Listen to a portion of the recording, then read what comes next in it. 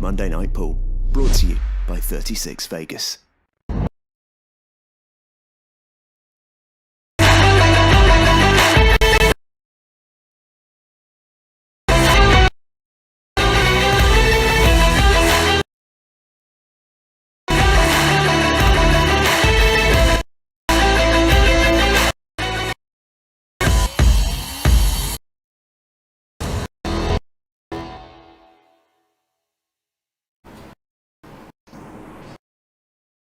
Very good morning, everybody. Welcome to Cluster. 10 and we are ready for the Women's Pro Cup. Zara Diamond are in the arena ready to rumble. All the tables are set here in the venue for the rest this week, as well as a plate event in this competition.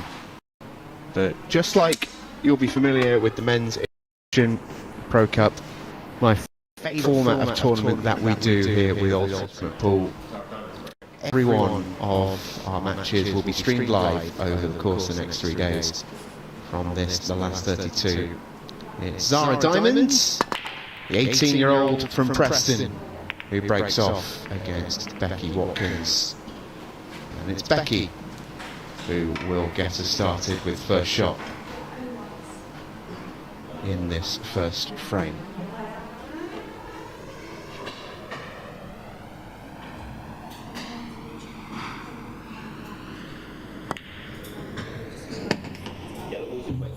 Ultimate Pool Women's number 1 is Becky Watkins. She wears that title proudly.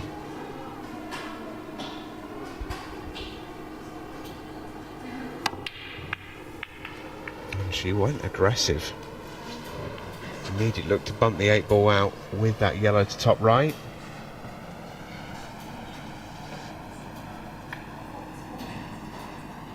Hey, it's Stephen Jameson and Tony Holgate here with you this morning. Tony, it is lovely once again to be in your company, and your first visit to the Q Club this weekend. What have you made of our new surroundings here? The home of Monday Night Pool now, of course, and to that wonderful finals night we saw a couple of Mondays ago. And I get the sense that you're quite at home here already. It's a fabulous place. Excuse me. Yeah, got here last night. Really good layout. Very welcoming, and yeah, lovely evening. Watching a few of the players practice last night.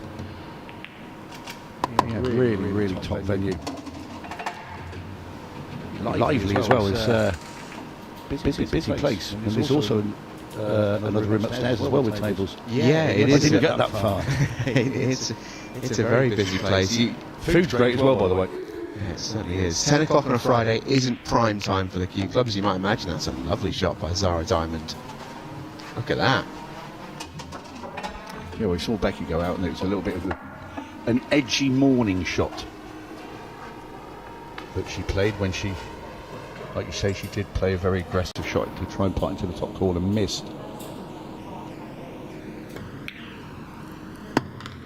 But this has been very assured. Just left queuing over that yellow. That's actually not very easy now.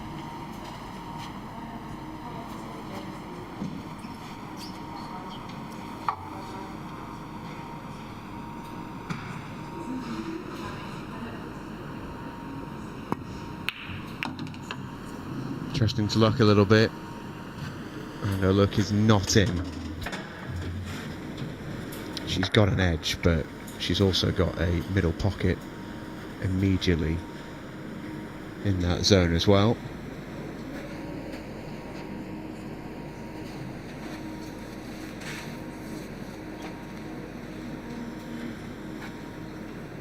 Very tough shot here. Gone for the double, and it's going to go wide, and Becky Watkins will come to the table now on the yellows. And really, you should fancy Becky to make short work of these. Black a little bit close to the rail, But everything pretty much in the open for Becky. Yeah, and these sorts of frames and these sorts of finishes are really where Becky's sort of really excelled in the last year or so. I talked a lot during the Women's Champions League. Her real superpower, if you like, is you feel like she always gets the finishes she should get. And that sounds really basic, but there's a lot of players who don't. She plays good percentage pool. No one wobbles its way in, used all in the pocket there. Becky herself a little bit surprised that one went in. Played it with a degree of insurance, of course. Well, Becky was one of the players that was here last night. She's playing with a young Akina in the arena for an hour or so, practice together. That's another brilliant talent there. She's only 12. Absolutely terrifying prospects. Yeah, that's exactly the word I used to her father. I said that's terrifying. Yeah, she's super talented. We saw her in the Champions League earlier on this year. Got a victory on telly in the Champions League, aged, I think she might have been 11 when she was on that. But either way, absolutely incredible. Becky, I think, has just run slightly aground. I think she could play the other yellow. She's not attempted it. She's gone to knock the black off the rail. That's okay, but it's pretty simple now. All Zara has to do, play into the red, push it off the top rail and just leave the cue ball pretty much sat where the red is. You've got to play then Becky will have to play a snooker. It won't be easy to flick off that ball and get behind either. And you're basically just leaving a red in the middle of the table.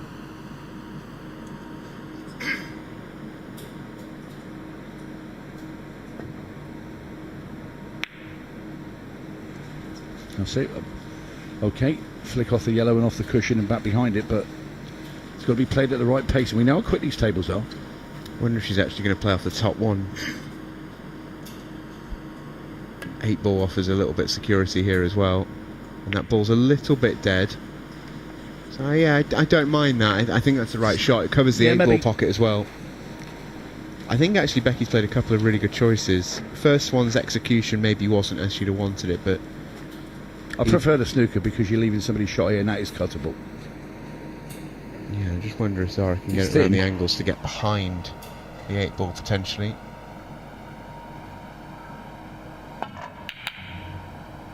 Not far away. And she's going to leave Becky fairly well on this yellow. I mean, it's a tester. I'll tell you that is for this time in the morning, opening frame. Cue ball cushed up. Yeah, this is a breakfast ball. The thing is though, JMO, she's got to get that cue ball past the red and the black to get on the yellow, which means if she misses it, she's going to leave Zara on the red. Wise. That's probably a fairly wise shot. I don't think the angle's there for Zara to come off the top rail with the red. Come at the left side of the black ball, off that side cushion and into the yellow. I don't think that's available. This is what I was saying about Becky sort of winning the frame she's supposed to win. She came to this table with all the yellows on the table, one for Zara in that red, and she's massive favourite for this opening frame. So when that's the case, she's very, very good at playing the right shots to just ensure she wins it. And look at that. Zara can't really do much more than have a whack at that red and hope for the best, but he's left Becky absolutely perfect here. There should be 1-0 to Beckstar. Yep, Becky's patience looks like it's paid off. And this is the thing, when you get to the top of the tree, you don't just do it by purely potting balls, you do it by thinking the game well and digging out of, or digging yourself out of situations that are very tricky. Lovely control there with the cue ball. So, this black ball for Becky Watkins to take the opening frame. In it goes, centre of the pocket, and Becky Watkins can stroll back to her chair. Safe in the knowledge she's got that lead.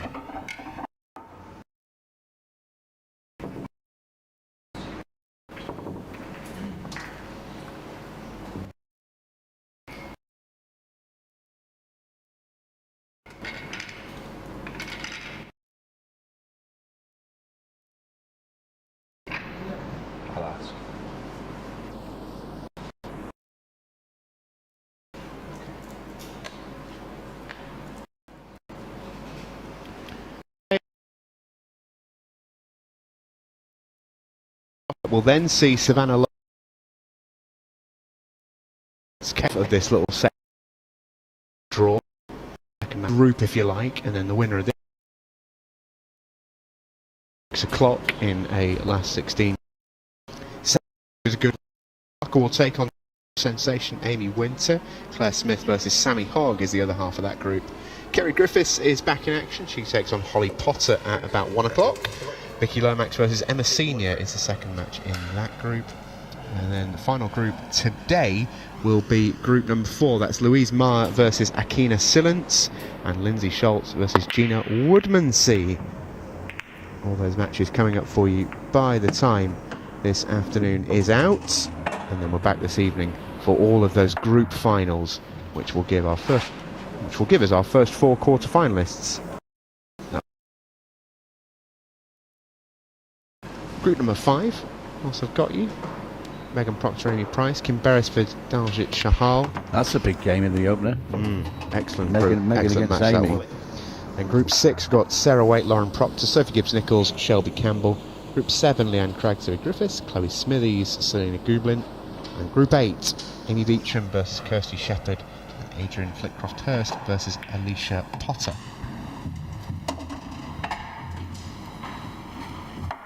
So Becky back to the table. She's in on these reds, and I'll tell you what, Tony, she will really fancy them as well. These have come out pretty nice for back start. This is all about cue ball management. Needs to land on that red at the bottom of the table, and if she can do that, I think she'll be out.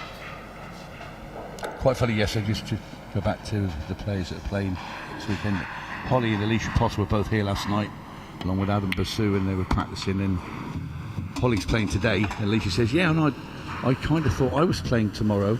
She said, "But I didn't look at the small print of what day, and I've come a day too early." I said, "But then you've got plenty of time then to support your sister tomorrow." So yeah, that was quite amusing. Played a good shot there, has Becky Watkins. And just needs one more to land in behind this 8 ball, and this will be 2-0. Yeah, she's got a bit of angle here, so I think for what Becky will probably do is just drop this in gently, bring the cable off the red and just leave it a fairly simple cut into the middle with the black ball, but she's digging down. Oh, what do I know? Yeah, I like that. Confident shot. It's exactly what I said. Confident shot from Becky Watkins. This for 2-0. And a break and dish to kick us off in the Women's Pro Cup. And that's Lovely. more like it from Becky.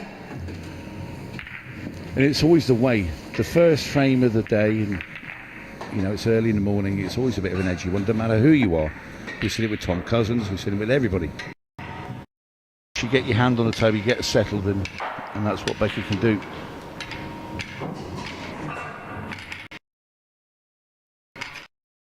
So 2-0 in this race to 6.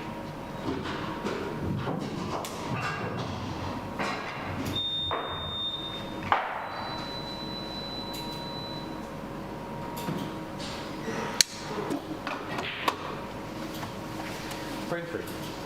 Oh, no, it's break. Trailing 2 frames to 0.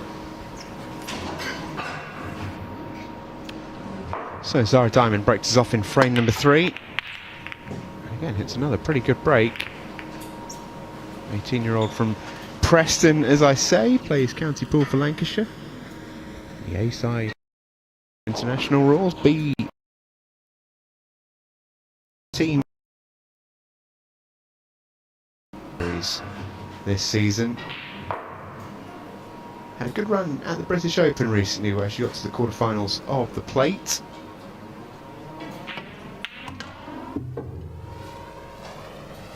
Becky with first chance here again. She has had first chance in all 3 of the frames this morning.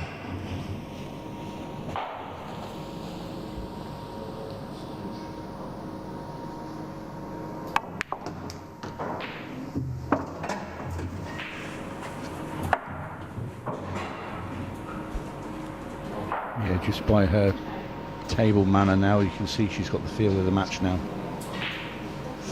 It's all systems go for Becky. Yeah, looks sharp, and she is at a massive advantage in this opening match. She's got the gap in experience here is enormous. She is short here though, She wanted to be past the line of the straight here on this red to top right. Yeah. She may opt to come down the table now because of that. Yeah, she pulled a little grimace there as she played that last shot, looked to the sky a little bit. Point here, Tony, would be I'd still play this top right because you can essentially come back to where you are now. There's no point really in rerouting. That's exactly what she's decided to do. There's no massive danger there. No, it depends how she wants to play this. You could play this and come off the bottom rail and go into the 8 ball and try and sit on the red, or you can drop this in, leave an angle on the one that's near the right hand corner and try and drop into the gap between the yellow and the black. But I think that's very, very tough because you really do know to, or have to be on the ball with the weight. And then she's played a screw through the gap. But the reason I didn't like this is because of this angle. Yeah. I wonder if she did sort of look to play into the 8 ball a little bit. But if you come up, you can top it through for the one at the bottom. So this is where the problem is now, because right, you have to pile a load of left-hand side of the cue ball and try and check the cue ball, and then you've got to try and come past the traffic where the black and the yellows are. And I mean, 25 to 1. It's tough. Or you play up high, but then you leave yourself a hard cut. This is going to be very, very tough, even to leave yourself anything.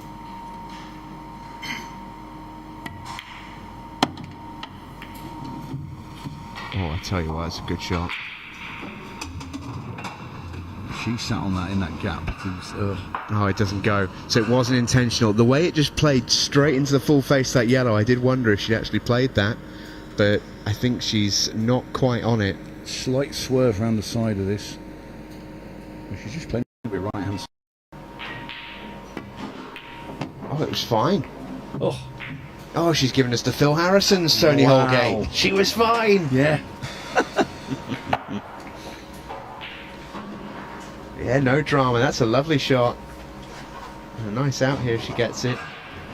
Well, top left hand corner now for the black. For Becky. It's for 3-0 and a near perfect start for Becky Watkins, but that is wide. Oh, now we've got some fun and games. Zara Diamond might not get a better chance to win a frame against the Ultimate Pool Women's #1. All these yellows wide in the open, and you have got, well, home and contents insurance up at the top. Indeed you have.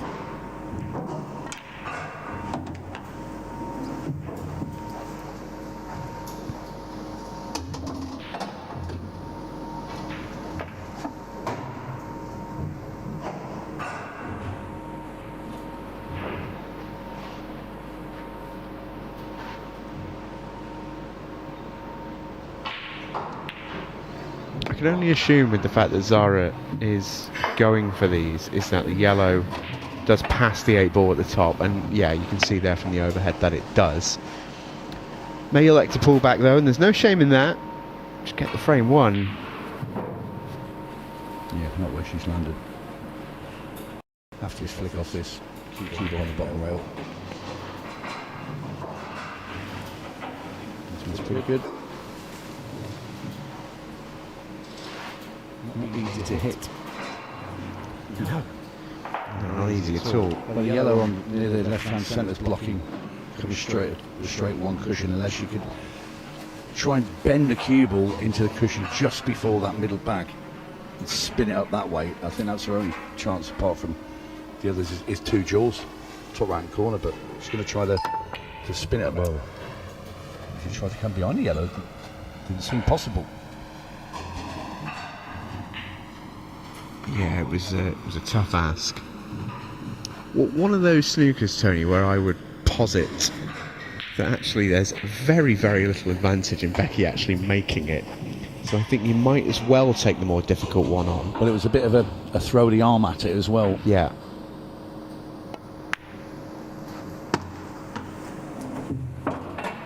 Gets rid of the one on the rail, but now what?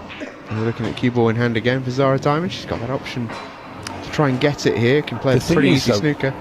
To get the cue ball in hand, that's fine. But you're going to have to take that top one out. She doesn't want to take that top one first, so it's always going to be a tricky finish. And if you keep giving Becky chances to hit that 8 ball, there's no yellow in the way now. She could actually make a genuine attempt. Might even squeeze it off the yellow in the rail and slide along that top rail. So I think there's a little bit of danger here as well for Zara.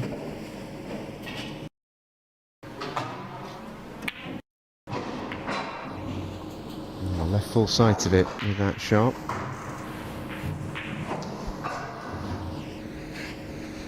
I wonder. Does Becky think she can do something with this? Just opens it up. Yeah, I don't like that shot. I think she's tried to get the 8 ball somewhere near the hole and cover the yellow, which isn't a bad idea, but Could have played that a lot harder. I mean, ultimately she's dealt a very, very weak hand there in the frame.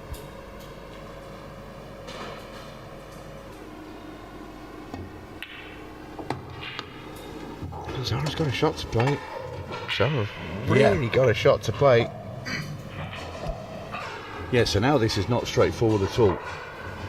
So it's going to have to be the yellow into the bottom left-hand corner, but you want to get some left-hand side on that cue ball and come off the 2 rails and back out towards the centre of the table. You don't want to just play this plain ball.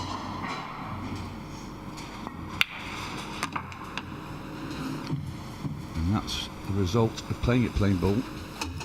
A nasty shot now with this yellow. I think she's going to try and cut it back towards that top right, which is the correct decision, because if you try and cut the other way, there's a danger of going off the black ball and going in off.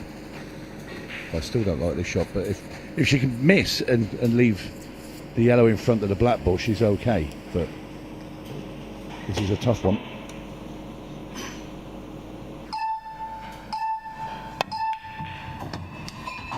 Well, flies the yellow in, and how's the cue ball? Pretty good. Yeah, good recovery there from Zara. I think there's a few shots in this visit Zara would love to have back, but doesn't really matter sometimes. What really matters is you get there. Zara Diamond to make it 2-1. We head towards the 15-second shot clock. In it goes. Yep, very well done. Yeah, and that will settle Zara. I saw this a lot during the 36 Vegas Women's Champions League, especially with the newer players that were playing on TV for the first time, that first frame to get yourself on the board and into the tournament, so important. And now she's got it. 11 minutes, 1 second remaining of this opening round match. Becky Watkins 1.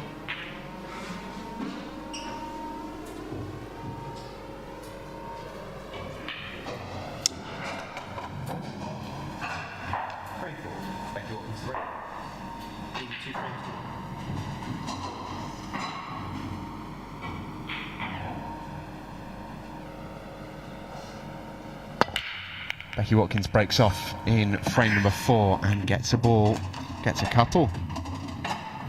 I'll tell you what, he's look. Video on reds maybe, but I don't think you're going to grumble at that. Well, Zara will have planted a little seed now in Becky's mind that she's a very good potter, Zara Diamond, and if left the opportunities, she can take them out. So Becky's going to be very aware of that now and be probably a little bit more alert to the fact that she does have a dangerous opponent to play.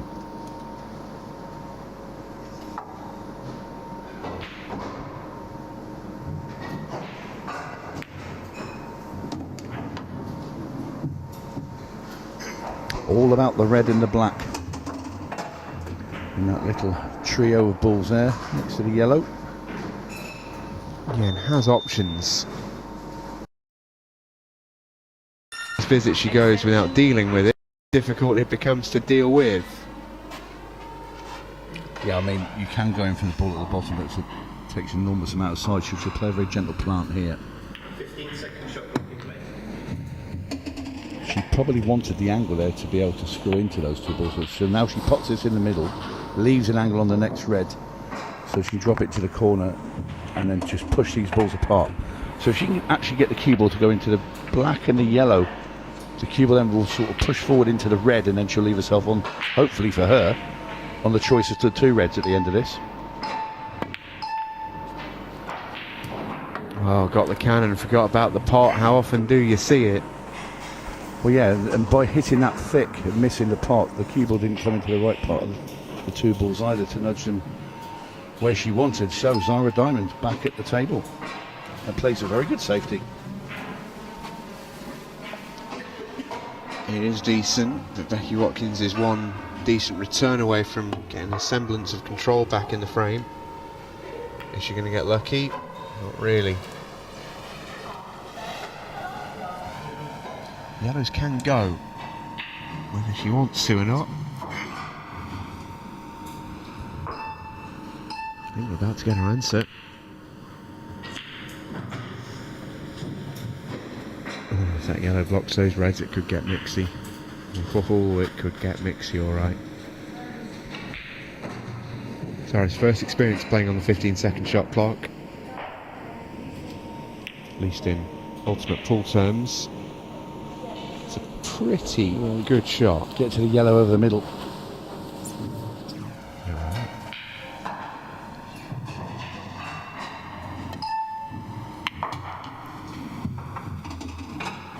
All my attention was focused on the yellow at the bottom of the table, but yeah, that one flew in. So a testing little clearance this. A couple of balls that you probably need to be good on.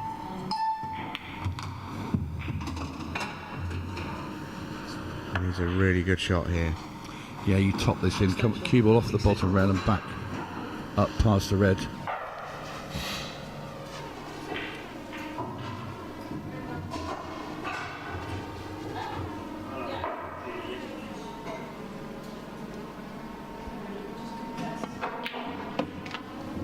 Wants to go higher, a lot higher.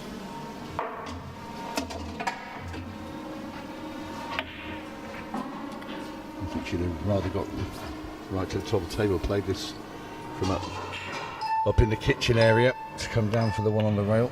Very good cut again. Oh, how's your land? Yeah. That's an unbelievable white ball. Off the jaws and you've only got to top this down the rail. Loads of top spin, can have the black ball. Maybe it passes red, but I was thinking have the black ball in the middle. just drops it in.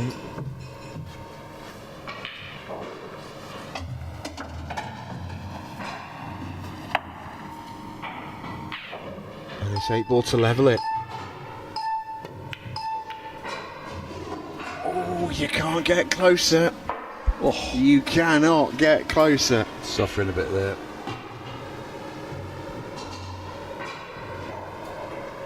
Oh, there's shots where Becky probably feels a little bit careful putting her hand on the table in case she knocks the 8 ball in.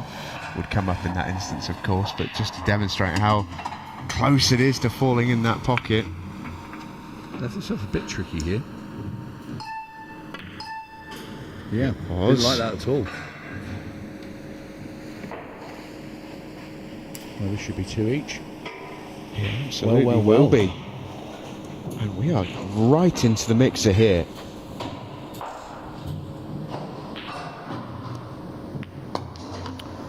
Shade over 5 minutes remaining, and Zara Diamond is level with the Ultimate Pool Women's Pro Series #1, Becky Watkins. Well.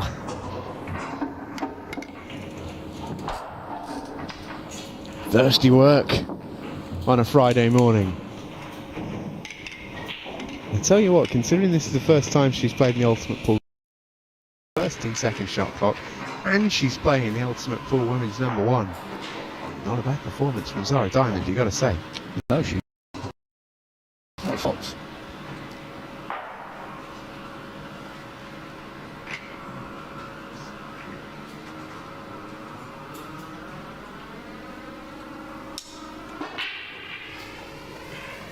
Break one. Zara Diamond's break. So, Zara Diamond breaking off frame number 5. We are locked at 2 each. Becky went 2-0 up, started to look her usual superb self, and then all of a sudden Zara Diamond has just bounced back into life, and a couple of mistakes from Becky, and all of a sudden that lead has been wiped out. But a dry break for Zara, so Becky Watkins once again with first dibs. It's going to be yellows for Becky. Yellow balls in play. We'll see a bit of toing and throwing, I think, around that top left-hand corner very shortly, and lots of turns going to be needed. perhaps even more impressive that Zara's 2-2 here, considering that Becky's had first go in every single of our 5 frames. Oh. Yeah, she just tried to cut that over that bottom left and, well, hit it very, very thin. And that thin, the cue ball came off and hit it the second time.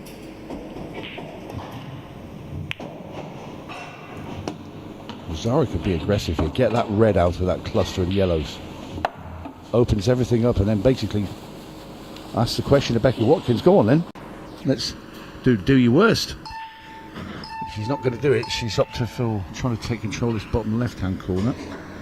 Yeah, which I think is probably wise.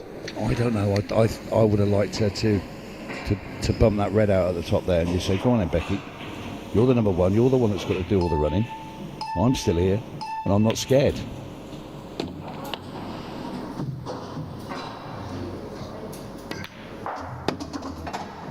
So Becky gets rid of those 2 troublesome yellows at the bottom of the table, and is now going to play the loss of turn up into this top left.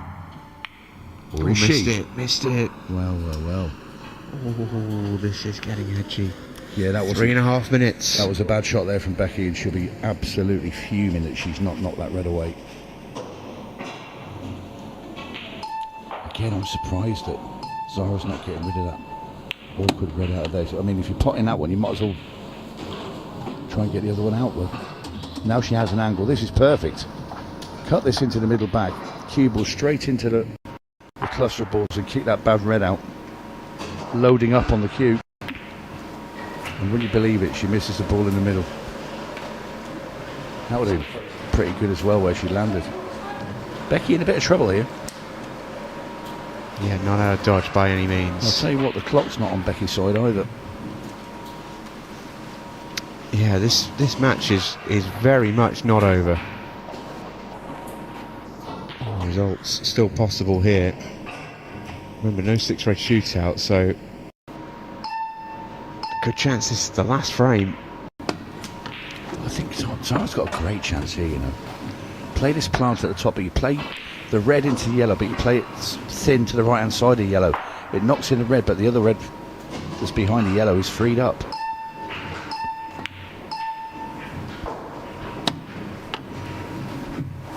Maybe she wants to play that loose red off the yellow and knock in a plant and sort of cannon it out.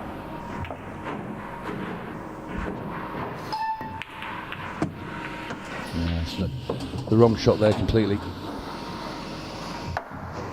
And that's just that bit of experience there that's going to possibly end up costing Zara, because that was a golden opportunity to get 3-2 up with hardly any time at all for Becky Watkins to recover.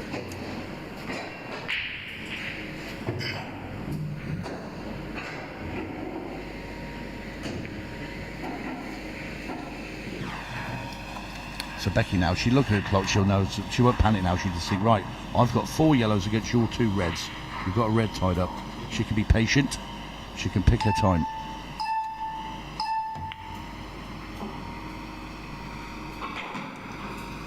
And this is one thing that Becky Watkins is very good at, is manipulating the balls that are tied up and getting them out into the open and not leaving her opponent much to go at.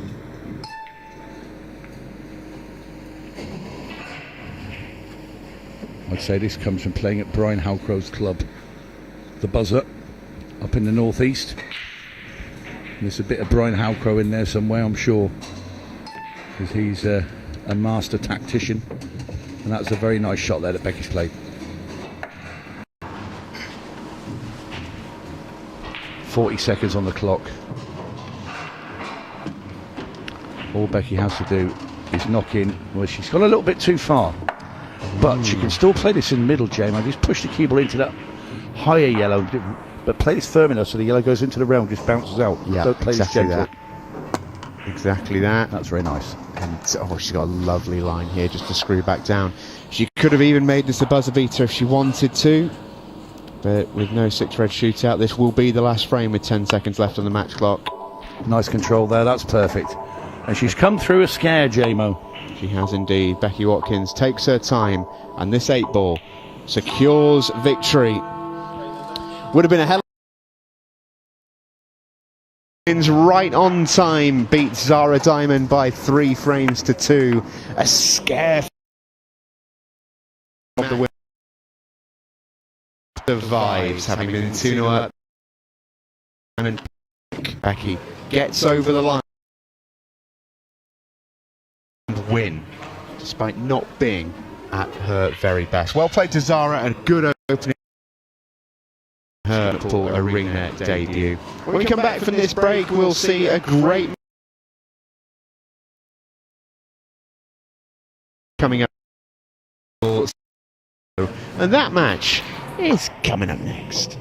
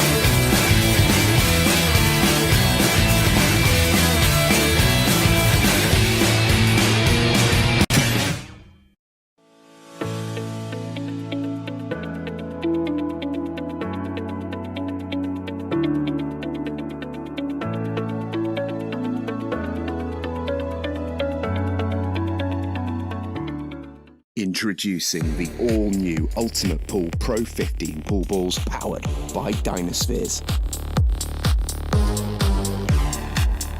The official ball set for all Ultimate Pool tournaments. Unmatched, consistent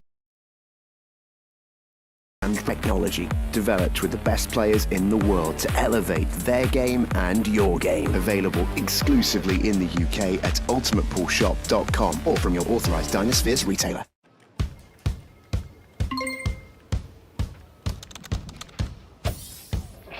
Hey, I'm at work right now, but I've just found out my heating's gone. Any chance you can come over and help? Consider it done.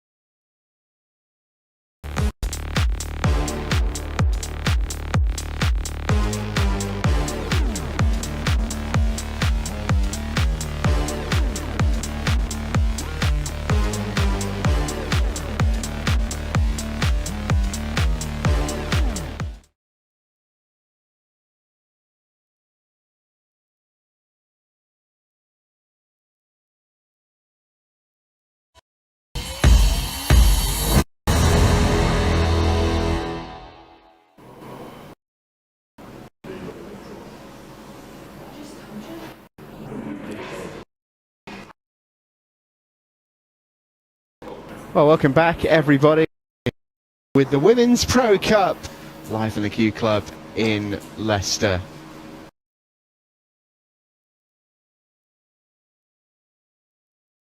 Winner of this one, Savannah Lowe and Michaela Gerd. Young in the pro, both of them new professionals for 2026.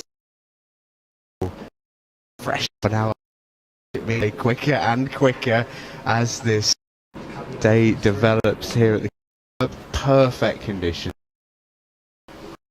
Here, this Kayla and Sav for the lag, which is going to be won by Kayla. Right to the lag. That's okay. Sam for this match.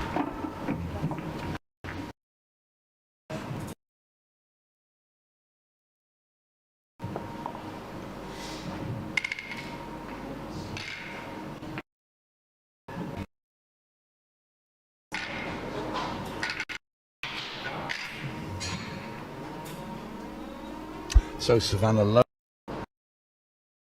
Kayla Gerd, a valuable member of the England team.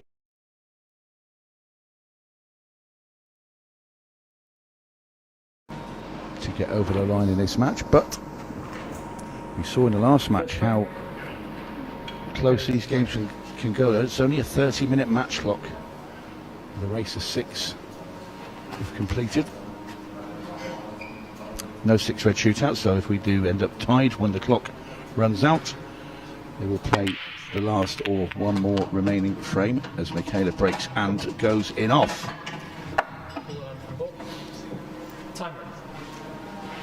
So Savannah Lowe straight out of a chair and at the table. The last ball rolling was that red that sat on the yellow's bottom left. I think if that had just stopped a couple of inches short, both colours would have been quite nice. So I think that's just caused a problem on its own.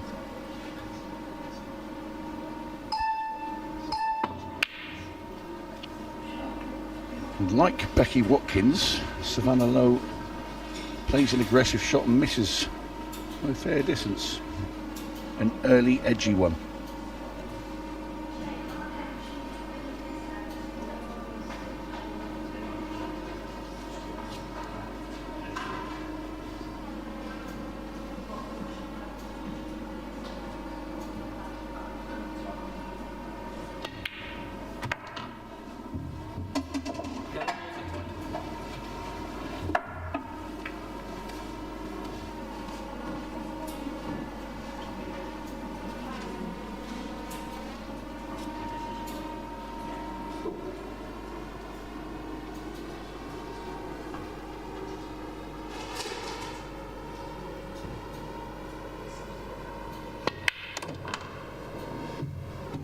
Tidy little shot there from Michaela. Probably would have liked to play it a little bit firmer, but it's okay. She's got rid of the red out the way of the yellow.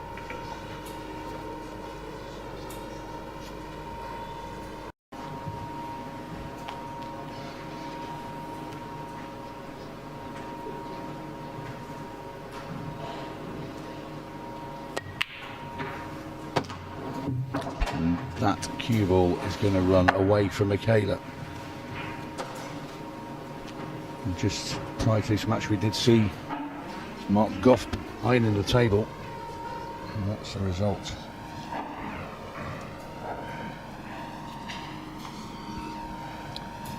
And the table is ironed in between each match. So tricky cut into the bottom left here, trying to use the red as a buffer to help the cue ball get on the one at the bottom. And she's overcut that by a fair distance. So Savannah Lowe has been forgiven for her miss. Comes to the table on reds.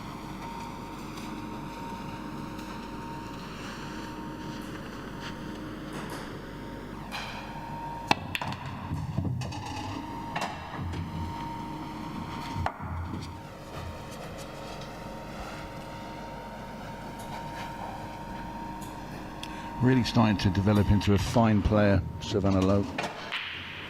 Getting into the England side last year and gaining that experience, playing at the World Championships for England, and now coming up through the women's pro ranks. One of the young rising stars.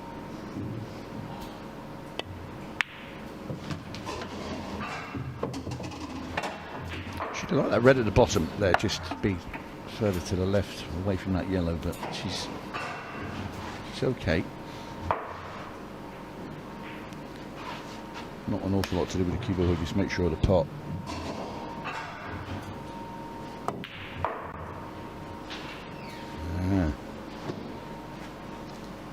Slightly overcut it.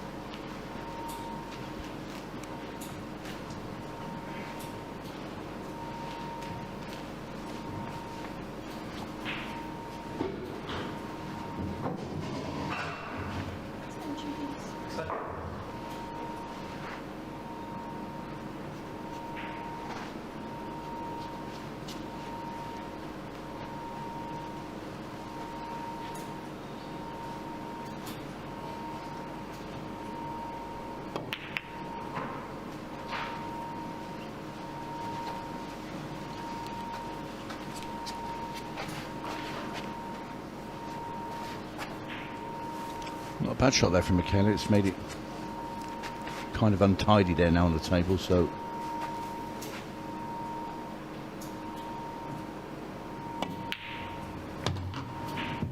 nothing easy here for Savannah Lowe.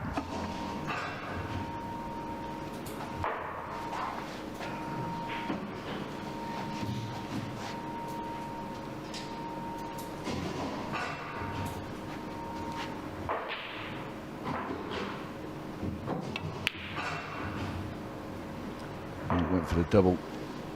She got a good cue ball out of that, but missed the pot. So Michaela back at the table. Can she double that yellow at the top of the table, full length down into the red that's over the bottom left? Not sure she can. I think she might want the cue ball further over to the left, so she might just play this gently. Try and double this yellow that's on the right over to the left hand side, just sort of where her hand is, which is where her cue is on that rail. Because you want to leave that yellow over to the left hand side, so it will go off that red and open up the pocket for the other yellow. So it's a bit of a nothing shot there Michaela's played.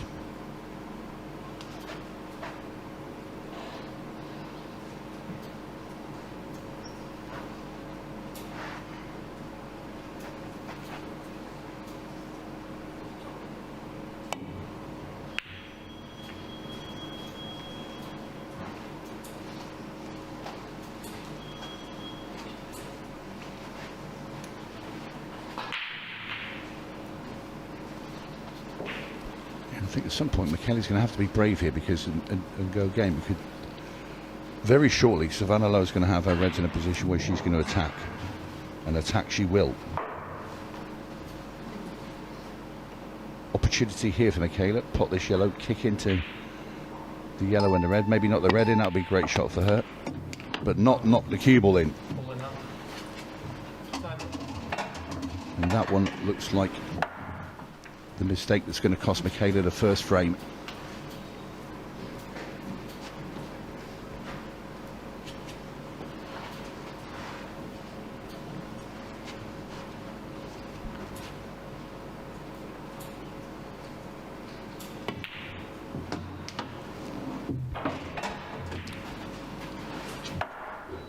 Perfect weight. 3 run-ins now just for Savannah Lowe.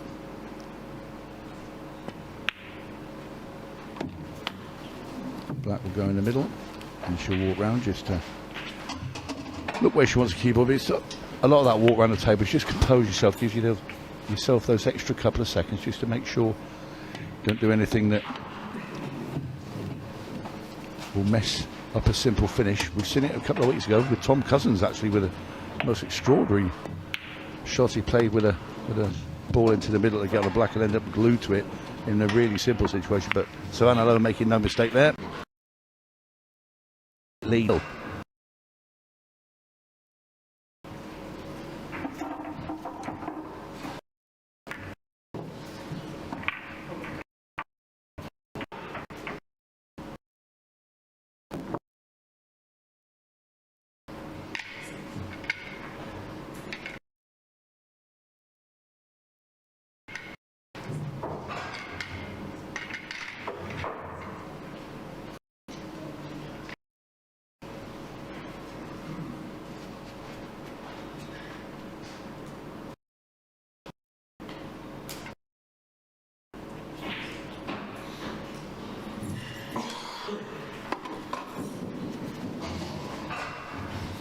So balls racked and ready to go. Savannah low to break. And out of the gates comes Savannah.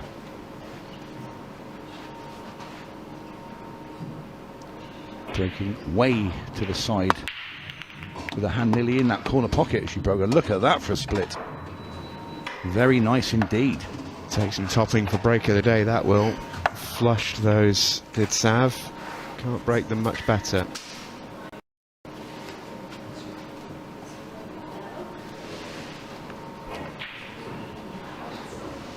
Yeah, so it's hard to choose which colour's better here.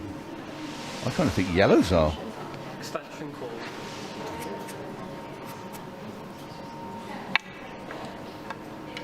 I think Savannah agrees.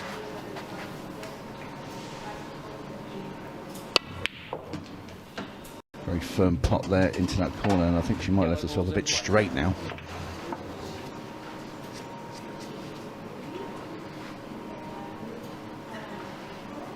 Of course, this is the second match in Group 1.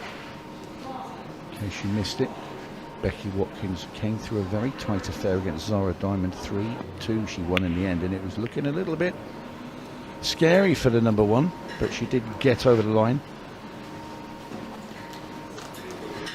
And Savannah Lowe looking to join her and play her later tonight in the group final.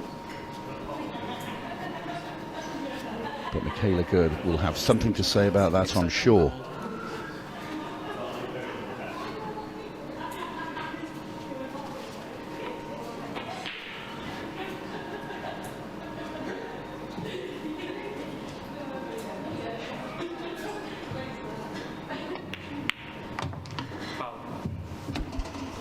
Wow. Fantastic cut into the corner through the gap, but unfortunately for Michaela, lost the cue ball. Yeah, loads going on with that shot. Some of it good, some of it very much not so good. Savannah trying to find the right angle.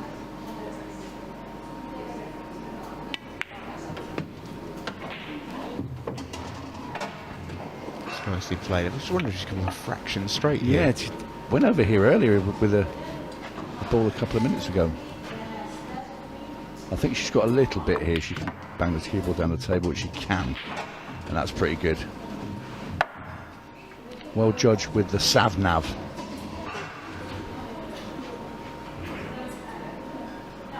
I enjoyed that one.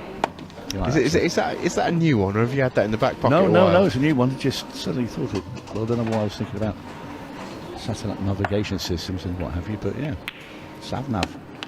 Yeah, It's like working. it. It's working. Oh, she's Sounded okay. like it just hit a little roll there, didn't it? Yeah, Maybe it a did. finger mark or something. At least it's not directly in front of the black for Savannah's sake. It does make it okay to cue, and she plays that pretty well. So this 8-ball into the right hand centre pocket for a 2-0 lead, and to follow in Becky Watkins' footsteps. But then Becky got pegged back, so Michaela has got a lot of work to do. 18 minutes 50 on the clock to do it. Yeah, still a long way to go. Number 2 for Becky Watkins reads Savannah Lowe.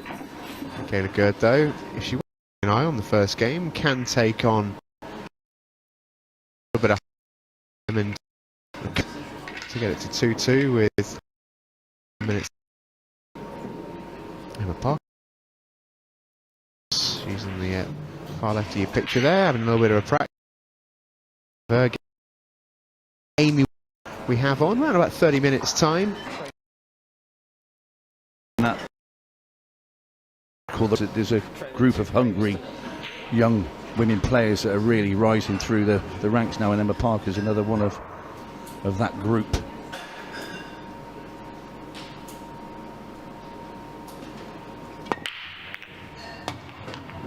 And you see it with their results, they're getting steadier and steadier. Another one of that group's already won a tournament this year, and that's Casey Ranford-Norrie as well. Another one in that cluster of players, all around that similar age, aren't they? Lots of years ahead of them, and they're already getting towards the top of the game. They're chasing down the likes of Becky Watkins and Amy Beecham.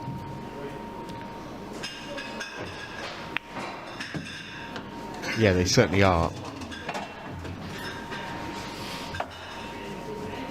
Been really impressed with a number of the girls this year. I feel like I've just really leveled up a little bit. I think for a couple of them getting in, you know, the international setup as well, playing the cutthroat way the World Championship is, you're playing for your country with those one-frame games in it. You know, your back's against the wall immediately, and getting used to playing in front of the cameras as well. But they really are a credit to the sport. So Michaela Gerd, I think, can count herself a little bit unlucky in that last frame, because she played a tremendous shot in cutting that red ball in, and just the cue ball got away. If she can get to this red at the bottom of the table, she has a good chance here.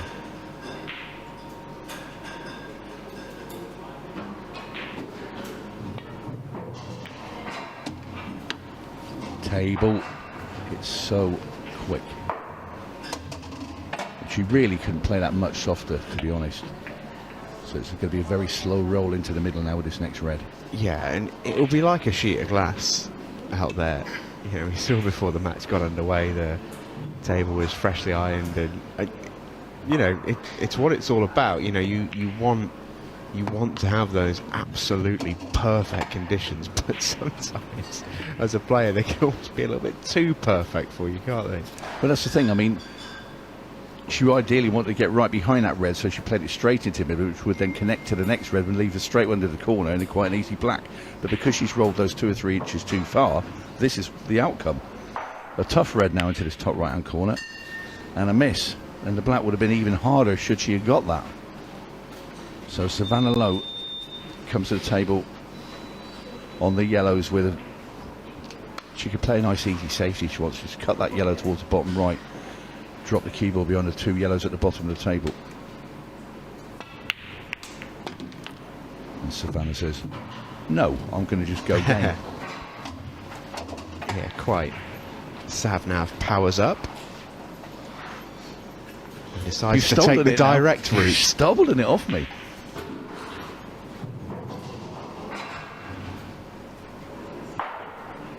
Yeah, she can play this cut with this yellow into the bottom left and get the cue ball just to rub into the 2 yellows that are near that middle bag. Uh-oh, but not thin. Oh, not that side of them. Well. That could be a big turning point. The thing with this, he's got to leave, obviously, an angle, but want to play this and screw the cue ball across the table. You want to leave an angle so you don't have to play it too firmly. Well, she's got herself onto the black. So this black ball for 2-1, is it going to follow the same pattern as the first match? Extension call.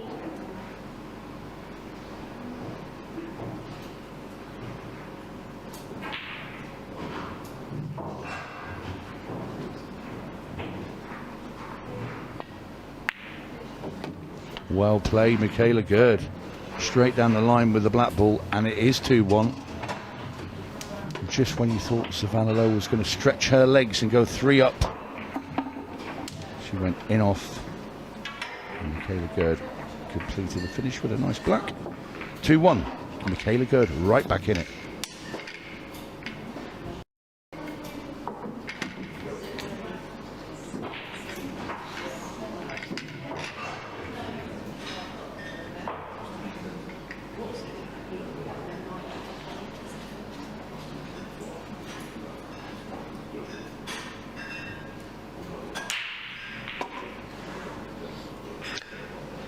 Frame 4.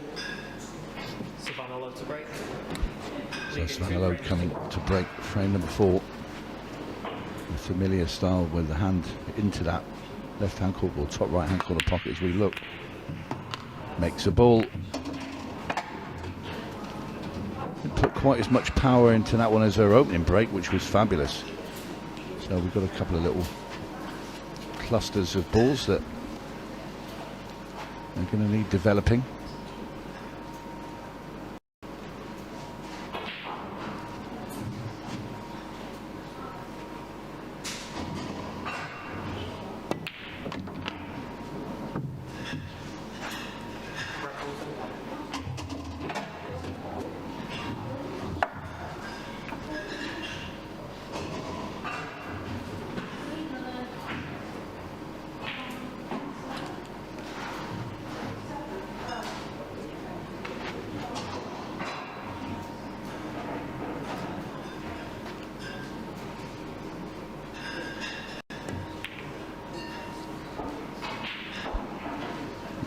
Cable hits the rail, so no ball in hand, but she's managed to just block off that middle bag, so nothing presents itself particularly easy for Michaela.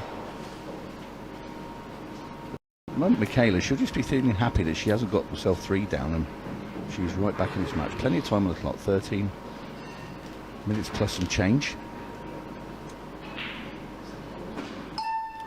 A slow plant down the rail here, I would suggest. No, she's gone for, well, clean pot. Thought she'd have played the yellow and just run that one down there. Didn't go in it. Sort of own that pocket.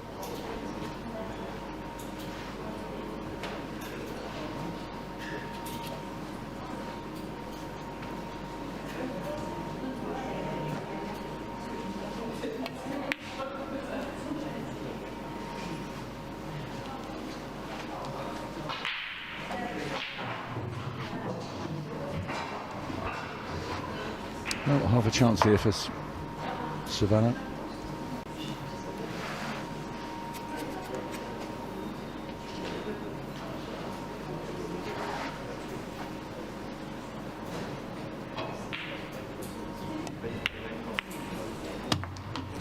Yeah, it's a thicker contact on that black ball that she didn't really want. She'd have liked to got up for those 3 balls above the cue ball, but now she's going to have to come downstairs. Not only that, it's going to be an awkward cueing as well over the top of these 2 reds. So lots can go wrong with this shot.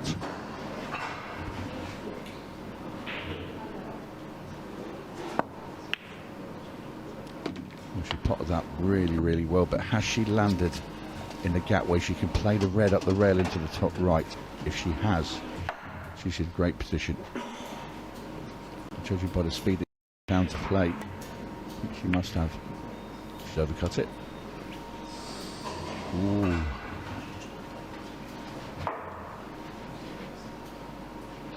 Just that overcut there kept that out. If it dropped, she was perfect on the next red into the middle.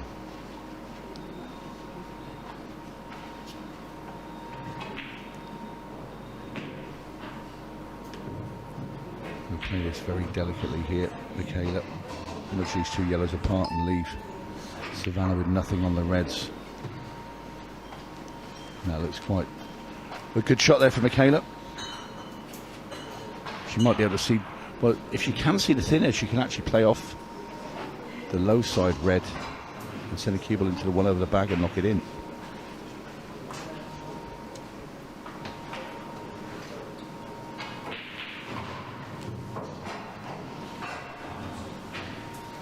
She got a snick, having to bend it.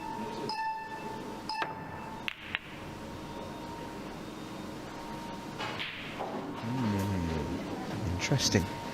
As we tick towards that 15-second shot clock zone, what has been affectionately known as the Fun House by Liam White on Monday Night Pool.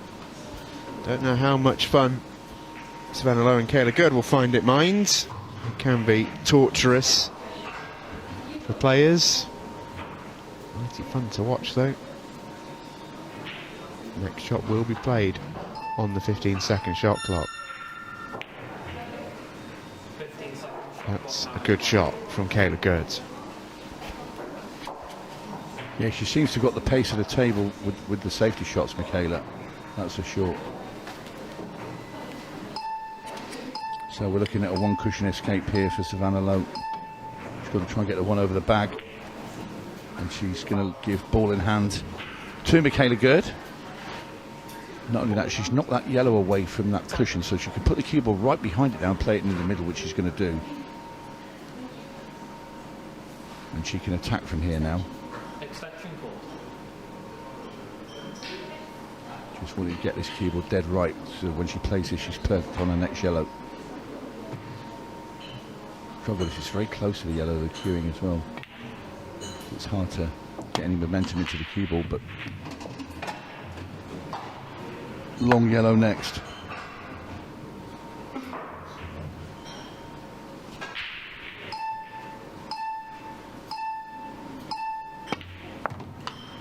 Oh, she's gone to play it into the middle. Lost the cue ball once again, and that's just been the story really. Michaela's just lost that cue ball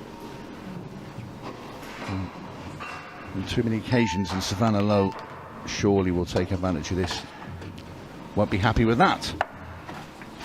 Trying to pop that one in the middle and send the cue ball up onto the left-hand side of the table and play the plant next, but now she has to take the one over the bag.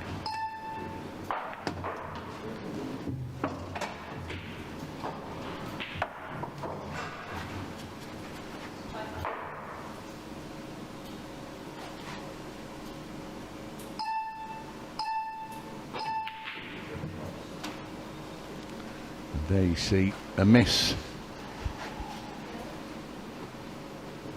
Savannah Lowe, again, ball that she would knock in her sleep really, but it's all because she never got that cue ball across and played that plant.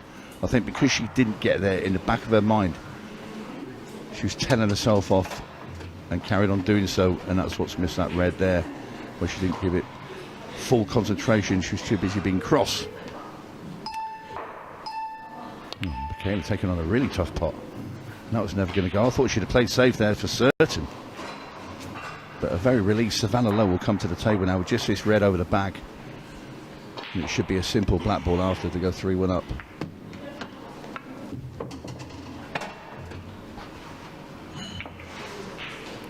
The 3-1 will be, obviously, it will leave a mountain to climb for Michaela.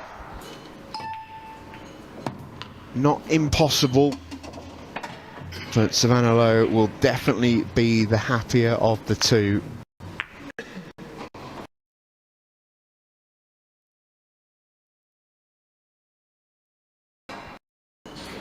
She leads.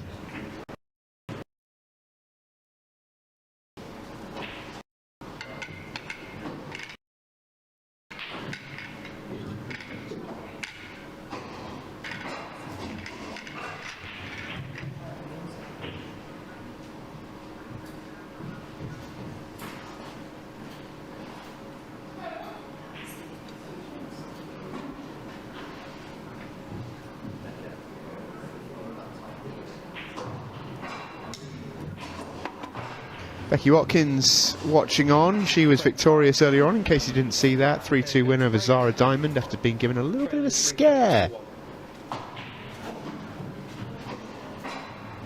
Yeah, interested to see who she's going to play. I'm sure she'll be having one eye on Savannah Lowe.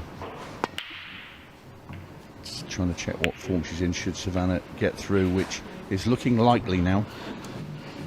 Yeah, especially with getting first shot in this frame. You'd suggest, just from looking at all the merit with the yellow covering the 8 ball, I wonder if actually yellows therefore must be the way to go, despite the one on the rail. But that's a jarring miss from Savannah Lowe. Doesn't miss those very often. One of those that probably attribute just taking your eye off of action, maybe.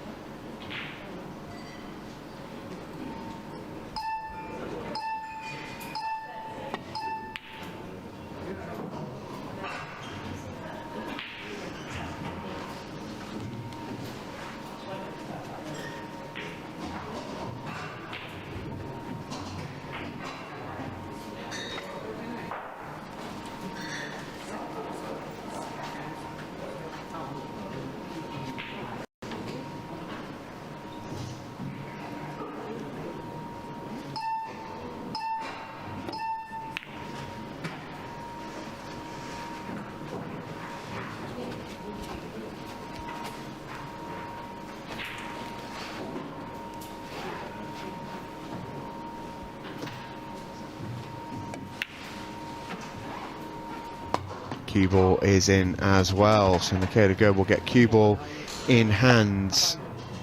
Been a few of those in this match.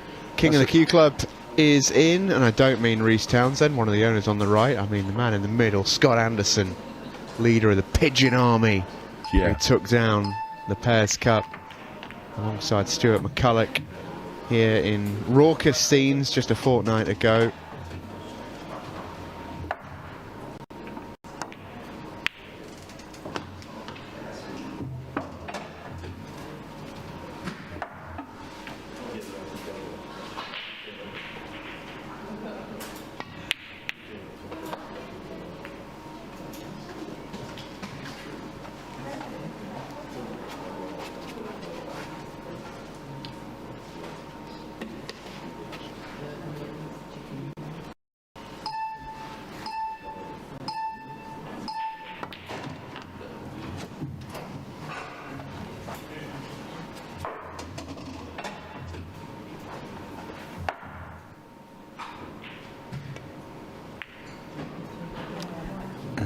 Another overcut. Not left anything though for Michaela as we approach the last 4 minutes of this match. And Savannah Lowe has a very commanding 3-1 lead now, as this clock certainly is not Michaela Gird's friend right now.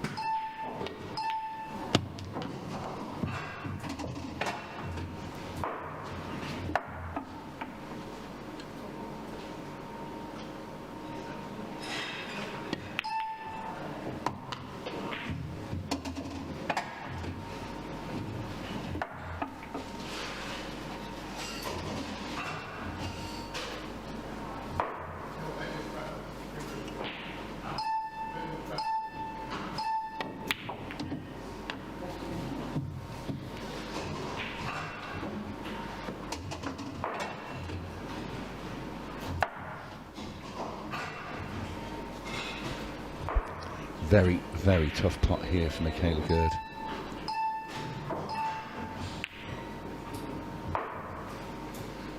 Not far away, but far enough to give the table back to Savannah Lowe.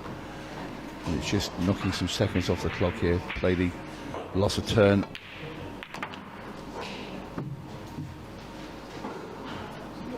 Nicely done. And it's pretty much over.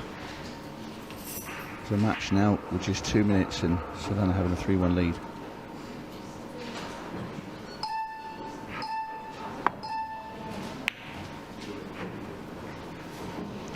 Michaela does need a miracle. We need to win 2 frames in 2 minutes.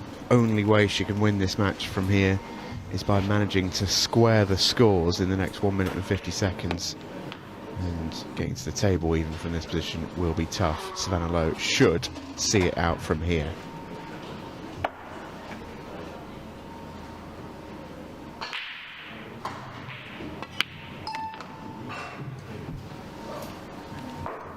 Yeah, she's played okay, Savannah, not been at her best, but it's been a professional job. Let's get the match won, and it will line up an intriguing encounter tonight. Yeah, absolutely. This match for the right to face Becky Watkins in the last 16. So head to finals day on Sunday, where the top 8 will square off. And she's perfect here, ball in hand perfect to go into a 4-1 lead. Might see a handshake at the end of this frame. Perhaps slightly overthinking the clock here, Savannah. I think that's caused a miss. Didn't need to worry about the implications of that shot. No. Match is won. She's played a beautiful positional shot to land there. Just knock it in. I think overthought that a touch, did Savannah Lowe. Might be something for her to work on. Not going to cost her. Didn't leave a particularly easy chance for Michaela. I think Savannah's still in Champions League mode, where she's scared of a golden break and all things of all manner of mad things happening. I think that's it. The players are still programmed for it, aren't they? Yeah, she was fantastic in the Champions League. Ran all the way to the final 4. It's 8 ball for a 4-1 win. If not, it will be 3-1. 3-1 it is for Savannah Lowe. Last 16, where she'll take on Becky Watkins. Excellent performance from Super Sat Nav, who runs her Sat Nav to the last 16. We'll take a quick break. When we get back, we'll be with Parker, and she takes on Amy Winter in a brilliant matchup. That one is coming up next.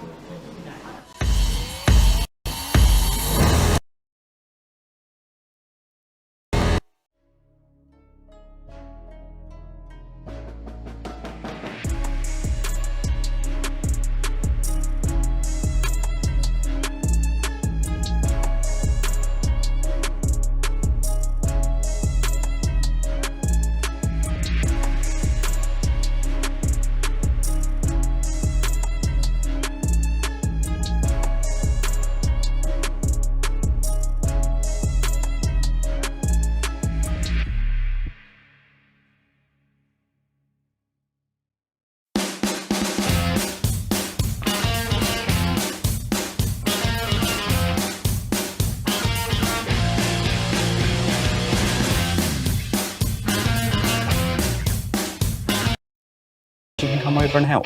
Consider it done. Need help tripping in the kitchen sink, rust on the radiator, dirty water, cold showers, fix it fast, fix it now, handy ants are hauling tools. We are the handy ants, heating and plumbing. We are the handy ants.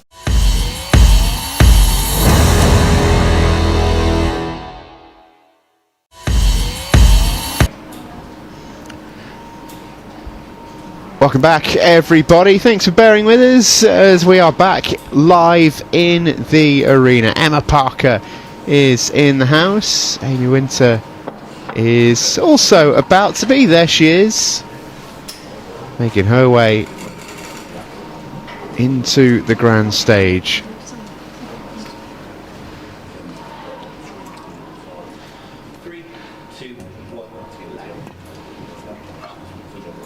Both players lag off for the break, and both probably thinking, well, that plays a bit quick. It's Emma who wins the lag and will break first in this one.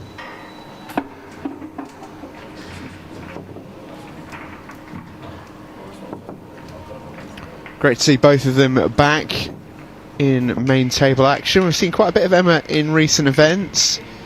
Had decent runs in the last Women's Pro Series and the British Open, both times falling to Becky Watkins.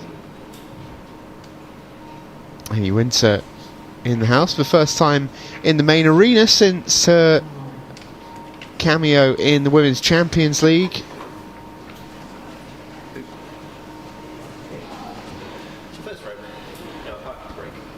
Where she was in excellent form. Part of the sort of next generation coming up through the ranks. Fabulous opening break from Emma Parker. It's Stephen Jameson and Tony Holgate here with you this weekend. Pleasure to have your company. We're live and free on YouTube all weekend long with the Women's Pro Cup. And it's been a good start so far. We've had Becky Watkins and Savannah Lowe safely make it through. Zara Diamond and Michaela Gerd were the two eliminated. And we're into the second group now, which will see Emma Parker and Amy Winter here go one-on-one. Race to 6, 30 minutes on the match clock, whichever one comes first. Claire Smith and Sammy Hogg are the other side of this group. So the winner of this match will play the winner of that match at around about 7:15 this evening. 6:45 I should say. Got my maths wrong. But Tony, always a pleasure to have your company. And I do mean that sincerely, even if it might have sounded that I didn't. It sounded patronising to me, if I'm honest. Wouldn't dream of such an attitude. Well, a really good opening break, like you said, from Emma Parker. There, plenty of power in it, but nothing to gain from it, really. It was for such a, I won't say big break, but from the power that's generated, it would just end up in a big cluster over on the right-hand side, as you can see. So, Amy not wanting to do too much either.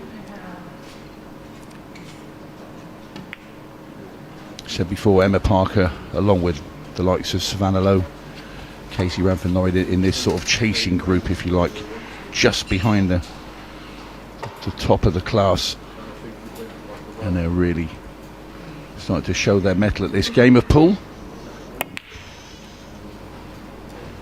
Really big first frame this for both players, because it's unlikely we're going to get to 6. Half an hour is a pretty sharp match clock for the ladies here. So, with that in mind, a tactical battle like this, so much weight on this first frame, and whoever wins it may well go quite a long way towards winning the match. Emma is going game. That is a lovely shot. Everything just unfolds on yellows, and if she can make that yellow into the right middle and maybe go up for the one at the top, that would be a touch. Just having a look.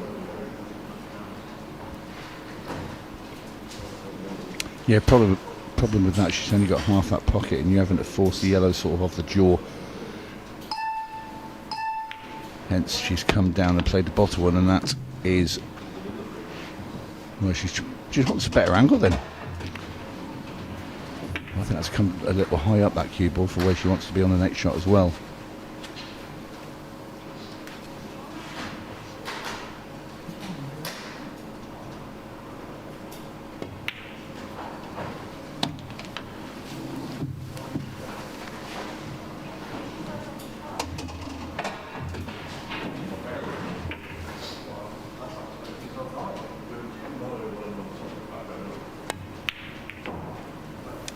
Yeah, it's always going to be a little bit of a tricky one, that, for Emma. So Amy Winter at the table on reds. The Yammer.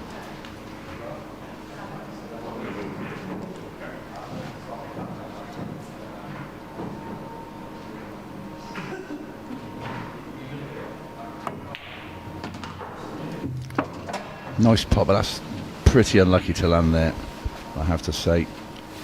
You know the cue ball's going into that sort of cluster, but you wouldn't expect to land glued to that red. Don't know if you can see enough of this one at the top to put it into the top left.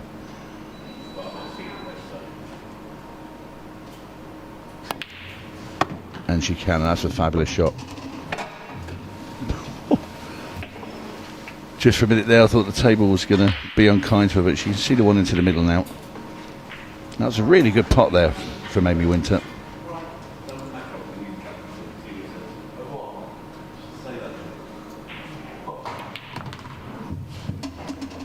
She tried to disturb us two reds, but it's going to be handy, because I'll tell you what, she's landed absolutely bang on. She played that one into the bottom left now.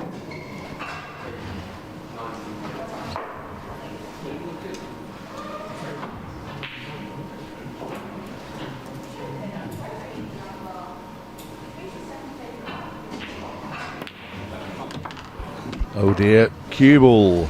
And we've seen a bit of that this morning. Amy Winter is not the only one that's done that. We had quite an array of them in the previous match between Savannah Lowe and Michaela Gerd. I think there's about 5 or 6 in total. Those in-offs where they've just lost the cue ball. So Emma Parker now.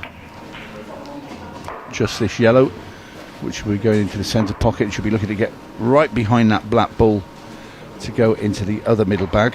So the cue ball then just coming off this bottom rail, so you've just got to guide it past the red that's lowest and to the left hand side of it. We'll just come at the central.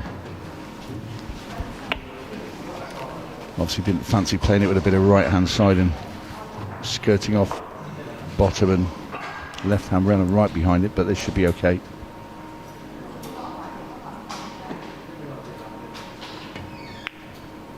Yeah, nicely done by Emma. So 1-0 Emma Parker.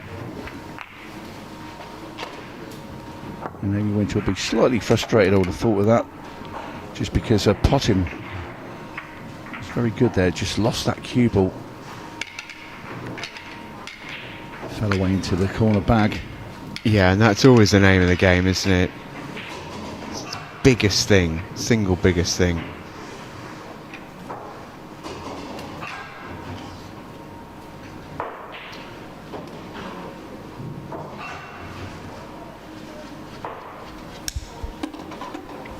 Emma Parker, of course, recently went to Florida as well and played in the Open over there. He's starting to plenty of travelling under her belt playing this game of pool. Anyway, Amy Winter to break off frame number 2. Plays the front ball break, which I like, but unfortunately for Amy, nothing going. I just think with that cut break, if you play a gentle cut break, I mean, you've got the likes of Tom Cousins, he plays quite a firm cut break. Good morning to Tom, by the way, because I know he's watching and sent us some nice kind messages this morning. Hope you're doing well, buddy. Yeah, and the front ball break, I always think you get a better split, because if you play that cut break and you don't play it firm enough, all the balls all they do is go from one side of the table and back to the other, and they land in quite a congested field, let's say.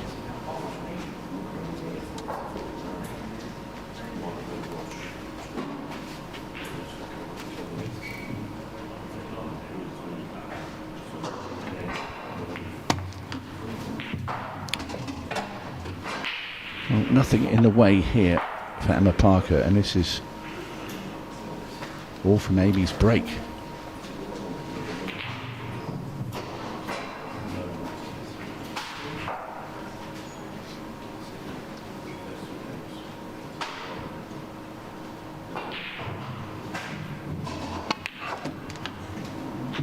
Dug fairly deep into that, and she's okay.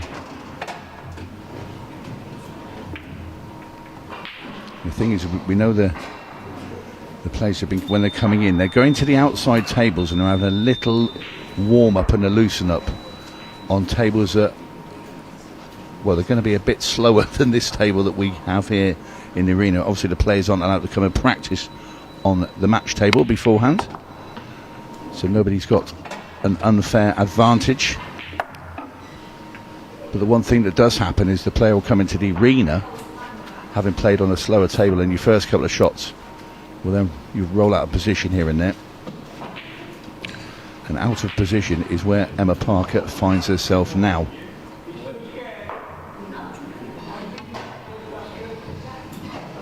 And that is going to be ball in hand for Amy Winter. Ball in hand. Time running.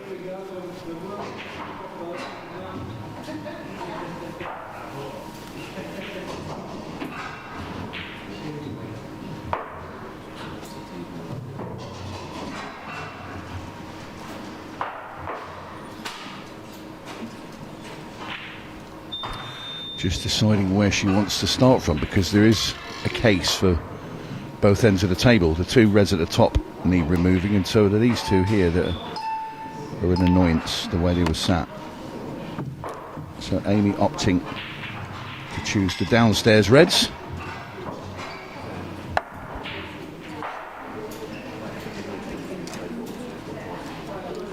And take on this red into the top left and get rid of the two at the top if she can.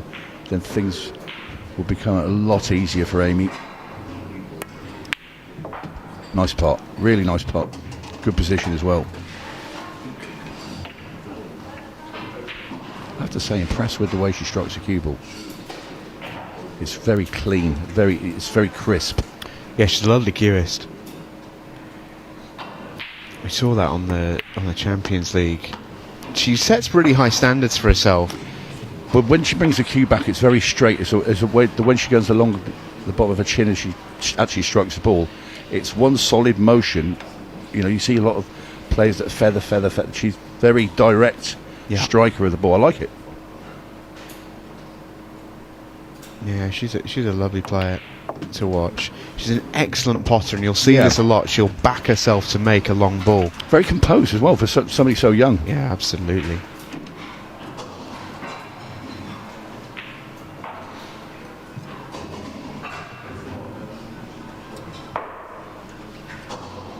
Left herself a tough one here, so this is a big shot here for Amy Winter. You make it, you're going to open up the frame. You miss it, you're handing it away, and this one she has missed.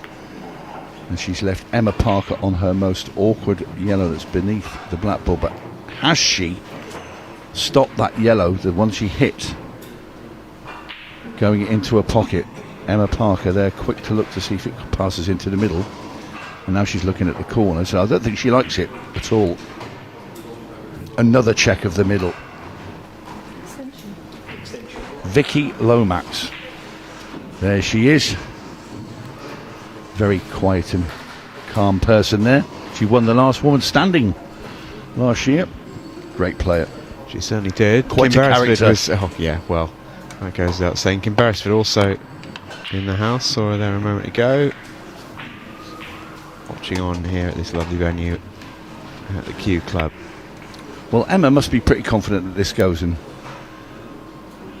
she's got herself in perfect position to play it. Yeah, just tickled it off the red, and that's all right.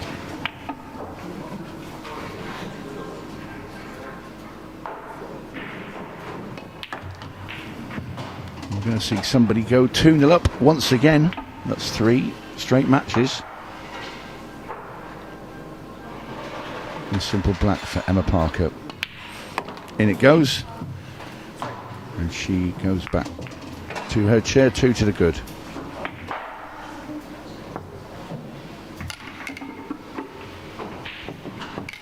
wonderful Q Club here in South Wigston, Leicester.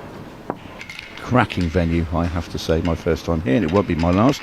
Well, I'm here next week for Last Man Standing, so looking forward to that.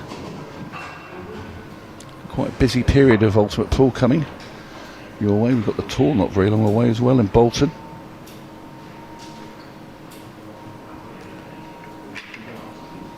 Series 3 and 4 events right through, right across the whole scale of Ultimate Pool, women's, men's, disability, the next gen, team, there's all sorts, there's everything.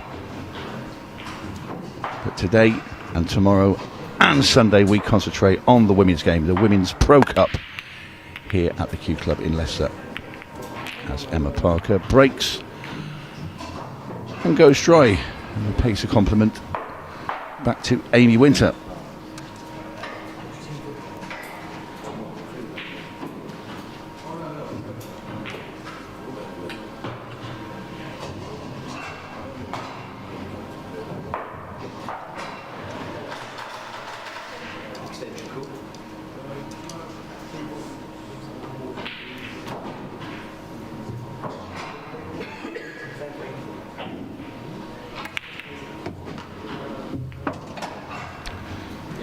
Amy opted for the yellows. Rightly so, they are the best place to be able to attack.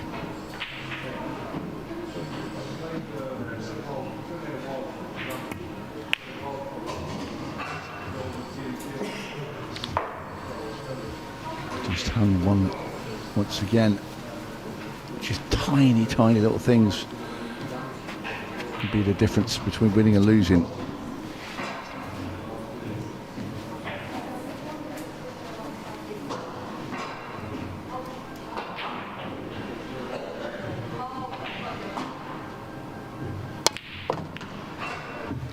Woof. Big shot from Emma Parker. Whistles that one into the top pocket and does a bit of work in the bottom of the table as well.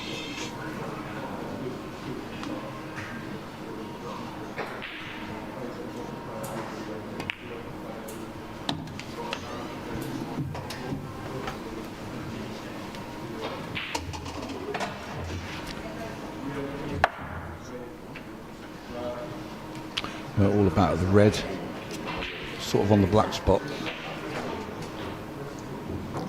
Might try and screw over and play it into the left-hand centre.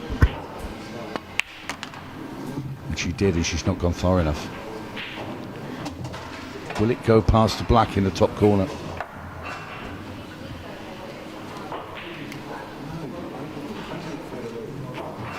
It'll be handy if it does, because you can stop the cue ball dead and leave an angle to kick that one off the rail. So you put the one in the bottom left and then boot that one off the rail.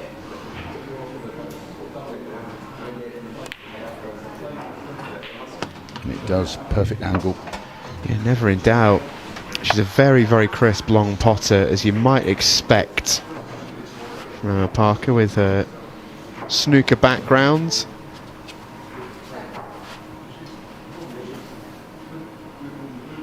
Trying to dig in here, and it just wants to flick this one off the rail. Sort of jab that a bit instead of it's almost like a very slow screw shot that you drag. Almost played it too hard. Yeah, yeah. You actually needed to play it a little bit softer just to allow the cloth to actually grip the ball and make the angle. That's exactly right. The pace she played it at almost skidded.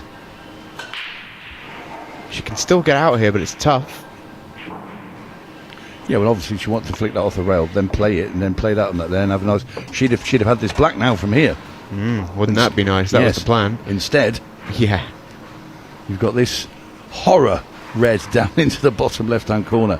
Not only that, you've got to pot it and get on the 8-ball. I mean, Emma is an excellent potter, but this is a huge tester.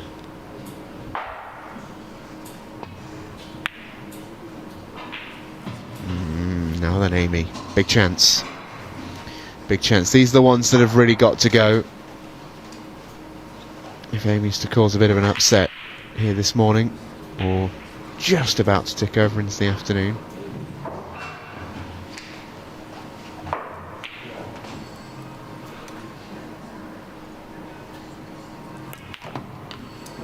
It really is a great setup here. I can go back to the Q Club, and where you are, you raised up on where the bar area and the food area is at the top there. I know they put a great big screen behind the arena, huge. so you can actually see what we're seeing here from anywhere you are in this lovely venue. Yeah, there's no bad seat.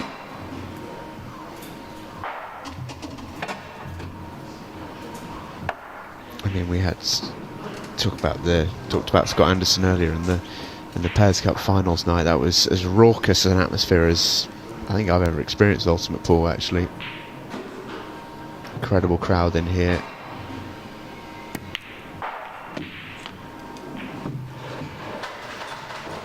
Amy's gone about these nicely. Wants to get on the middle of the three sooner rather than later. It doesn't go to bottom left. Doesn't slide by the other yellow to bottom right. I think you play on the one that's over the bag next and try and just sort of screw the keyboard behind it on the bottom rail. It's a very gentle sort of screw shot with a little bit of a right hand spin on the keyboard just to spin it past that yellow, and you sort of drop in the gap between the yellow and that red. Now Amy's not the biggest, which means this is the sort of shot, and being left-handed, she's going to have to play with the rest, which makes it tricky. Unlucky. You can see there, didn't quite get the bite into the cue ball that It's she so ordinarily hard to would. play with the rest. Yeah. But she's got the line right, which is half the battle. You could have screwed above it, but then I think if you play the screw shot above it, judging by the pace of this table, you run the risk of going too far and leave yourself a very nasty cut coming back into the corner. But just give yourself a shot. I don't think she actually played it in the end. don't know.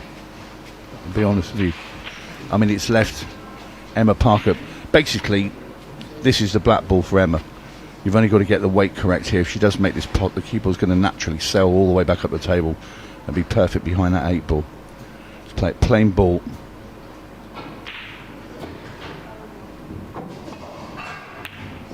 That's really nicely cued there by Emma because there's pressure on that. The yellow's over the bag.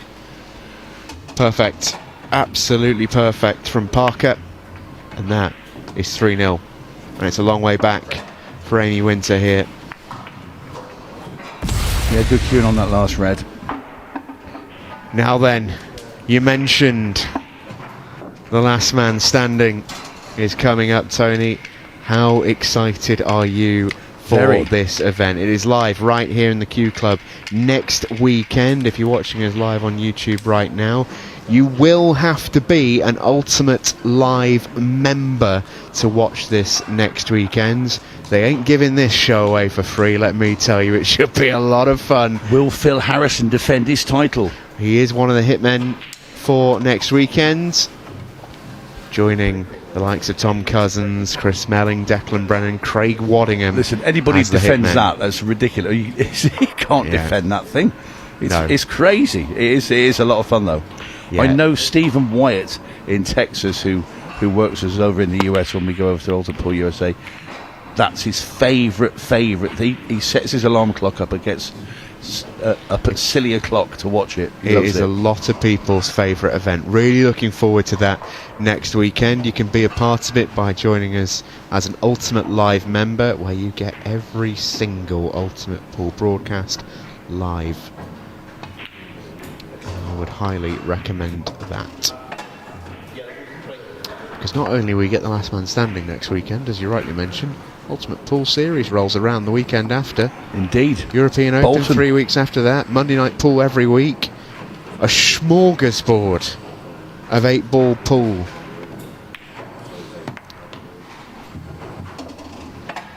County Shootout, that's in August as well, isn't it? As we go further down, should we just do the I don't think calendar? I've got my calendar that far ahead, to be honest, Tony. Well, that's a great shot there by Emma Parker. Perfect position. Look at that for control. That's a lovely shot. Sneaks past that red into the middle. Starting to purr a little bit, is Emma. Just a couple of classy touches starting to come in. It was a confident shot. That could have come out a little better. She's still okay, I think. long as she can get to the one over the hole, then she's pretty perfect. But the fact she's called her extension might just suggest this is close. She's all right. Just a 15-second shot clock that's come in that she didn't want to get caught out by. Oh, she had to play it into the middle. I didn't think she was on that plant. That's unlucky. Perhaps deserved to be. All right then, Amy. 3-0 down, 9 minutes left. There is time, but she probably has to win all 3 frames coming up.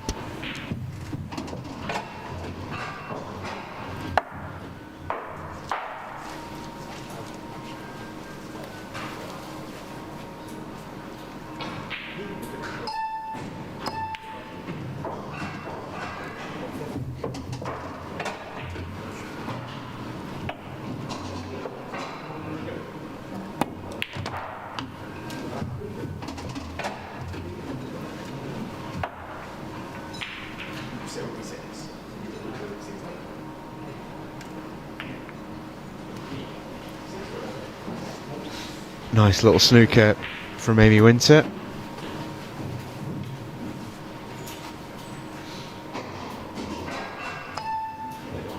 Close. But no cigar for Emma Parker. That 8-ball going safe though helps Emma. There's no nice and quick way for Amy to win this frame, and that's what she needs.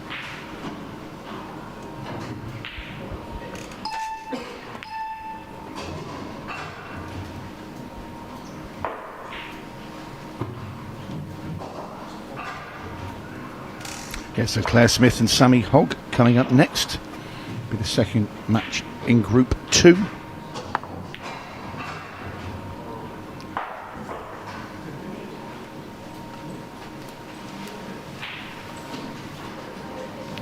I think Amy has to try and manufacture something here.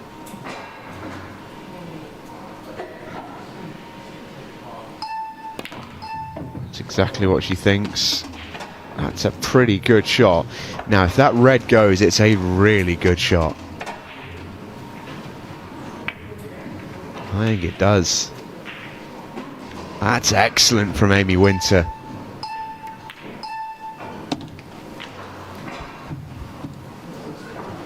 He's going to have to play a heck of a shot to connect these 3 together. Went for the harder one of the 2. I don't mind it actually. If you make it, it's the best way to get position. But also if you miss it, you've got the insurance of not leaving Emma very much at all. Took on the long double. Now this should be Amy's frame. Unless is Emma going to get saved again. She might have done. That's an incredible roll if that's gone and blocked the red from going to the middle. I'm not sure if it has. It might be a double this. It was, and the cue ball follows in. Wow. Oh. Another. Let's say it's been a morning for them, for everybody. However, I'm not sure Emma has, but certainly everybody else has had a bit of a tough time of looking after that cue ball.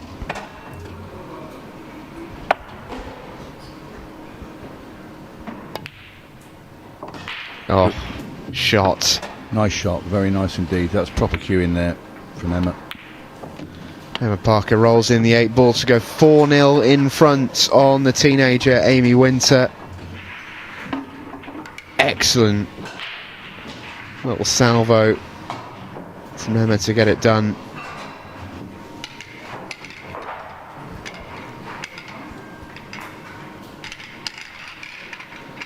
Not to be for Amy in this event. A wry smile from the Amma. It's just starting to warm up a little bit in the background here at the Q Club. You heading in on a Friday lunchtime. Why aren't they at work? Yeah. Claire Smith over there in the corner having a practice. She's up next. She takes on Sammy Hogg after this match in around about, well, I would guess 5.5 minutes time.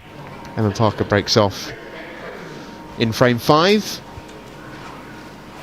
Amy's going to get first go here.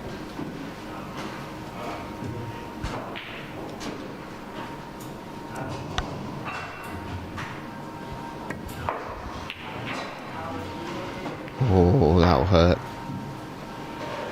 That was a dejected little smile from Amy Winter, who can't believe she missed that one.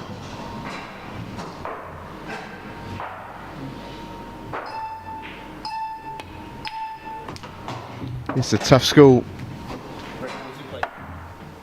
into the main arena against one of the top players on tour. Emma won the EPA National Singles at the back end of last year. Yet to take down a big ultimate pool title, but you can take down that event.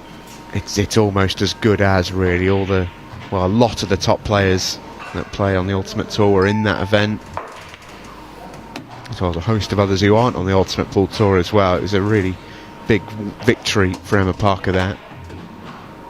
She would dearly love, I know, to win her maiden Ultimate Pool title, but the way that she's developing and playing, I would suggest that's a matter of when, not if. Well, Katie Ranford Norrie landed her first one, the British Open. She won this year. It's a lovely shot from Emma. So there's been a few firsts, and they're getting nearer and nearer, these players, the likes of Emma and Savannah. It won't be long before one of these players lands a big title.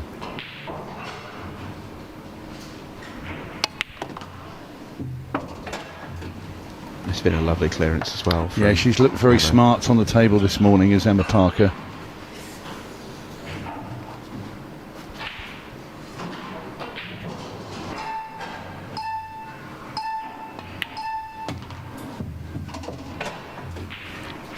That's a lovely shot. Just to see the flick with left hand side there to come off that bottom rail. Very well executed shot there from Emma. And this black for 5-0. Ah, it's gorgeous. Brilliant. That's a super finish there. That's the finish of the day so far for me. The control of the cue ball, everything on point there for Emma Parker. Brilliant. Perfect from Parker. And why not 5-0. smile?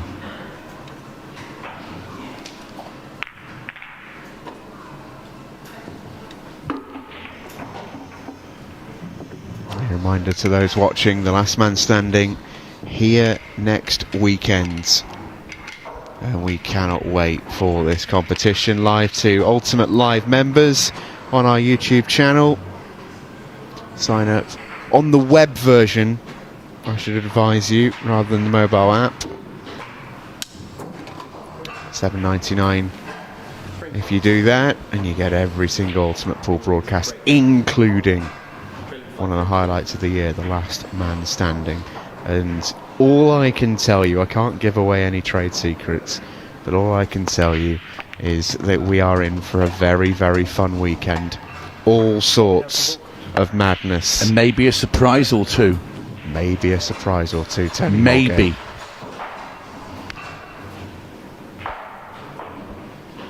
I think there'll be a few amongst us who will be left open-mouthed. I agree.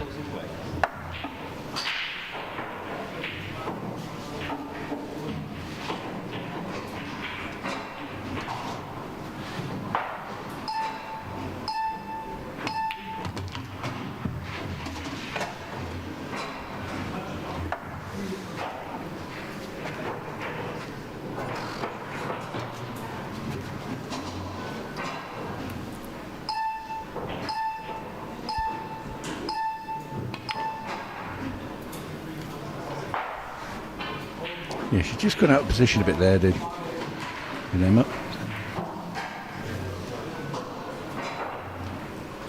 Not going to matter. Emma Parker is going into tonight's Group 2 final. As Amy Winter finds the cue ball floating into another pocket. Yeah, and for Amy, another lesson in her journey, really. She's got a long, long way to go in this game, and every match that she has on the main arena table is an opportunity to learn, an opportunity to improve, and she will do that off the back of this. It has not been her day. Very even start, but Emma has grown in confidence, whereas Amy's is rather depleted over the course of this matchup. That can happen. You're playing against one of the top players in the country. Yeah, Emma's been on her game today. She really has. She's turned up. And I'll tell you, whoever faces her this weekend, and if she continues playing like this, is going to have a very tough time on that table indeed.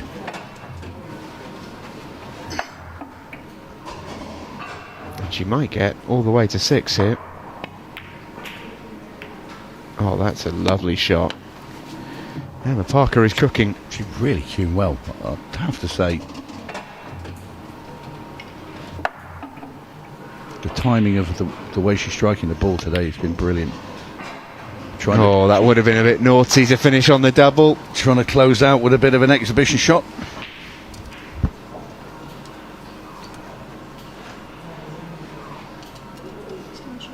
Extension called.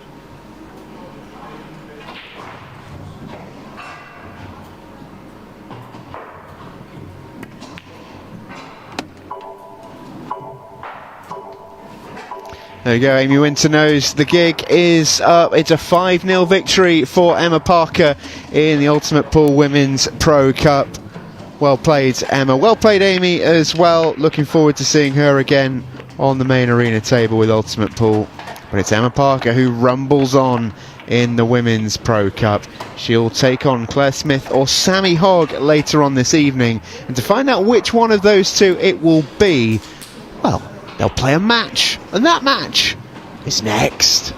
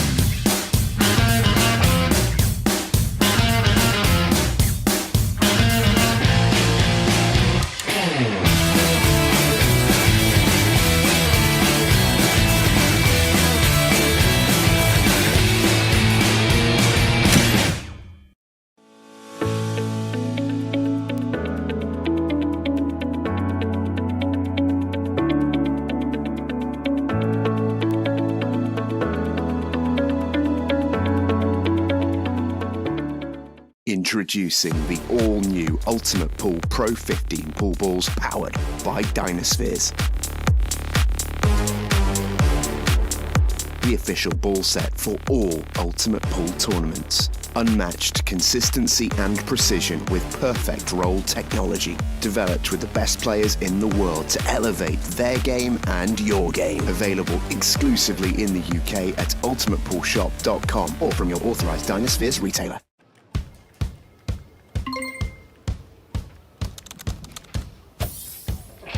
Hi, I'm at work right now, but I've just found out my heating's gone. Any chance you can come over and help? Consider it done. Need help stripping in the kitchen sink, rust on the radiator. Dirty water, cold showers, fix it fast, fix it now. Handy ants are hauling tools. We are the handy ants, heating and plumbing. We are the handy ants, coming for your leaks. Always coming for your leaks, saving the day. Handy ants, handy ants.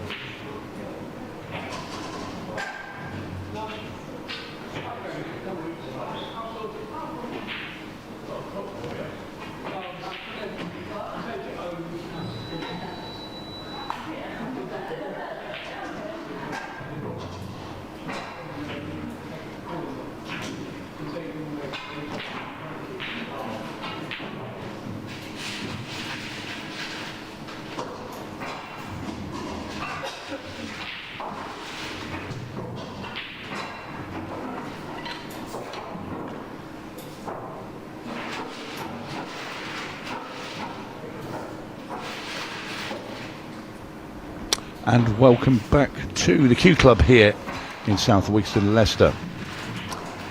Fabulous venue that it is.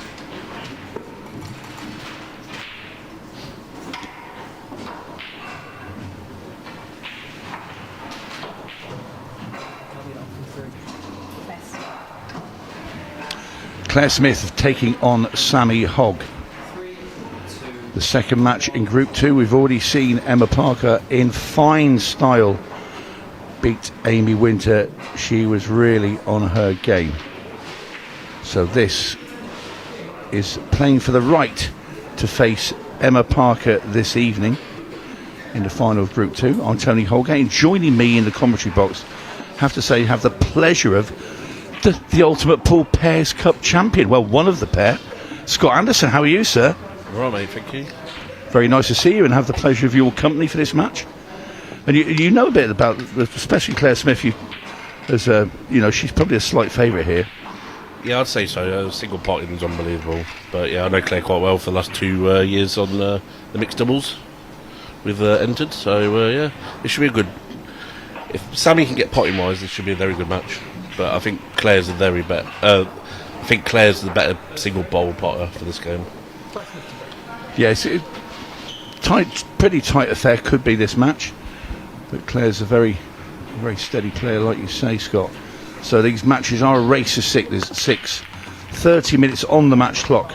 So when that time completes, whoever is in front will advance. If it's tied, they will play a further frame to decide whether there is no 6 red shootout.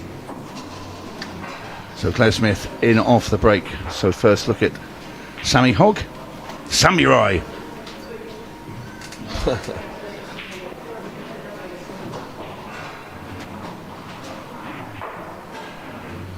She should be taking reds there, shouldn't she?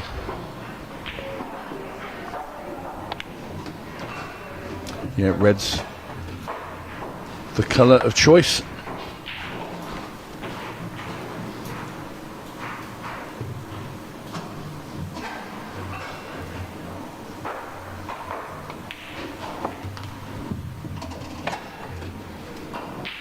Slightly out of position here now, but she might be able to drop this in the middle, but it's a very tight shot, isn't it? So I'm going to just have a little chat about when you won that pair, because I did watch that from afar in Cornwall, and it must have been a tremendous feeling when you, Stuart, won. I was relieved. I watched that final, and obviously there was quite a lot of emotion floating about. But there was definitely a lot of emotion. Like when I moved over, I never thought I'd win a pro event. So, well, it's quite funny because I watched your whole journey actually through that, and you were the underdogs, especially when you got into the final night. You know, it was all about the hashtag Team Blessed and everybody else, and you just quietly went about your business. You did have a lot of support here, though, didn't you? Because you are a local man. Yeah, I'm just round the corner, really. Like 10 minutes around the corner. It was. I couldn't believe how much support was there for me. Really, it was good to watch and good to hear. So you joined Ultimate Pool as a professional, and how long did it take you to win your first title? What's this? My second weekend, third event. Not bad going, Scott. No, I don't think it's that bad at all. But I had some help with Stu, so it's all right. But yeah, I had to say it was very, very entertaining night in the Ultimate Pool Pairs Cup. Yeah, I don't think I could handle another 6 red shootout though. Overcut that one there, Sammy. Knocks the yellow in, so lost a turn as Claire Smith comes to the table now on yellows. Which way you go around these then, Scott? I'll be getting this one she's going for now in the middle, and then I'll be trying to get top of the table, try and take the top yellow out, and then it all depends how she wants to get onto the black. I would be rolling this in now, leave the white in the middle of the table, and then I'll be rolling this now. A bit hard for me, but I'll be rolling the yellow in now, to then roll the one at the bottom right of the table now, and go middle and then black down the same pocket where the yellow was a minute ago. If that makes sense. Yeah, no, it does. Think about the table. So obviously you know this venue very well. Yeah. What's the difference between when you play on those outside tables, so if you're having a knock there and then you come onto this table, what's the difference in the speed of the cloth between the arena tables and this main one? There's actually a big difference. Like, this table's only used for the Monday, for like these kind of games now.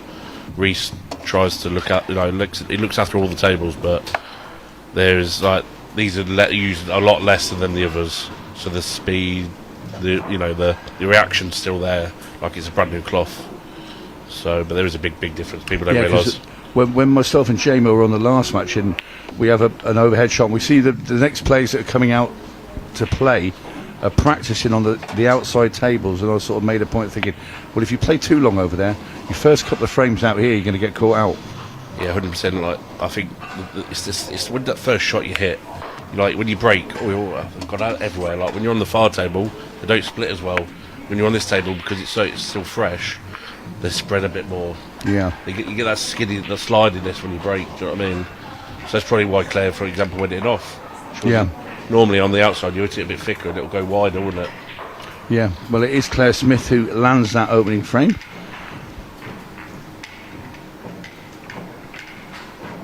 So, one to the good in under 5 minutes. So what's the average time for a frame there? Is it 5 minutes, 4 minutes?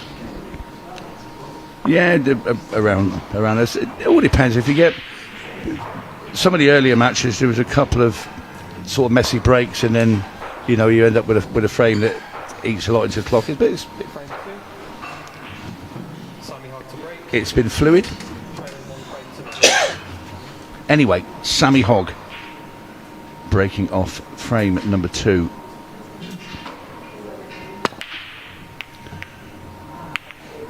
I was just about to say it's going to be dry and that red flew across the table. So happily for Sammy, or is it that happy though, Scott? It's not the greatest leave in the world where she's landed with the cue ball. She's hit the break quite well, and the reds are not really guaranteed here. She's definitely not on a yellow, but she cut the one back, or just take the one in the top top left pocket.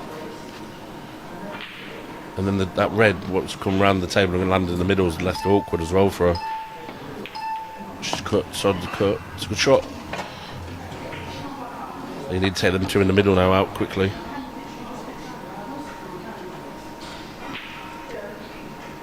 So this, of course, the second match in Group 2. Like I said before, the winner of this will play Emma Parker tonight. After this, we will turn our attention to Group 3. And the first match in that will be Kerry Griffiths taking on Holly Potter. And then following that, the second match of Group 3 will be Vicky Lomax taking on Emma Senior.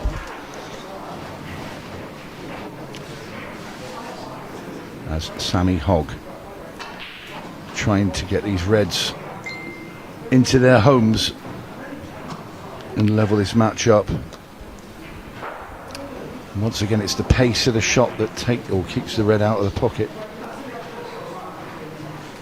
And left Claire in here as well, Scott. Yeah, she's only got one bad yellow really, but I don't know if she's realised, she takes the bottom pocket now, and then she can play the yellow off the red and open that pocket up.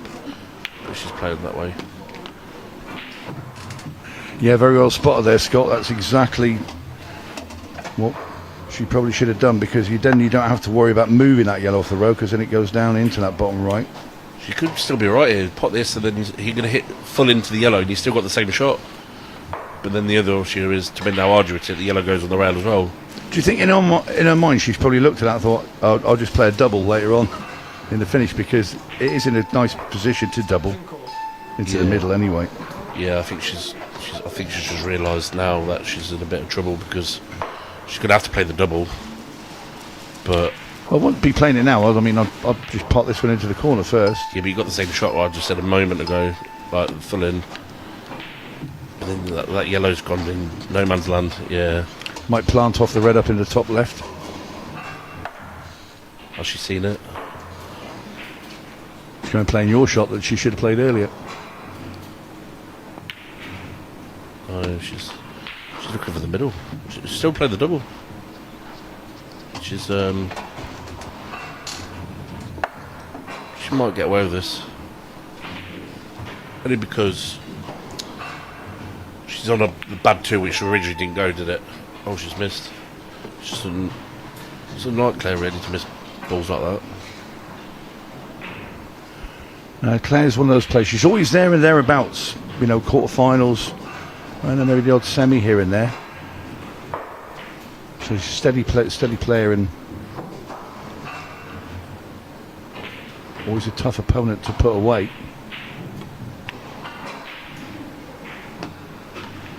That's a good shot, that is. You know, it's nicely done by Sammy.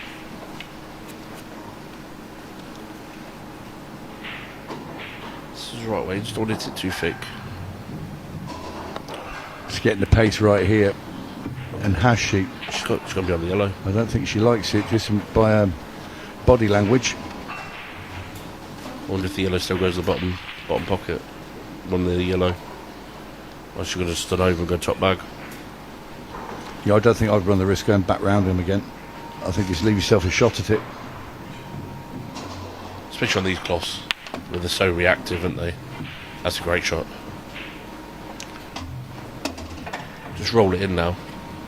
I wouldn't try and stun it or anything, just roll it in.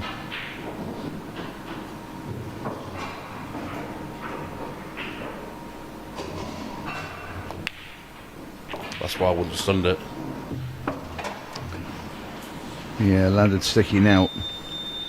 Can she play this thin enough to get it maybe twice across into the middle bag? I don't think it doubles the first time round, I think. Ooh. If you got it, you might clip off the yellow, but I think it's non-touch, so it's going to be impossible to do anything with it. So what would you do? Come off the bottom rail and go into it? I'll probably try and leave the white at the top bag. I think top cushion. I know you're leaving them on, but or go bottom cushion and try and poly it in the top bag, like off the what do you call them, kick shots. Yeah, well, she didn't make any attempt to try and pot that, so she's opted for what Safe. sort of what you said, Scott. There is get the cube at the top of the table and try not to leave anything for Claire. Claire's just got safe now.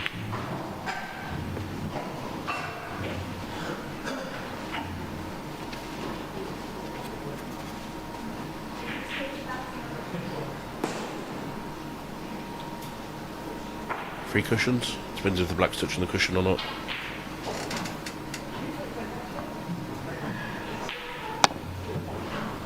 Oh, she's unlucky, really.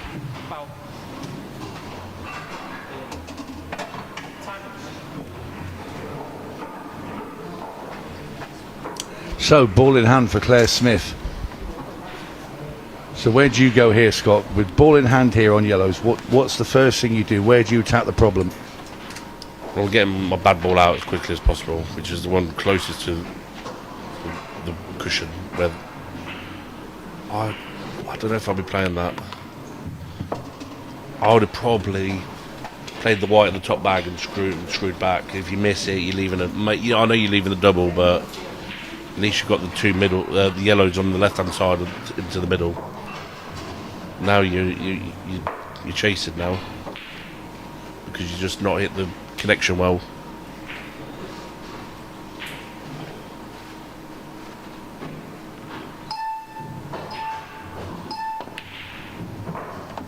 Oh, what a double. Wow. How'd you like that? And she's going to need another one of those in a minute. I mean, she does have an angle here. She could screw across and kick it out, but I think she's just going to leave herself a double. Not drop it in. I don't like that at all. I mean, you're going to have to pile a load of the left-hand side on here to try and straighten the angle up here with a double. Oh, she. Oh, I thought it was in as well. Very nearly. So, Sammy Hogg with this 8 ball to make it 1-1.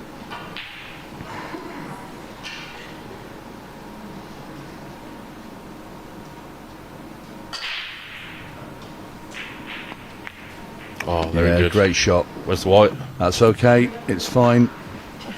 For a fleeting second, I think she thought it might have been a bit dangerous, but a very good black ball there by Sammy Hogg to level the match. Another look. Very nicely done. Hit with perfection.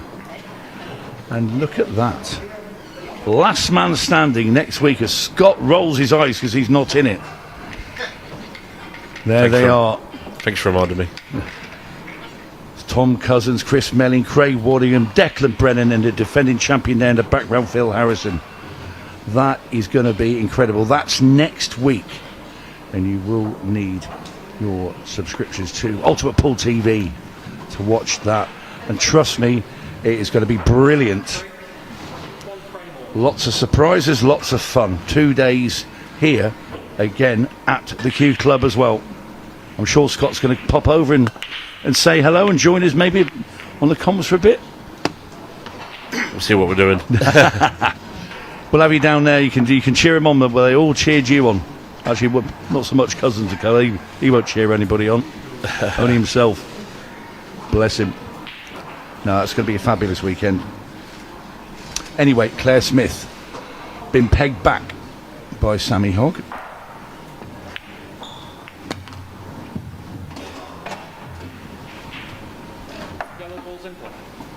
Run over a little bit, but she's still fine.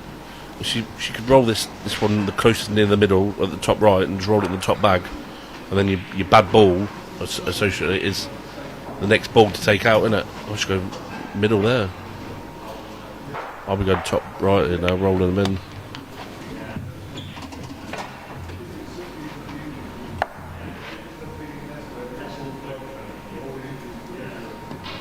So that last man standing, you lost in the last. Was it the last qualifier against Greg Batten? Was it? Yeah, good match. Well, he's a class player anyway, isn't he? So I don't mind losing to Greg. It was a good game. Like his breaks are like you saw on was it Monday? Just been his breaks were just unbelievable. No, I never had a good game that I lost. They're all awful games. I've just learned. Just move on to your next game, don't you? Yeah, absolutely. No, it's a shame though. Losing out 6-5. Oh, good. Because I was playing well as well, and I was just like, you just want one golden chance. It's just like I didn't get it. So,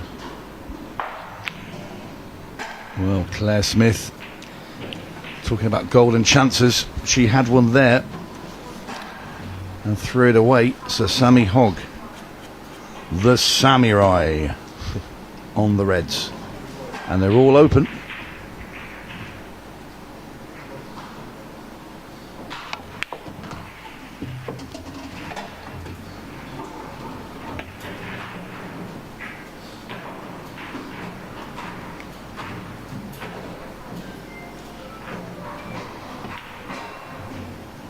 Cue ball. Flirting with danger, Scott. yeah, I thought she should have stood it into the gap and been kind of near where the yellow is, but definitely flirting with the middle pocket there a little bit too much for my liking anyway.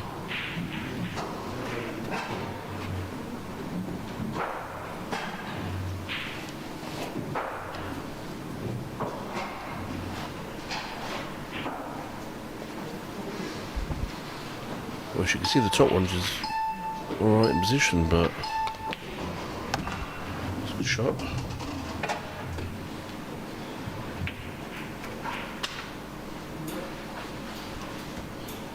Depending what angle she's got here, Tone, do you reckon white half where she is now? Yeah. She just dragged the cue ball back there. She had more angle than you thought. Got a lot into that with her katana.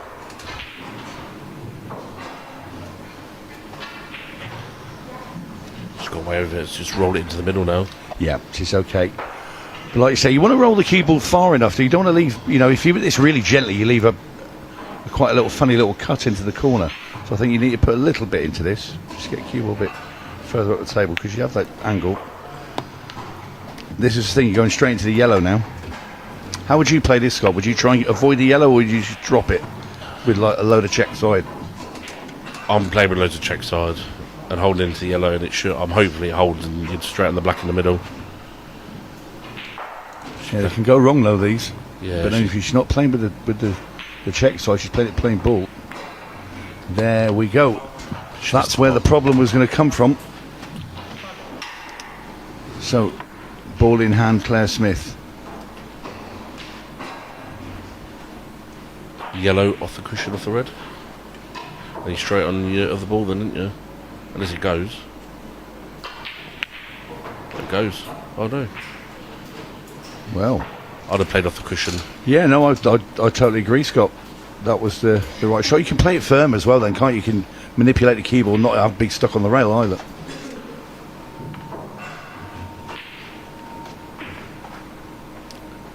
I think she's going to have a swing at this one. Yeah, I'm trying to see if there's a gap between for the double. I think there is.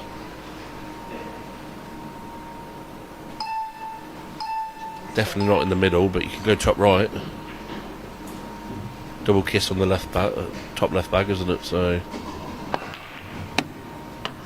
possibly lost a turn. Well, second prize. I think you looked at the lost a turn.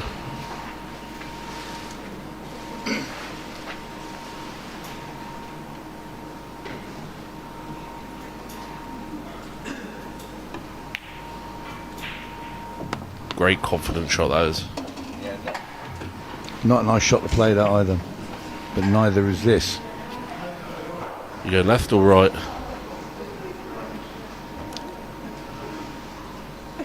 I'm not sure. Wouldn't like either. It's close. How do you like this? See, I like to play them shots confident. I would have gone top right.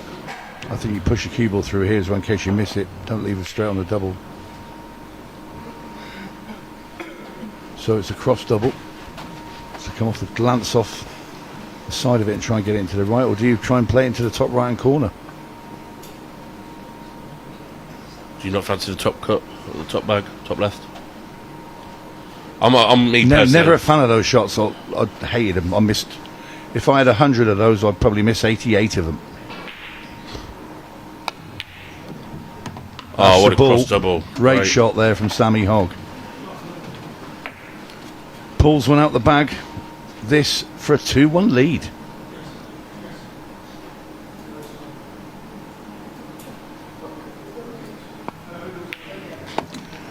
Not again with the cue ball. I'll tell you what, it's going.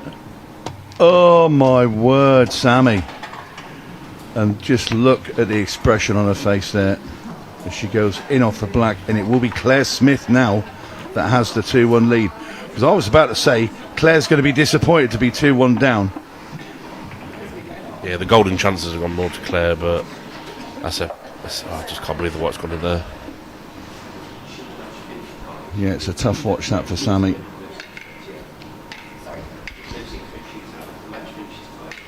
And the worst thing is it probably will be replayed back on the big screen as well behind her. That's probably what they're looking at now, isn't it? Yeah. Oh. Well, Claire Smith, yeah. Obviously they're happy to do this. That's all you want.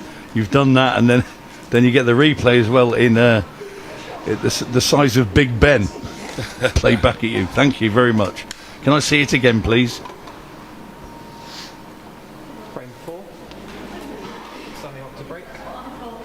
Trailing 2 frames. It's when you've got the other little TVs on, and it's like they're about a minute behind. You know, when you actually watch it on TNT. Yeah. Right, Sammy Hogg. Might be some venom in this break.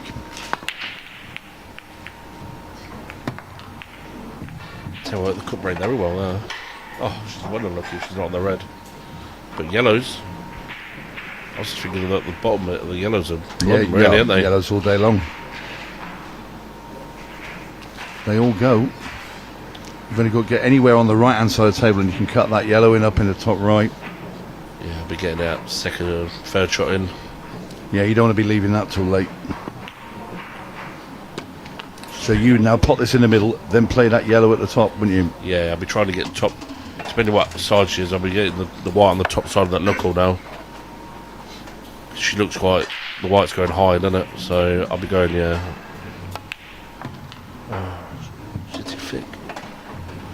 I think she's right though. Just play this to the left hand side and she'll be fine, back to normal.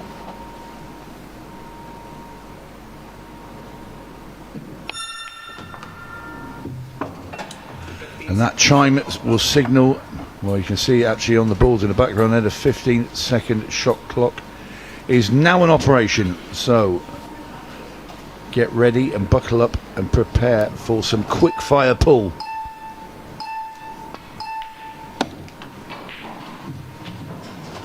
I'm hoping that bottom yellow goes in the middle. Looks tight from the angle we've got. Extension, please. Extension.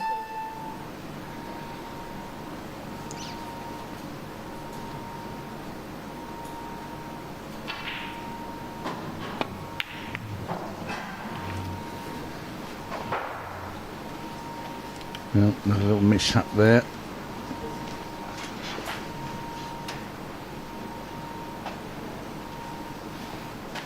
Just got to play safe here, haven't you? Extension called.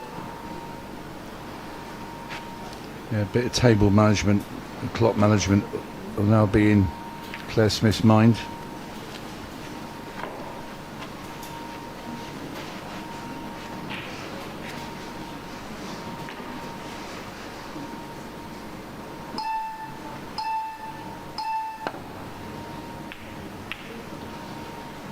Well, decent escape there from Sammy, but I think the reds go, don't they? Yes. that's the downside. She did what was required to get out of the snooker. But like you say, Scott, reds are open here for Claire Smith. Just need to cue this back to where the white is now, and she's in prime position.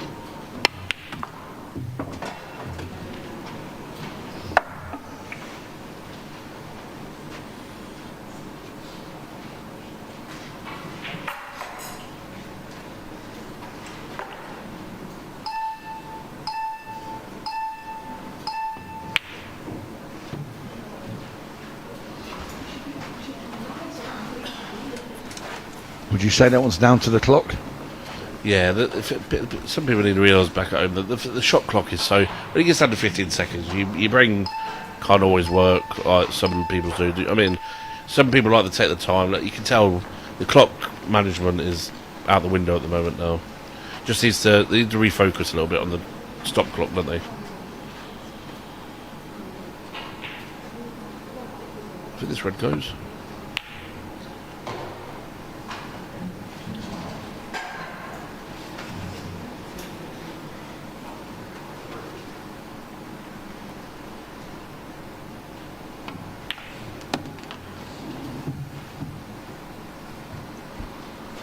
That's pretty good. Play off the red, put it to the red safe. Or not. Yeah, I prefer that because you can also leave yourself a better angle on this yellow to get onto the black. I mean, the pot's okay. It's just getting... Don't want to leave yourself something like this. Very tough black here for Sammy Hogg. This will level the match. Went wrong last time she attempted one. And she's missed this one. Frustration once again for Sammy.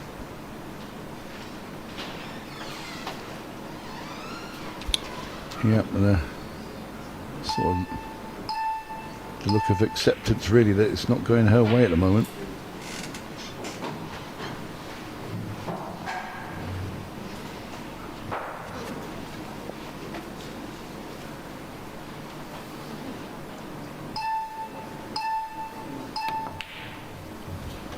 Wow, I thought it was in. Oh. Claire Smith was probably sat there going, please don't, please don't. It's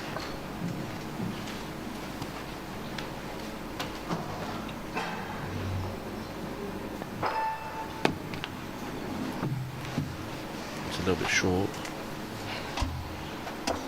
Still think you could trot this in and hold. Or would you go middle now? I'll go middle because I think it's natural to get down onto the play the one down around and run it through and that one into the middle. Nice pot though. Still a bit of work to do to get on that rail now, isn't there? Well, I think if you play the one in the middle, you've got to be very careful of the black ball, so you have to play this down the rail now just gently. Oh, she nailed it. Oh, great shot from Claire Smith. And now just the easy work left to be done. And this will be a 3-1 lead for Claire Smith. And this lead has been given to her with a bit of help from Sammy Hogg along the way, but a great second to last red there from Claire Smith that opened up or unlocked that frame, and it is 3-1 Claire Smith, edging ever closer to playing this evening against Emma Parker. This is Group 2. We will start last man standing next week. That'll be Saturday and Sunday. What a tournament that is. It's for me the most fun. To always look like the reaction on the players' faces when they get picked, and there is going to be a few surprises along the way next weekend. Do not miss it. Get your Ultimate Pool TV subscriptions, else you won't be able to watch it. Tom looks happy to be there, doesn't he?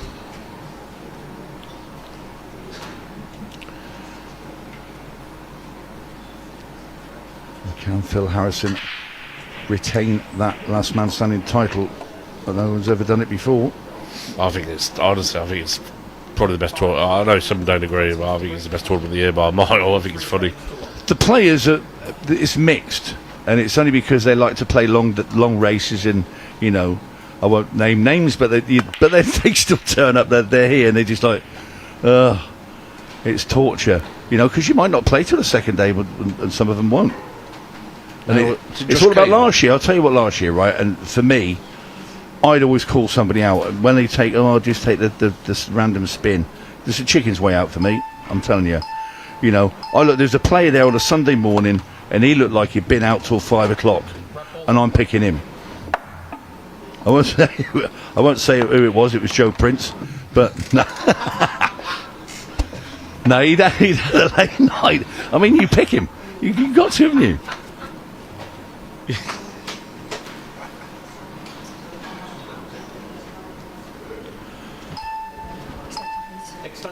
You just But then you've got two players hiding in the gents' toilets as well, trying not to get picked, because they think if they're not visible anywhere, that they're out, you know, out of sight, out of mind. No.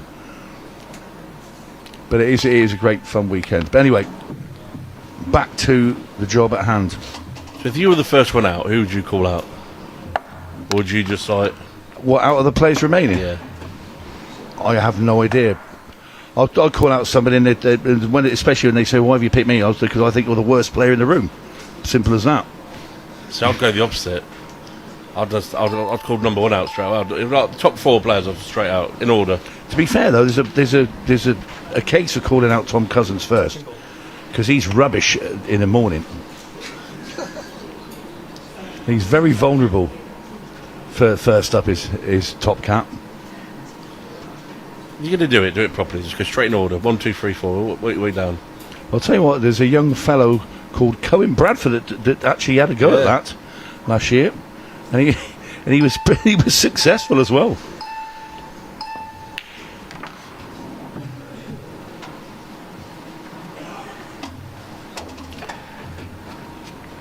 So Claire landed a little close to this black ball. With the clock ticking down, she shouldn't worry too much now. She's used her extension as well. She knows she's going to be facing an in-form Emma Parker this She evening. a minute ago. She was queuing well there, wasn't she? She played very, very well, did Emma, against young Amy Winter. For me, it's been the performance of the day so far, and one really, really top-class finish she pulled out as well, did Emma. Nearly had a shock the first game as well this morning, didn't we? Well, yeah, Becky Watkins survived a scare against Zara Diamond. She did get through 3-2. Savannah Lowe has also made it through, and she will play Becky Watkins tonight. That's about 6 o'clock when we return for the evening session, when all these 4 groups have been completed in the daytime. So this is Group 2 on completion just about now. So we'll have Groups 3 and 4 to come as we go through the day's play, but tonight's show will be all the group finals. Claire needs to just pop, wait for the 15 seconds and pop. Just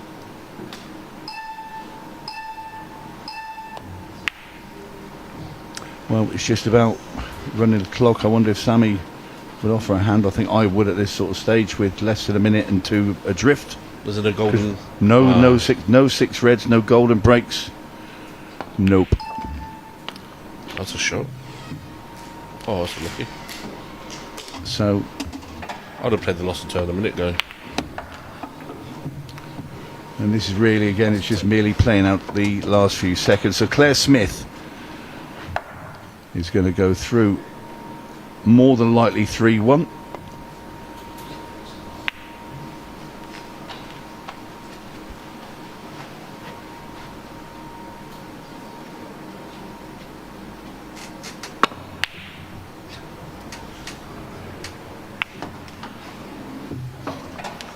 Well, we'll hear the beeps coming now as the match will come to a conclusion, and it will be Claire Smith who will advance into Group 2's final, and tonight she will face Emma Parker.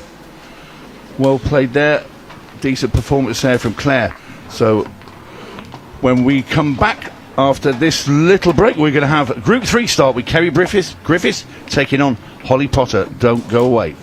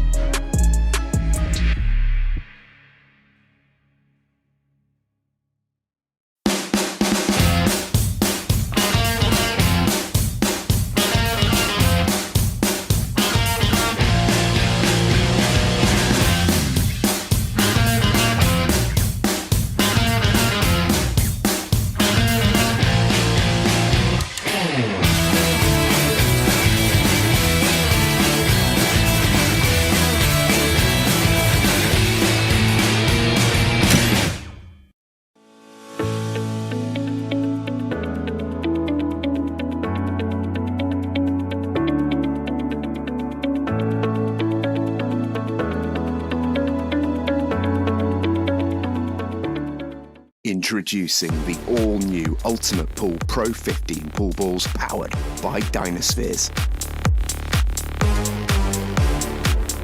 The official ball set for all Ultimate Pool tournaments. Unmatched consistency and precision with perfect roll technology. Developed with the best players in the world to elevate their game and your game. Available exclusively in the UK at ultimatepoolshop.com or from your authorised Dynaspheres retailer.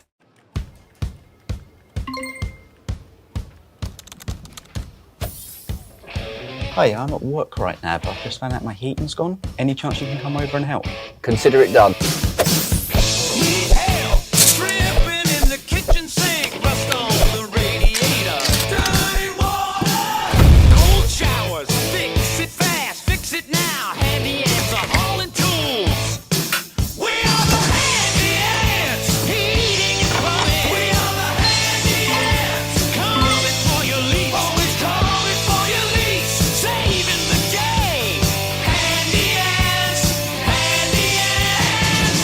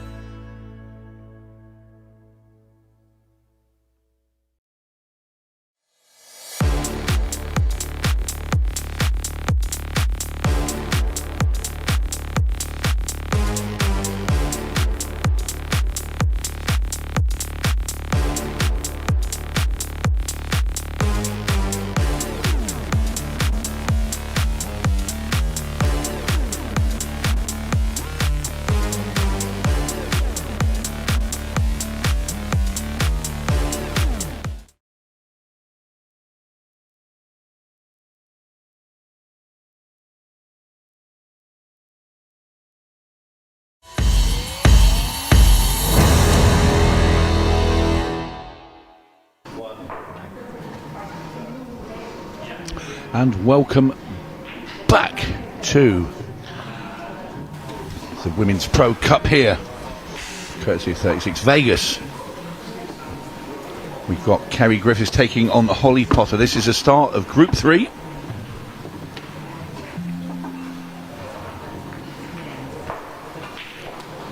Kerry, of course, very familiar to being in these events and to having very deep runs in them as well. Holly, a little bit newer to the game, but rising through the ranks.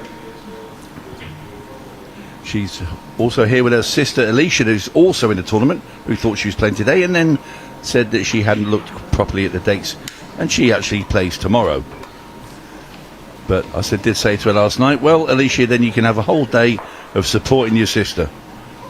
Tony Holgate and Scott Anderson, I'm glad to say, has stayed on. Now, how do you see this one going, Scott? I'm going with Griff. Black ball straight away. I think everyone knows what Griff's like. It's just world champion, etc., etc. Titles speak for its own on its own level, doesn't it? So on her day, she's just different level, isn't she?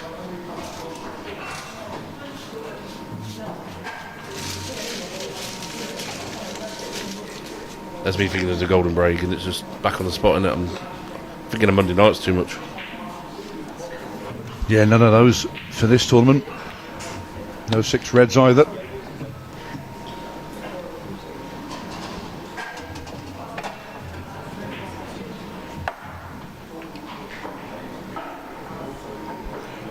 Yeah, very tough cookie to play against, Kerry Griffiths. Very controlled and assured of what she does. She's very deliberate about it. You know, there's nothing left to chance, is there? No. Very good player.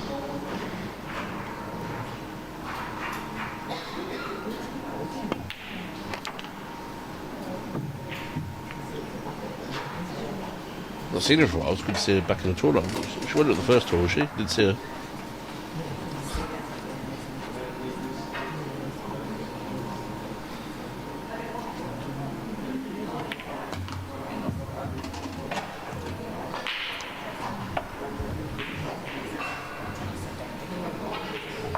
Slightly out, but just stood into the red maybe.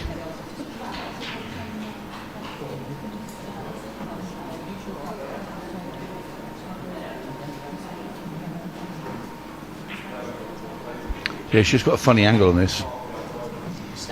She might even let her play the one in the middle first and screw back. Oh yeah, I didn't look at that. Yeah.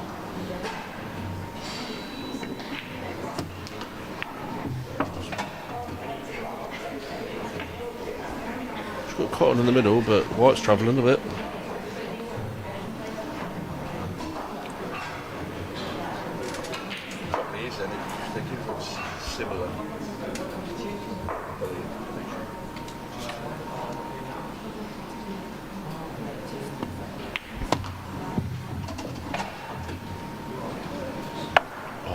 Big bounce, that's unlucky. Oh, she found the gap between the red and the black.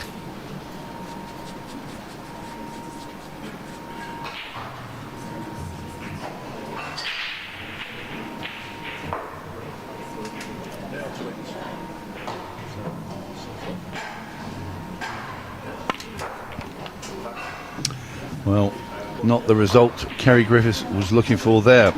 Big bounce the last shot, wasn't there? She was unlucky, really.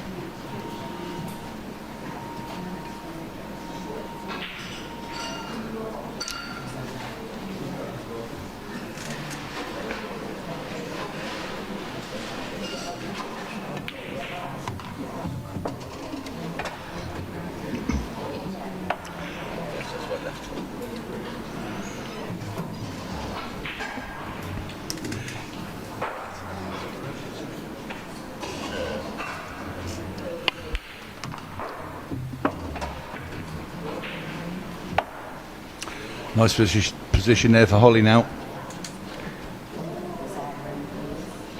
Yeah, just got four roll-ins in the black, really. Just roll these in the middle now. It was only last year she made her first appearance in this main arena, and she was a little nervous. She actually came in the commentary box with me afterwards. But now she's getting a bit more used to it. Having said that, she's left herself very awkward here, going to stretch across the table.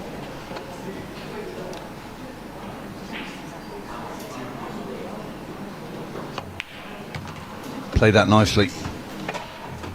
Thing is, I think the pace of the table is catching some of these out because it's very reactive. They don't. I think some people need to remember that it's so reactive.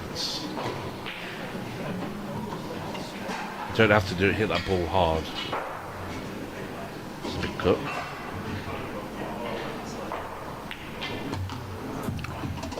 How's the kiss going to be? It's okay. Chop it in the top left. Cubel off two. I might have to go off the bottom rail with the pace of the table. Do you think you can hold that one there, Scott? Yeah, 2 cushions. I think she should be fine. Oh, she went pace, power. Sorry. Oh, she's had a lucky double kiss. Well, got away with one there, Holly Potter. Yeah, she went with the power shot rather than just to run it in, which I thought would have been maybe the better option.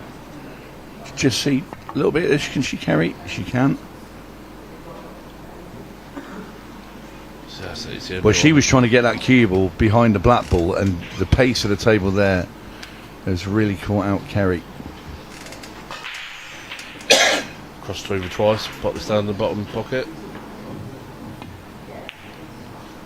She's just played safe as well. And she'll take that. I think this yellow goes off the red and then. Do you think she can see enough of it? It's close, but I'm going to go with yes. Yeah, you might be right. It's the angle that always catches me out. Well, maybe not.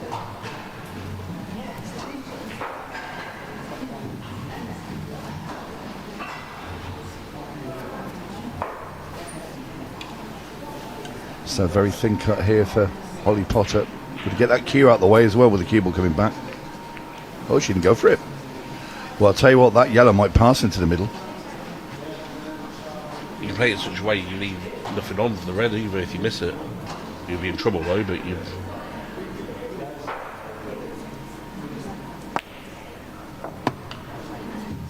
So I mean, she passed straight into the middle. I think Holly was obviously trying to maybe glue the cue ball to the yellow. But this for 1-0 for Kerry Griffiths. And in it goes. And well, probably not expecting the chance she got at the end there, Kerry. That Holly Potter left her. But she will accept it gratefully. Anyway, so Kerry Griffiths 1 up. And Holly can be like a bit gutted there because she was, just one say bad shot. It weren't a bad shot. It's just overthought the shot probably and missed the ball, wasn't it? Well, she could have been easily 1-0 up. Well, the next match in this group that follows this will be Vicky Lomax. She'll be taking on Emma Senior.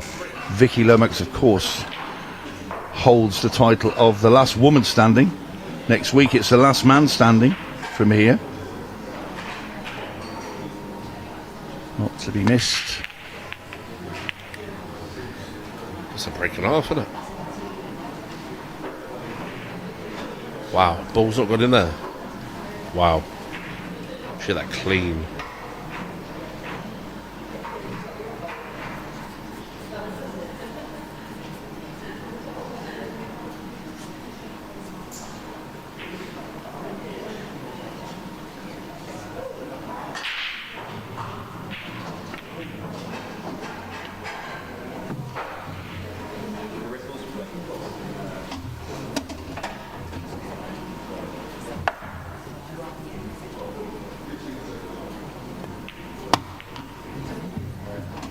Nice little shot there, Scott, wasn't it, by Kerry there, just to bump that yellow out of the way and land on the red area that's a plant. Yeah, she just needs to work her way out now to get the black down the rail, doesn't she? She's got to work out how she wants to get on it. I think she's plumb, isn't she?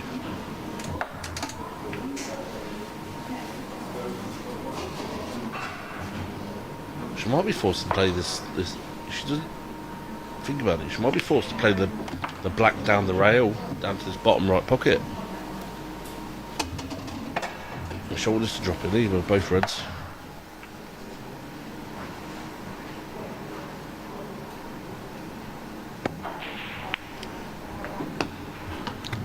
Executed in the end over that, with under the watchful eye of our referee Mark Goff. She should be fine. I was a bit worried about if she screwed back too much and then went middle again, and then potted both reds, she should be in no man's land.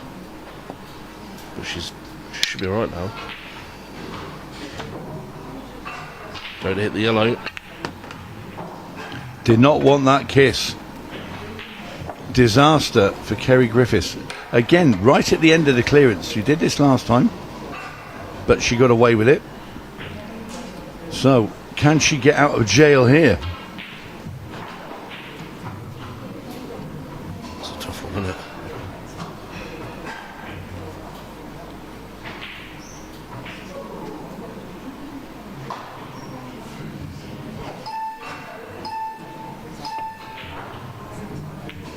Oh, what a shot. Yeah, very good hit there from Kerry.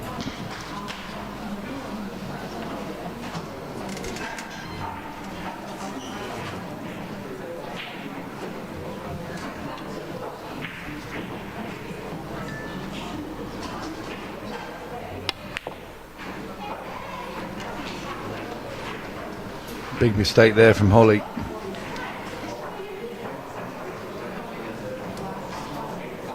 Just wonder if the arm's gone a bit tighter again, just, you know, because she lost that first frame and now everything's a bit more urgent and the occasion in the arena start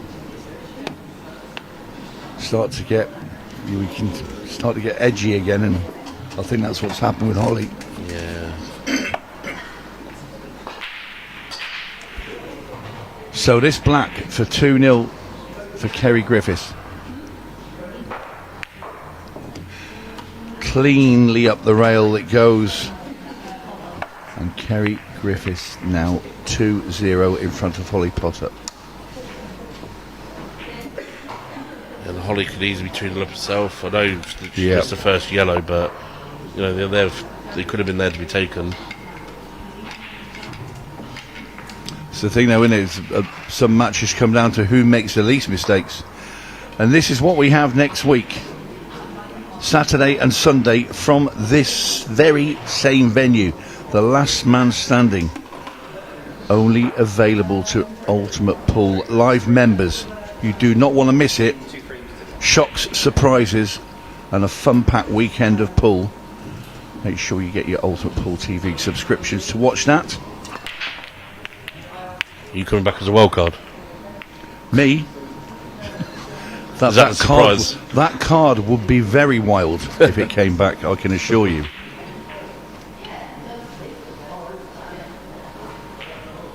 I'll see a chiropractor straight after. I'll tell you what, your visit to this commentary box is going to end very rapidly if we start down this avenue.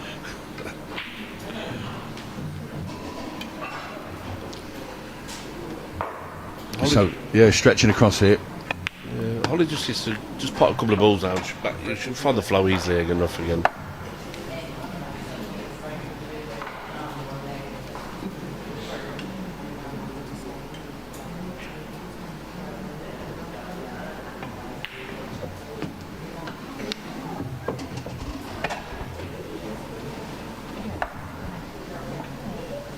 Tight one in the middle. Yeah, I was just about to say, where are you going here, Scott, in this sort of position? Because for me, it looks a bit tricky. I don't want to be playing the safe and just leaving her on the yellow down the rail, because if she nails it, you're in a bit of trouble, aren't you? It's a great shot back.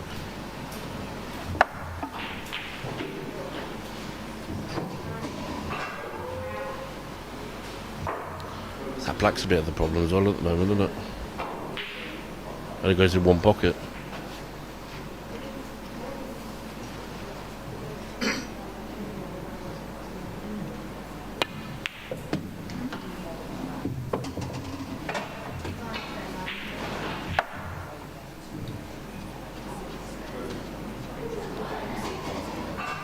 Are you going the other side of the? Are you going leaving the white on the right hand side of the table? I think I'll be clattering this in the middle and coming down the table. Oh really? Like that? Oh, a bit lucky. It's not bad. Got an angle, very soft cut into the bottom left-hand corner. Slight left-hand side, and just try and dribble down off the two cushions and come behind the red. Caught the yellow.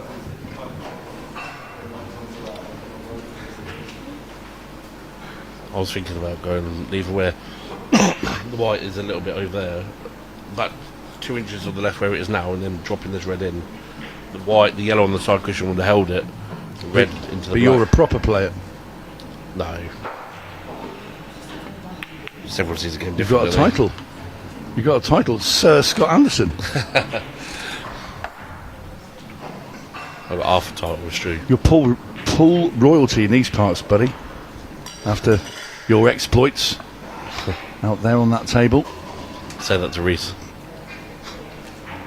He'll say different. Well, a nice pot there from Kerry, but she's landed very awkwardly indeed. She's probably forced to play the double on the side cushion. Yeah? Could even clip it and put the white at the top. I think she played the double in the middle.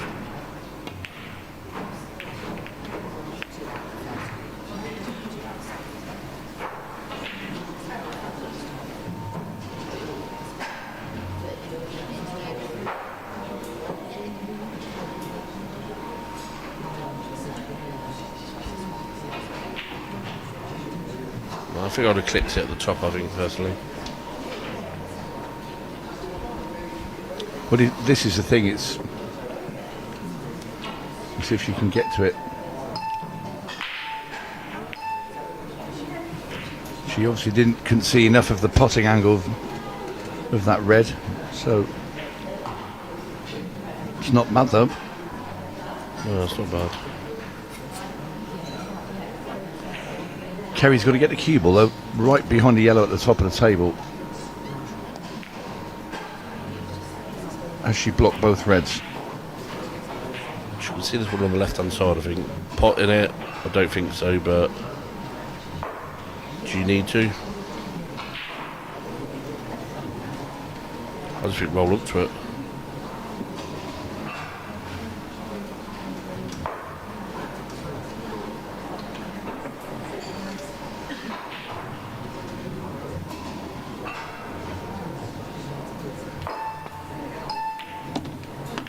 Oh, what a cut. How'd you like that shot?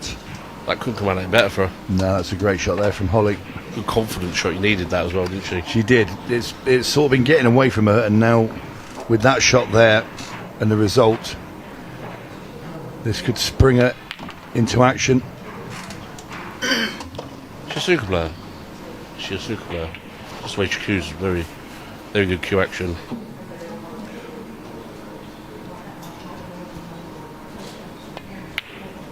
In goes the black ball, and Holly Potter pulls a frame back.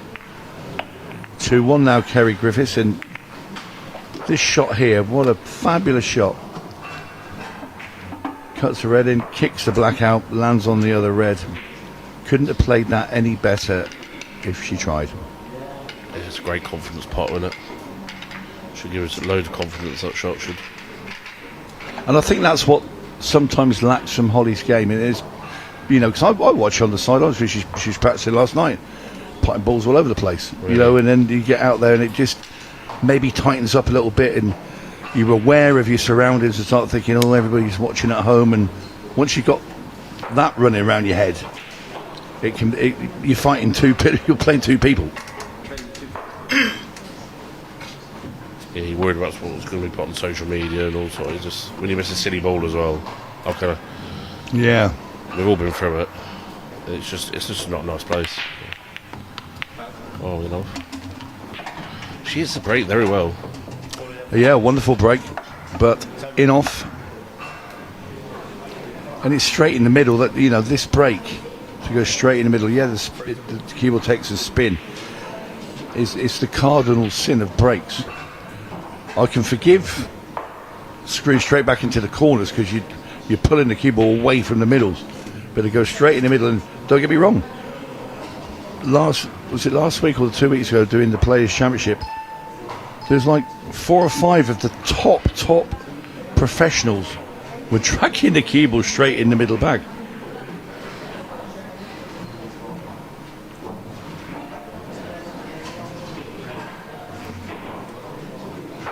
I find I do it more when it's a new cloth. Yeah. More slidey.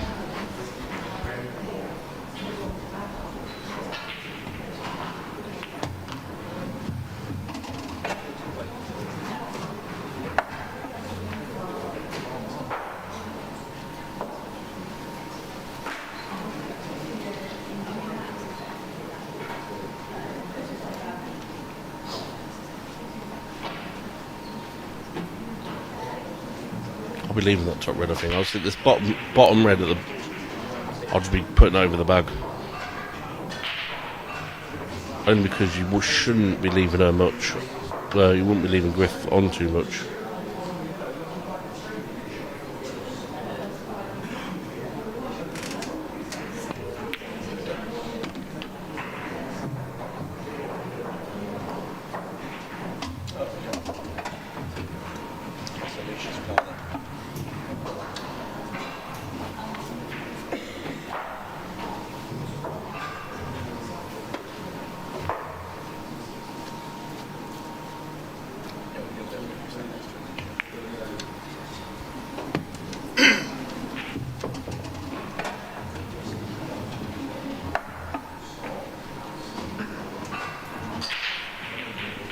That's why I would have just put the red over the bag, because now you've got to go for a crazy shot here.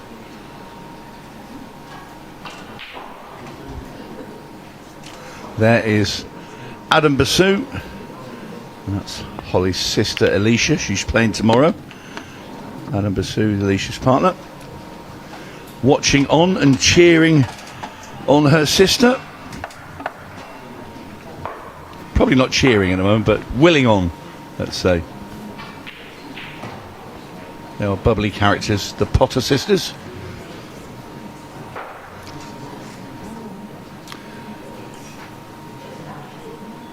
Well, trying to find a way here, though. Got a free ball plant. It was hard to tell, but it was very hard for any safety shot there. So I think you maybe chance your arm, Scott, don't you? Yeah, rather than leave that. Big moment there, because if Kerry gets this frame 3-1, and the speed of the way this match has been going, that's going to be a very big lead. Going, let's say, with 9 minutes left. And then when we get into, obviously in a few seconds time, we go down to 15 seconds a shot. And I don't think either player are a fan of it. No, I'd say they wouldn't be. But, oh, wow. Well. Where's that come from? In disbelief for that. Yeah. Very unlike Kerry Griffiths, that shot.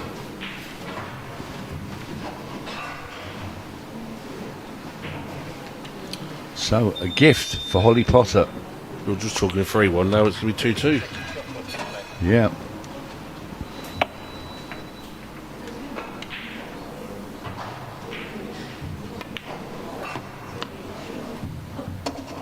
So, simple black ball now for Holly Potter to level this match.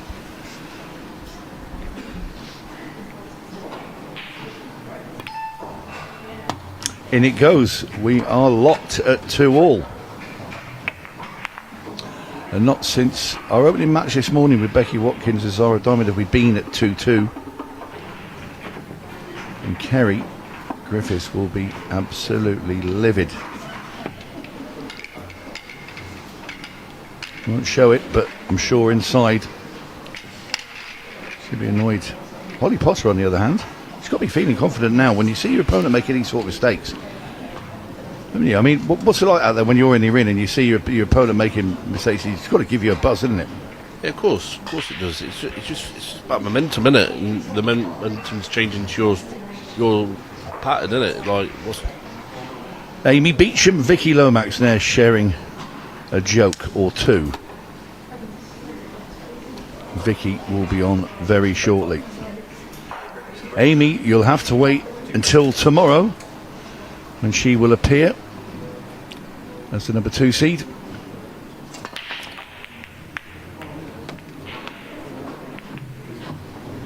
what a split that is?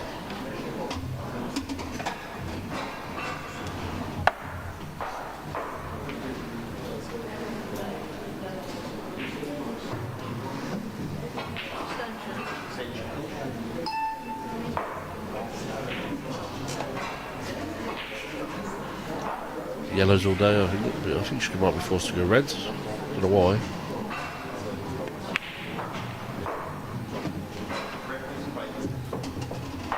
Well, if that red goes, that would make sense why, but I didn't think it went. Still a lot of work to do here.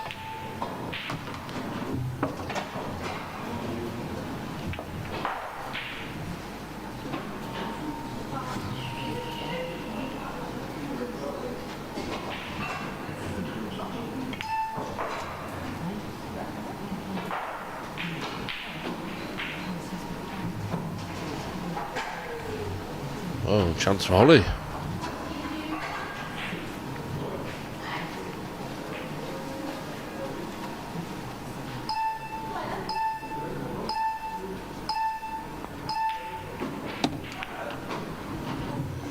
Now there's that red just become a problem there just by going over that middle bag.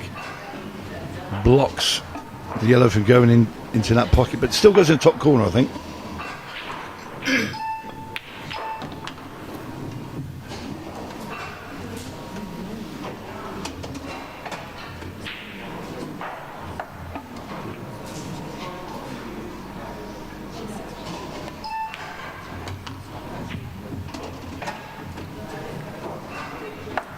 Now what's your plan, Scott? Haven't got one, but you're obviously going top left now. Just where's the white ball going?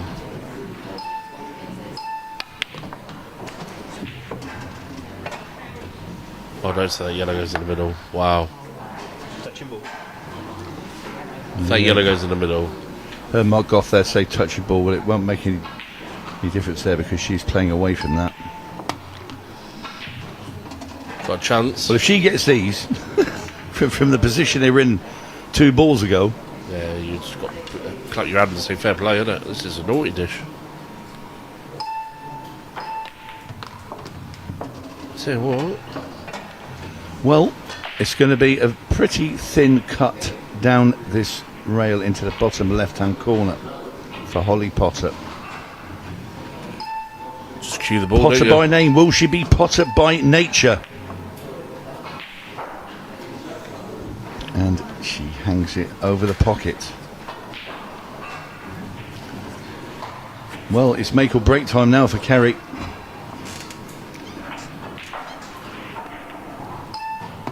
We're going to be into the last 5 minutes or so left, and that is not a great result at all. She's not been at the races, Kerry Griffiths, has she, for the last couple of frames? I'm shocked because Kerry's on her day, as everyone knows. She's different level, but gone for length of table. Oh, what a shot! My word, where's that come from? What a double there by Kerry Griffiths, and got on the red.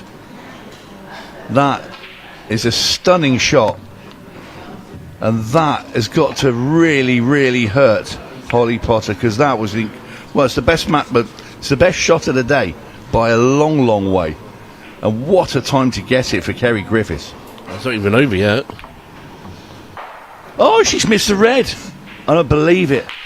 After all that, and she fell at the last hurdle. This easy black for Holly Potter, and she's gone 3-2 up. And Kerry can barely believe what she's done there. I mean, look at this double, Scott. This is ridiculous because you've got to check it. She's checked the double, length of the table. Not only that, look at the position. Wow, and that's unbelievable. Knocks in the next red and then won it. Well, I think the next one, that was probably the easiest spot of the three. 100%. I just can't believe she's undercut the. Was it pressure? 100%. 100%. She's struggled the last couple of frames for some reason, and I don't. It's just momentum's changed to Holly Potter's, isn't it? Everything's going Holly's way now, isn't it? Yeah. But yeah, it's been a bit of help from Kerry. But to nail that double, and then what a shot! Didn't get the reward afterwards though. So dry break from Holly Potter. So now we get into the nitty gritty. 4 minutes and 40 odd seconds. Kerry Griffiths needs this frame in that time. did you think it's because of the 15 seconds then? Because you did say like. Yeah, very possibly. There's got to be parts of it anyway.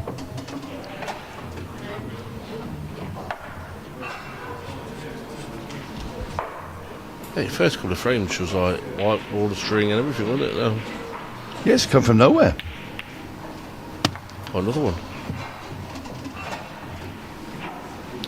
Yeah, it makes a very good shot there, but position-wise, it's not great. Even if she cuts his red in, she's relying on a bit of form from the white. Yellow, white, anything can happen there. She's going for a double. Wow. Gone for a double plant cannon.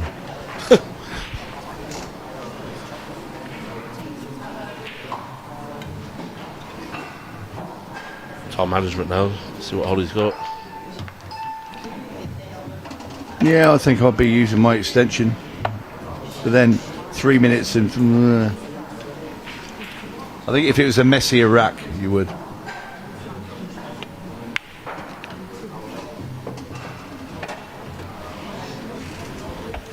I think I'd like to put... maybe double this yellow into the right-hand side cushion and stick it in front of these reds. Try and put a nuisance ball in there somewhere. Yeah, that's a good shout, to be fair. Well, with the time... I wouldn't be trying to look to win this frame here. I'd be looking to see if I can keep the frame going as long as possible. Yeah, I was thinking, how could I make it a bit messy for him? I was trying to work it out, but I wouldn't.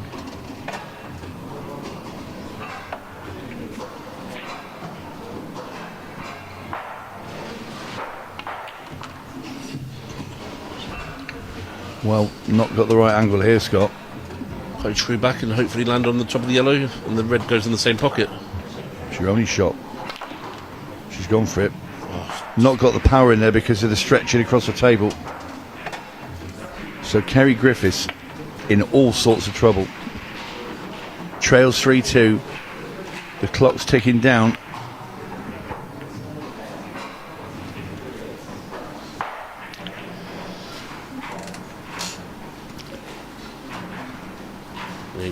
What do you do here?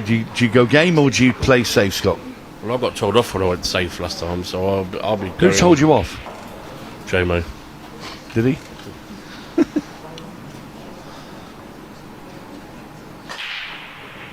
They couldn't believe I was tapping up, and I think it was the right shot. But I mean, it's one of them now. Look at it, 1 minute 40 odd. Yeah, and you got it. Oh, she hasn't got an extension anymore, but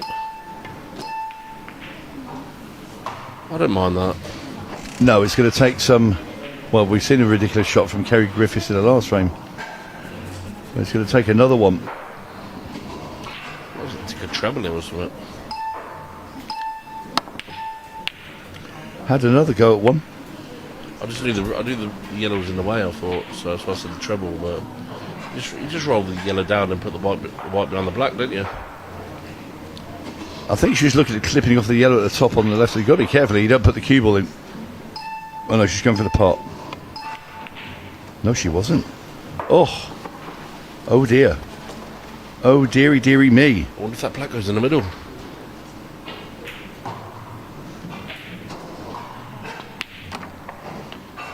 That cue ball's coming. Oh, what's it going to do?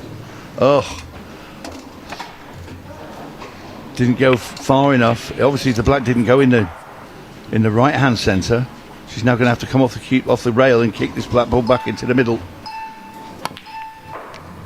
And It's not going to go in. That's, So 30 seconds, or 20 odd.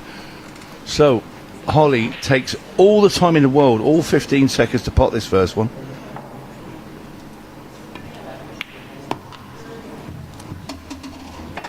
I think I'd have took a bit longer than that, because you could, if she pots this now, she runs the match, does the match. yep. That should be that.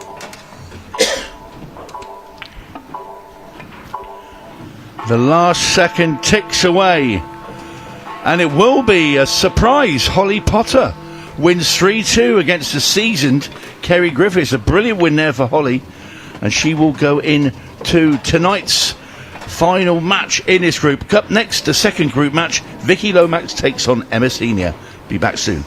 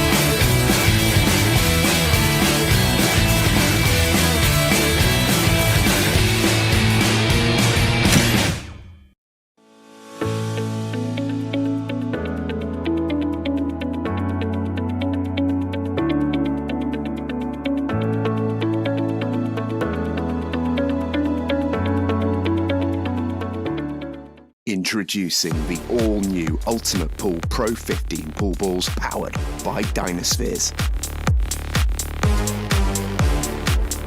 The official ball set for all Ultimate Pool tournaments. Unmatched consistency and precision with perfect roll technology. Developed with the best players in the world to elevate their game and your game. Available exclusively in the UK at ultimatepoolshop.com or from your authorised Dynaspheres retailer.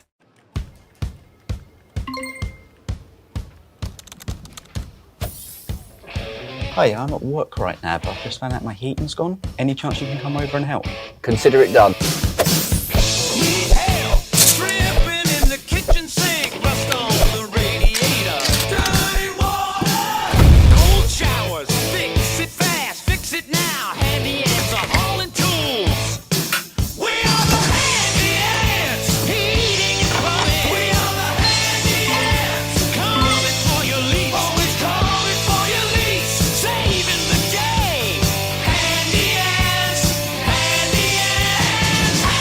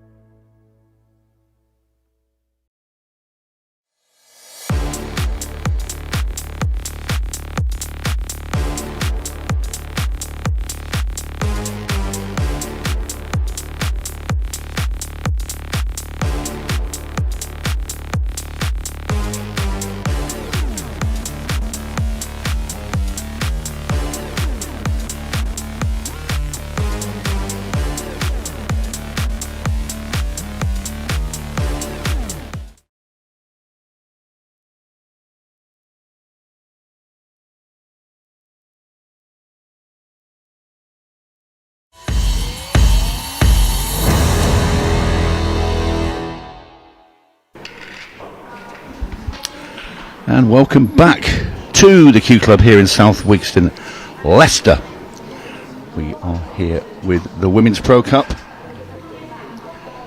Next up, second match in Group 3, Vicky Lomax, the last woman standing champion from last year, taking on Emma Senior. Race of 6, 30 minutes on the match clock. No golden breaks, no golden ducks, no 6 red shootouts. Just straight pull for 30 minutes. End of that, we will have a winner. Tony Holgate and Stephen Jameson has returned. Hello, sir. Good afternoon, Tony. And good afternoon, everybody, as well. Listening at home, wherever you may be. Pleasure to have your company. This afternoon, Emma Senior back into the main arena. First time we've seen her since the 36 Vegas Women's Champions League earlier on this year, where she took a big step, really, in putting herself through that particular gauntlet. Speaking to Emma before that show, she was incredibly nervous and full of trepidation for how that experience would fare. But she handled it well. Don't think this will hold similar demons for her. Now she's sort of experienced it once, felt what it's like, felt the pressure. The idea is it gets easier each and every single time you do it. Someone who's never struggled for confidence is her opponent, Vicky Lomax, who is, well, if you looked at the definition... The shy girl of pool. Yeah, if you looked at the definition of shrinking violet, she is the antonym of that. Yes, last woman standing, she was out in a bear costume, wasn't she? Correct. On roller skates. And on roller skates, yeah, also correct. But she's a proper player as well. Telling you, when she gets going, what a potter she is. Yeah, phenomenal. Emma's just come up a fraction long on this. She'd actually put together a really nice little route, but come up just a few rolls long. She'd have loved to have been on the one to the left centre.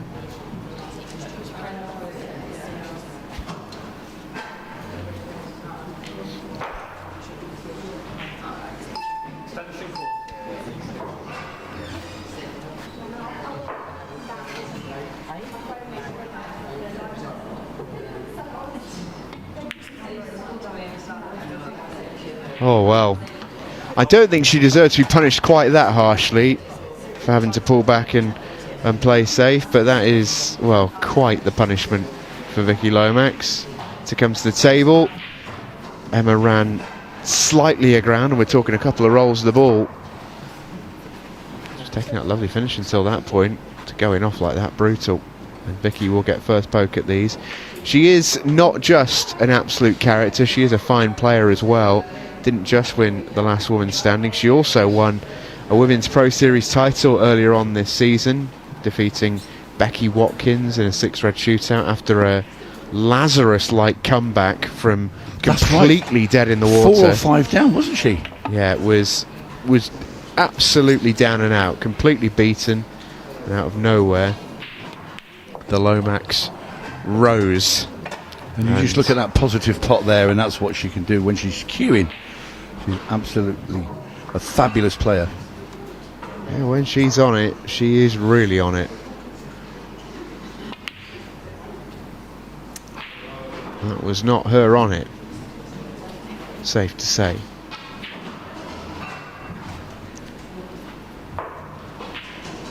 Chance for Emma to get the first frame on the board. And she's got a lovely little angle here to track onto a difficult ball.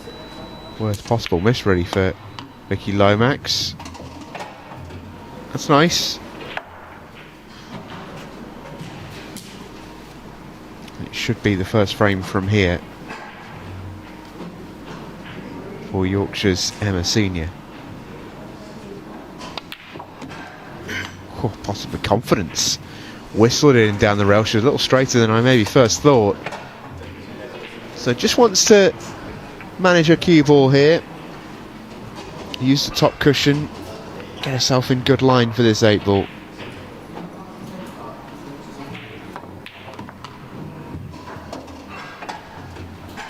Well, she's taking no prisoners there, and that's a great shot from Emma Senior. That'll do.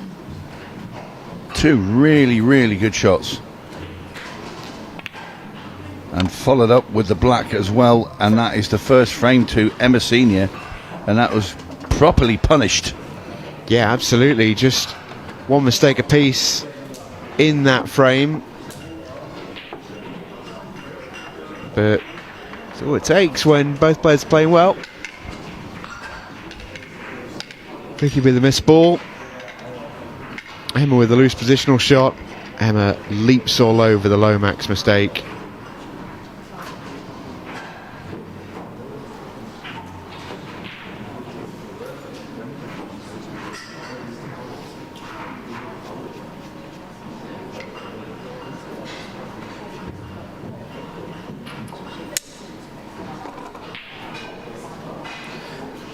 Frame 2. 50 Lomax to break. So it's Lomax to break. Frame 2. Relatively pacey first frame. Oh, beauty of a break. Absolutely deserved a ball. Oh, look at that. Look at cluster, all the That's wrong end of the crazy. table. Well, it shows how well she hit the break, that so many have gone up to that end of the table, but I mean, that as a leave is stinking. And she just heard Vicky Lomax say, took a puff out of the cheeks and just said, lovely. Emma Senior struggling to keep a straight face. Yeah. Lomax does have that effect on people. I know. That was a loss of turn from Lomax. Played yellow first, then onto the red. Still open table.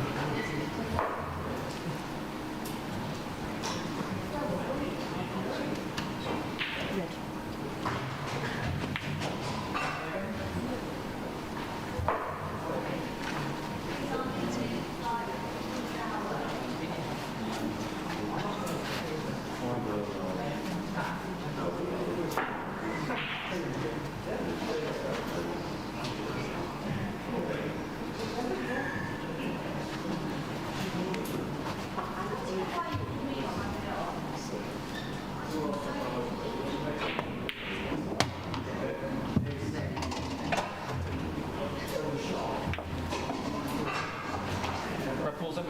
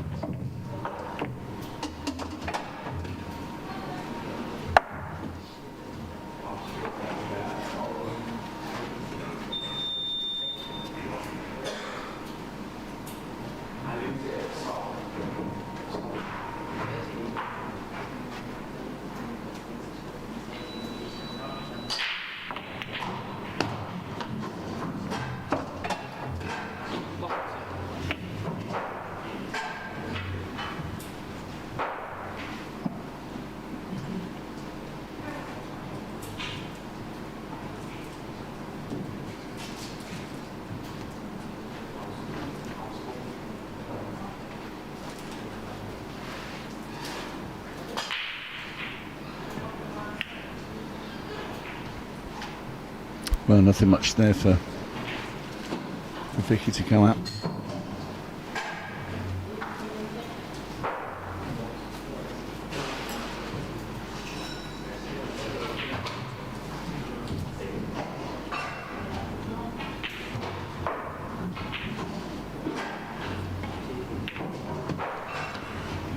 Haven't seen it playing the loss of turn. We've already seen one upset in this group. Potter beating Kerry Griffiths 3-2. You can see a second.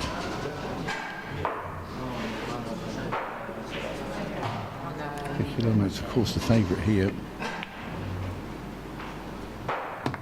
Great pot though there from Vicky.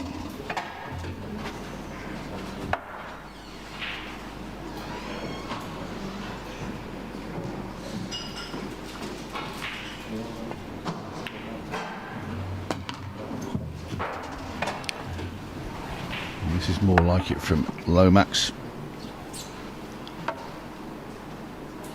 Careful with the cue ball.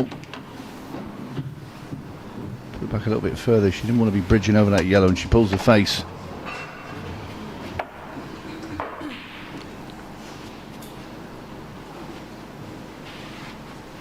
So this black for one each. Yeah, nicely recovered from Vicky Lomax.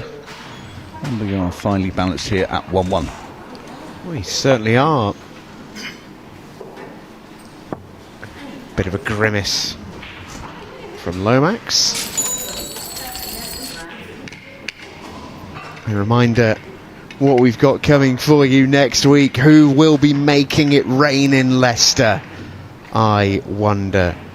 Bounties aplenty for the last man standing. It is live all weekend, next weekend. Only available to Ultimate Live members on our YouTube channel.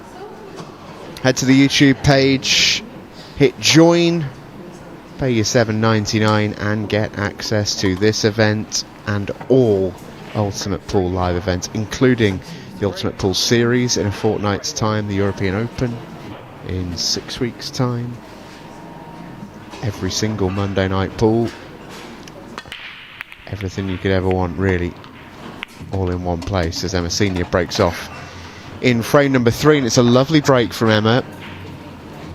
3 reds down. Top left of that table is a little mixy.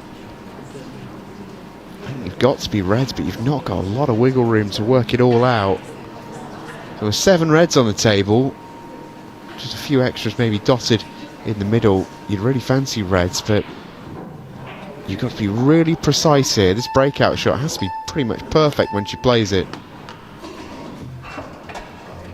Red balls in play. Because there's no margin for error, no insurance ball.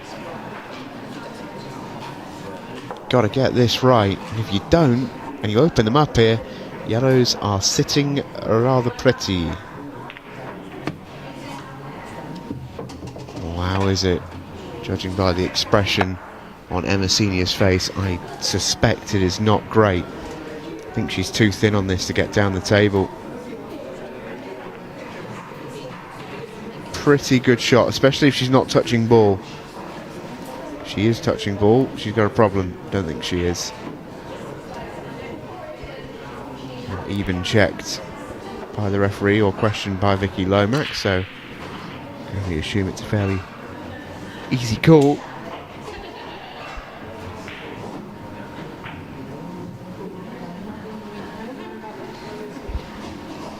She has left sight of this red at the bottom of the table, which will be the one targeted, you'd have to imagine, by Emma here. If she can get the red into the middle of the table somewhere, stop Vicky from having an easy pot on yellows, she could be in business. Yeah, like that, good shot.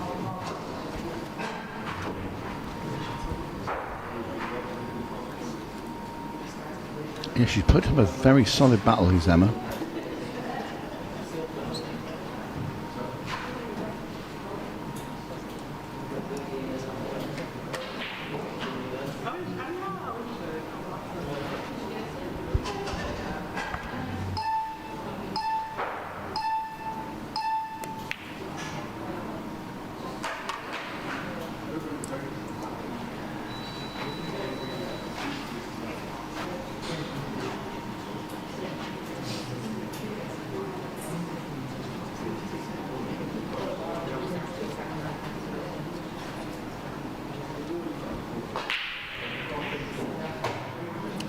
Well, there is an angle to get down here.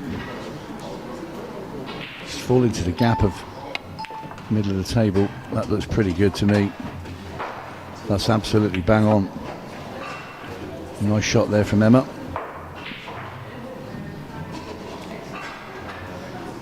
Two choices: drop it in very, very softly and play it into the right-hand centre. When you come behind it, if you do, I suggest you come off bottom rail and spin it over into the right-hand rail to avoid that middle bag. And that's what she's done. So, this 8-ball for a 2-1 lead for Emma Senior. In it goes, and a nice little finish there from Emma. Kept Vicky, just held her off. Yeah, a really well controlled frame actually by Emma Senior, despite the fact that she took, you know, a colour set where she didn't have tons and tons of control because of the amount of balls she had on the table. I think she's managed that really well, in truth.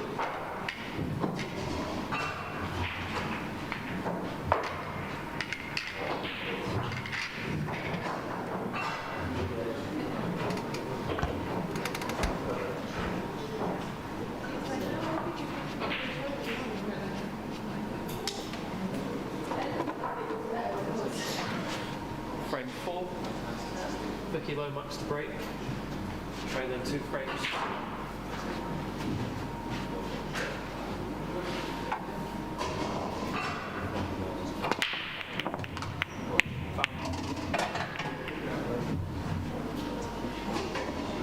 Pull out from timer.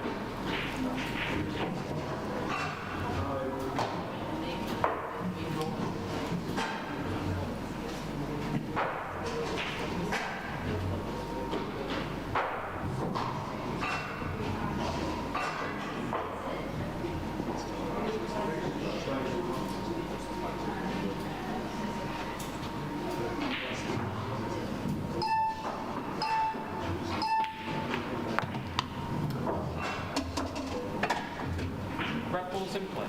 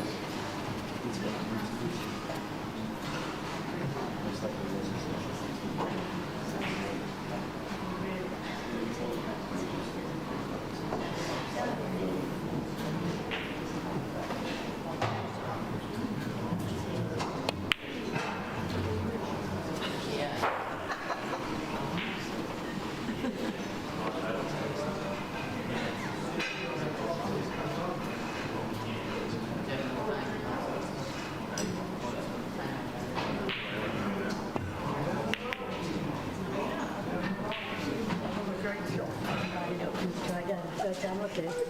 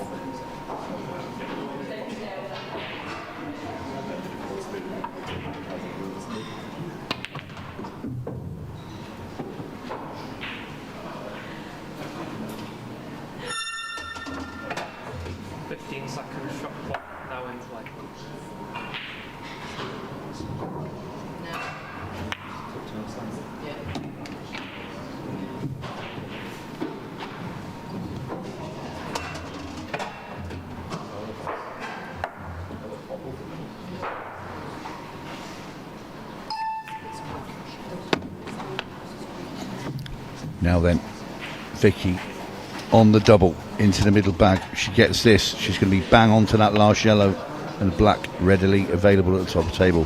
Backs against the wall a bit at the moment. She's 2-1 down. And she's missed it. So, could Emma Senior get herself into a 3-1 lead? And if you had some money on who would be in the final of this Group 3, you wouldn't necessarily put it on a Holly Potter Emma Senior match. But there's a possibility.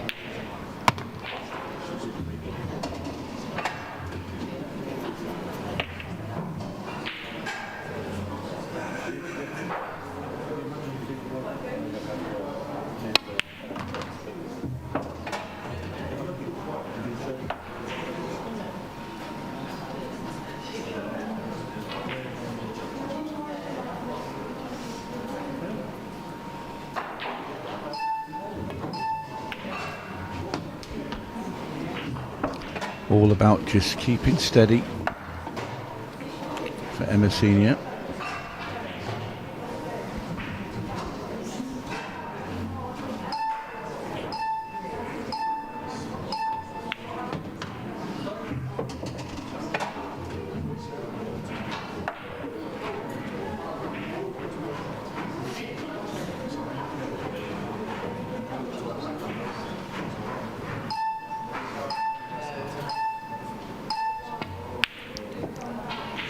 And that was the one, hit that very firmly. I actually quite like the way she hit that, just really confident.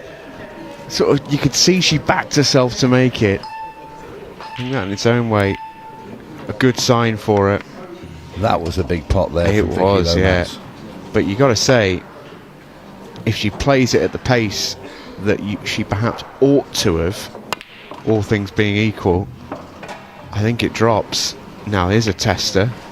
Played great position to get dead straight behind it. Just softly, just stun it in. That's not stunning, that's belting in. Well done, Vicky. That was a basher special. It was a nicely hit shot, but yeah, she didn't take any prisoners with that. But what it has done is level the match. And that was well needed for Vicky Lomax. She was there on the brink. And Emma had her just wobbling a little bit against the ropes, but Vicky Lomax, as we've seen plenty of times, and like that final you mentioned, Jamo, as well, she knows how to make a comeback. And this is an easy one for her, considering I think she came back from 5 behind against Becky Watkins.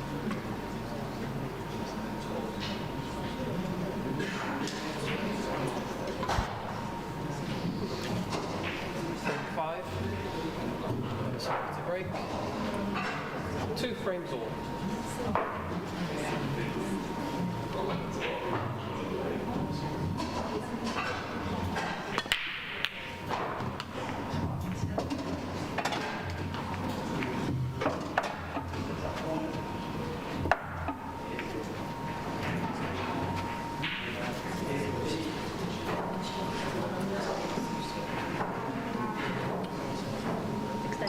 Extension call.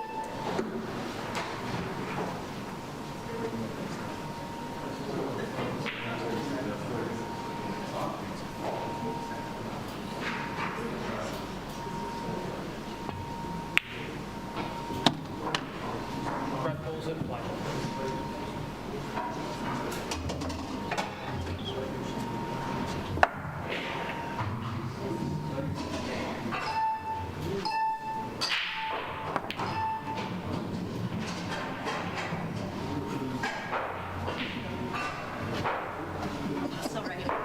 Touching ball.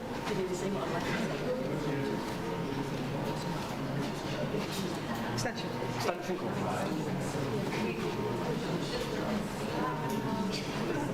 Big frame here, 2-2. Just over 5 minutes left. So you feel like possibly this could be the last frame of this match.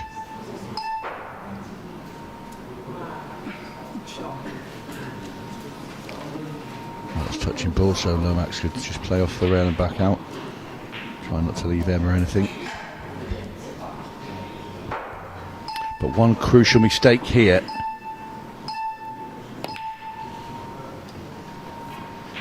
I think she might have got away with this one.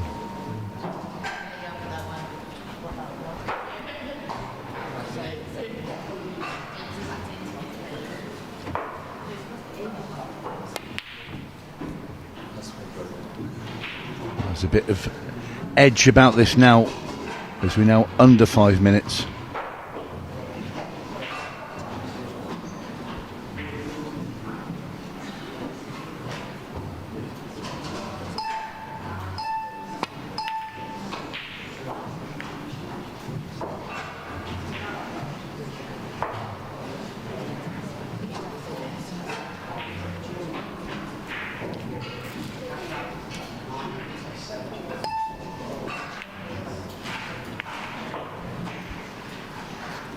Yeah, and that match clock has crept up, or crept down, more accurately.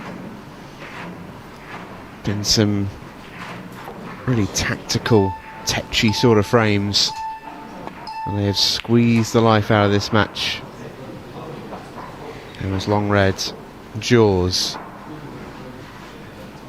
4 minutes left. There is not long. Someone to get themselves in front and potentially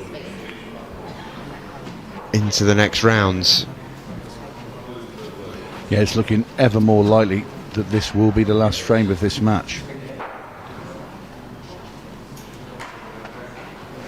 So for both players, a nerve jangler.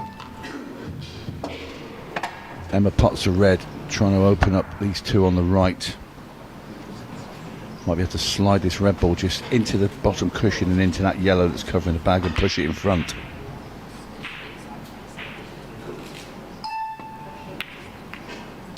She's potted it well, and I'll tell you what, she's left a plant here with the two reds. And if she can get the cue ball to go into the red and yellow on the right hand side, she might have a chance here of winning this match. Incredibly.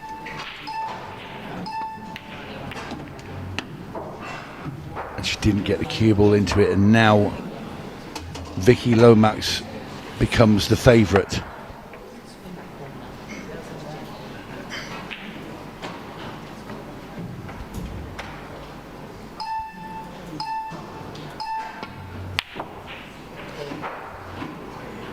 was a good attempt there. Trying to smash that into the corner. Jawed it. So, Vicky Lomax on yellows. Has the same problem as Emma with the red and yellow stuck to each other, so... Oh, she played this yellow off the cushion into the red, off the red that's over the bag. Does she plot into the middle and try and get into that red and yellow? Misses in the middle instead.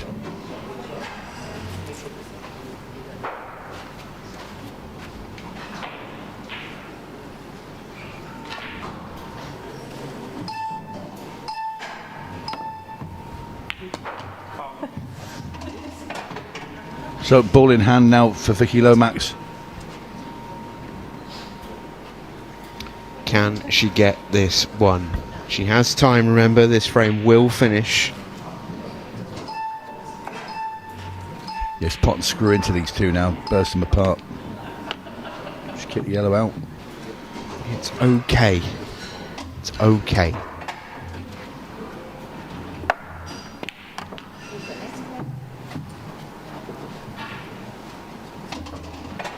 Well, take your pick. I think you roll the one next to the black into the middle because you're guaranteed to get on the one at the bottom. I think you take in the middle now, actually. And Vicky Lomax, from looking, well,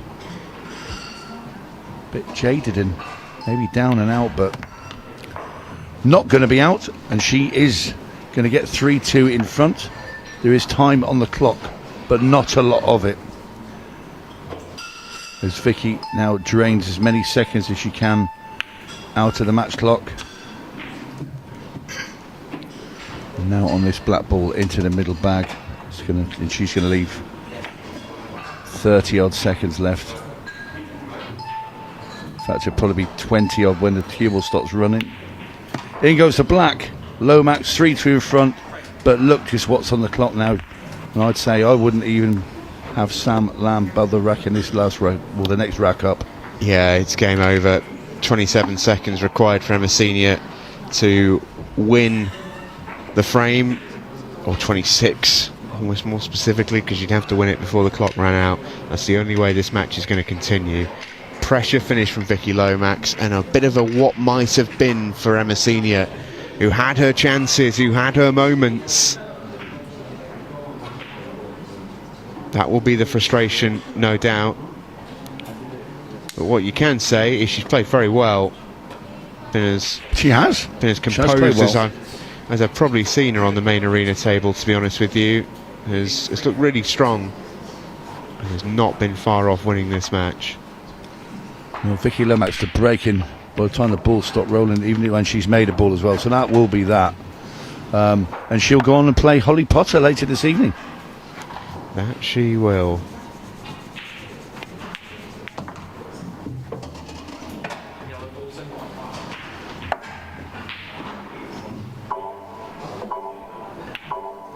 Game over then, and Vicky Lomax is going to make it through. Strong performance from both ladies, but it is Lomax who gets the job done.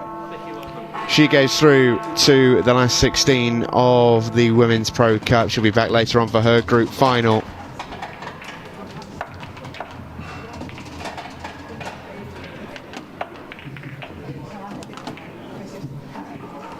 She'll take on Holly Potter at about 7:30 this evening. Coming up next, we've got the 12-year-old superstar Akina Sillins. She's in action against Louise Meyer, coming up in a few moments' time.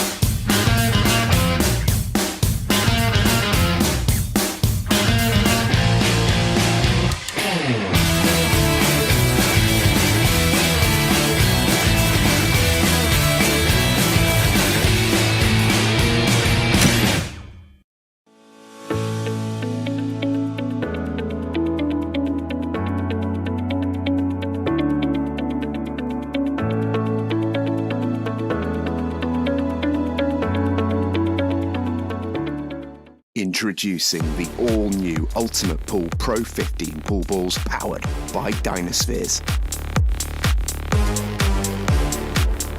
The official ball set for all Ultimate Pool tournaments. Unmatched consistency and precision with perfect roll technology. Developed with the best players in the world to elevate their game and your game. Available exclusively in the UK at ultimatepoolshop.com or from your authorised Dynaspheres retailer.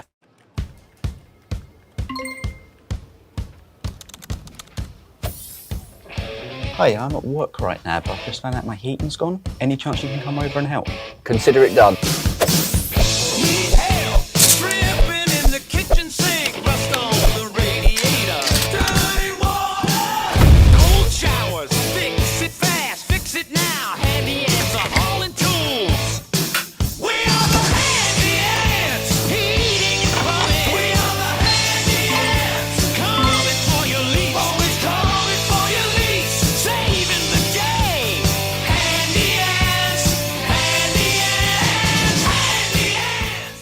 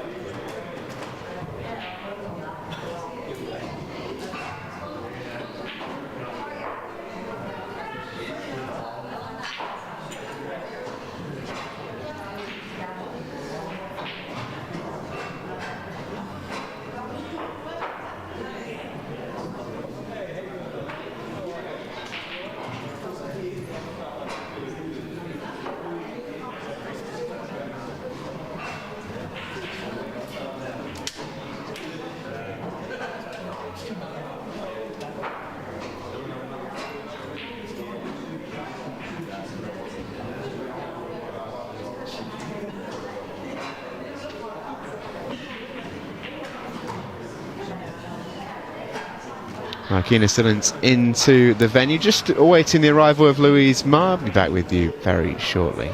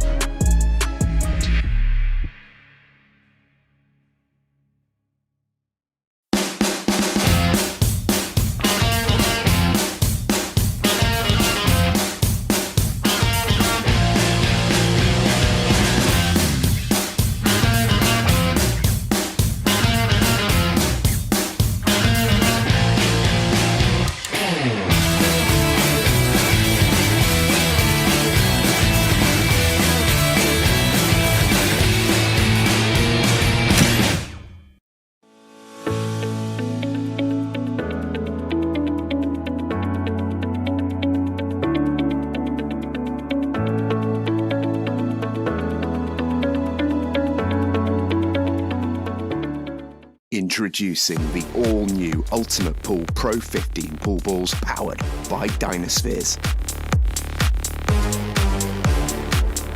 The official ball set for all Ultimate Pool tournaments. Unmatched consistency and precision with perfect roll technology. Developed with the best players in the world to elevate their game and your game. Available exclusively in the UK at ultimatepoolshop.com or from your authorised Dynaspheres retailer.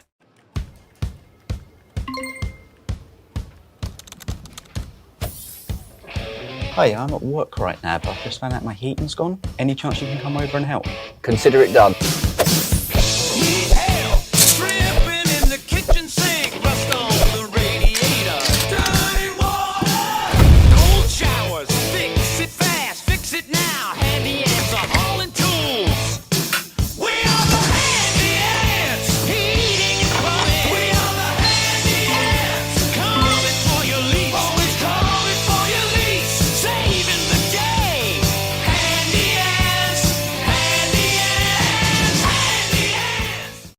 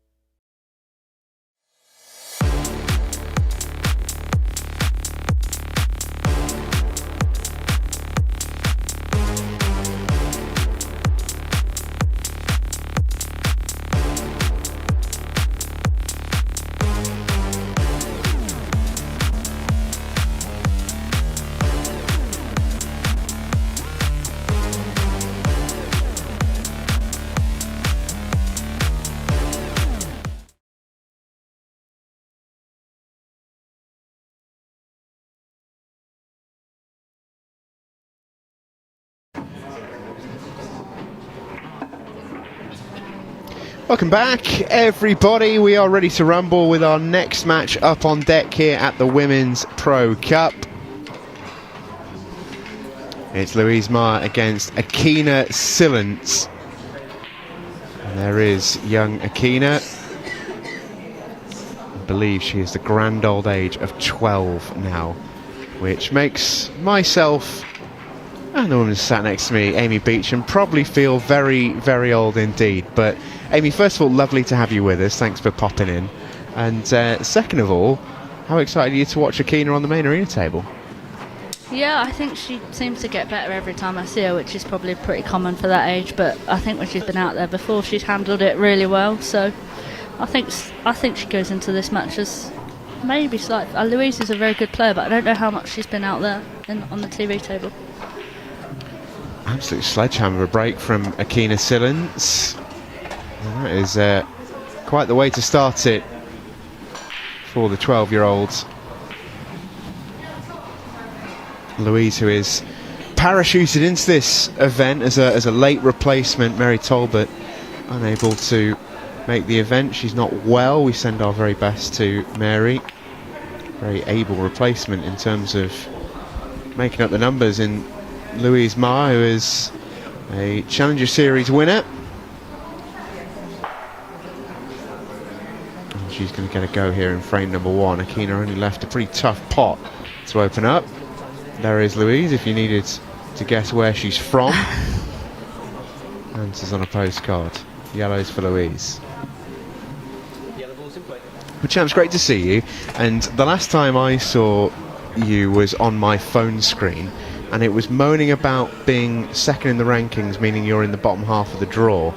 at the Players' Championship. Although Yep, still valid. it has sweetened itself up here in the Pro Cup because, well, you get a day off. Yeah, I mean, this tournament is a bit of an exception because of the set match times, etc. But yeah, in general, not my favourite thing. No, I can imagine, but it has worked out a little bit of a treat for you in this one at least. You come up in group number 8, if memory serves, and you've got yourself an Adrian Flitcroft-Hurst in your group. Yeah, I think I play Kirsty Shepherd first up. You do, yeah, correct. And it's Alicia Potter who rounds out that group. Oh, hello. Akina with a pretty spectacular fluke, and it might get her in business here, actually. Perfect angle. Yeah, how's your leave? That's an unbelievable fluke. That's played really well. Every time I've watched her, I just think she just looks completely fearless. Yeah, that's why I would make her maybe slight favourite in this match, just because of the fearlessness, and you don't know how, as a late replacement, how much Louise has prepared.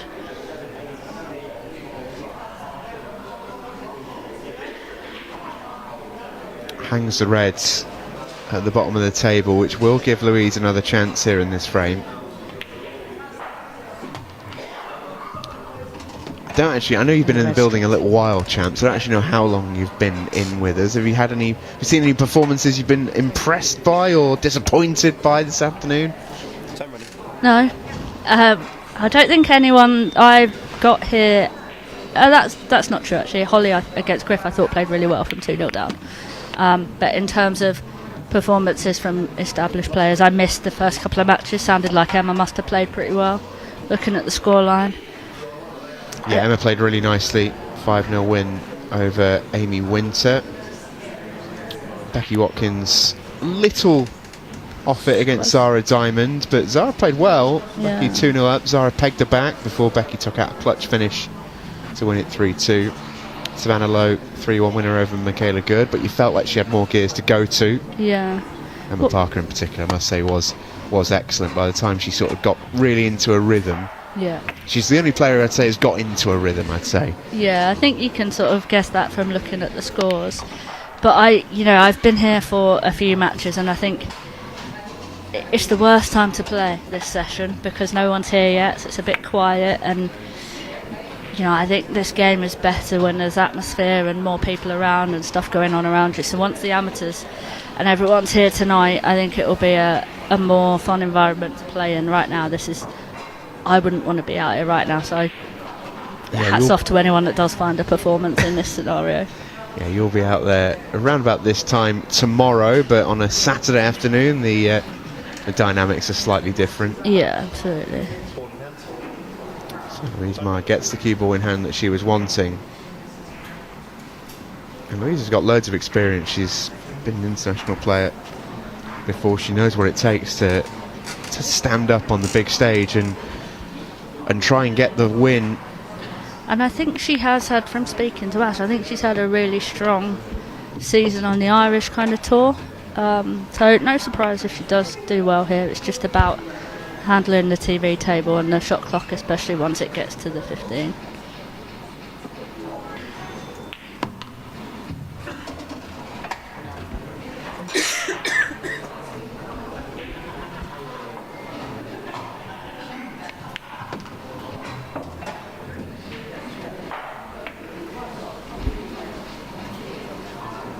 Be a little bit careful with the cue ball here.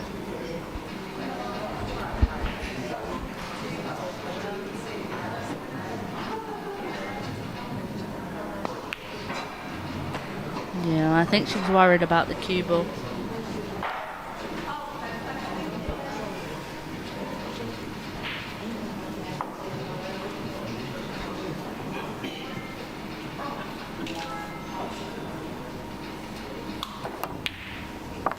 Great shot. I suppose there's that fearlessness again. First frames do tend to be big in these short races that are really match clock heavy.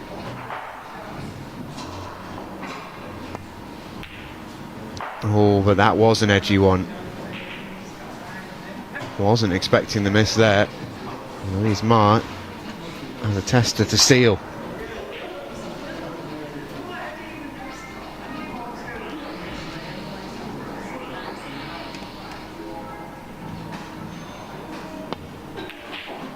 And she nails it. So 1-0 to the Irish player.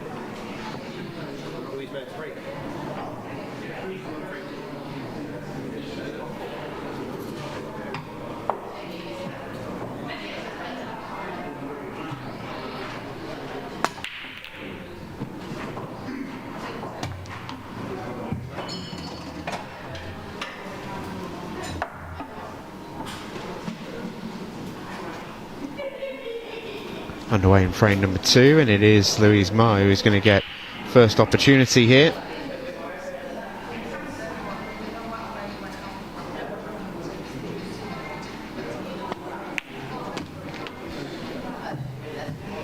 And she's looking at yellows. Tricky enough finish here. 8-ball needs some work too. Yeah, I think if you could have landed just a little bit shorter on this yellow, you could have played it to knock the reds out of the way, but she's come a little bit straight. And I know Griff struggled with the pace of the table. It looks rapid.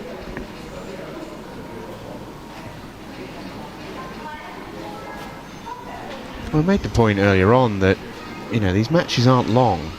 And because, and I completely understand why and all the rest of it, but because each player is sort of given the exact same match conditions, tables ironed and everything's kept absolutely pristine each and every single match. But it means the table's getting ironed every 45 minutes and it's already quick. Yeah.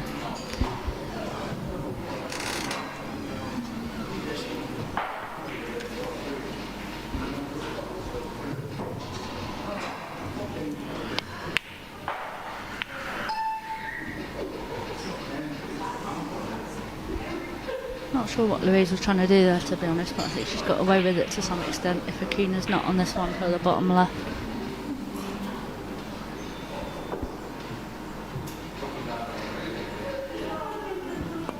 And she was onto the one to the bottom right, so she didn't get away with it at all.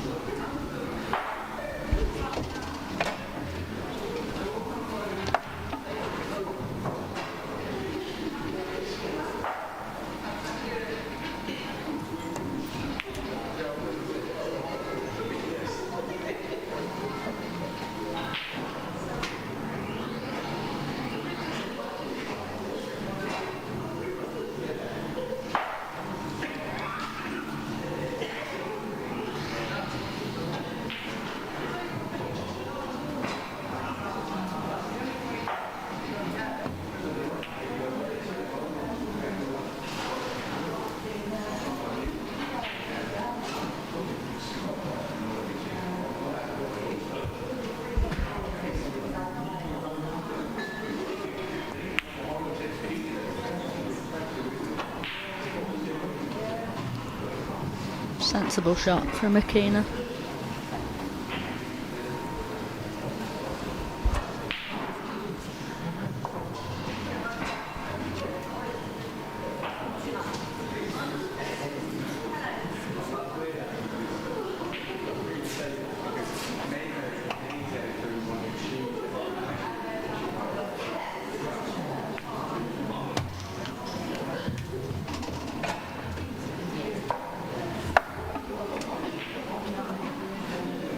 He's looking at the loss of turn. I'd want it to be a slight different angle for this, but the trouble playing it from there is that you were always going to bounce the yellow out of the way. If you were kind of thinner on it, you could potentially leave the yellow still somewhat in the way of the red. Yeah, because as it is, you played a loss of turn, but you've what have you left a actually chance. really gained? You've just sort of turned the table over Yeah. with a pretty good situation here for Akina Silence.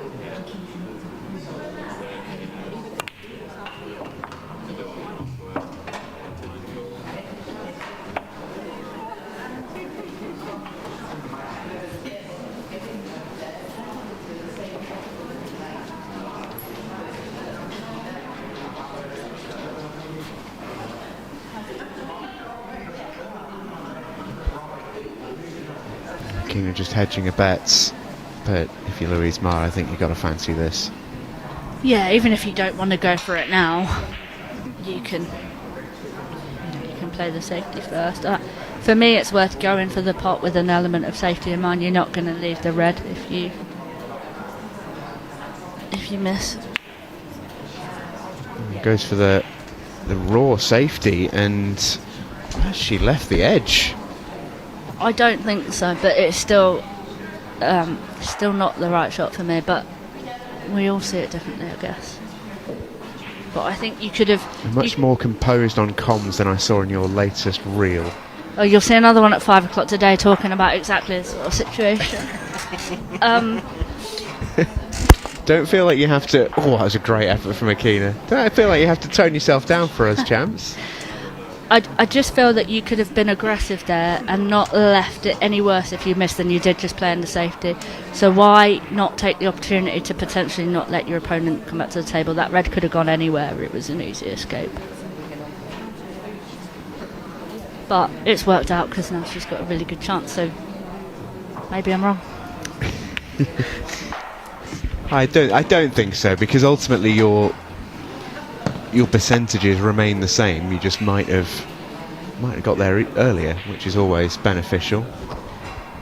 I think that's the nature of this rule set, isn't it? And it's something that I think sometimes rears its head when you sort of look at the very, very best players in the world. But I think when you do have a format like this where every frame is absolutely vital, and all of a sudden she's got a shot. Yeah, just you've got to like float this in so that you're not worried about the white. It's fine. Yeah, that's well played. But yeah, you can almost kind of overthink things and get a little edgy and defensive and all the rest of it, but even then you've still got to remember this is a really aggressive rule set, and you can be defensive, but you've always got to have in mind, how do I win the frame? That is the thing that I always think with this rule set more than any other, is how am I going to win the frame rather than make my opponent lose it. Yeah, I agree. Obviously in previous rule sets with shots like that, if you were in a total snooker, say, you could potentially try and roll up to the red, but because you can't do this in that rule set, player comes to the table and a lot of the time you're best off giving it a whack or try to pot something, and then anything can happen. So if you've got the chance to not give your opponent the opportunity to do that, for me, I would be taking it. Yeah, and in the specific example of Louisa a frame ago, there was an option where you can play a safety two ways. You can play it with trying to make a pot, or you can try it by just bumping a ball. Well, always take the attacking option. Yeah. Try and move forward every little bit at a time. It's a beautiful break from Akina. Absolutely criminal she's not made a ball off that. One of the best breaks we've seen today. But the fact that it's a nice break means it is a pretty nice split as well.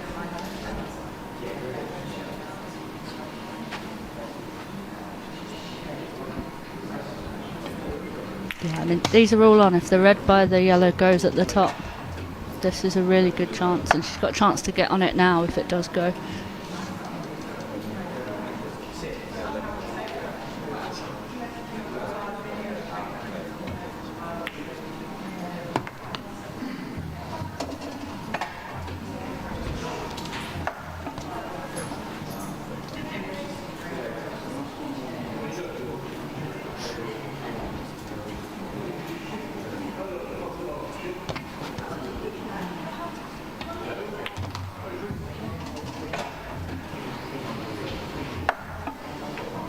another chance to play on the one at the top. This is a good angle just to drift towards the top cushion.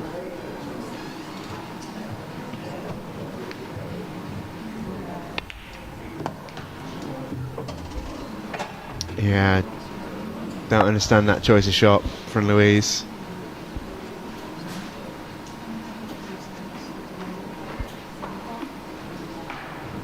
She's just got herself a little lost in this visit, I would suggest.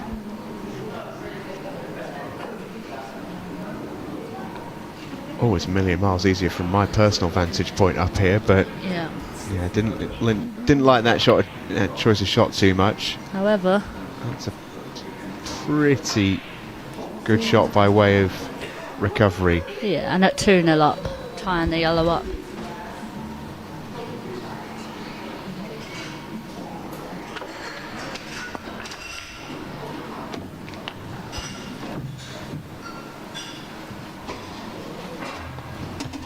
How aggressive do you want to be here, JMO? Playing this yellow off the red, smashing everything open, or is that too aggressive? I think she'll take it on.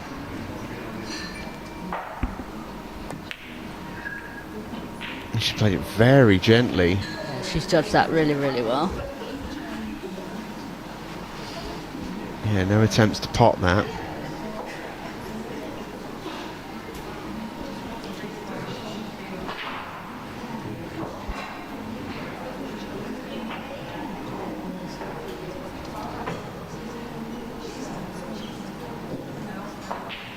And Louise in a bit of a pickle. Yeah.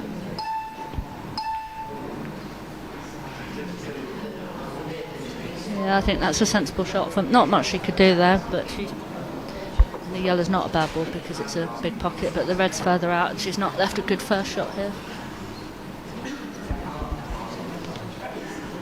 Keena also doesn't have to go at any point really. The only thing that may force her hand a touch is the fact that there's just 13 minutes left and she needs 2 frames. That will become more of a consideration as they progress through. Might be a case for Louise here, just try and make this really messy. She can take this yellow off the table and get a little bit of domination back. But if that yellow goes, Yeah. there's no value in that shot. If I mean, I think it does go, but not from here because you couldn't get the cue out the way in time. So I think, again, sensible shot from Akina. were you even playing pool at 12 years old?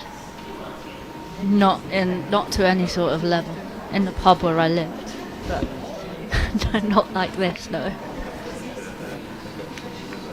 Because there's quite a few very, very good players who hadn't even picked up a cue by Akina's age. Yeah. Let alone, you know, playing on this sort of stage. Yeah. I mean, I didn't play county or any sort of competitive level until my early 20s. But I think it's more and more. Look at this, got the lefty out. I can't even hold the cue left-handed. I feel I can't hold it right. Fair. So good shot as well. Touchy little shot off the left from Akina Sillins.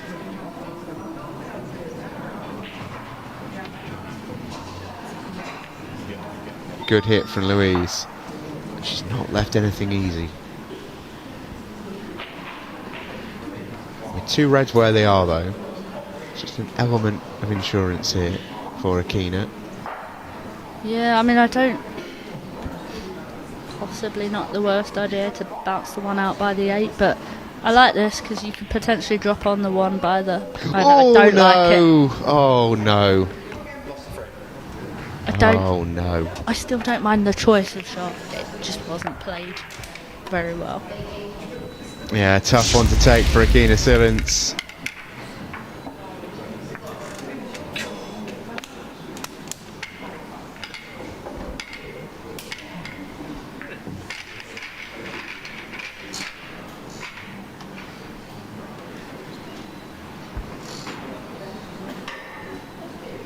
Tough one to take for Akina Sillins, who not only loses the frame, but in doing so goes 3-0 down. Long way back with 11 minutes on the clock. It is still possible. Especially on 10 minutes of 15 seconds. Yes. And anything can happen. There is time for 3 frames here, but she's going to need some assistance, you'd imagine, from Louise. There's cut breaking almost from a seat here. I mean, Oh, she effective, found though. something. Made 2 balls straight off the pack. Maybe that's the secret spot.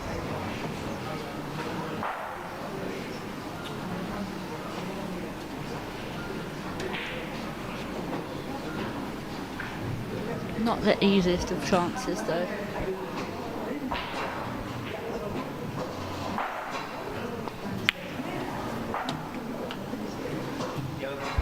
Don't think that bottom yellow goes, does it, in the middle? The bottom yellow of the 2.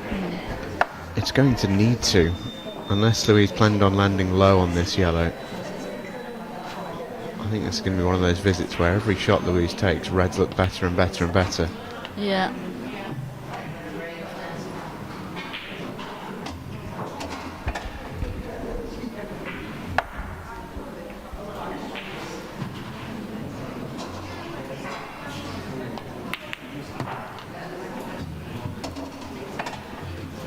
Oh, it doesn't go bottom left, does it?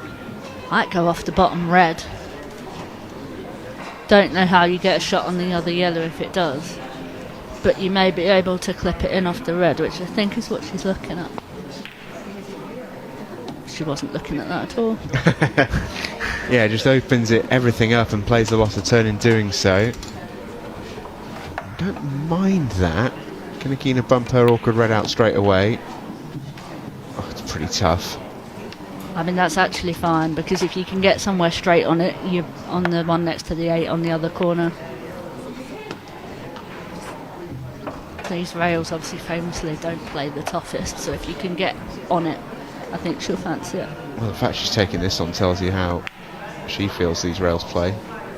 Not that open though. No.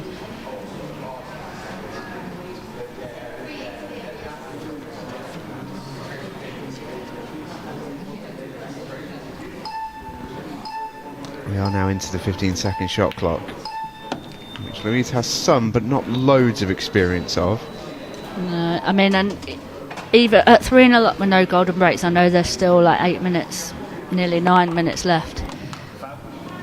But I would have definitely been making sure to use the extension there.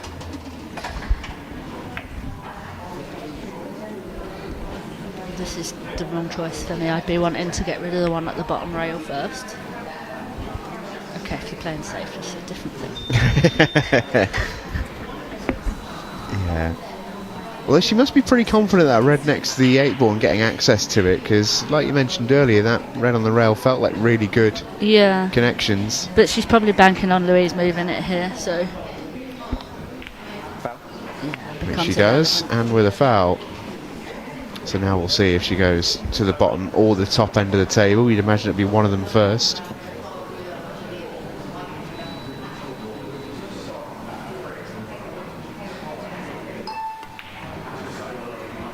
Oh, juice that shot up to try and go coast to coast. In doing so, misses. Yeah, I wonder if she was actually trying to flick the 8 away from that red rather than get on the one the bottom rail. Rather than try and play on it. Too much side on that from... Yeah, I think Louise the Mark. reactiveness of the table's catching Louise out a little bit in this scenario. Yeah, you don't need much at all.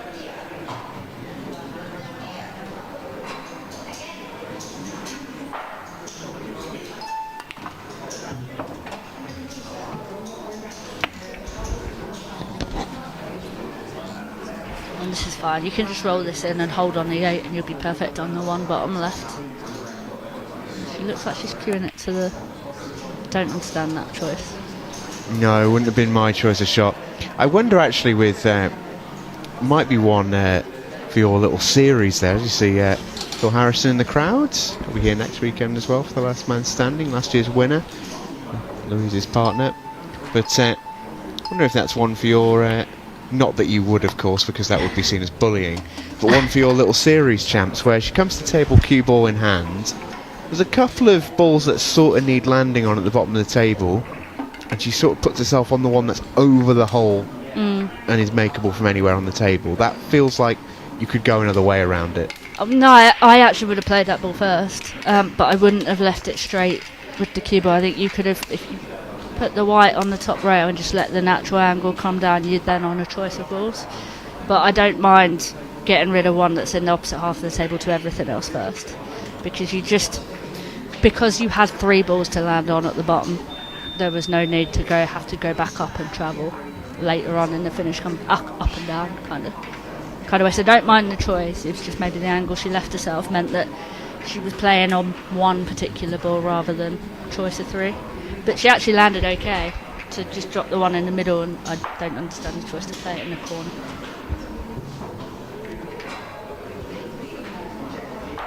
Looks a touch frustrated, does Akina Silence, which I'm sure she is. She'll not really, I'd imagine, be too used to losing very often. No. Every little bit of arena experience at this stage in her, can we call it a career at 12 years old? I think we have to. Yeah, but absolutely. You know what I mean anyway, at this stage of her... Why can't I break like this anymore? This stage of her pool career, it can only be so invaluable. Yeah. You know, because I think of someone like yourself, Champs, who, you know, before Ultimate Pool existed, you know, won everything there was to winning the game, and, you know, had all the experiences and all the rest of it. But all of a sudden, when you're confronted with a 15-second shot clock and that sort of thing in arenas, it's a brand new thing to learn. And the way that you and a host of the other top players have sort of navigated that to get to the stage where you're at now compared to when you started with Ultimate Pool, I think that's really noticeable. But at this age, you know, sky's the limit. Yeah, absolutely. I think we've had this conversation before, whereas like now through Ultimate Pool there are so many more opportunities to take it seriously and build from an early age. And yeah, she'll learn from this. And a lot of her thought processes are pretty good. It's just little things that you'll learn with experience. I suppose as well at the big old age of 12 is that, you know, your physical ability to pop balls is only going to get a lot better, like physically cueing the ball and all the rest of it. That might be, whereas you see someone who's in their mid-20s, and I'm sure they can improve a little bit, but generally that's sort of, you're sort of meant to know how to pot a ball by that stage. That's the sort of given bit. Whereas her actual physical execution, I'd imagine, will probably develop and improve a lot over the years to come. Yeah, and you can see from the way she breaks that there's a natural time in there, and if you have that, then that's a big advantage.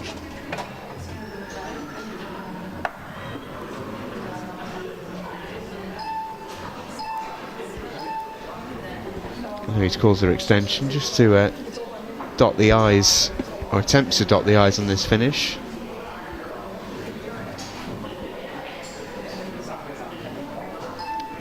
Still have one more game to come for you this afternoon. Lovely shot from Louise Meyer. Lindsay Schultz against Gina Woodmansee coming up following the conclusion of this one.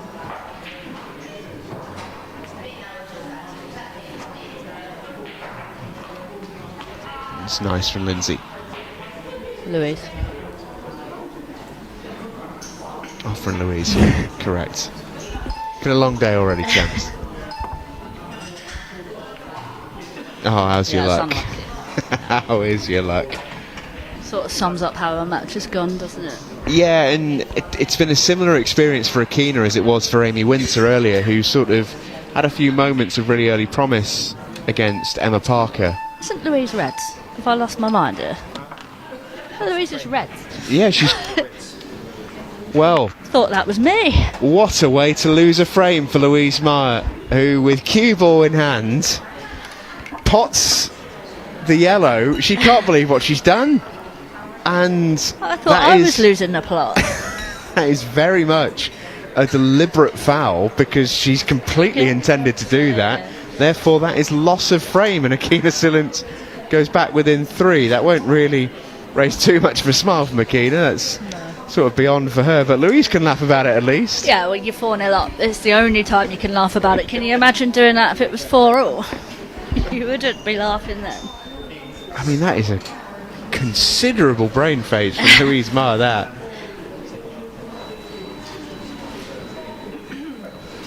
given that it was, you know, she played 3/4 of the frame there on reds, Yeah. and it was only a shot prior that she was at the table.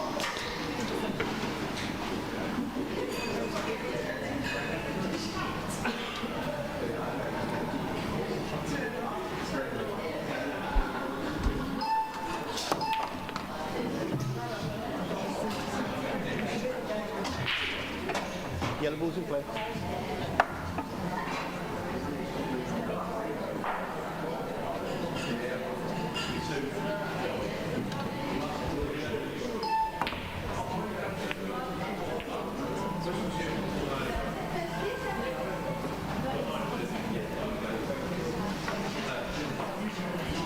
So Louise, you are on reds.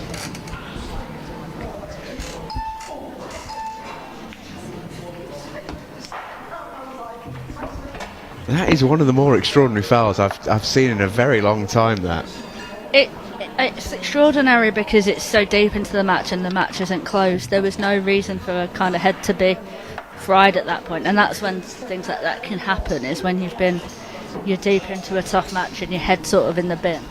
But if there's no reason for it to happen in this scenario, it is just a moment of madness.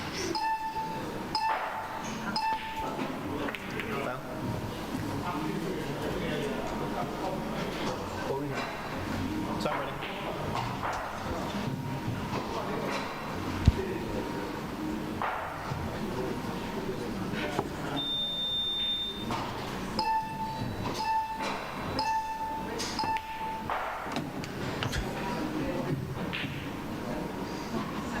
she just makes some of these shots look so easy because she only placed that cue ball down when the beep started going Yeah. off and had to bridge over. Just drills it into the heart of the pocket. Are you jealous, Jomo? Oh, tremendously. To have that much ability at 12 years old is something not a lot of people, I think, will get to experience.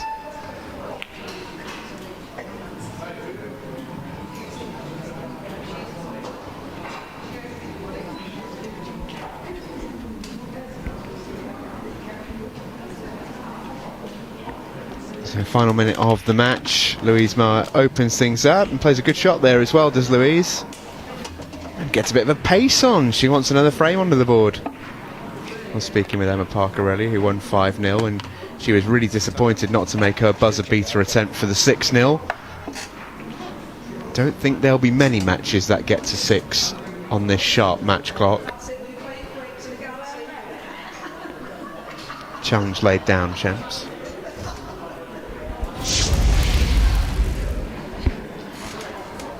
No idea what happened here.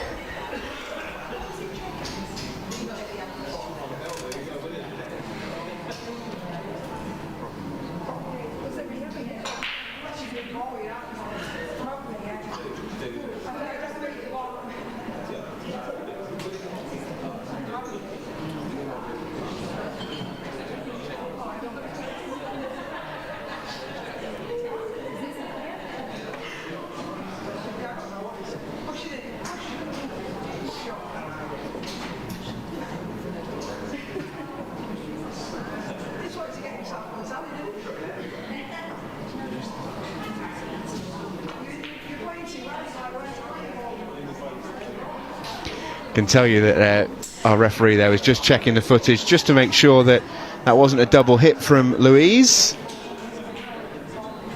It's going to make no material difference to the outcome of this match, but absolutely correct that the decision was questioned, and Louise in the end absolutely fine.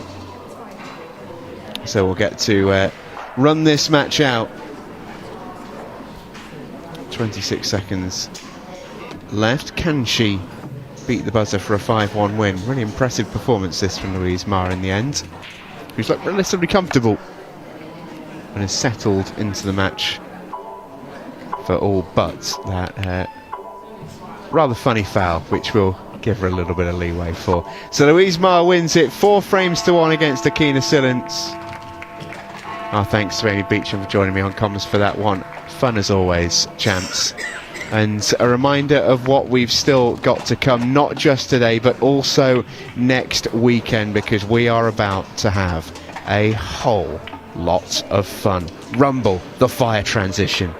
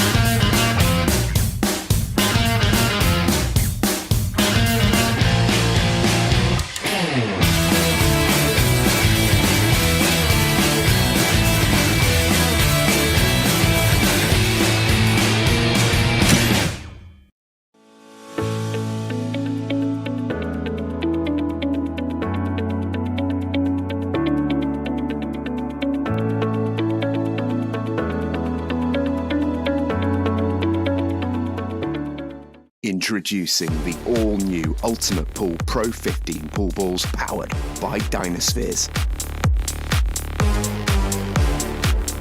The official ball set for all Ultimate Pool tournaments. Unmatched consistency and precision with perfect roll technology. Developed with the best players in the world to elevate their game and your game. Available exclusively in the UK at ultimatepoolshop.com or from your authorised Dynaspheres retailer.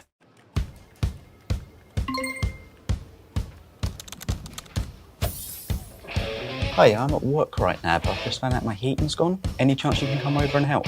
Consider it done. Need help stripping in the kitchen sink, rust on the radiator, dirty water, cold showers, fix it fast, fix it now, handy ants are hauling tools. We are the handy ants, heating and plumbing. We are the handy ants, coming for your lease, always coming for your lease, saving the day. Handy ants, handy ants.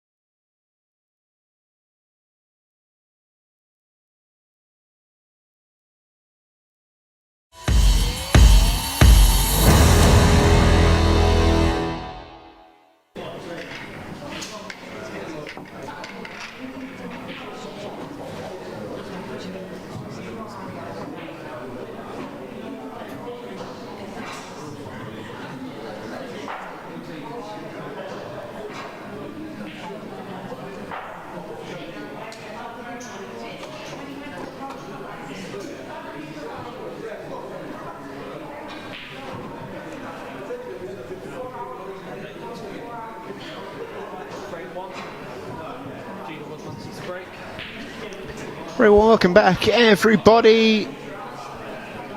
We're almost ready to go with our final match of the afternoon session as we see G-Force, Gina Woodmansey, taking on Lindsay Schultz.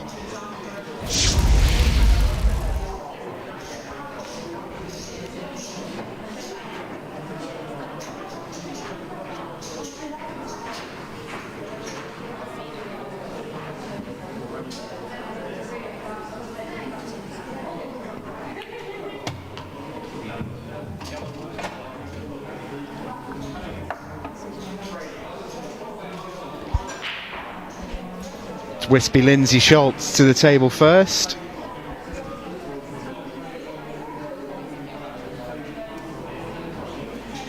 And she's nicely on this yellow to bottom left.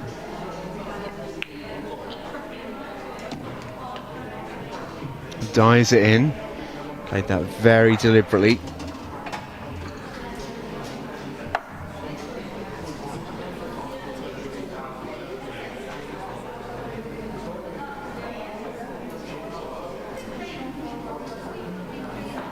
I believe this is Gina's first match out on the main arena table with Ultimate Pool, and she's going to get her first chance in her first match in frame number 1 as well. Lindsay Schultz landed on that very deliberately, but it was still a tight shot into the middle pocket.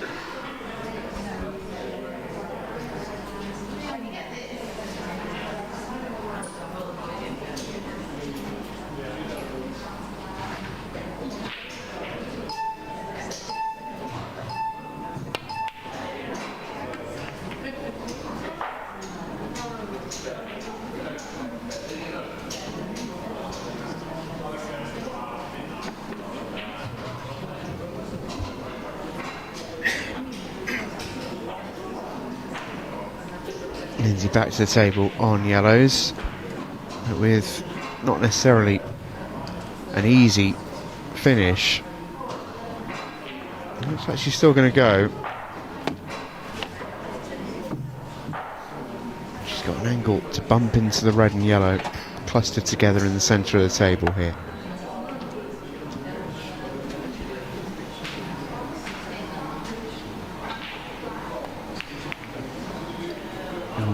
Just got it wrong. All eyes on the cannon there, I think, but actually I think the cannon would have been better if she'd have made the ball. I think changing the angle there impacted the cannon as well. And bring Gina back here in frame number 1. Oh, and she's short. Just completely dropped that.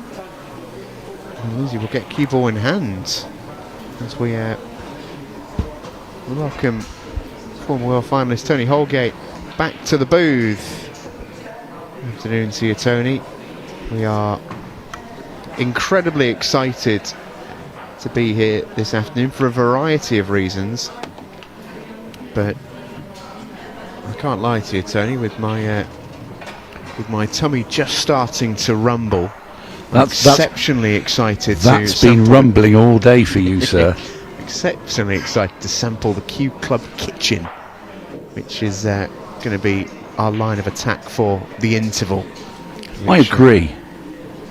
Which, if you've never been to the Q Club, their Indian kitchen, which is a sort of residency. It's not a permanent installation, but I think for 4 days a week they do evenings, and goodness me, the reports, the reviews, I am tremendously excited. I ate last night. It's fantastic. It really is. That's nicely played by Lindsay, but she's going to have a shot to play here. Yeah, just pop this in. Just screw the cue ball back into the red.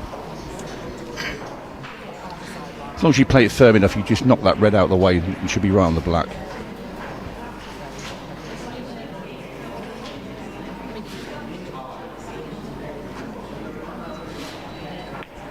She's gone for the soft roll.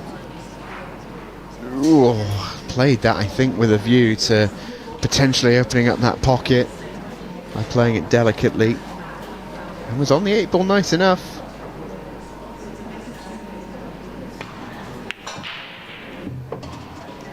I think I'm right in saying the last time we saw Lindsay out here on the main arena table with UP was the 36 Vegas Champions League, and she performed really, really well that night.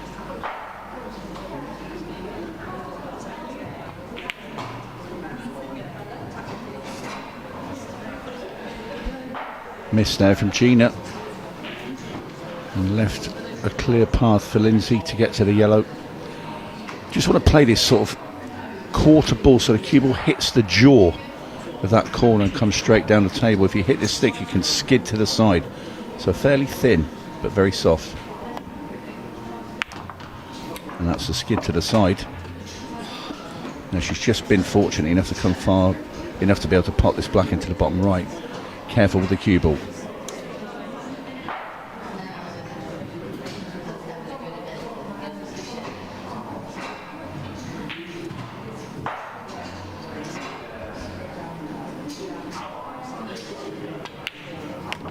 Oh, what an 8-ball from Lindsay Schultz. Bang!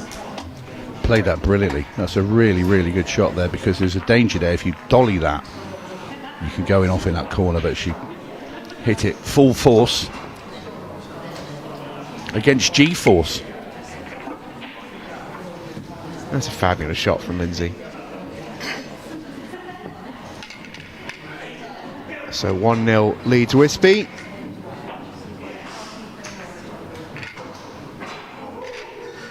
She'll be hoping that will just settle any pre-match jitters for her.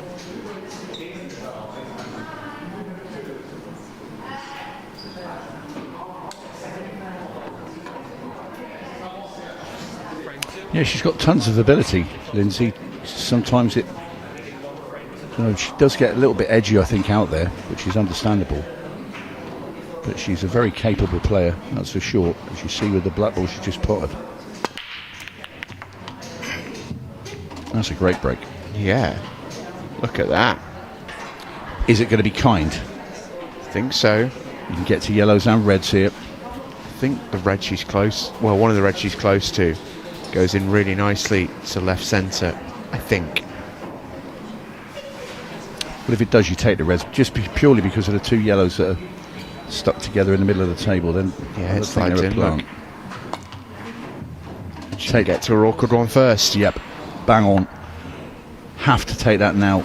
If she can pot this one, get the cue ball back out to the middle of the table again, she's in a great position. Got to play the red top left, because it's not easy to get in that gap, and she's right in there now. Wow. I wonder if Lindsay will be made to regret that come the end of the visit. Oh, fabulous exhibition of cue power. I mean, there are those two reds near the right-hand middle, which, as long as you get the right angle, it should lend itself to pretty easy position, but this is going to be short, and now she's in a bit of bother. Well, is she on it now? Can she get to that red to the top this left is the now? case, she was right up there, right next to it earlier. We see it so often. This isn't a Lindsay thing. It's not a women's pool thing. It's a pool player thing. So many times you sort of land on your awkward ball and you think, I'm not great on it, I can get better. And it's so often the case that it's so difficult to end up getting better. She's bumped the red a little bit. She's still okay here. But this is the thing for attacking your problem balls early. And when she's right on it, it's just, you know, take it then and there, because everything else is in the middle of the table. Might still be okay, but I just think there's going to be a problem very soon on the horizon for Lindsay.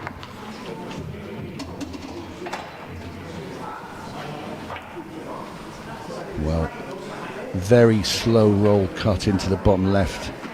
Cue ball off the two cushions. You just try and get anywhere near the sort of blue spot with the cue ball.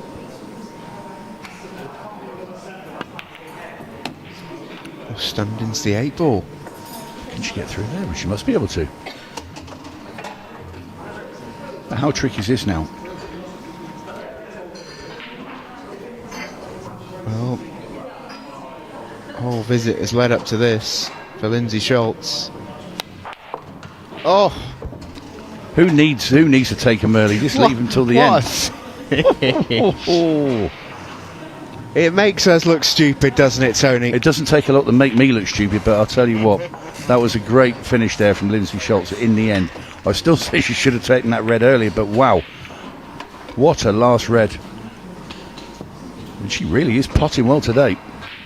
Yeah, that's a tremendous out. Beautiful shot. Yeah, and the control with the cue ball as well, all round. Great finish there from Lindsay. Yeah, that wow, she's turned up today, isn't she? That was brilliant. One of the visits of the day from Lindsay Schultz, that tremendous clearance. And this is what I want to see from her, because we know she's capable. And if she can produce finishes like that, she's going to be very hard to beat indeed. Yeah, and how does that feel, Eugenia Woodmansey? Can't have felt too good sat in the chair watching that. Well, it's hard, isn't it? But there's plenty of time on the clock for Gina. Wants a good break here. Decent split. Notice puts the cue ball very close to the top rail. Unusual break. She broke her first one pretty well, though. And she's going to get a ball here. It's a nice split, I think, as well. Having a cue ball closer to the rail, though, just limits the power you can generate in your break.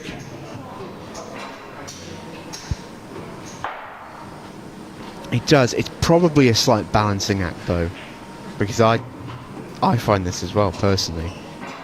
Yeah, stick with me. I can see you holding that microphone, itching to pile in, Tony.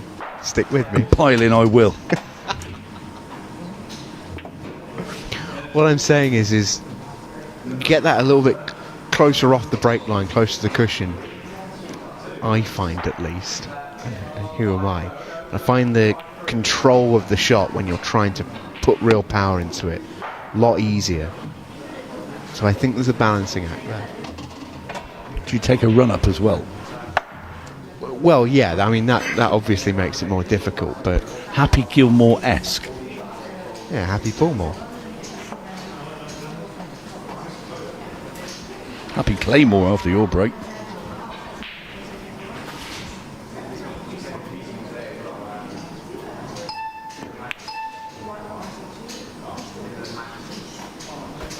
Well, missed that one, but no damage done there, really.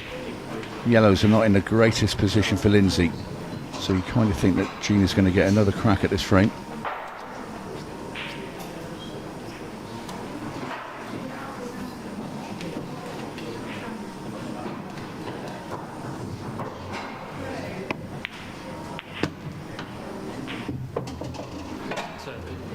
Plays a loss of turn.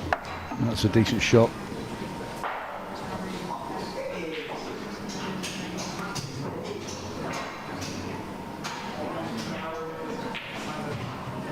So don't forget, this evening we will have all four group finals, groups 1 to 4, and then tomorrow we will be seeing out groups 5 to 8, just as we have today. The same format, the same schedule.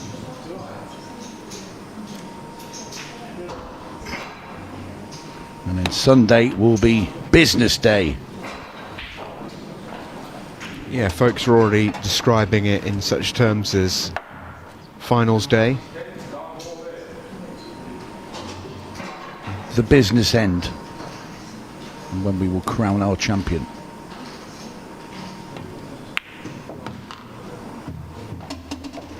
Can Gina get past the yellow and see the potting angle for this last red? The fact that Lindsay just tapped her knee there off that shot, I think that's a little bit of an insight for me. Lindsay's quite close to being in line with this. This goes, I think. She's getting the cue ball past the yellows though, and onto the black ball. That's not going to get there. Oh, no, it didn't go. Where's your answer?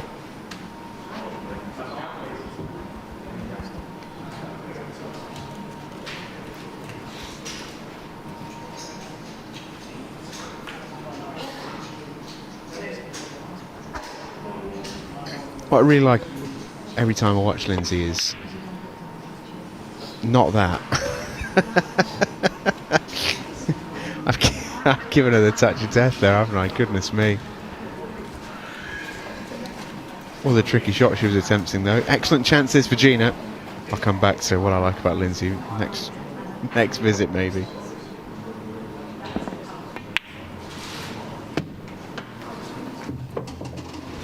Yeah, excellent shot. No mistakes the second time around here for Gina. So, this black ball for 2-1. Claws her way back into this match. In it goes. And that will make Gina feel a whole lot happier. Yeah, heart of the pocket from G-Force, who stayed down on the shot just to soak that moment in.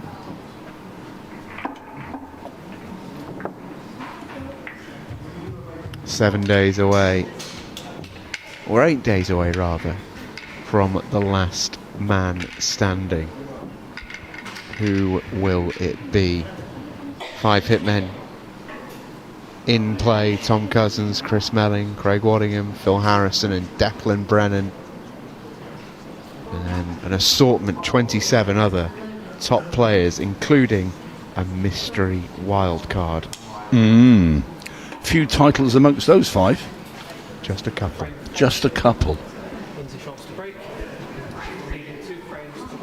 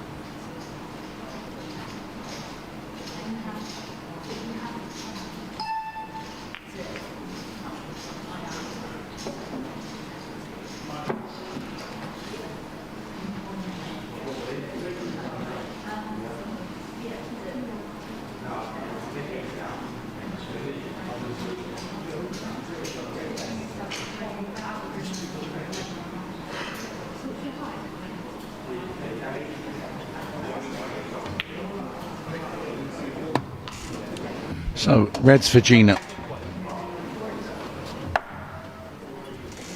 Couple of tricky balls on the table.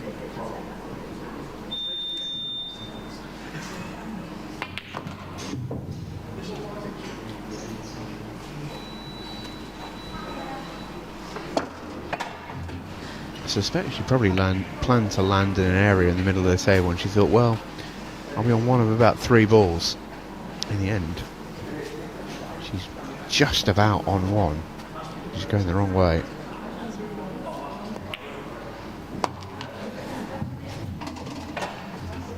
Yeah, this visit's about to come to an abrupt halt. It's what she leaves Lucy Schultz that's important now for Gina. Wants to just develop this red, flick it out, try and put the keyboard down at the bottom of the table. Okay, that was a super aggressive shot there. Went for the double and actually to split the reds open in the same go. Yeah, I don't mind that. It's a good bit of vision. Just a little bit unlucky with the execution, really. It didn't come out particularly nice either. So there's a bit of mileage left in this frame as well.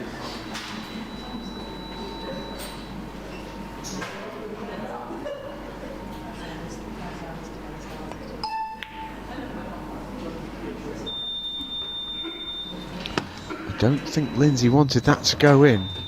Almost certain she didn't. Played a white ball, and then wouldn't you know it, it flies into the top corner.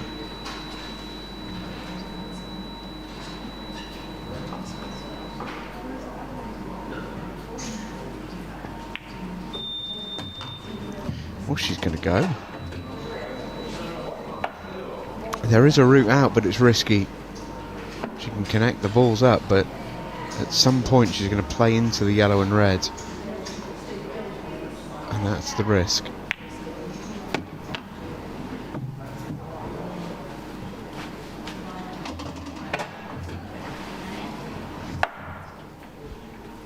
Can use the 8 ball as a guide here.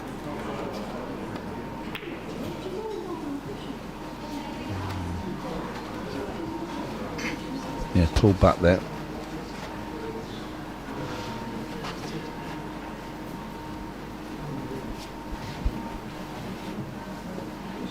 Three ball lost to turn plan. 4 ball. Oh, close. Great effort.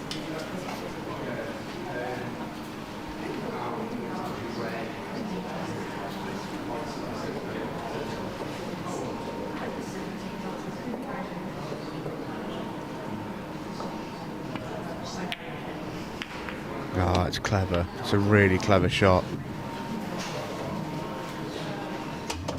Lovely bit of vision from Lindsay Schultz. I think she'd love to be able to get to that yellow by the middle pocket now. If not, tough shot.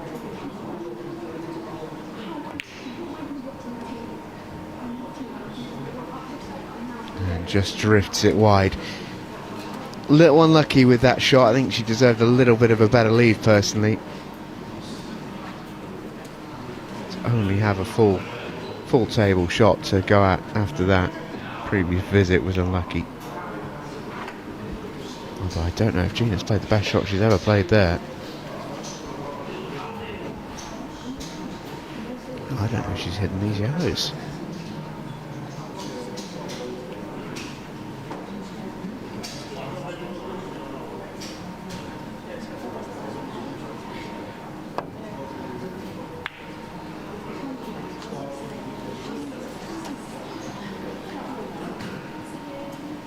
Trickle under 11.5 minutes remaining in this final match of the opening session of the Ultimate Pool Women's Pro Cup.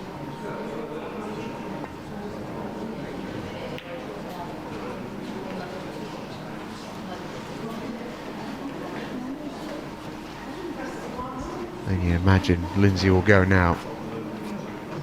Chance to assert herself and restore that 2-frame cushion.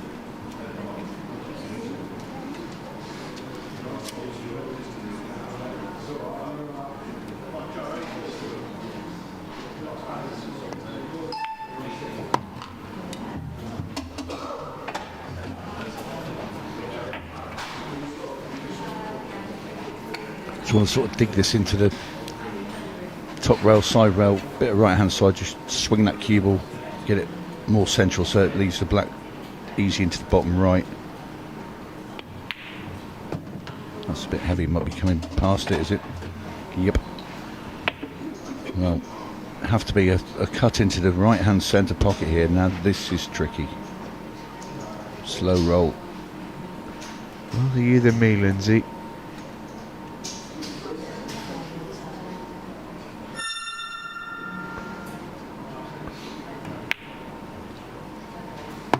Oh, very well done. A great part. Yeah, it's what's been the difference. She pulled out the big shots when needed in this match is Lindsay Schultz. She certainly has. That's been the real difference in frames 2 and then in frame 4. Lindsay's really steps up and showed her class.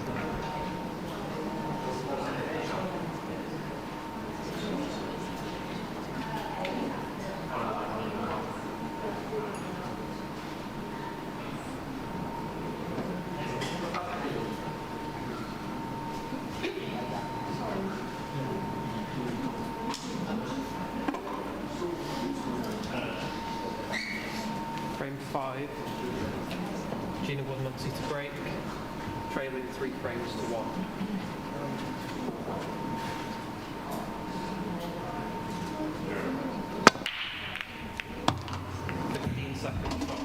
No. Booming break. Yeah, Gina and Woodmansey. again, just for where the cue ball is, but she gets hold of the pack enough. Give her a due. It's a consistent break. It's the same every time. This will be the big tester for Gina. This will be her first taste, I believe, of the 15-second shot clock. You can see already her pace has quickened around the table. Cut this into the middle, cue ball straight into the black ball, kick the other yellow out with the bottom. a little bit off that side rail. I think she's on the one in the middle. I think it will slide past the red, left centre.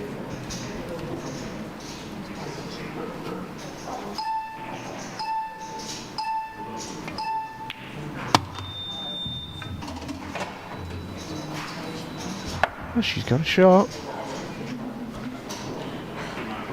Yeah, I think she's going to have to play that. If she can get to the one in the middle, I think she has to play that and come down because, well, this is low percentage.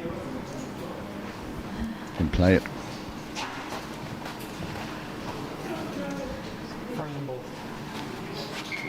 And it's partly hidden there as well, so this sort of plays into Lindsay's hands now with 8.5 minutes left.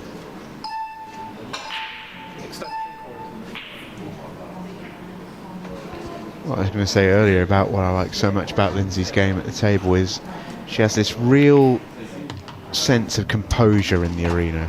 Very, very deliberate. Even on 15 seconds is steady and assured in everything that she does. And from speaking to Lindsay, I know that's a sense of there's a little bit of the kind of the swan metaphor with her, where everything's serene on top whilst the legs kick furiously underneath that you can't see. But I think it helps her sort of really lock into her shots. She's got this good pre-shot routine. I always think that if you're not outwardly panicking, it sometimes maybe helps you not inwardly panic as well. Although I would suggest that she might be plotting herself into trouble here. Yeah, but it's what she leaves, isn't it? With that yellow and the red at the top, I think Lindsay's in a pretty strong position. That's going to go in. She didn't want it in. In for a penny, in for a pound at this point, Lindsay. Take the double on. Well, you're kind of all in now, but then do you risk trying to bump that other awkward red out? Try to block in the I think yellow at that's the bottom of sensible. the table. It's a pretty nice idea for a shot. Yeah, it's sensible with what's left on the clock. So we're under 7 minutes. So she's trying to force Gina to go for something more elaborate because of the time.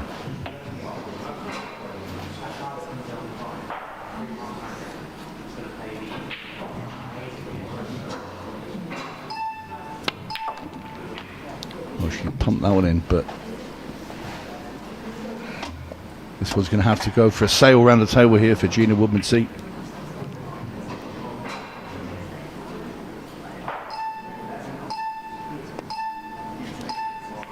He's trying to set it up. The trouble is with that, it's two easy reds at the bottom of the table for Lindsay Schultz.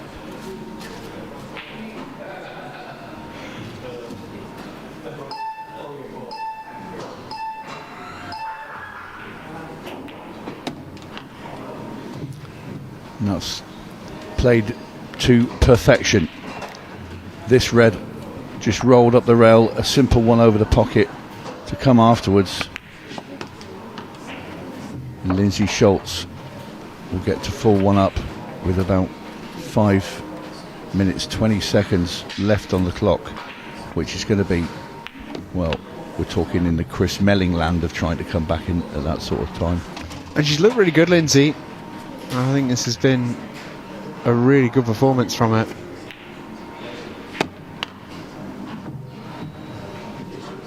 Right. 4-1 the lead then for Wispy Lindsay Schultz. Yeah, she's had some very impressive potting in amongst playing the right shot as well at the right time. It's been a composed performance from Lindsay, and she's good value for her lead.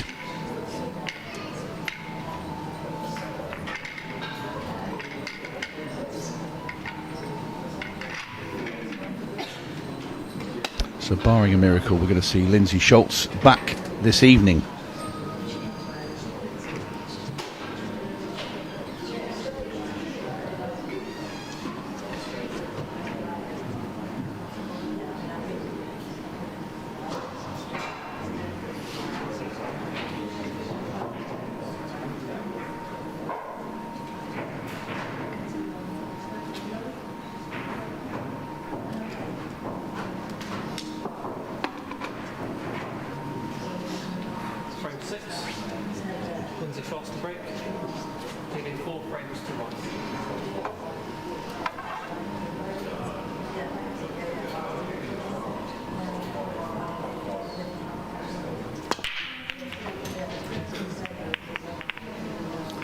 Good split, but it's going to be dry. So Gina Woodmansey's going to really have to put a spurt on here around the table and pot these as quick as she possibly can. And still it might not be enough. There you see, she was rushed into that one. And unfortunately for Gina, lost the cue ball.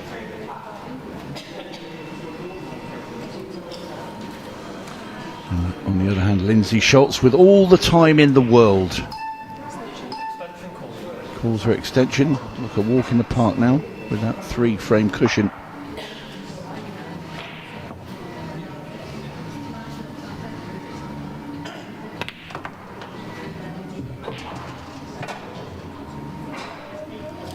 How on earth? I thought it was going to drop in then.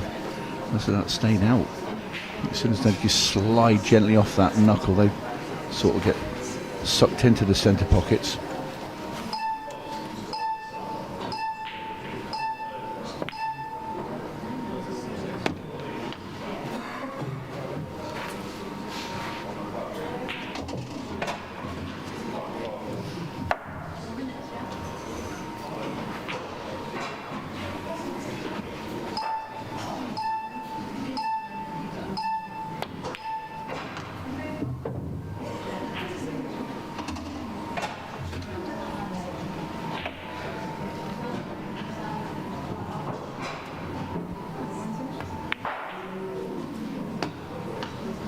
Well, Lindsay can sort of just have a bit of a fly at these, 4-1 up with 3 minutes left, but she ends up getting them. It's a tasty finish.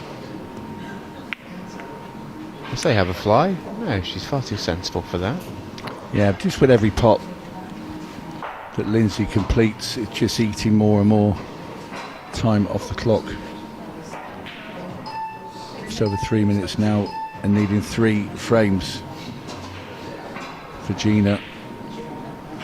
I think if you're Gina, you've got to play the one she's closest to down at the bottom right.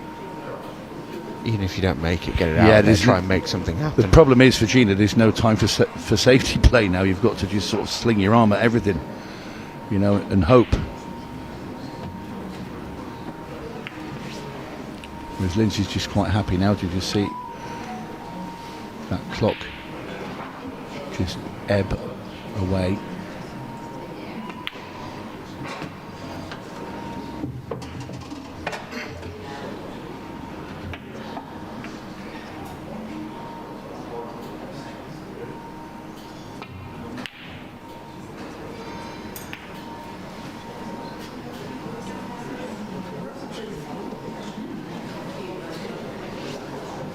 Even on a 15-second shot clock, I feel like if you half get up off a shot, you have to reset.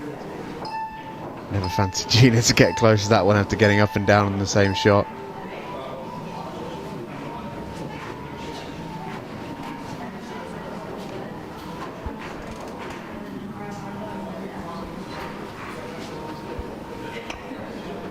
We've seen today how tricky it can be to have your own arena experience out there. This is Gina's very first.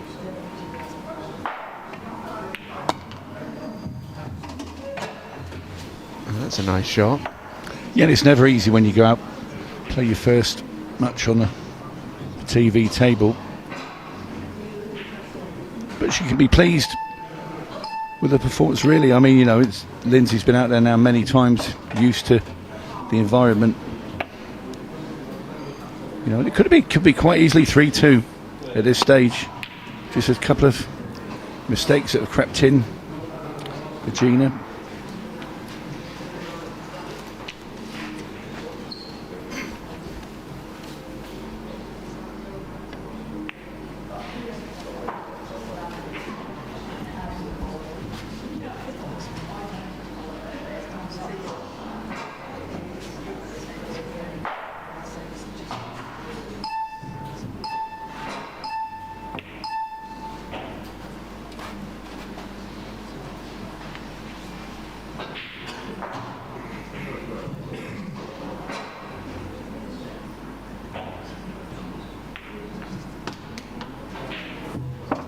.20 seconds left, and this game is over.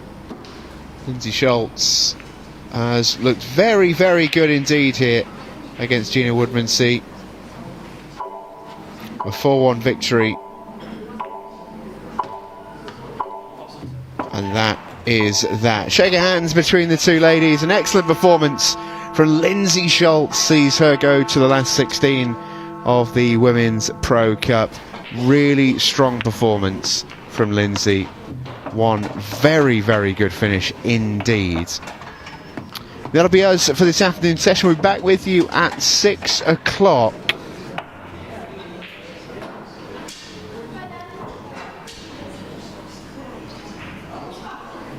And before we leave you for 6 o'clock, where myself and Tony will rejoin you with our last 16 matches, beginning with Becky Watkins versus Savannah Lowe. A reminder of what we've got coming up for you next weekend.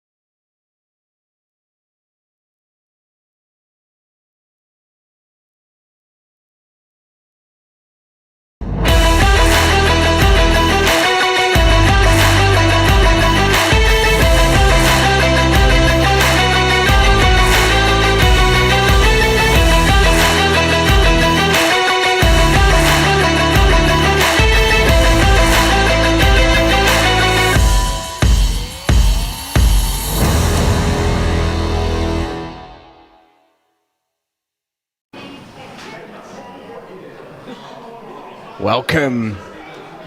We are back live here at the Q Club for session number 2 of the Women's Pro Cup. It's filling up nicely here in Leicester. Let's take a quick look at what we've got coming up for you this evening. We will start off with Becky Watkins versus Savannah Lowe. We've got Emma Parker and Claire Smith to follow. Vicky Lomax versus Holly Potter, our third group final, followed by Louise Meyer and Lindsay Schultz.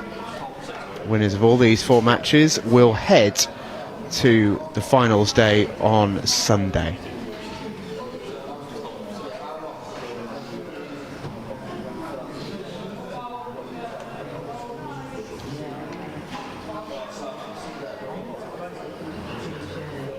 First up then is Becky Watkins against Savannah Lowe for a place in the last 8.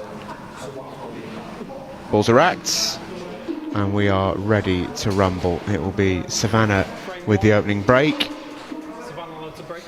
up against the Ultimate Pool Women's number 1, Becky Watkins. Speaking of number 1, Tony Holgate is with me, the best in the business.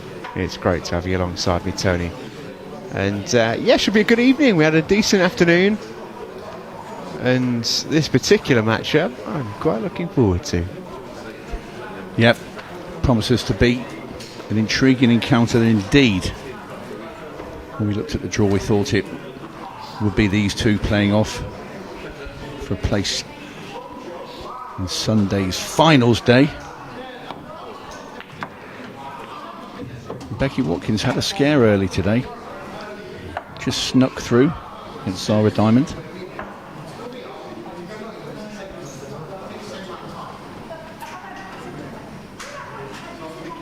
Savannah Lowe a little more comfortable in her match.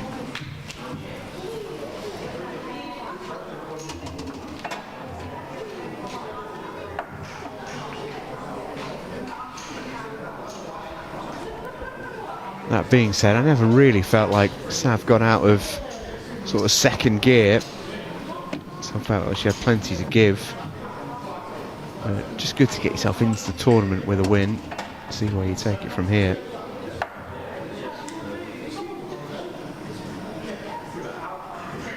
Becky's had a good look at these reds, and I mean, she may think there's an option to clear here, but it's simply been a case of getting reds and then getting down to work. There's not much of a finish on here. No, it's a bit of a mess on the right hand side. But she's not the type of player to pop balls if she doesn't need to. So I wonder. Well, I think she's going to run these reds towards the bottom corner here. She's going to flick the one out off the rail, try and cannon into the lower red.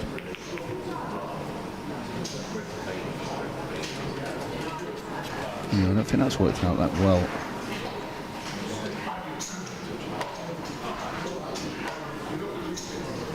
Savannah going to play the plant up the length of the table and gets it.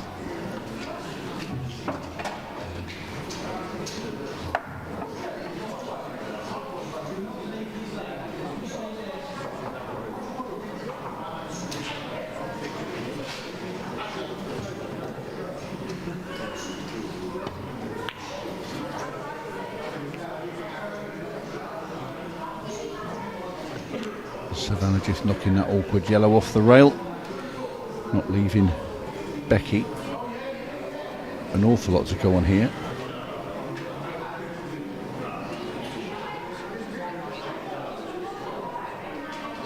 Becky skipping from side to side, trying to decide what to do, and there's nothing plainly obvious, to be honest.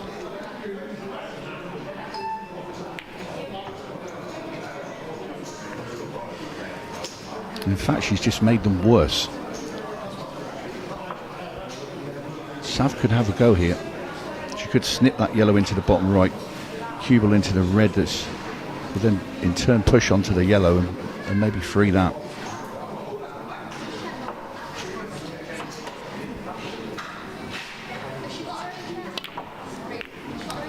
she went the other way to try and move him. That was always going to be very dodgy indeed to get into those balls from there. First frame will obviously be big, but I think it will be slightly less big than the matches we had earlier on this afternoon. That's purely by nature of the match clock going up. Group finals, we are 45 minutes on the match clock as opposed to the 30 in the opening rounds. And I think that's a good move.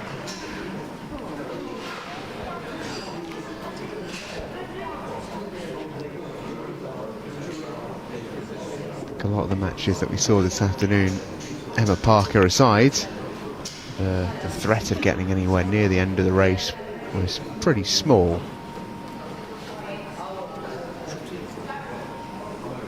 A chance for a few more frames to be played to make the difference. Last turn from Becky is pretty good. I think Sav should play the yellow up here and just pass the black ball, try and double kiss that red in. It's over that corner. If she can do that, play the loss of turn, she could leave Becky in all sorts of trouble, and she's having a go at it, and she's got it. She might just be able to see a little thin edge of that red at the bottom of the table. Becky just having a proper look to see if she can get through that gap there.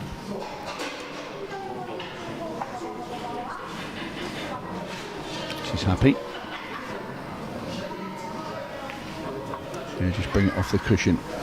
And that's good now for Becky, because now that red now is obviously available into the corner, and also should be able to get the other one out, so Sav's got to be careful.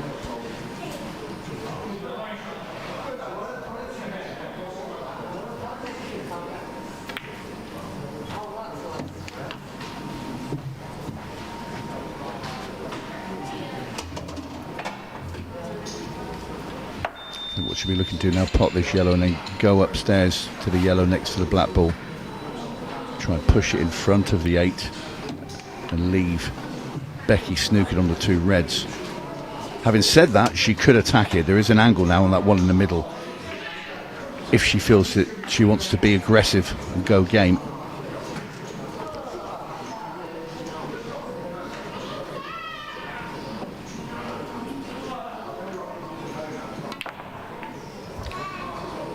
The sheer pace of the shot into the middle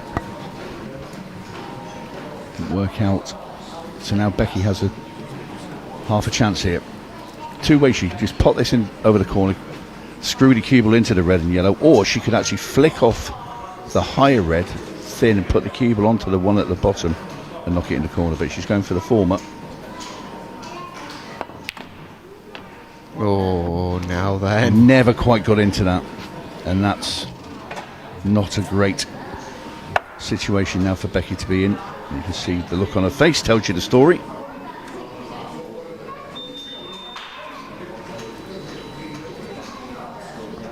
Yeah, looks good kill.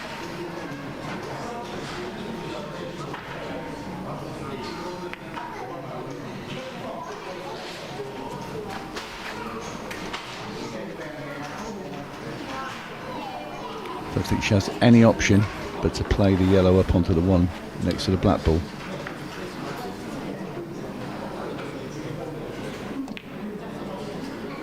Okay. Is it going to get there? Just. But she's left a straight double for Becky. Or an easy snooker. Going for the snooker.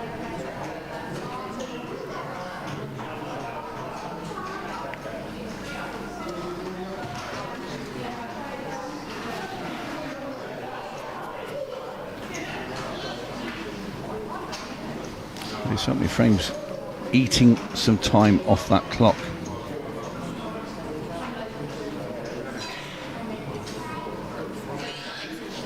Extension call.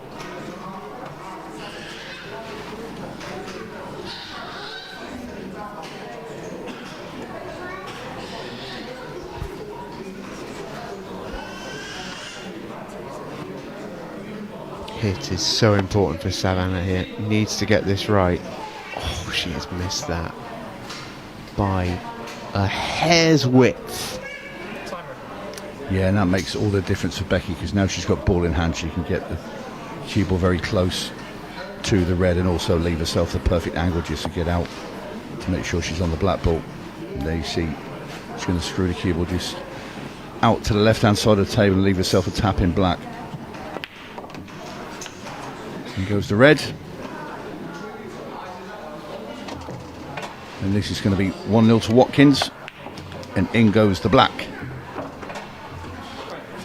And that safety battle was won by Becky.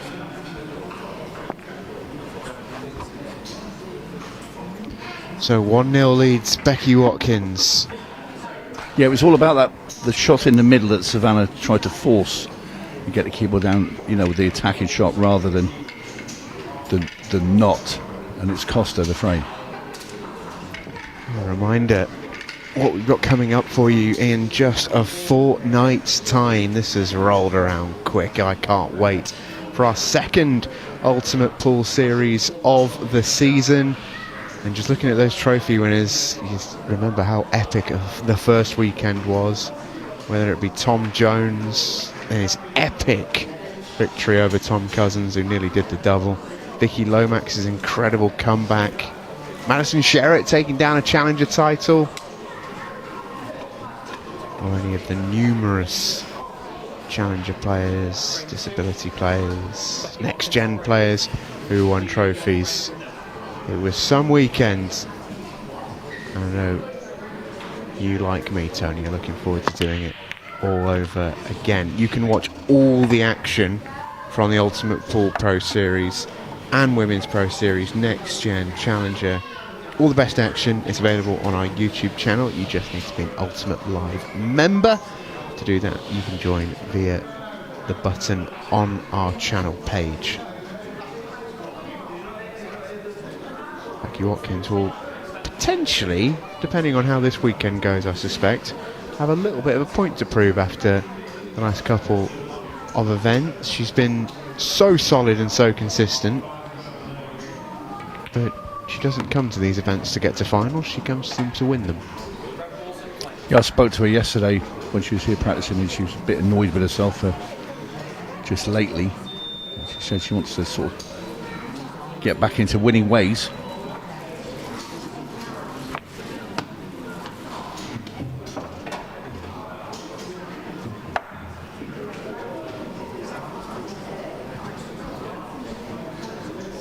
I think it's a testament to Becky and how much she's worked on a game and levelled up, that even she feels like she's not 1,000,000% and not quite at it, she's still, you know, making finals. There was a point not that long ago where making a final would be a massive achievement. Yeah, it's the fact that if you don't play particularly, you know, you're not at your very, very best and you're still getting through matches, that shows battling spirit for a start, and the, you know, the will to not give in, to never lie down and fight to the bitter end. And she's very strong mentally, is Becky. Obviously a very talented pool player as well. But what she does, she'll have a battle in her frame, and all of a sudden then she'll come out with a breaking dish. Yeah, which she might be doing right this moment. She's gone through this finish nicely, 3 balls away from completing it. Wanted to be, I think, a fraction lower on this red to the middle. She's okay, because she could just leave an angle on the last red and just come off the 2 cushions and down. I don't mind that at all. You've got a choice here. You can actually run this in off the top rail and down, or you can actually screw across. It all depends what Becky's more comfortable with. Ooh. She tried to borrow a bit of pocket there to come down straight. Didn't need to. Really didn't need to do that. She had bags of room there. Greedy. And the worst thing you can do in a finish is miss your last ball. You were a little surprised to see Savannah not try and play the loss of turn at first up. No, because I think it's a funny one, that one, because there's a couple of things that could go wrong with the loss of turn if she just played that yellow onto the top there. She could actually not get the plant because it's not completely set, and maybe leave Becky straight on the red again, and then you'd be really kicking yourself. Or you play it and then say don't get the cue ball behind the yellows. So I kind of get this. And that's I think she's gone around it a nice way. Yeah, that's a surefire way to get the snooker. Not only that, she's got that yellow off the bottom rail as well. It does make life a bit easier for her should she come to the table again, which she'd expect to. Going off the 2 jaws. Oh, this is a lesser spotted shot on a Ras on Apollo. Oh, it's a great effort. Yeah, that was a good effort indeed there. They're really hard shots to play. They used to be sort of 10 a penny, really. That was a sort of common shot, but for whatever reason... Yeah, on the old style pockets. Yeah, for whatever reason, it's just not as easy to do anymore. Great effort from Becky Watkins. Yeah, well, if you play off the near jaw, you play it with right hand side, because then that checks it off the second jaw, comes across. If that ball had been over the back, she pots it. It's only for the fact that the red was 2 inches away from the cushion that it didn't go in, because it's very hard to play and actually get it to come away from the rail slightly and come across, because when you do get it right, it just hugs the rail and goes in a straight line.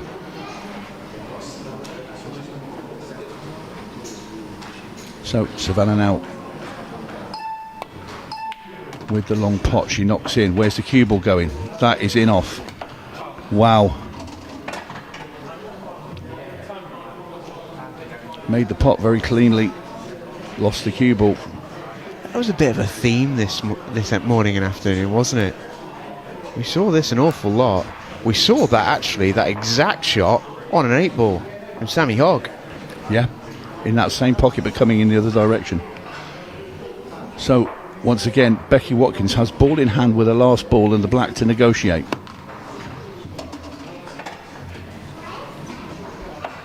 So a gift for Becky Watkins, 2-0. And she's not going to turn those down.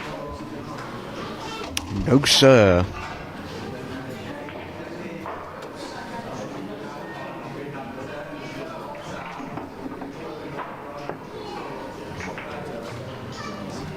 Becky can say she got away with one there.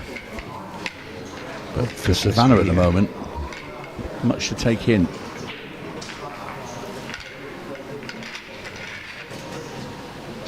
Because the scoreline could easily be the other way round.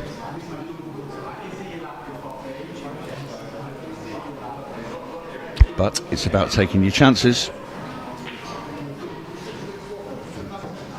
Frame 3, Savannah Lowe will be up to break off next. And Sam Lamb, our referee, racks the balls, making sure they're all touching.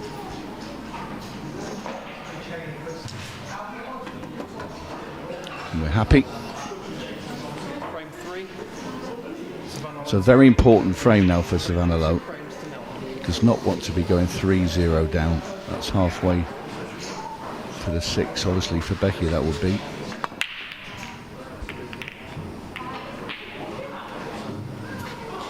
And it's dry. The only thing that Savannah can take away from that is that she's not left Becky Watkins an easy starting ball.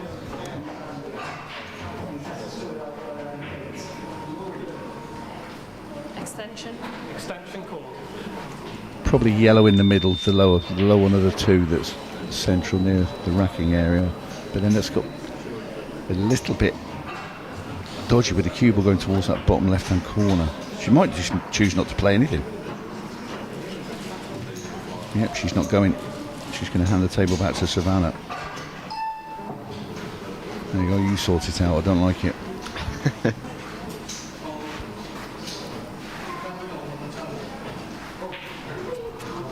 And I think when you're in the position of being 2-0 up, it's easy to hand the table to your opponent knowing you haven't got to really force anything. And also you might think your opponent's a little bit more desperate and might attempt something they wouldn't normally because they're behind. Yeah, but Sav wasn't taking the bait. The only thing I'd be wary of here is Sav wouldn't have minded what Becky played, because she knows she's going to get essentially... That's a good shot from Becky, actually. Played a better shot than I thought she'd be able to there. I wasn't sure she'd be able to stick down at the bottom of the table whilst staying underneath the red. Delicate little touch. Yellow ball nominated. Sav nominates yellow. Has she got a gap?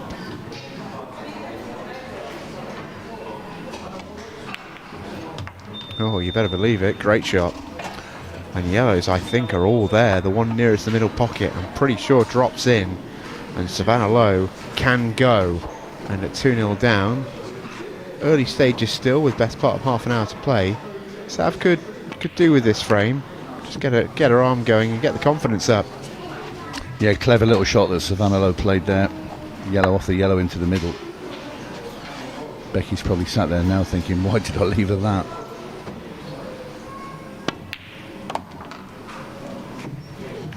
Is she going to try and land in the gap? See, I don't want her to get onto that yellow now. If you get up there right on the blue spot, you could just drop that yellow into the middle, come through the gap of the reds and the black. You burn the other yellow into the top right. You don't want to be leaving that late. But she might be forced to. She might be forced to just take the 3 reds at the top, leave that angle in and come through and play the black into the same pocket. She certainly has to now anyway.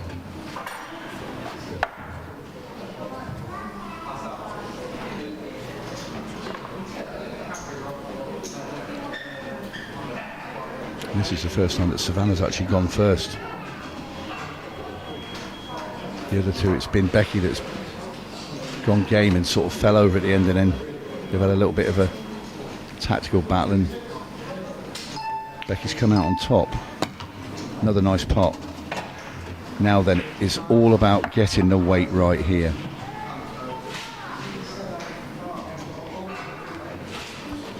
Bang on the blue spot would be perfect. Nothing to do with the cue, well then just drop that yellow in the centre, come through the gap, black in the same pocket. Is it going to be enough? Is it? I think it is. Just fine. She might have to put some side on this one. No, you can't play this straight because she'll come into the black. She's just come far enough. She's looking at the part of the cushion where she needs to get through that gap. It's a really good shot with that from Sav. Yeah, excellent. Very good finish. Yeah, from where she was, 4 balls from home, she's played these very well indeed. In goes the black 2-1, and that's a tidy finish from Lowe.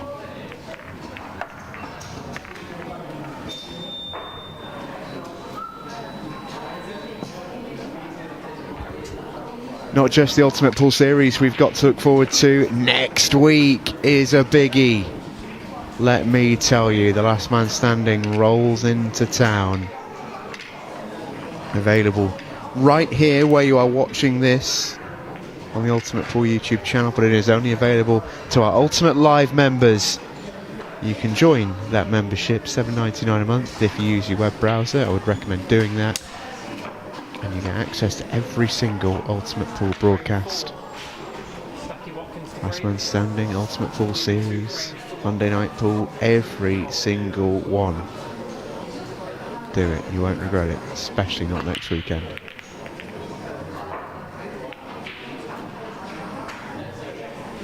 It's a dry break, and it's not just a dry break, it is a lovely split. Oh, you could go either colour set here.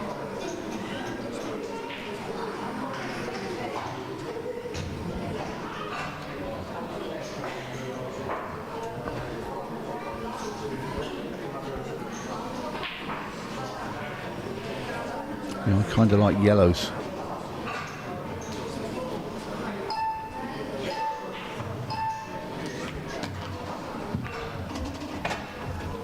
I'm not sure she wants to land there though.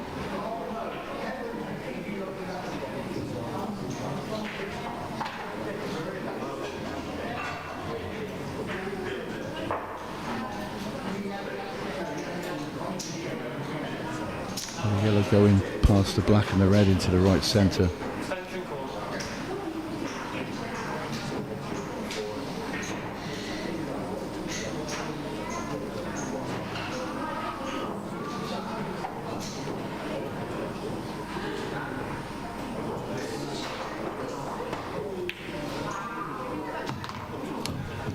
It certainly will. Now you come down for the bottom yellow into the bottom right hand corner.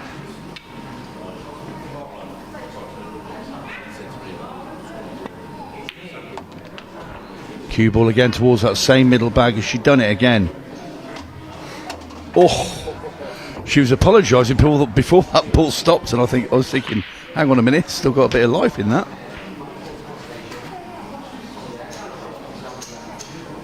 Great leave. Perfect position.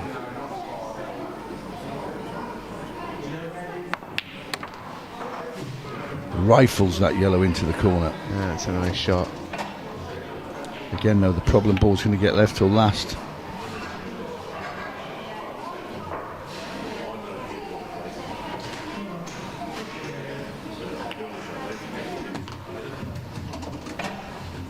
Well, I've got quite a bit of angle on this now.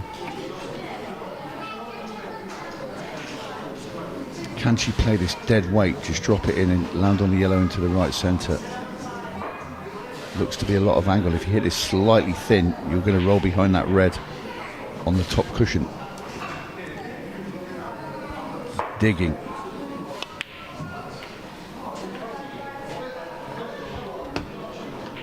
Well, those are the shots that Savannah usually really likes. Yeah, I think she thought about trying to drop that dead weight, and then again thought, pace of table I'm not going to hold, so she was forced to come across there. And well, Becky Watkins now got these two balls on the rail that Extension called. are they a problem? Shouldn't be, because pot this one and play the first one down the rail. In fact, you could play the red that's next to the yellow now and screw it in, and kick the other one off the cushion first.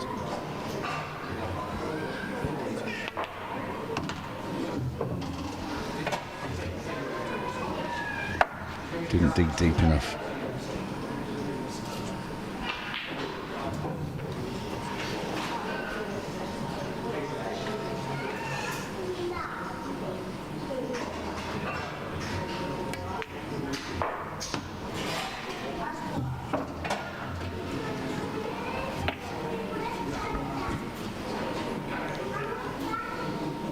I think Becky Watkins is going to end up having to just take the old medicine and play that one down up the rail.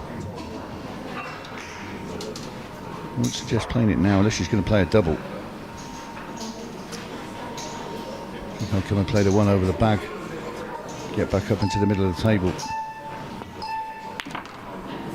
That's... oof.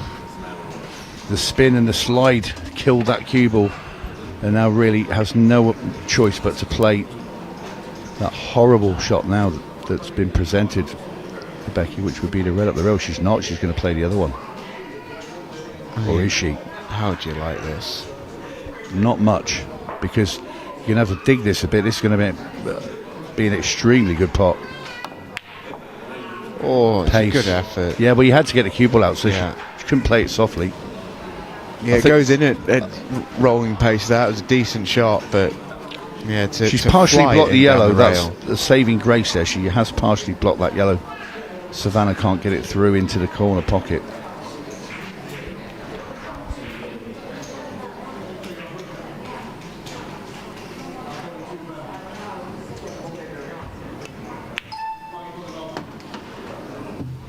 Now it's Savannah's time to put all red eggs in one basket. Big shot coming up. Do you know what I think? Because of the angle there, I think I'll play the treble. I think it's easier to get the cue ball. You screw the cue ball straight back. I think the double, the cue ball's going slightly towards that corner and going to leave a really hard black.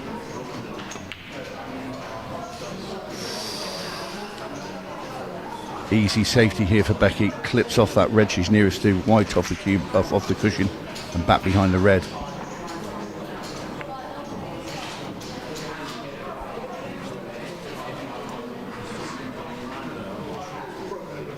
Got to hit this, Savannah. You cannot give ball in hand again to Becky Watkins. Yeah, hit it and Preferably she stays in the pot it, game. Yeah, hit it and she stays in the game here. Miss it and it's we over. see the pace there, because the cushions are very, obviously it's new and recovered. It just slides. So when it hit the cushion, the white, about 4 inches after the contact, it then spins and slides down and went beneath the yellow.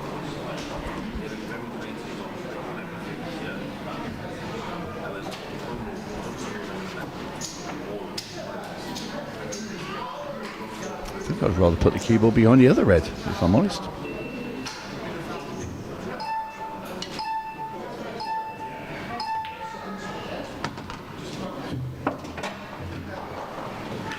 Well, it's a good pace. Just snip this in up the rail. She's refusing it, playing snooker once again.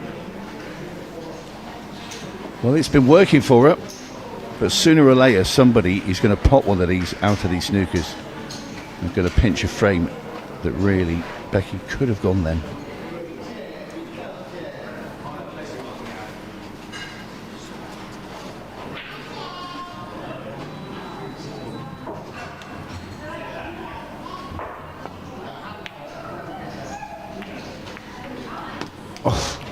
Well, hit every ball on the table and gone and off.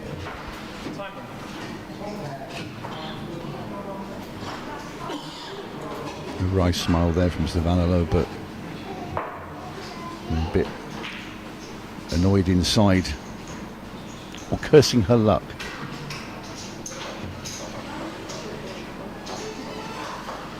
Now does Becky just pot this plainly, and then just come off the right hand side rail and back out. Oh, she's playing for the middle. Okay, I think I would have preferred to leave that black into the corner. In it goes though. Becky Watkins now restores her 2-frame cushion and leads 3-1. Yeah, needed that, did Becky. Just feels like at the moment every single frame is so big between these two. And out of interest, if we were playing earlier on this afternoon, that would have almost been a decisive frame, because we're coming up to the half-hour mark. As it is, still got 18 minutes left to go. Savannah is still very much in the hunt.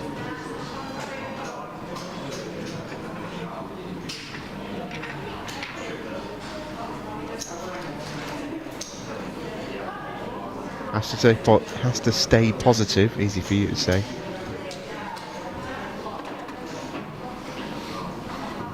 Get a good break and get herself back in the game. Well, she's got plenty of fight in her, Savannah. England international, now used to this arena. It's just the little things at the end of the frames that have just not gone Savannah's way. And there's another thing that has not gone Savannah's way, is that break. That's brutal. Well, that's an unlucky one. You've come off the top rail. Just a little bit of help from that yellow. A look of dismay from Savannah Lowe. I mean, that is so unlucky.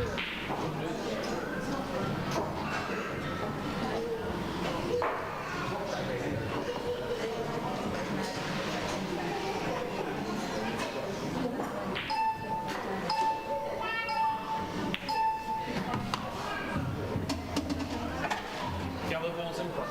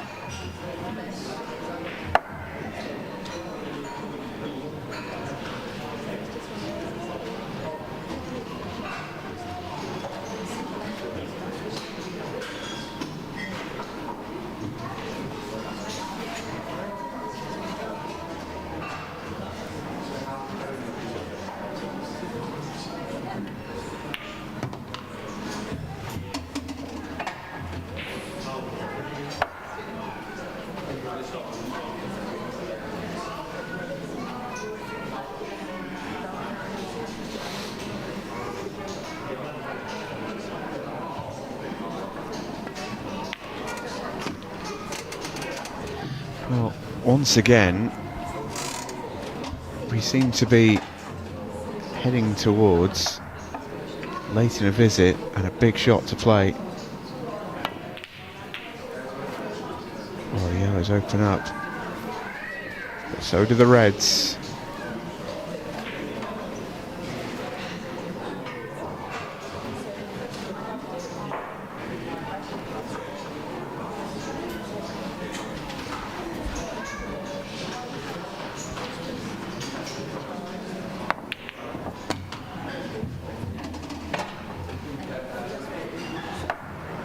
First shot hasn't gone right for Sav. Probably needs to pull back here. Particularly easy to do so.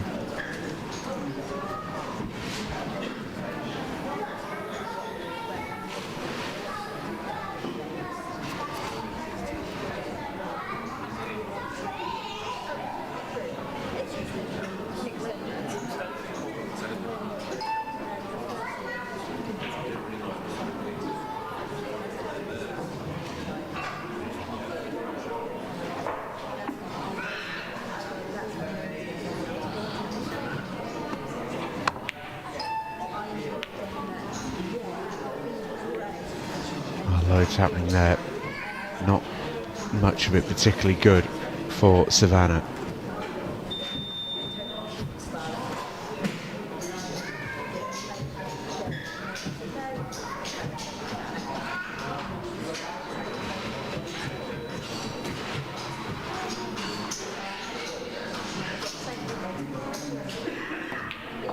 What you're gonna do?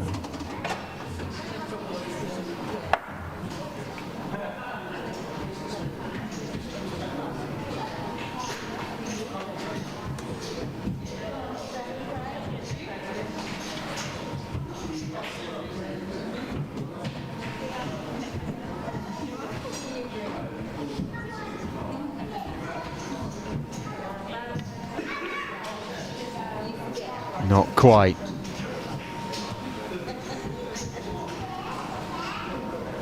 Ticking towards the final 10 minutes, which is when the 15-second shot clock will begin.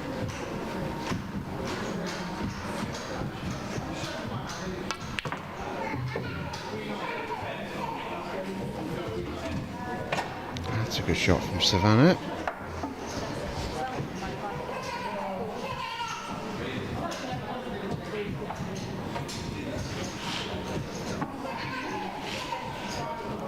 For the plan, big shot.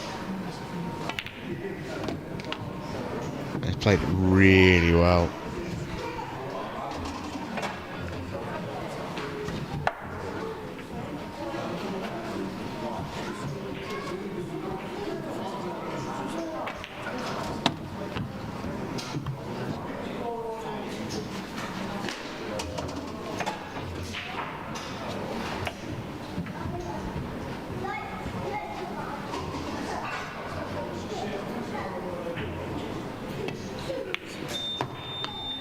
Oh, Savannah. It's just okay.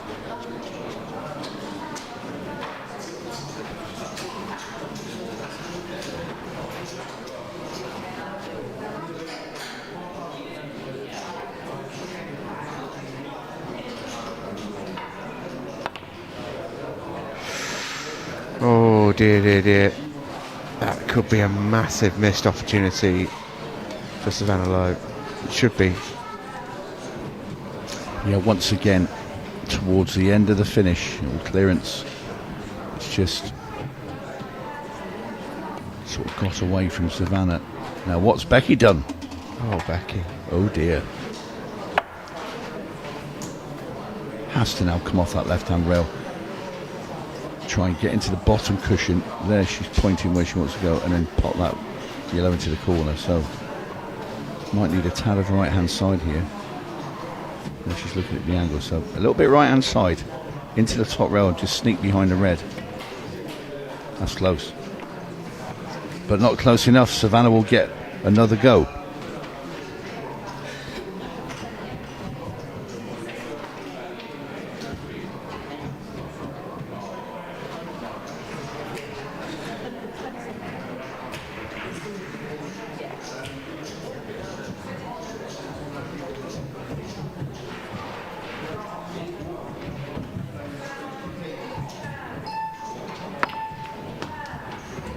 Oh, that's a great shot.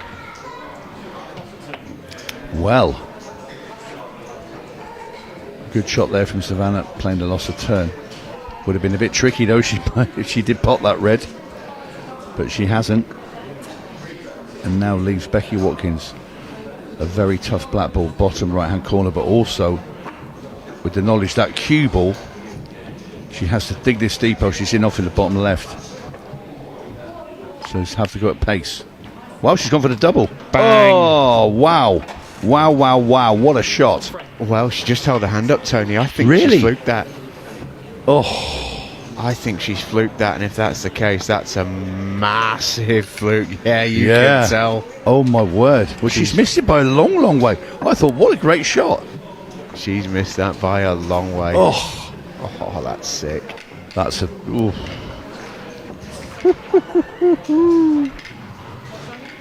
I'd be picking up the table now and turning it upside down. Wow.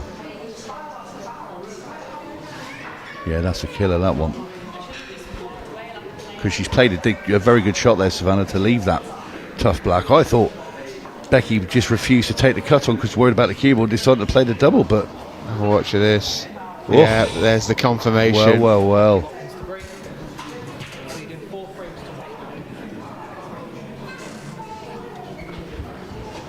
So 4-1.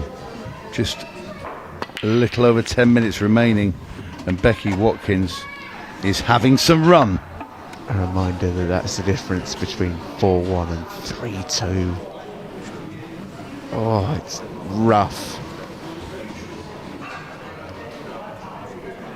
Huge swing moment in the match. 15-second shot clock now in play. Yellow ball's in play.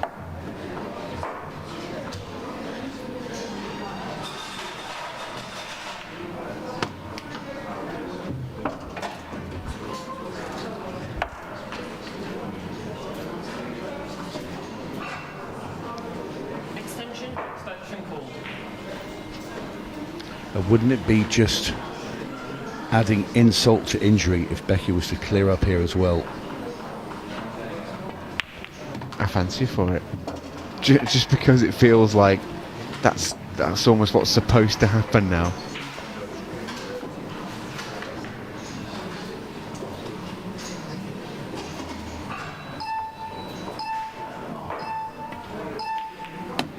Because I suppose nailing a monster fluke can sort of go two ways. It can actually knock your confidence a little bit because you've missed a shot by a long way and you just think, God, that was bad. Got away with it. Or it can sort of, I think, give you a sort of feeling that, well, I was going to say you're invincible. Not in this frame. Not today. Savannah Lowe is to climb the mountain and roll away the stone here in this last 16 match. She's going to need 3 frames in 8 and a bit minutes. Not easy. Not impossible. Not easy.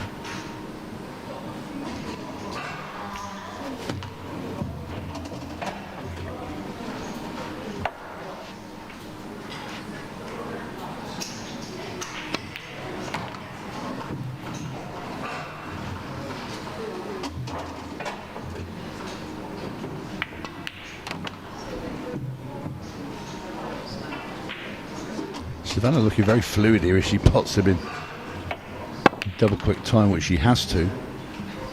As such, she seems to be playing her best pull.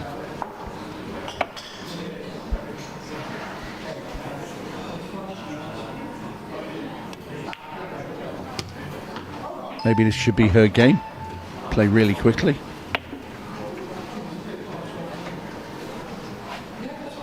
So screw this cue ball back to the side rail. Avoid the middle. She has done. So black down the rail for 4-2. Keep the dream alive.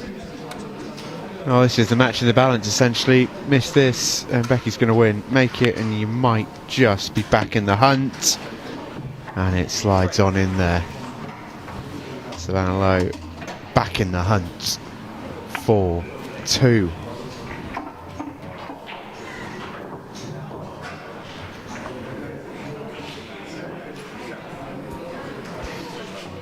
few in at the moment. I can spot a wild Vicky Lomax. There's an Amy Price in there as well.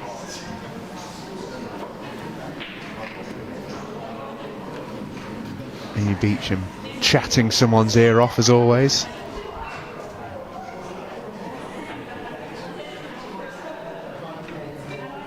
Holly Potter also down below us. And we'll see Holly a little bit later on. Mind if she won an excellent match earlier on against Kerry Griffiths.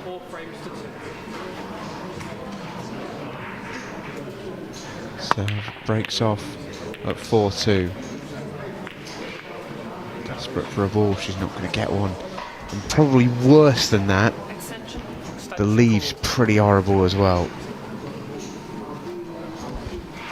She sort of needs an open frame really, even if it's Becky going for them. She might need some help, but she needs Becky going for them.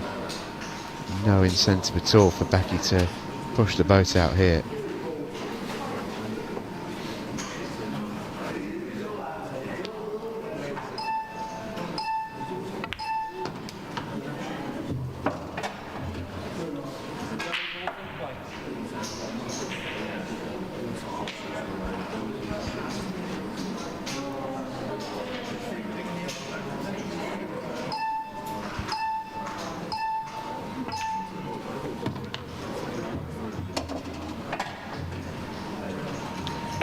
Well, she played a lovely shot. I mean, if she wanted to play into the cluster and make some magic happen, she's in perfect position to go and do just that.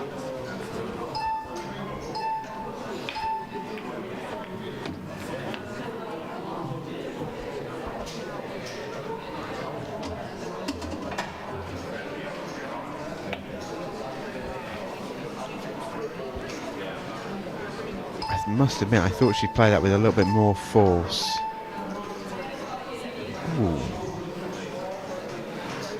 So then Savannah, try and find something quick.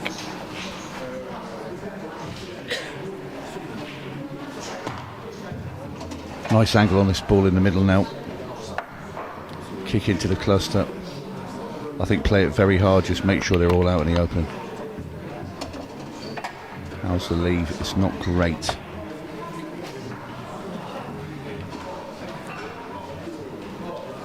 Either way, she's playing a thin cut. Going up top. Gets that one. How's the bump? Not good again. Knocked it back into cover. Grim land from Savannah, who knows she can't afford to oh, and that's going to slide behind. Waste time. I think it's too close to the yellow for a cross double here. Yeah, it is. Has to knock it out in the open, no choice with 4.5 minutes. And she's just got to trust that Becky falls down on this finish. This is sort of the match right here for Becky Watkins. She makes this finish, the game is going to be over.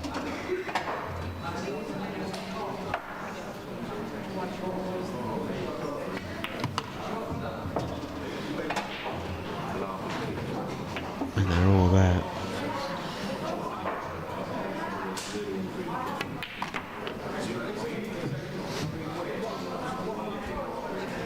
Yeah, nice angle. Cue ball off the bottom runner, back up, black ball bottom left, and it's going to be 5-2 Becky Watkins.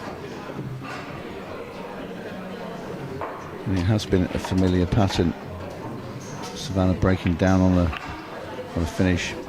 Don't get me wrong, Becky's had a fair slice of luck as well along the way. And the top of the tree of that one was that black. Wasn't it just? So 5-2 the lead, 3.5 minutes to go.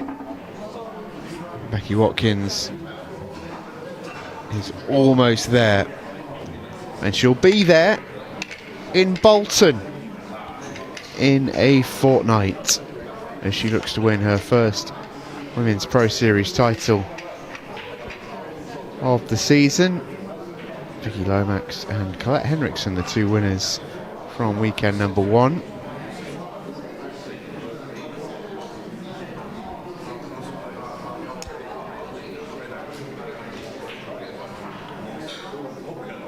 can watch all the action on Ultimate Pool Live members on our YouTube channel. Sign up. Get every single broadcast beamed straight into your eyeballs via the YouTube app. Great break from Becky. Deserves a ball, isn't going to get one.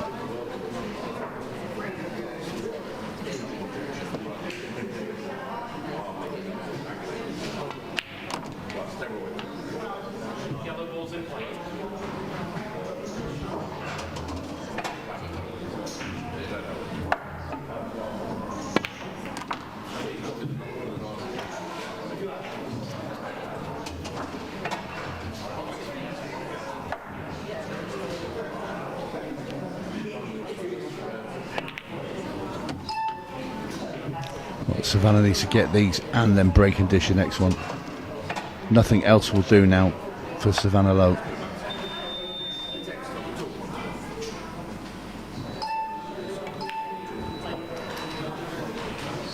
And that one will just about finish the job.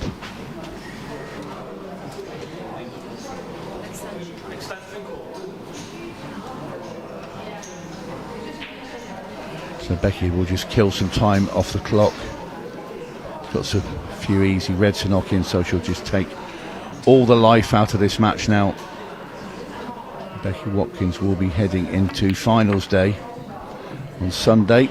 She'll get a day to rest tomorrow, maybe a little bit of practice along the way and just chill out, safe in the knowledge she will be coming here on Sunday in the quarterfinals.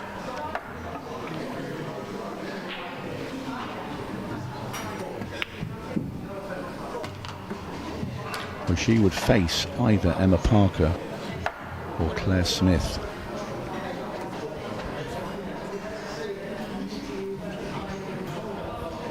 Oh, we're on another collision course for another Becky Watkins, Emma Parker quarter-final. I think we've had one of those in 3 straight events now for the girls. I was about to say they're probably sick of the side to each other, but I think Emma's probably sick of the side of Becky as opposed to the other way around. Yeah. Well, this is all over now. Should even get to 6. Becky Yeah. Watkins, which is a nice little touch. She can play uninhibited, pressure-free. And all of a sudden it looks smooth and easy, doesn't it? In goes the 8 ball. Becky Watkins into the quarter-final. She dispatches Savannah Lowe with a really strong performance in the end. Rode a luck in moments. But Beckstar rides in to another last 8 in the Ultimate Pool Women's Pro Series. Excellent performance from Becky. Now we've got 3 more matches to come tonight, first of which will be Emma Parker against Claire Smith. That match is coming up next.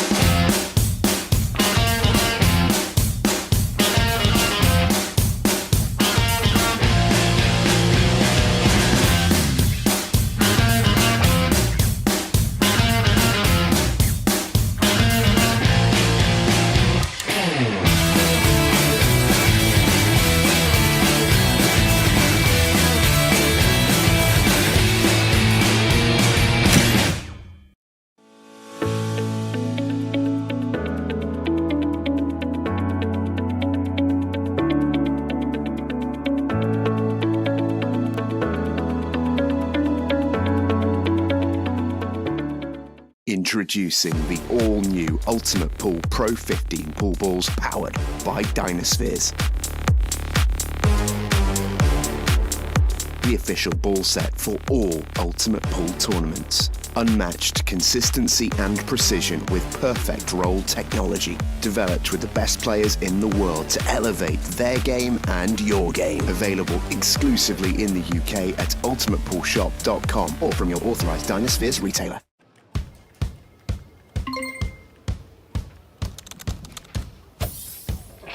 Hey, I'm at work right now, but I've just found out my heating's gone. Any chance you can come over and help? Consider it done.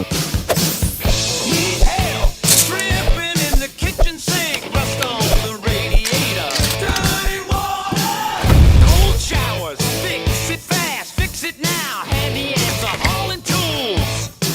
We are the handy ants, heating and plumbing. We are the handy ants, coming for your lease, always coming for your lease, saving the day. Handy ants, handy ants, handy ants.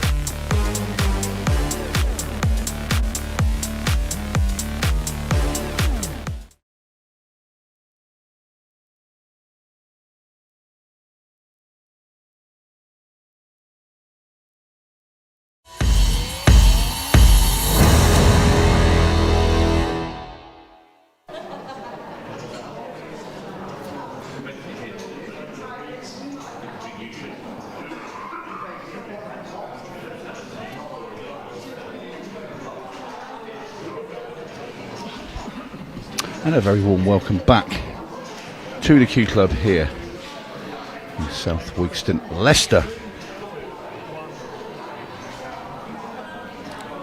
Second match of the evening, the Group 2 final. Emma Parker taking on Claire Smith. Race is 6:45 minutes on the match clock.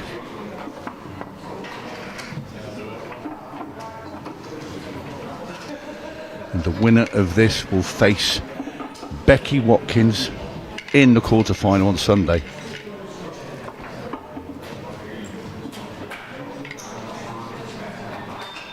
Both these players were good value for their wins earlier today. It promises to be a tight encounter.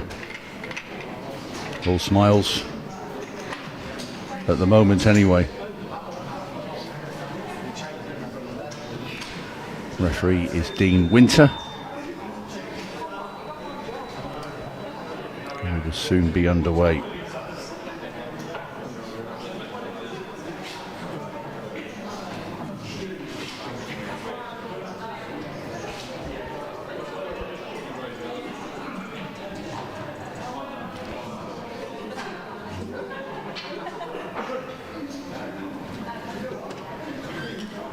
Fantastic venue here at the Q Club.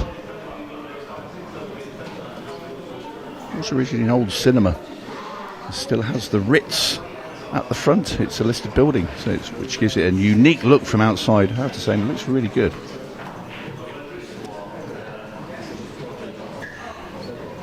quirky, and the pool tables upstairs are very unique, the layout and everything. But yeah, it's a fantastic venue here.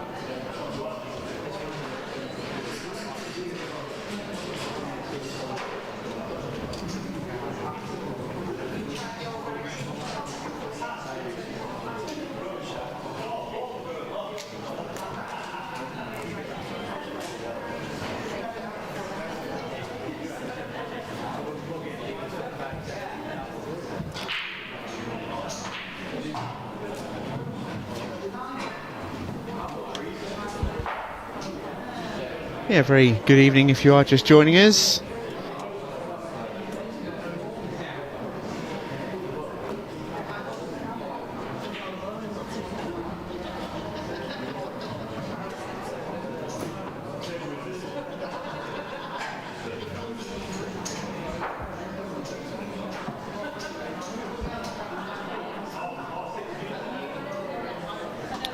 Let's take a look at what we've already seen and what we still have to come. Becky Watkins, a 6-2 winner over Savannah Lowe. We just saw that match. And we're about to see Emma Parker against Claire Smith in the main arena. Vicky Lomax, Holly Potter will follow that. And then it's Louise Marr against Lindsay Schultz.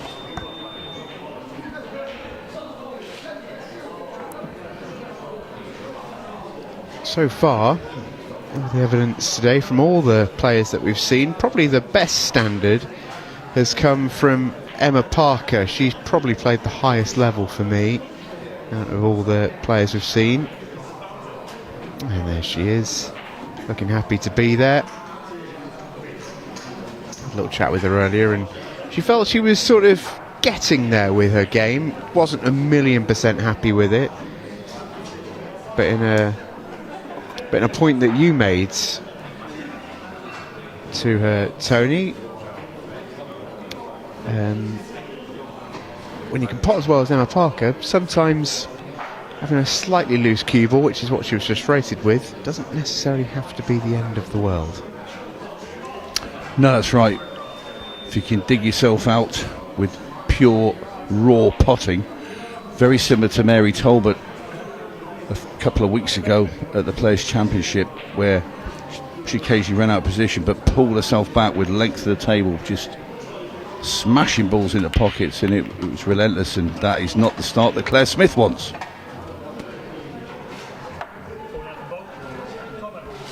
No, that is as bad as it can get really from Claire Smith. Straight into the side pocket.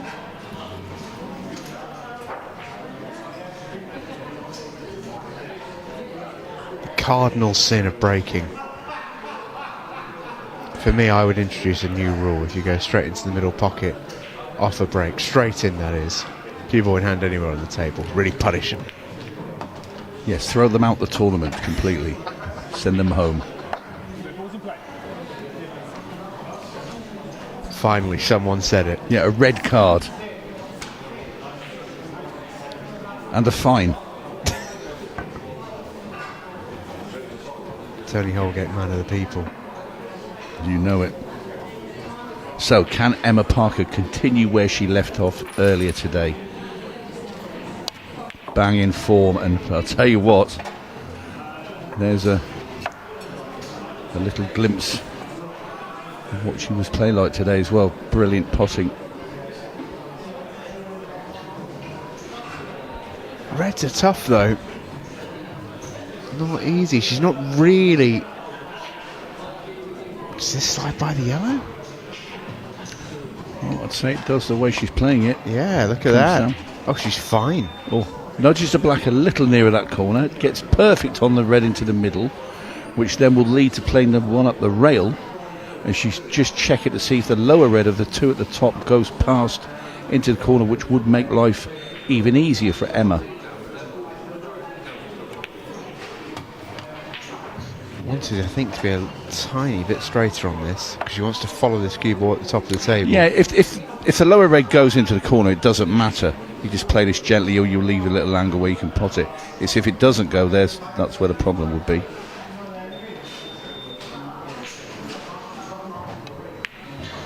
That is beautifully cued.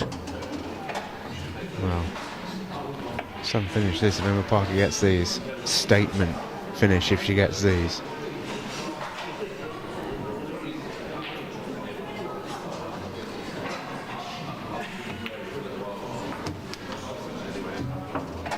I mean, these have just been navigated perfectly.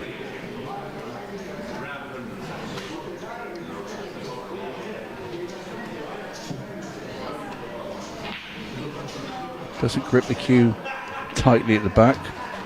He's a little finger just off it. So it's a very sort of gentle stroke of the cue. Gone a little bit far there, but I'm sure the way that Emma's playing, just got to be careful with that cue ball, because what can happen is the cue ball off the bottom rail, side rail, and flick into the yellow and go in the middle. Overcuts it. She did. Oh, Emma. Well. After such a good visit, I do just wonder if on that final red she just lost her concentration a fraction, because it did feel like a strange line to be coming down. Yeah, no need to come that far. Just make sure the pot, you come halfway down the table. But the reds up until that shot were 10 out of 10. Yeah. Cueing superbly. We've probably been harsh with her now because she's played so well today. But Claire Smith now with a glimmer. Hit that a little thin, but it's okay. Still got a very dodgy yellow on that side rail. Yeah, these aren't easy at all. And you also know that if you miss, it's frame over. And that's the frame over. So, simple black for Emma Parker to take the lead. Lashes it in. So 1 to Emma Parker. She would have liked to have done it the first time of asking. This was never going to be easy for Claire Smith.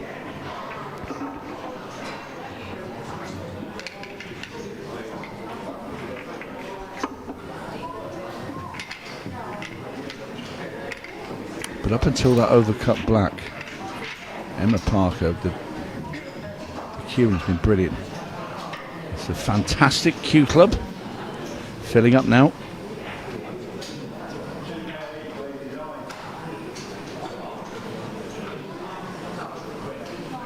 We've still got another 2 matches this evening after this one as well. Vicky Lomax and Holly Potter up next to battle it out for the winner of Group 3.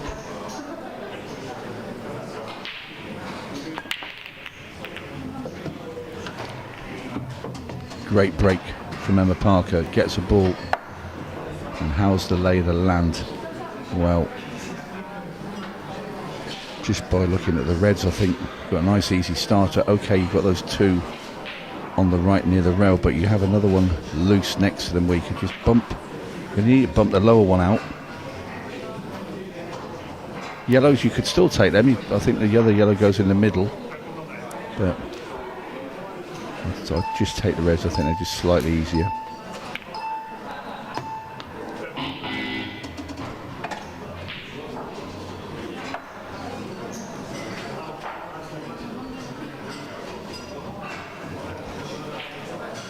Just an air of confidence about Emma.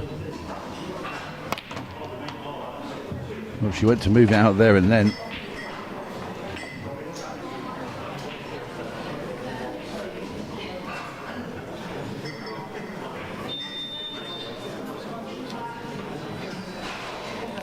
She just tried to get that middle ball out and she's clipped off the yellow and then gone through the gap of the 2 reds. Didn't think she had to go then. She could have just waited a couple of shots before she played that. So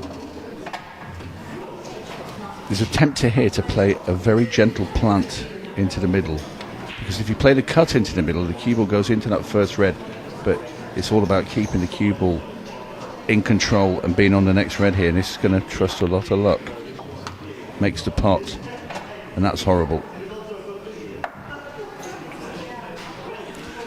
So she still has a plant, but this is way harder than the one she would have had to play earlier.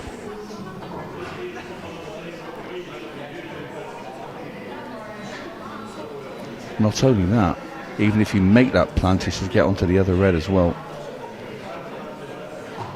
I just can't see it.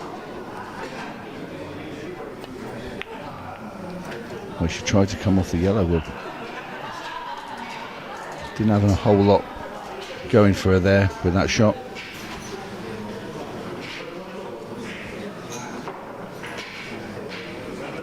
So for the second straight frame, Emma Parker gets first bite.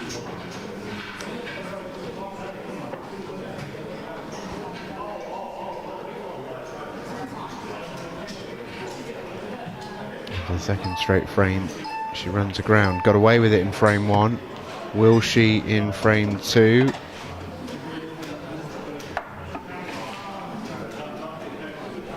Yeah, just push that yellow along the bottom rail and leave the cue ball down here. Player safety. Make sure that cue ball doesn't go forwards. I played it as a sort of shot to nothing, but actually the yellow hasn't really No, it's not gone particularly improved. nice. Yeah, you want to get that right over the bag, really. But I see what Claire was doing, because she didn't want to send the cue ball in a forward line, because she would have left Emma with a shot of the red and just had to dig it, hence the yellow coming back. But she's going to get ball in hand.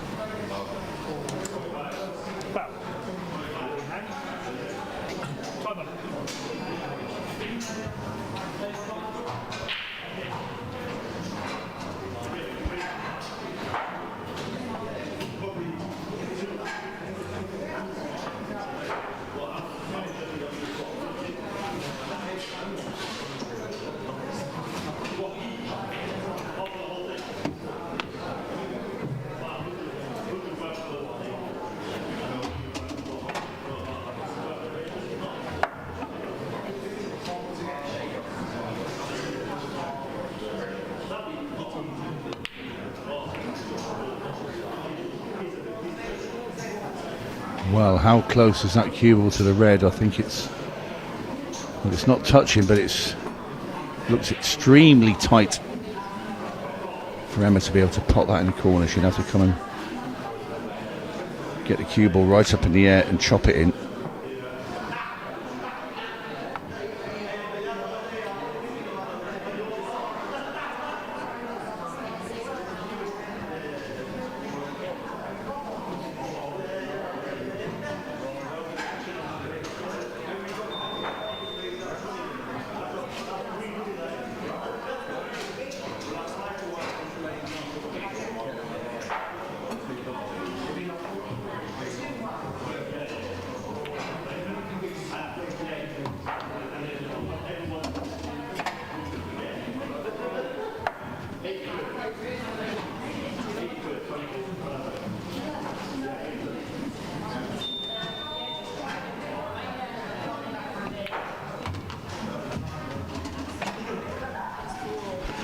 Not a great cue ball there.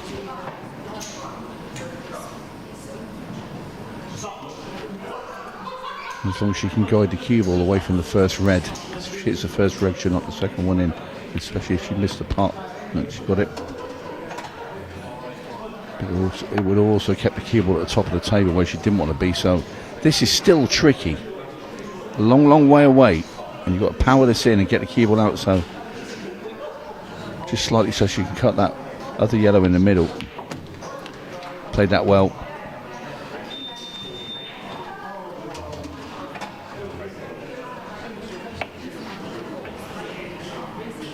So just a gentle drop in the middle.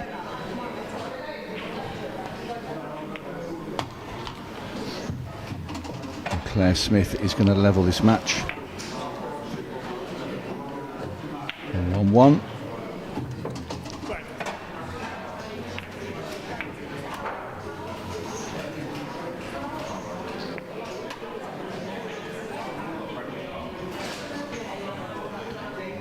And this time, Claire Smith punishes the error from Emma Parker.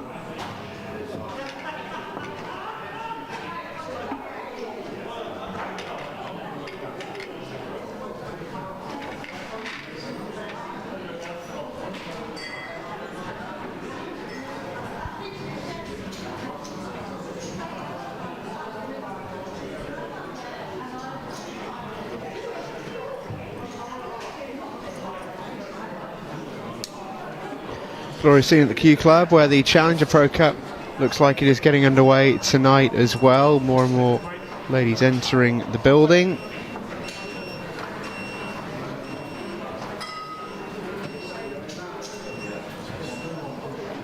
Claire Smith breaks off in frame 3. That cue ball is close against that side pocket.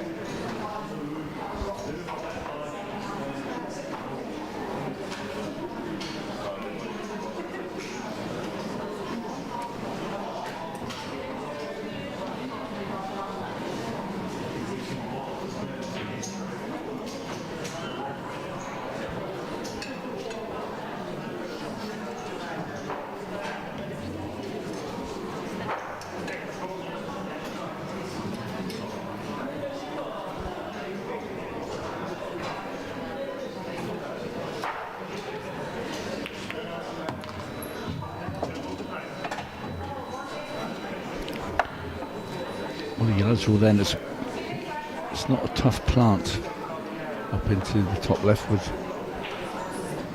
those two.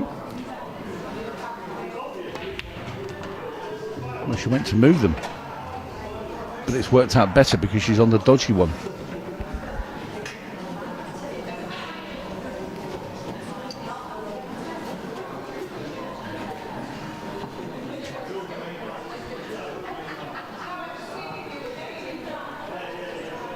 I think you just drop this in, play the one in the middle, cue ball flicks into the black just gently, play the one at the bottom of the table, and you can come up and attack those two together.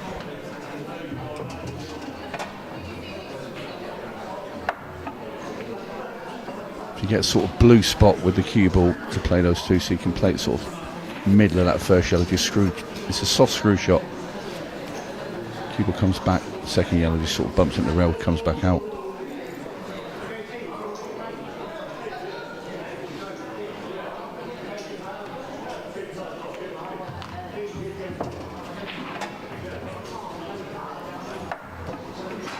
Might play it here.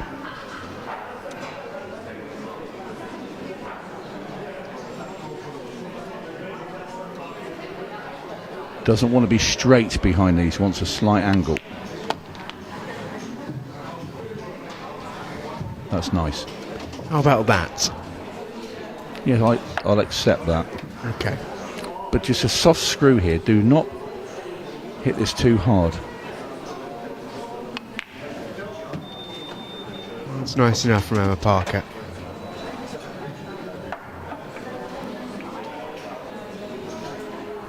Now, does she try and be a bit fancy and get on the black in the middle, or does she just say, do you know what, I'll just plain ball cut this yellow in and take the black down the rail into the bottom right? I think it'll be the latter. I think someone who's as good a potter as Emma will back herself. Don't get too smart with it. No, I back agree. herself to make this shot.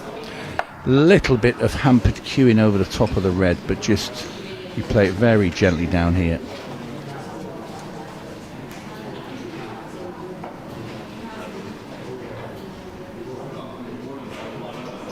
Big shot for Emma Parker.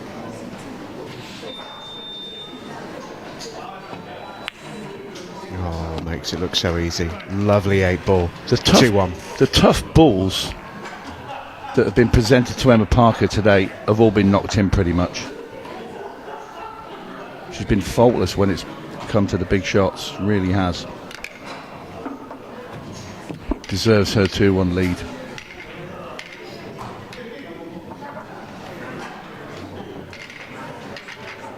And also, after losing the second frame, it shows that it's been completely dismissed and forgotten about. That's the way she's knocked that in, because that was, you know, there's a few tricky moments along the way, especially that black ball bridging over the red. Cued it really well. And it will be Emma to break in frame 4.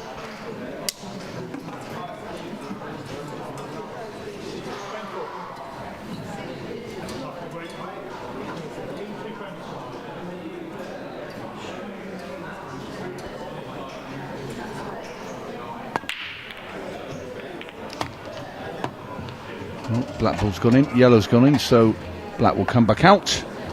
Emma will stay at the table with choice of colour. Just looking at it now, I don't think she's got an awful lot to go at. It's that yellow to the left of the cue ball passes into the bottom left, which I think it might, you know.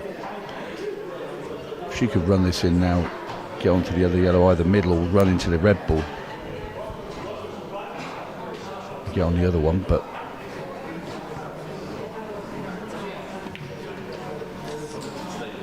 didn't need to run into it.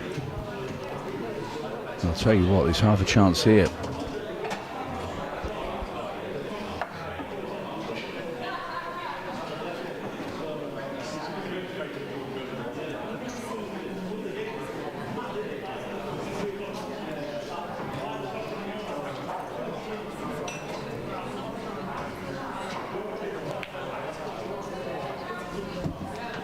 Cued nicely again. Much like Mary Talbot the other week at the Players' Championships, the consistency of the long potting, I mean, that's what took Mary to the title. And Emma is reaching a level very similar at the moment in this tournament.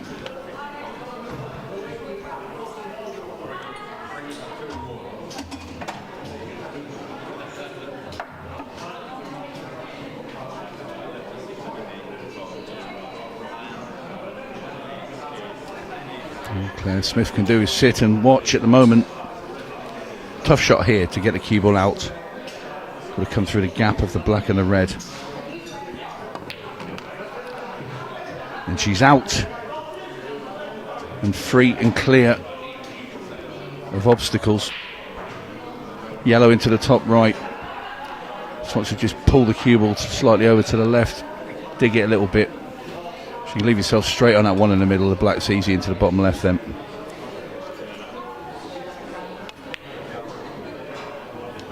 Well, well, well. Would you believe it? Yeah, didn't see that coming at all from Emma Parker, who has looked so rock solid. It was played a bit heavy. Didn't need to have that much firmness about it, that shot. She played it with left-hand side dug down, and when you play it like that and don't hit it correctly, that pushes the ball over, and that's why she missed it.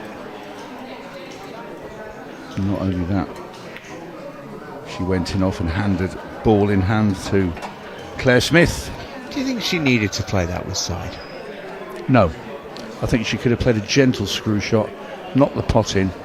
Even if she didn't come dead straight onto that yellow, even if she left herself a nasty angle, she could have potted it, come down the bottom table and played the black in the middle anyway. So there wasn't a need to be dead straight. Well, Claire's missed a cannon. I'm certain she wanted to flick that red.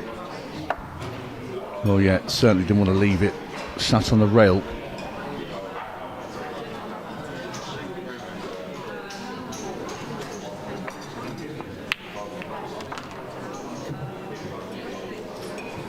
So Claire Smith making it a tad hard for herself.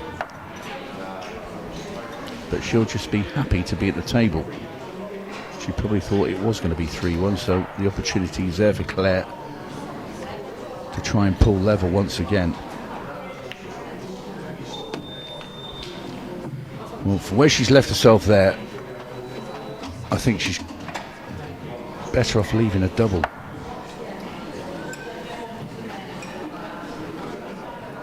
I think she's actually going to attempt to drag this back, screw inside to get behind it. No, wow. She's left herself a double into the corner. Or is she going to attempt a very thin cut into the top right? Either shot is right on the top shelf.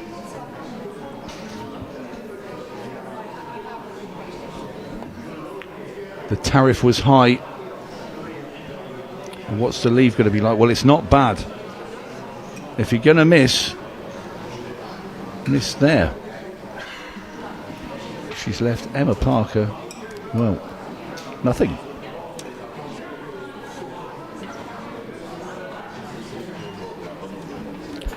I'm sure she's not going to attempt anything too elaborate here, Emma. She'll be looking, thinking, right, where's the worst place I can leave Claire on this red? And that's pretty good. Played the snooker.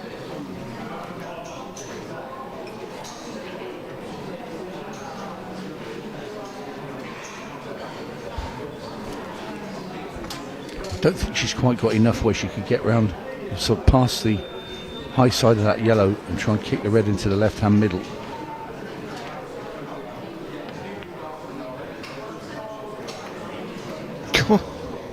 Little double doink. How would you like that? I don't mind it. I wouldn't if I was Emma, you know, because I think I'd just play the yellow at the top.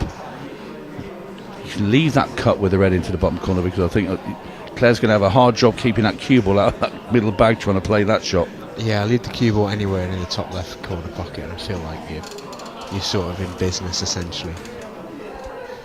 That's exactly what Emma is about to do.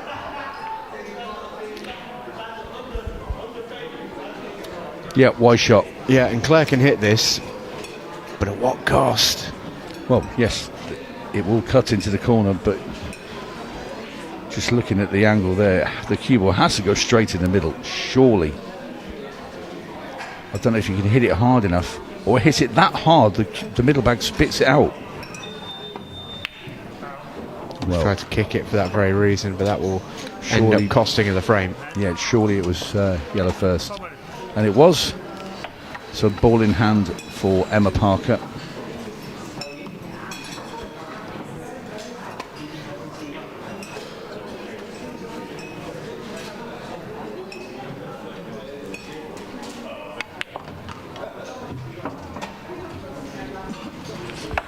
Down comes the cue ball, and Emma Parker with this simple black ball to put herself 3-1 up, halfway there to the magic number 6, which would book her a place in Sunday's quarter-final against Becky Watkins. And it would be the third straight quarter-final between those two. As we remind you, the last man standing soon cometh. Next weekend, plenty of your ultimate pool favourites, including those 5 hitmen, will be in action in the last man standing. If you've never seen the event before, by the way, the concept is very, very simple. To start the tournament, 2 players are randomly selected. Winner stays on. That is the concept, but it doesn't even begin to dig into any of the nonsense that can happen in that tournament. I want to know what player was paid to go and stand at base camp with a pool cue. That is base camp Everest, isn't it? We've got all sorts of fun and games coming at the last man standing. Players call each other out, which is always a fun dynamic. A lot of them chicken out doing that as well. Yeah, they do. Some of my favourite moments in Ultimate I don't Pool want to history. see any of this nicey stuff. Well, I think the overlords have been listening. I was on a meeting earlier on this week talking about some little rule changes and that sort of thing, and I'm intrigued. I think the overlords have listened to that. Good. They want to see people put under the spot and picking, not chicken. I like that. Call them all out and tell them the reason why they've been called out. Yeah, my one of my favourite questions to ask if ever I'm in the presenter chair down there, and I say, "Why have you made that selection?" And they go, "Well, you know, I just look at the rankings and it's just the next one up, really." Nonsense. Speak your truth. I want people to go, "I don't rate him." I would love that. I've picked you because I don't like your shoes. I've picked you because you've owed me a pint for 6 months. Do you know what? We could go on for quite a while with this. I can think of lots of reasons that make absolutely no sense whatsoever. But anyway, I think all those reasons made loads of sense, actually. Yeah, that's a good point. Anyway, Emma Parker at the table once again. Play the yellow now into the bottom left, get that cue ball across, take the other one at the bottom. Don't leave it till later, you're on it now.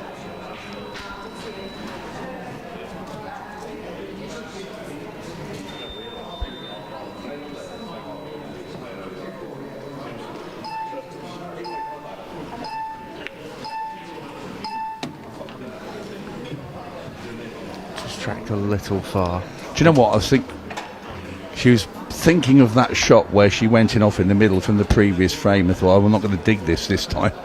And it's precisely what she should have done, is dig that one, because... Yeah, because she's deliberately potted it thick as well to sort of avoid that yellow, and I just don't think that shot was on really to land where she wanted to land. Table's too quick. Well, we're going the scenic route now, that's for sure. Really tough pot here. And that one did get away from her. Luckily for Emma there, that yellow's just bumped that red far enough away that the yellow still pots into the corner. But Claire will be looking to change all that with this shot here. No, she won't. I thought she had the angle there with the screw across and kick them all out. What do I know? I love the way she played it. It was almost as if she could hear you in her ear going, nope. I'll show him. Well, the only other way she's going to get that red free and out is to pot these two reds down the bottom, the one that's near the left-hand middle, play it off the yellow into the top corner. I think that's got to be the plan. I think that's actually the best way to do it, to be honest with you.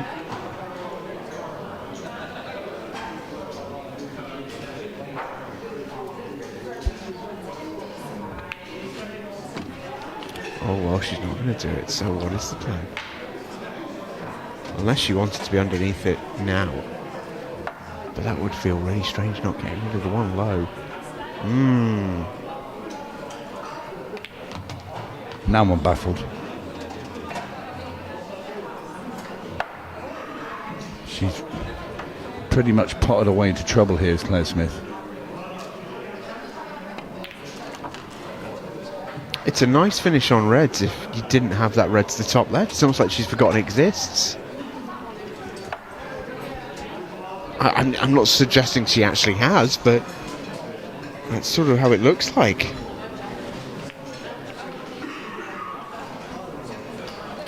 Well, she's missed that, and also I think she's left Emma in a perfect position to play that one over the bag that's stuck to the red, and just to drag the cue ball out anywhere near the bolt line, and that's frame over. A rolling in the top corner, a tapping into the middle that puts you straight on the black. Even you'd have a chance of knocking these in, J-Mo. But then again,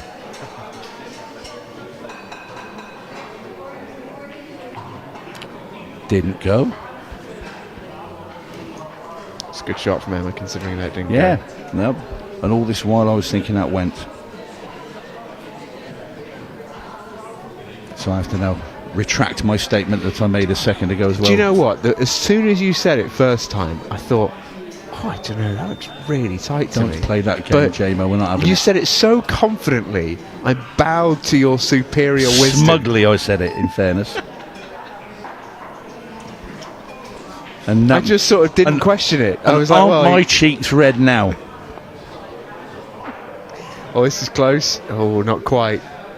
Decent effort from Claire Smith. Second prize again, though. Look, Yeah, she's not it the yellow. is. I think Emma can still go, though. Well, it plays the one in the middle. Yeah. And just wants to be straight enough on the yellow to the top left. And then she can get herself out.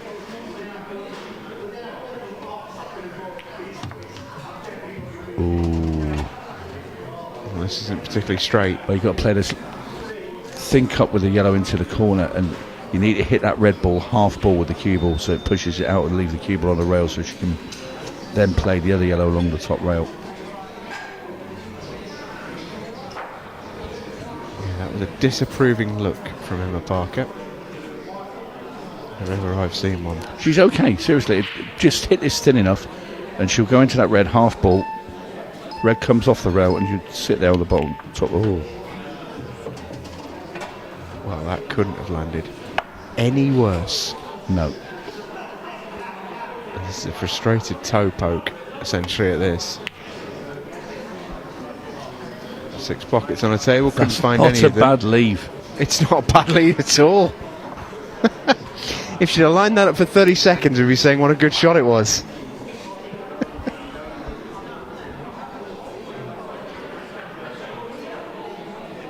And we're not done in this frame just yet. Oh, especially not now. That's a poor shot from Claire. To leave this for a potter as good as Emma Parker. Yeah, it's tough though. Oh, of course it is. Missed one earlier, similar to this, into the top left. You know, when you can't get your hand fully onto the slate. You know, she's bridging over the pocket there.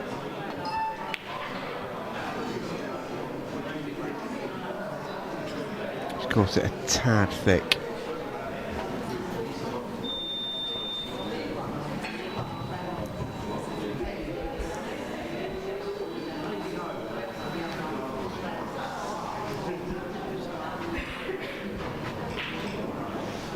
Emma's sort of just had a little mid-match drop-off.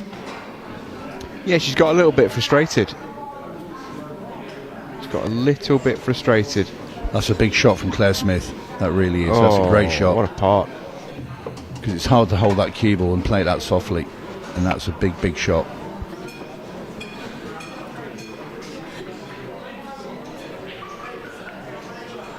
Yeah, she's played these well, Claire Smith.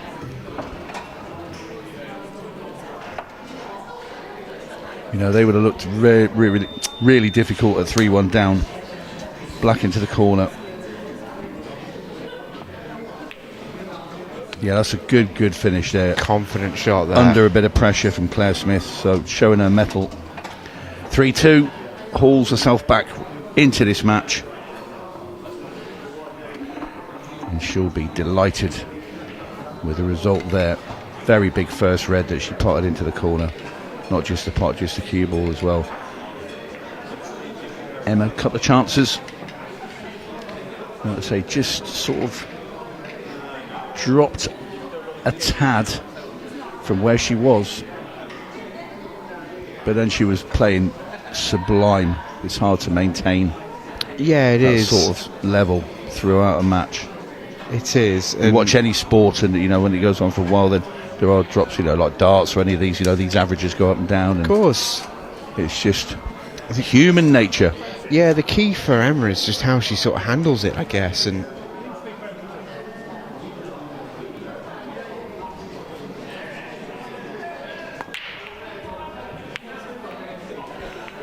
Nothing wrong with that break apart from not made a ball.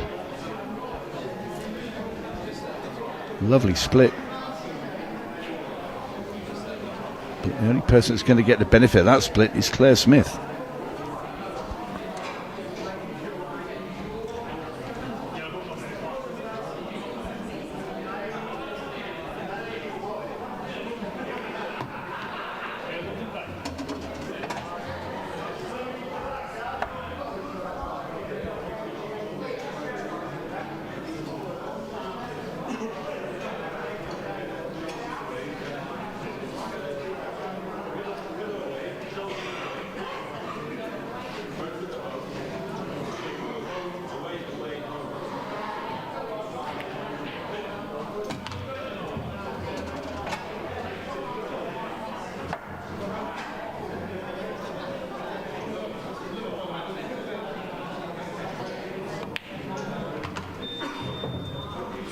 Wanted the cue ball further up the table there, Declare.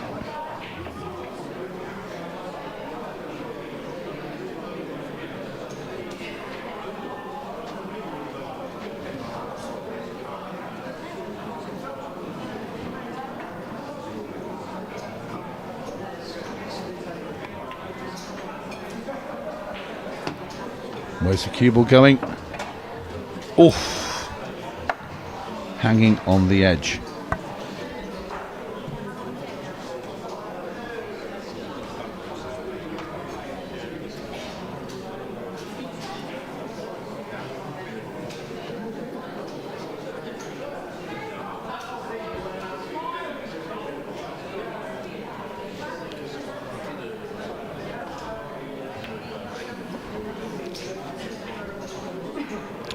In the script from Claire Smith. No, but I think she's left it stuck to this red ball. It's not touching.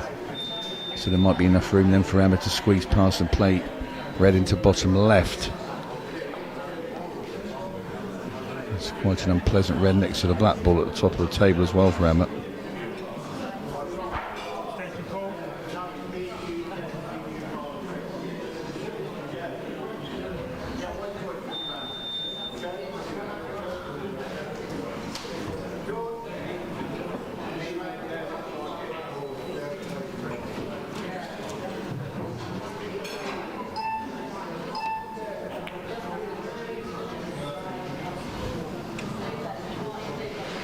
Well, luckily there for Emma, she's not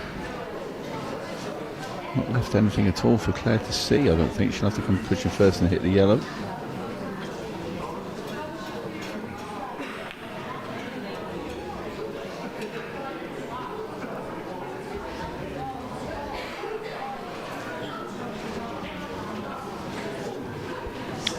Got this red into the bottom right. She can get the cue ball up into the black and the other red. That'll be nice and handy for Emma. Bring that other red out. Like so. Played it very well indeed. Yeah, she did. And now everything in the open. And look at the spread out. It is like a dot to dot. Every ball links to the next.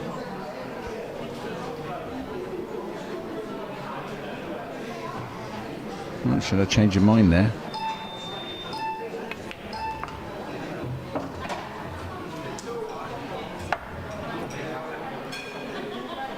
So now you've landed there, you've got to play the red into the top left now. Get a shot of that one, you're right next to it. You can still hold where the cue ball is now for the next in the middle.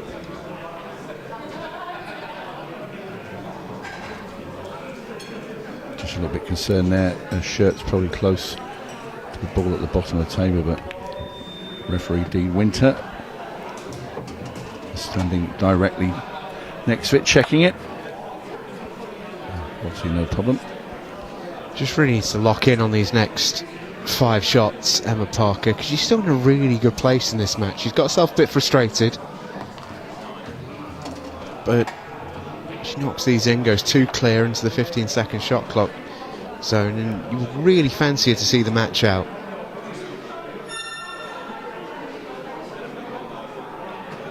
Just want to keep a clear head, and making good clean pots, something she is excellent at. Yep, that's nice as well. Can run this in, cube off the bottom rail and come up into the middle of the table. Be perfect for Emma. She screw straight back. That's going a bit far. That's the shot. But that's far enough, actually, to make it perfect, if you like. Yeah, she can swing round. Come round the 3 rails now behind the yellows. It's a natural angle. She's gone through the middle of them. Either or. Yeah, it still works. Yeah, you could have hit it a little bit wider and played it with side and could directly came into the side rail. But it doesn't matter. She's on the black.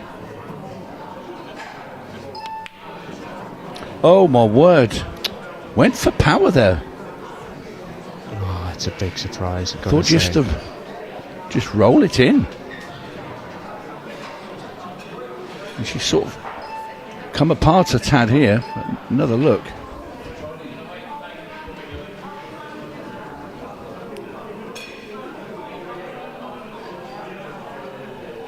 Just really didn't see that coming. Oh. But she's going to get away with it. Is she? Where's that yellow going? It's come far enough to make Emma's life very easy here, and she's dodged a bullet big time as Emma Parker. Massively. Massively. And it'll be Claire Smith sat there now frustrated because she had a very good chance there to level the match, and that one's going to hurt. It's extraordinary, really. But in a Edgy. strange Edgy. way, it's really edgy.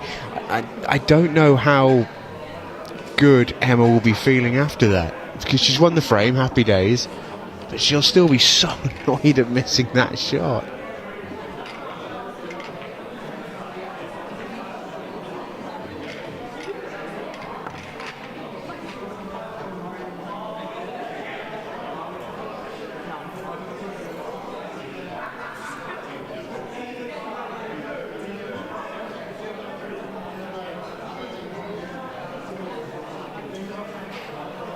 Yeah, it's one of those. It's, you know, would you like to win a match 8-0 where your opponent's gone in off every black? Would it feel like a win? Would you have an open top bus parade after that? I don't know if you would. Well, you put it like that.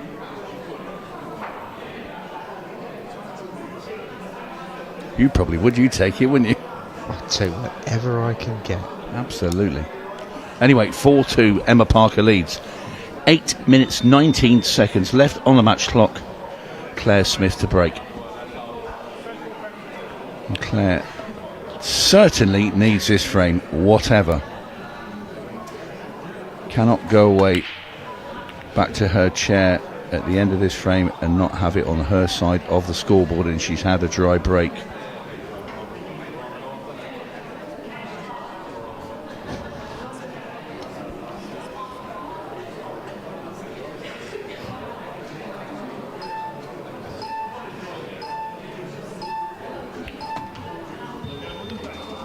Emma then can really take this match away from Claire.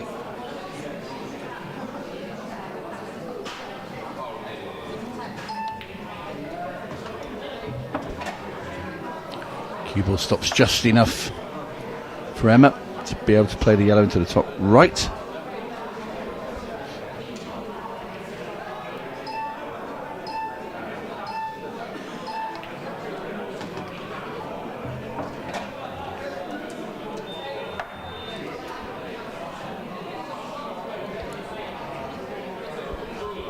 Well, I think she needs to take the one at the bottom, really, because you need to open up that pocket for the yellow that's in between the two reds.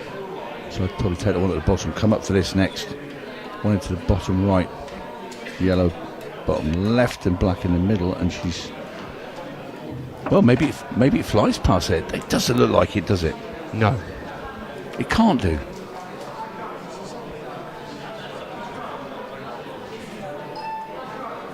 Maybe she's going to play the plant. Ooh. I don't like In this. trouble now, yeah. Well, this is the thing. If you take the one at the bottom and screw back up the table, then play these other two, she would have been able to plot that and stay on the yellow into the bottom left. That's awkward. Oh, how's that little bump off the black ball? How is your flick? That's amazing. Oh, she's got away with one there. The 8 ball is Emma Parker's best friend at this moment in time. That's unreal. Oh, it's a sickener if you're Claire Smith, mind. Because that was going into no man's land, that cue ball. That's so tough. This a 5-2. In it goes, and Emma Parker now bursts to life. Gets 3 in front, but a little helping hand from the 8 ball there, flicking off that, landing on that last yellow, and like you say, that has got to hurt Claire Smith big time. I mean, I think Emma's played well, and I think she's shown in points in this game that she can be the really superior player. But yeah, whether that means that she has the right to have a flick like that, I'm not so sure.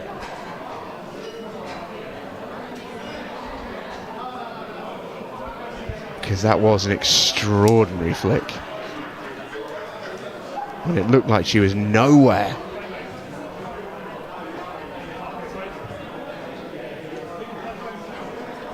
And wouldn't you know?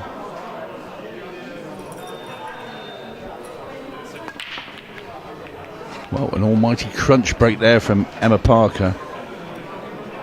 Gets the ball, and she can pretty much relax now, I'd say. Yellows are all there as well. She can take the match now.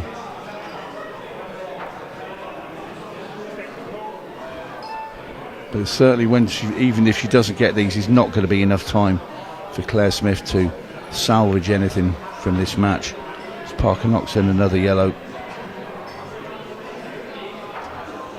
4 yellows and a black ball from home. And all of a sudden she started to cue again like she was before. A weight has been lifted off her shoulder, and she can start looking forward to a quarter-final on Sunday. It's amazing how it happens. We just saw this with Becky Watkins at the end of the game, when you you've hit the finish line and the pressure releases. Then you start playing your natural stuff and what she's been doing all the time. Having said that, no, she's fine. Perfect. Yeah, she's absolutely perfect. She had a little smile then as well as she came round the table. And this is, well, on the whole, it's been a very good performance. She started brilliantly, but then had a little bit of a funny period in the middle. But quite often in these matches, it is how you start and how you finish. And Emma Parker rattles in an 8-ball to win this 6-2. She will head to the quarterfinals once again to meet her old nemesis, Becky Watkins, for the 3rd straight tournament.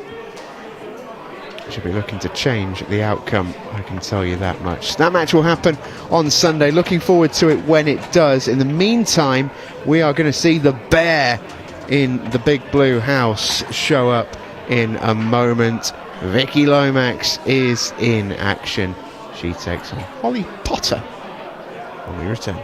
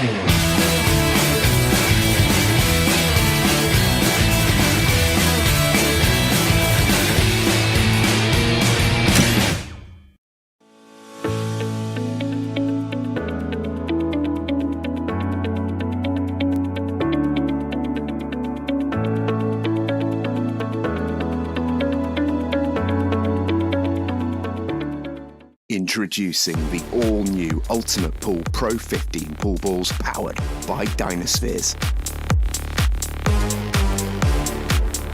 The official ball set for all Ultimate Pool tournaments. Unmatched consistency and precision with perfect roll technology. Developed with the best players in the world to elevate their game and your game. Available exclusively in the UK at ultimatepoolshop.com or from your authorised Dynaspheres retailer.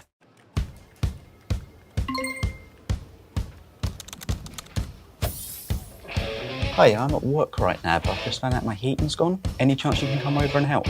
Consider it done. Hell, dripping in the kitchen sink, rust on the radiator.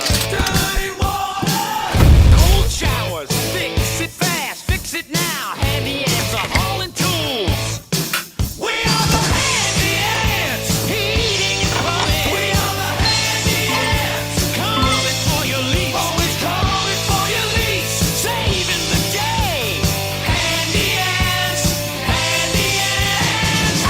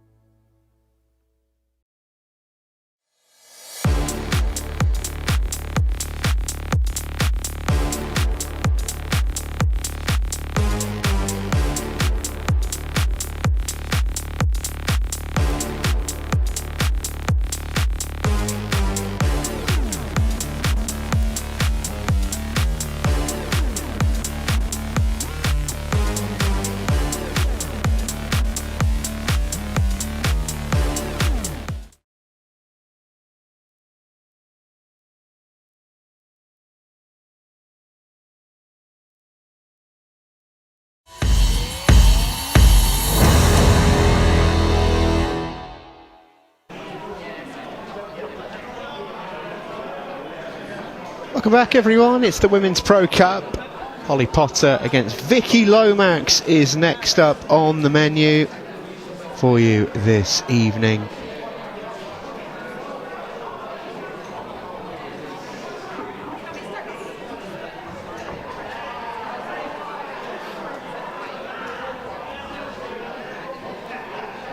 Looking forward to seeing what this one has in store for us. Holly Potter with a little bit of an upset earlier on, I think it's safe to say. Victorious over Kerry Griffiths with a really nice win.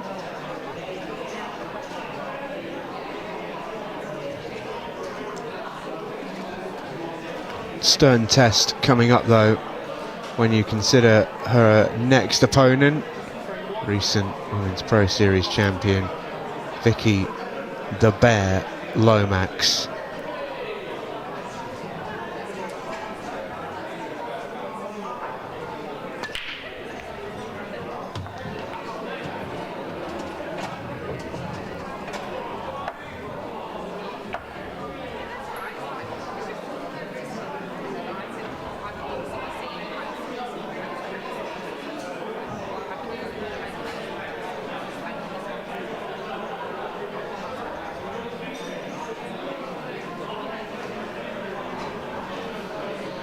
Holly is going to get first go in frame number one, and a fairly presentable chance as well for Holly Potter.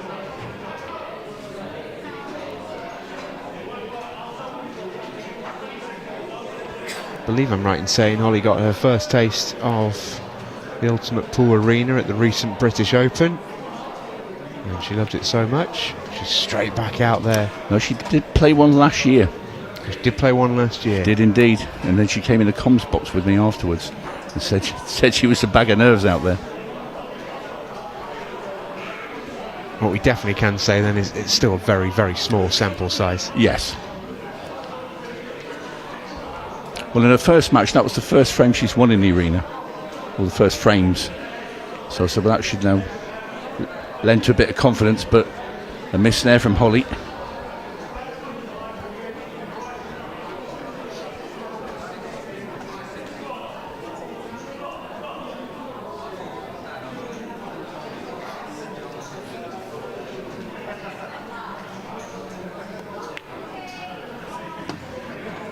Excellent shot from Vicky Lomax, and if you wanted a player who really can pot you a ball,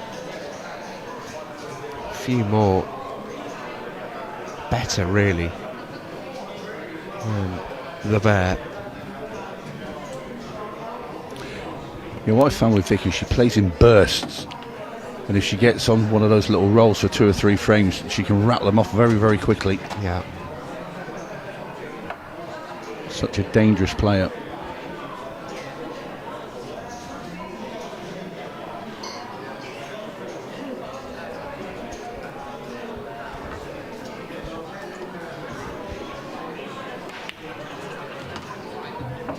Tried to get back on those reds into the middle, not come far enough.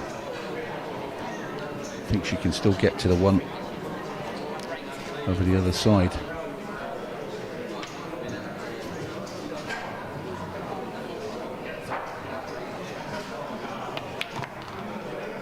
How's this going to land? Nicely is the answer to that. Down the rail next, surely. No, she's going the other way.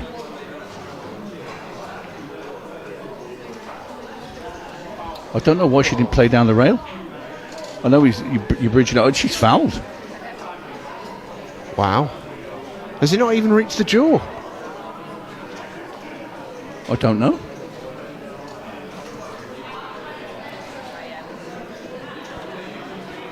Yeah, I'm not sure it has. It's settled just before the jaw. But it's gone wide. I mean, you play the one down the rail. I know you're bridging over a bit and it's a bit of a stretch, but it's dead straight. You just drop it in. And then you've got that one over the bag to pull out for the black ball. So, well, great chance here for Holly Potter in this opening frame. And this will settle any nerves.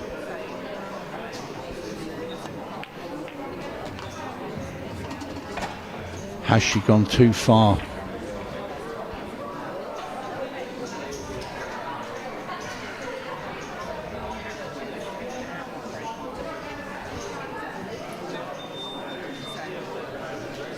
having to play this one next.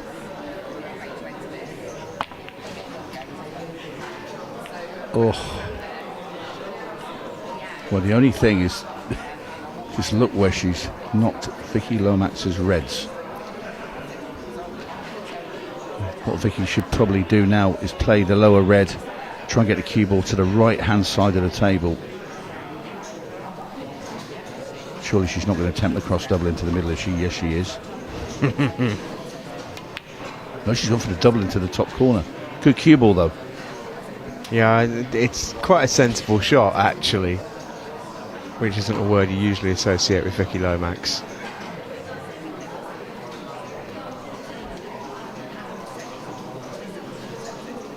Actually, that was quite well worked out as a sort of aggressive shot to nothing. Cue ball behind the black ball here for Holly. Too much pace. But once again, it's a really, really tough shot into that top left-hand corner. Cue ball tight to the rail.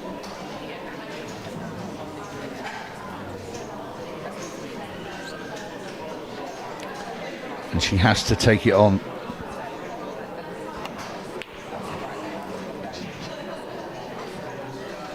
Never looked in. So now Holly Potter with a golden chance now to get this opener.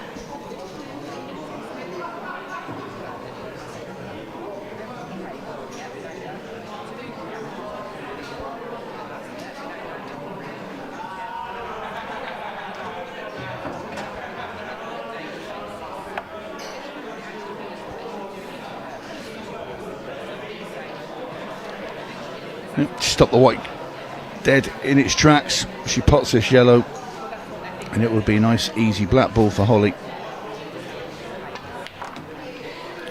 Well, she screwed back in. Screwed back too far?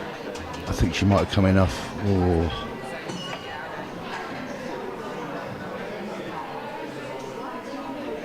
Just a little dink round it inside.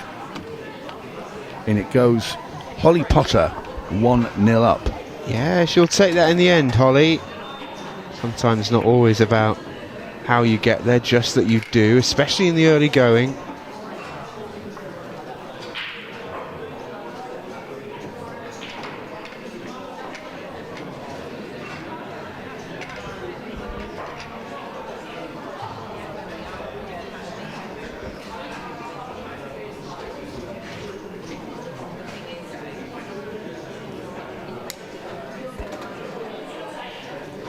Frame 2. Vicky Lomax to break. Frame 1, frame 2.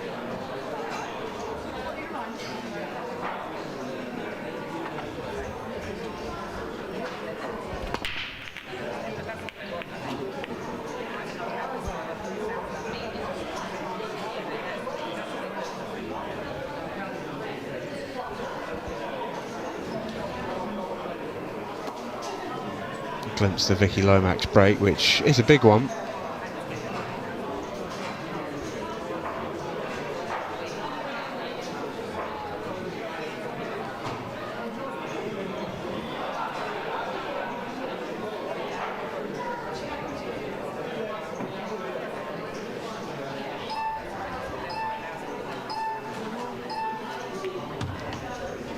Red balls in play.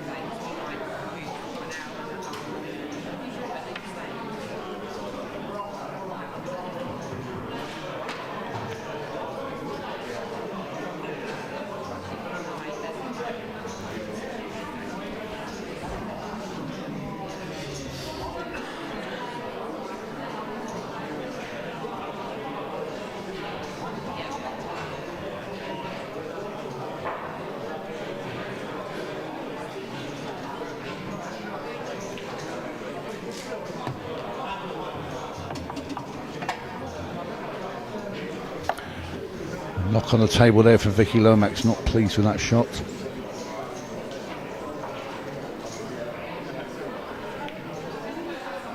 But she's recovered into A1 position now though. Little drop into the middle, yellow up into the top right.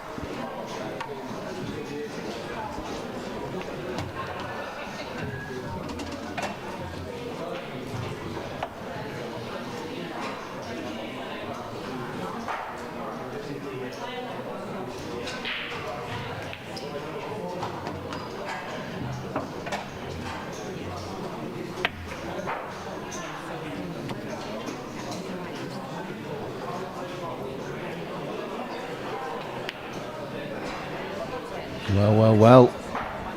Bad miss there from Vicky.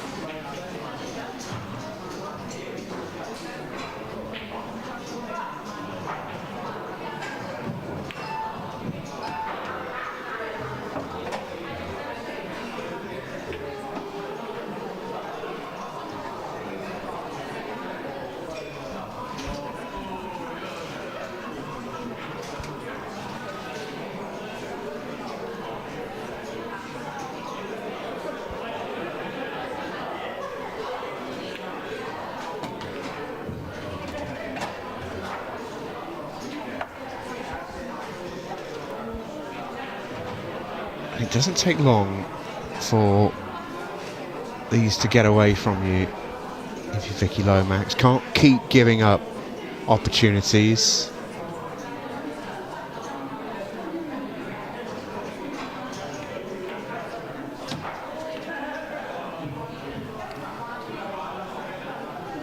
That's pretty good.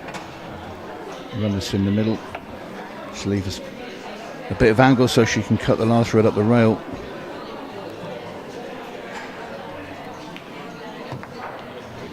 And that's too much angle.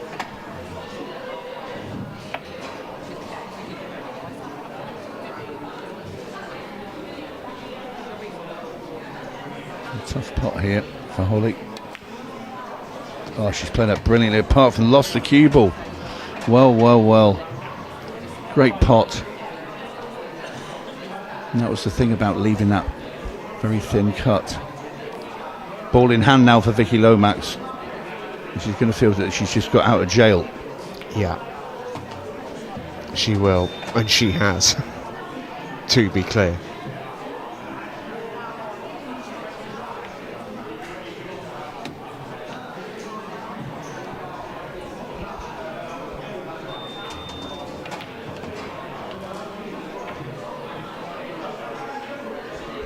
This for one each.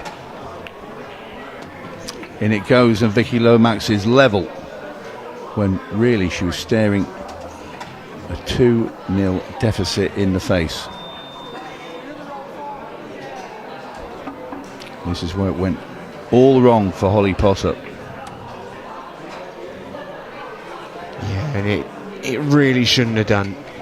From where she was and what she had to go on, had to be 2-0 there. Had to be.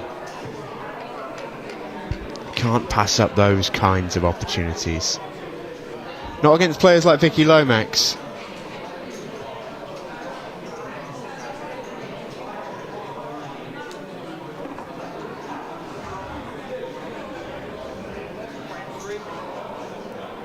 Holly Potter to break. One straight.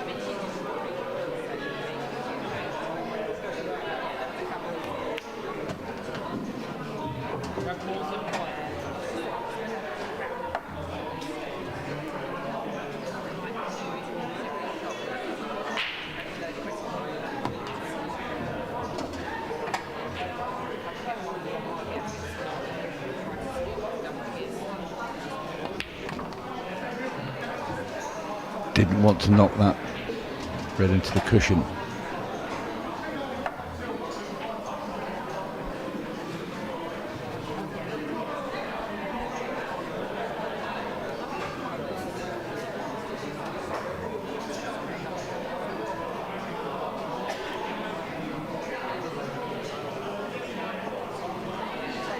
Extension call.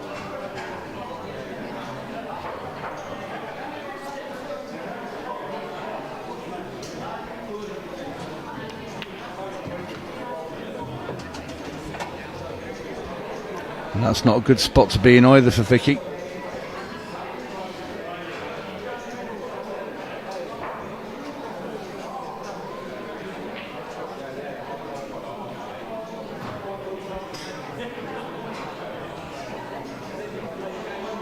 Having to dig this down. You can see this jaw. And that's exactly what happened. Missed the pot. So Holly will get her hand on the table in frame 3.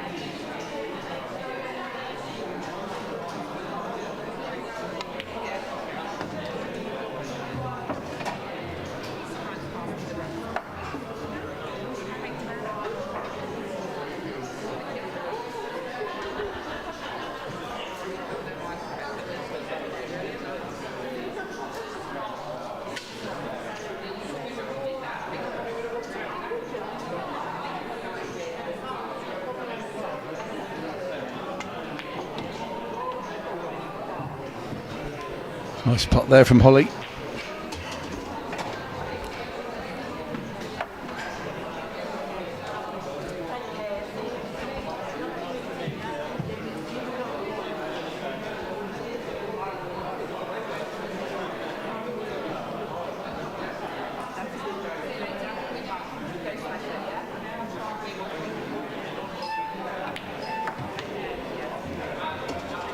Went to flick that yellow out off that rail, but she's going to get a second chance of it.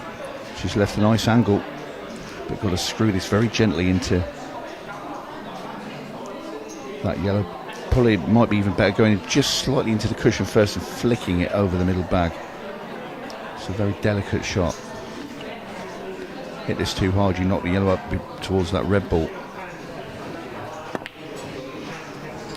Oh dear. Well, it didn't do either.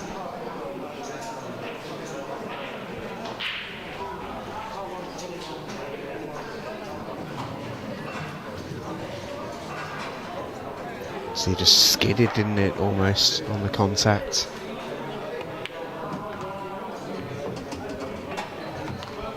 Would you believe it?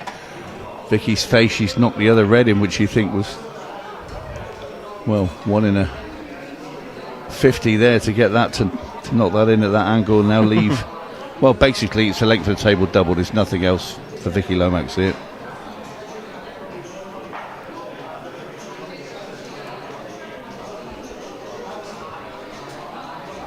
Not gone for it. I'm a little surprised. Yeah, me too. But the black ball stops the double with that yellow that's on the rail. She hasn't got the angle to get behind it off this one here unless she takes it into the top right, which is a way harder part. She can get it into the middle. So I think she's got to take the long part into the corner.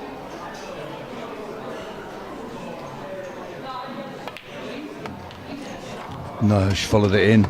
Oh. That's such a tough shot to play.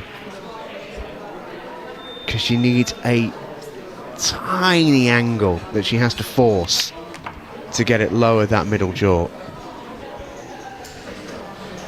Great effort not to be. Vicky Lomax won't stand on ceremony.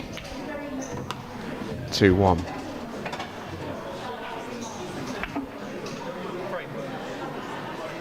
How different it might have been for Holly Potter in this match.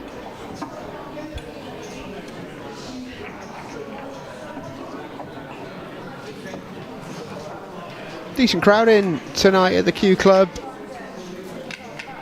can just see the familiar figure of Steve Robert Shaw, aka Fez, making his way down the stairs just a moment ago. One of the brilliant owners here at the Q Club. It truly is a brilliant facility.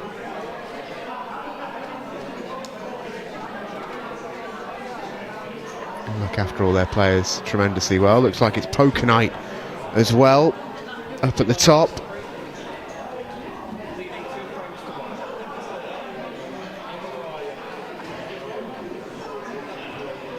And right now it's Holly Potter doing the poking. She's poked the bear.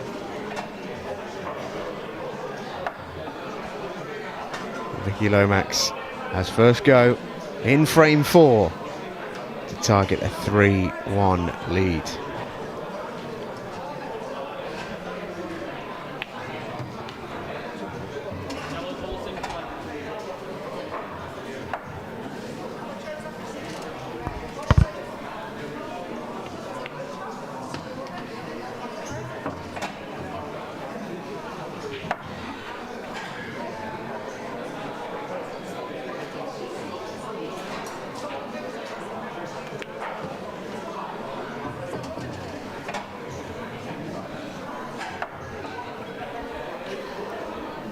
Very slight overrun there for Vicky. Still okay, but she's going to have to play this ball into the middle and get the cue up in the air and just pull that cue ball back and try and get onto that one that's into the bottom left corner, closest to that rail.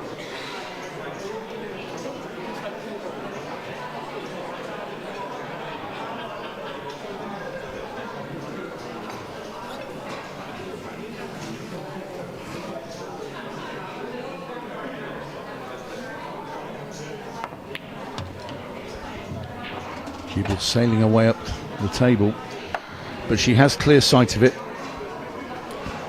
This will be a very gentle shot now, just try and cut this yellow into the bottom left. And that was a long way out.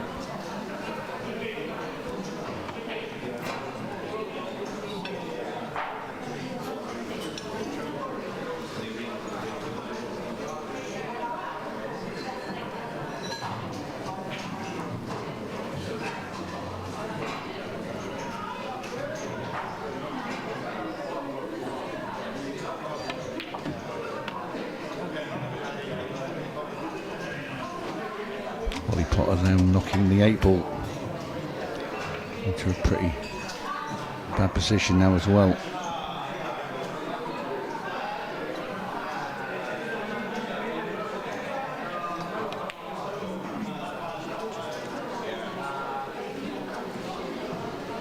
Just 1 or 2 errors creeping in the middle of this match now.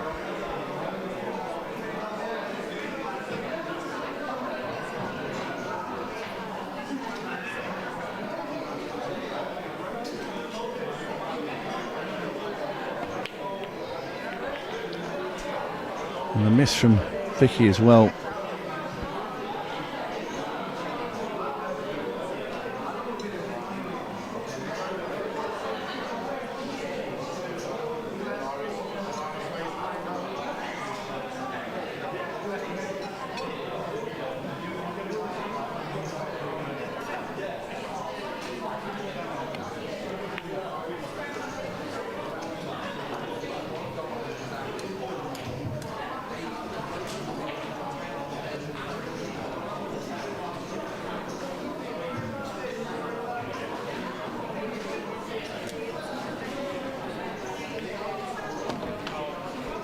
Oh dear.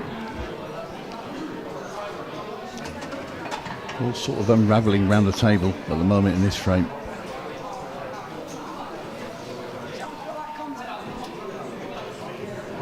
Vicky not even attempted to hit that yellow. She was going for the one that was just after it. Clipped and gone off.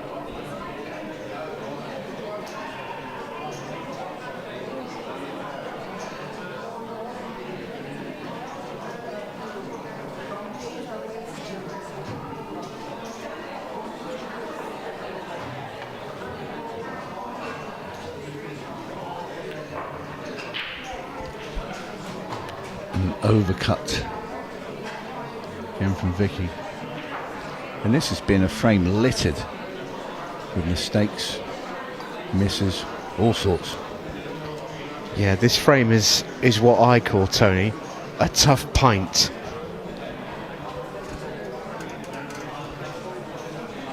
And I know you know what I mean.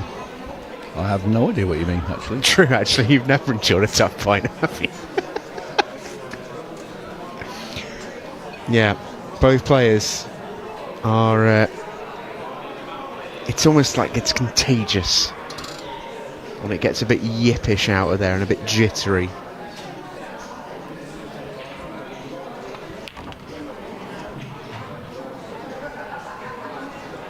Well, got to play loss of turn here, really, Vicky. If you can play loss of turn now, just leave the cue ball sort of behind the black ball, where you don't leave Holly a clear shot.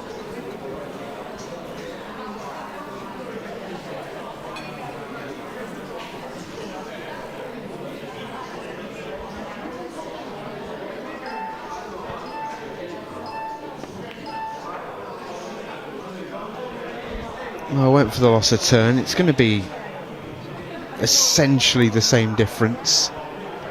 I think we can get a snooker here.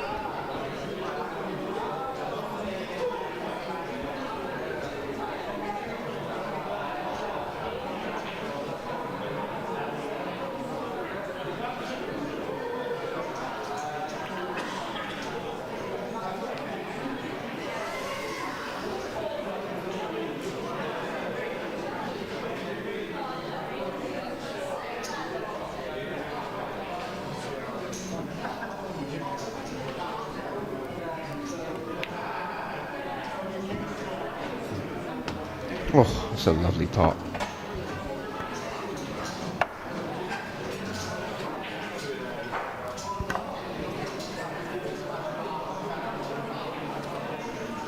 Take this into the top left, guarantees position onto the black ball. Just missed the pot. Easy safety here for Holly.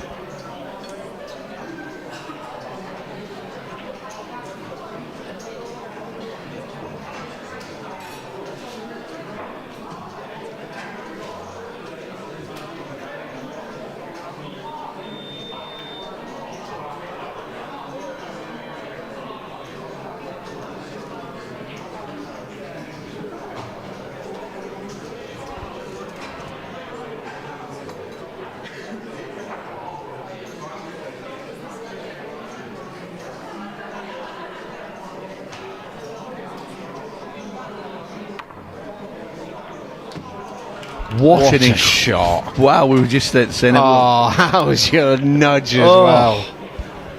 We were both looking at each other thinking, oh, she's going to try and play a swerve, and what a great shot, but what a friendly bump off that jaw in the middle. And out of absolutely nowhere, Lively Lomax strikes, goes 3-1 up. I mean, this is an awesome shot. Just a little moment of inspiration, really, from Vicky Lomax. And then out of nowhere, she is right in business.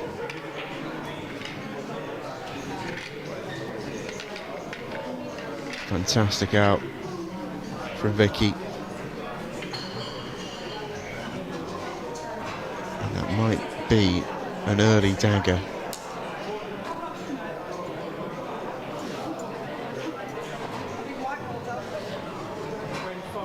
Two players sharing a chat and a giggle. Played in a good spirit, as it always is when Lomax is involved.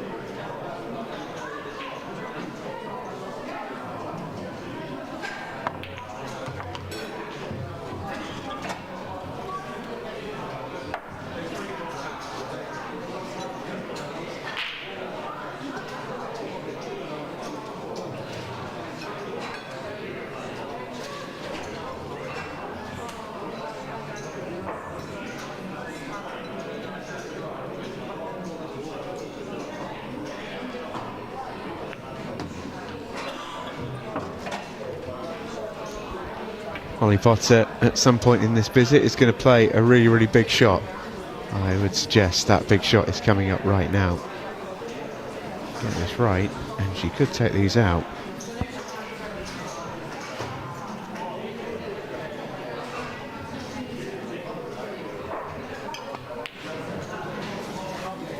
Get it wrong though, and it will bring the bear to the door.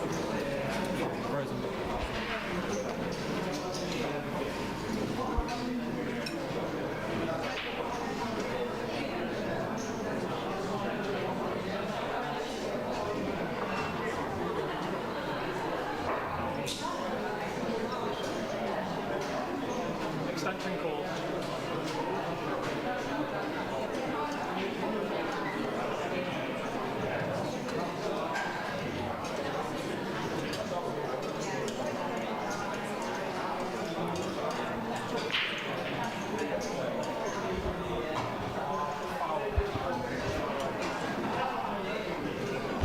I think. Well, the referee originally called a foul. Vicky Lomax said, "Are you sure?" Or words to that effect. And, well, we're going to have a watch to see whether it was a foul. So we'll cue up the replay. Was this a foul by Vicky Lomax?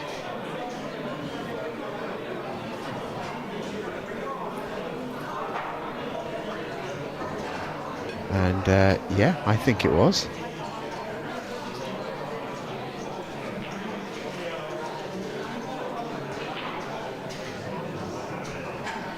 I think if the balls are judged to have frozen to the cushion, I think that's going to be given.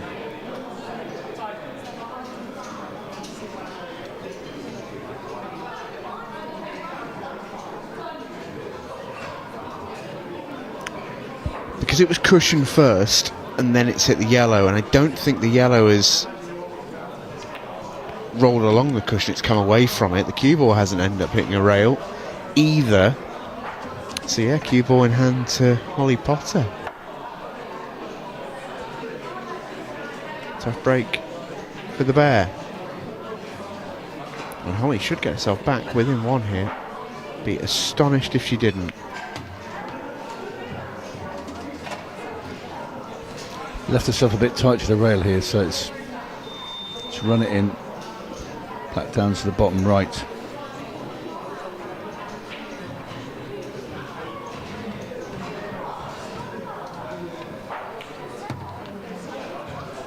Ooh, how do you like these? Not a lot. It's gone from very, very makeable to very, very...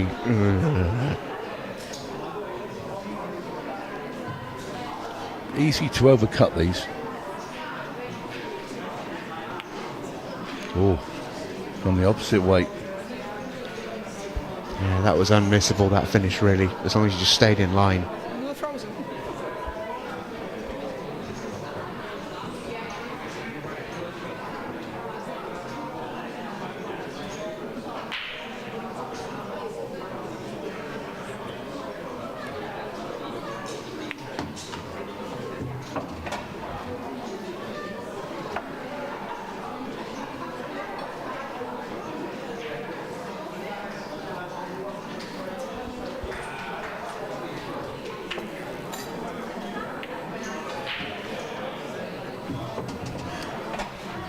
And that's quite unpleasant as well. Easy safety really though.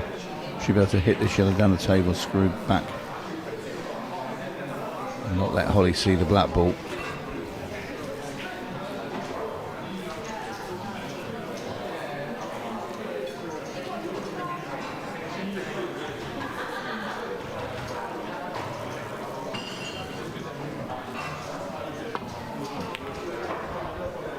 Where's that black going? No way. Ooh. Wasn't for the fact that Vicky was out of a chair before it hit the rail. She was confident. Pair of them sharing a giggle. If you push this cue ball far enough through, she misses this, you should leave it snookered on the black. That's exactly how she played it.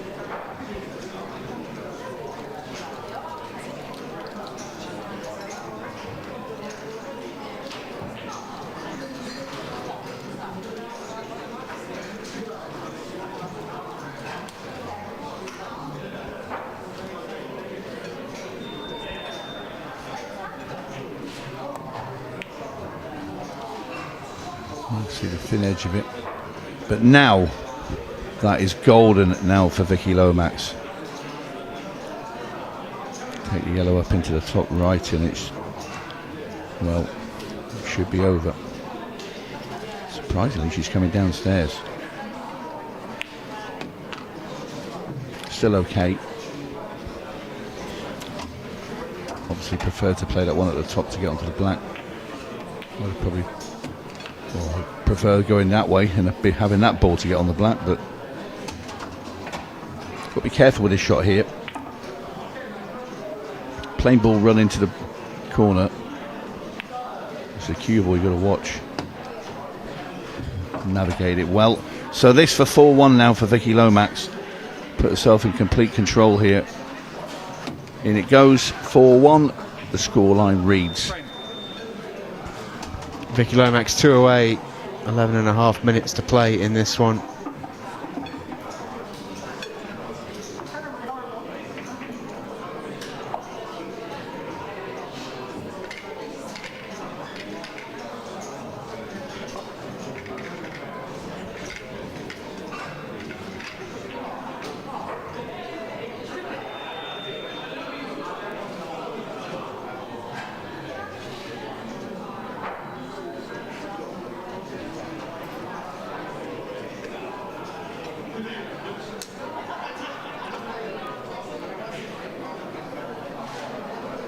Frame 6.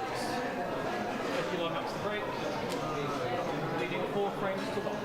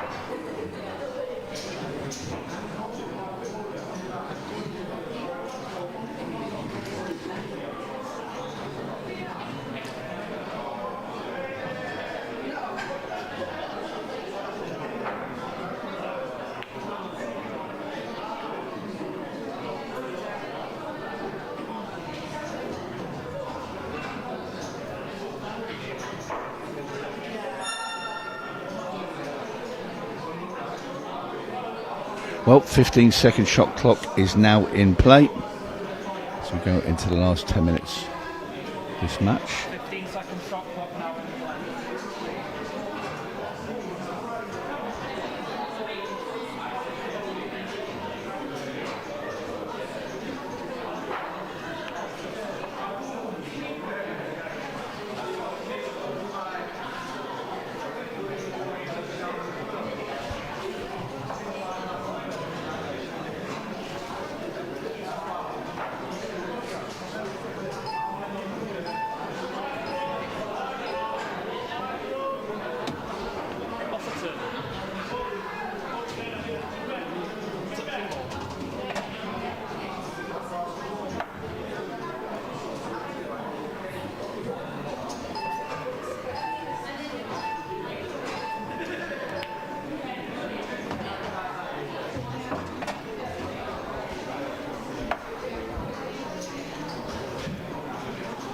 I don't think that yellow stuck out enough away from the red for Vicky to pop loose one and get on that.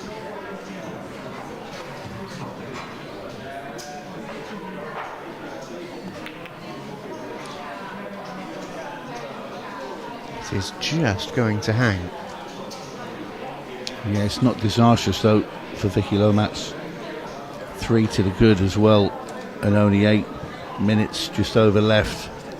So it's looking more and more likely Vicky Lomax will find herself in to tomorrow's quarterfinals.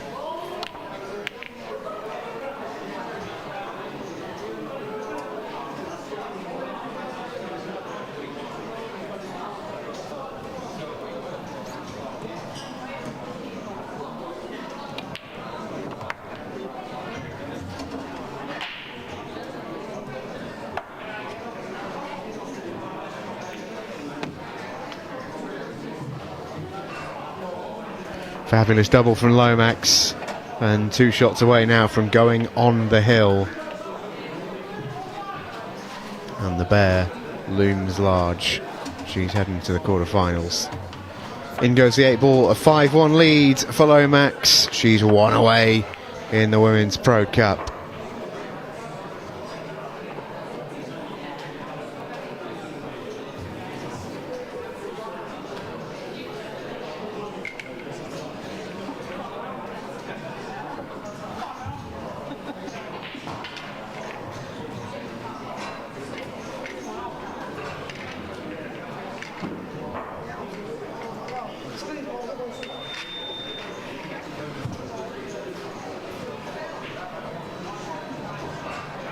Don't forget, you can hang out with us at the Ultimate Pool Series. It is in a fortnight's time. Do not miss the action. You can catch all the best of it here on the Ultimate Pool YouTube channel with our Ultimate Live membership. Head to the channel page, hit join, make sure you're using your web browser, and for the princely sum of £7.99, you can watch all the best action from every single Ultimate Pool event, whether it's the Women's Pro Cup this week or next week, the Last Man Standing, the week after that, the Ultimate Pool Pro Series, Women's Pro Series, Challenger Series, Next Gen, all the best action. Monday Night Pool every single week, European Open coming up in the middle of July as well. There's so much pool to come, and you can watch all the best action right here on the Ultimate Pool YouTube channel. Just become an Ultimate Pool Live member.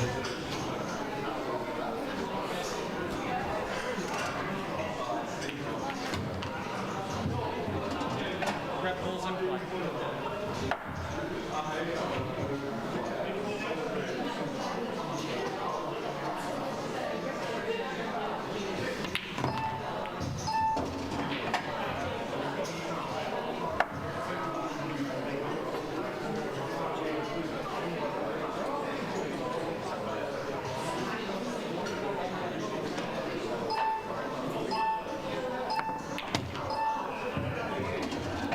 That's come out lovely for Lomax.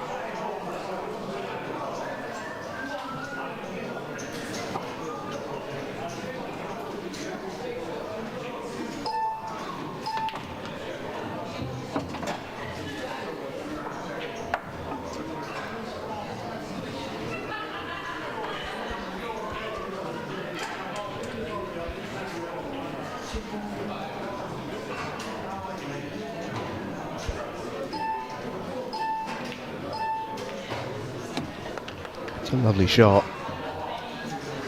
Jawed. Oh, and she's jawed. Yep.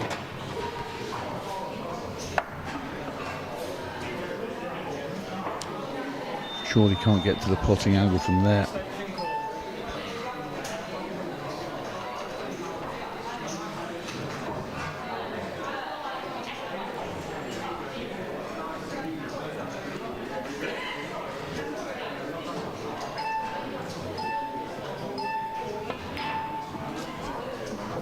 Overcut and in off. So Vicky Lomax now comes to the table with a chance to just wrap up this match.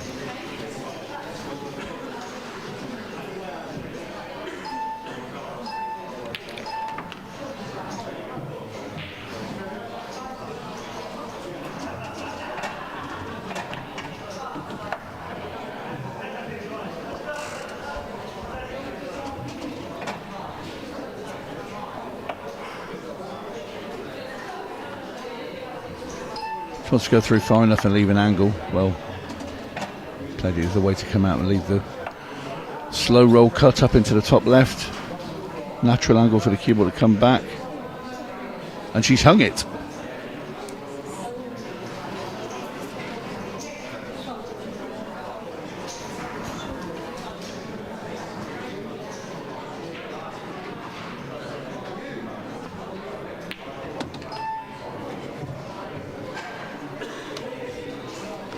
All right then, Holly. 2 balls away from 5-2.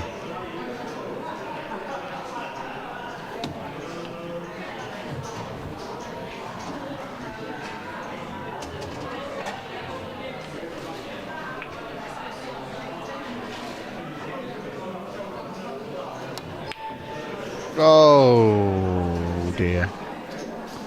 Well, that'll be that. This match is about to be over. The bear has got 2 big paws on a spot in the quarterfinals. Oh, she's missed it. Oh, Vicky. Well, she had 2 paws on it and she's dropped it. And then for good measure, she stood on it afterwards. Holly Potter drills in the 8 ball to go 5-2. And we'll have one more frame.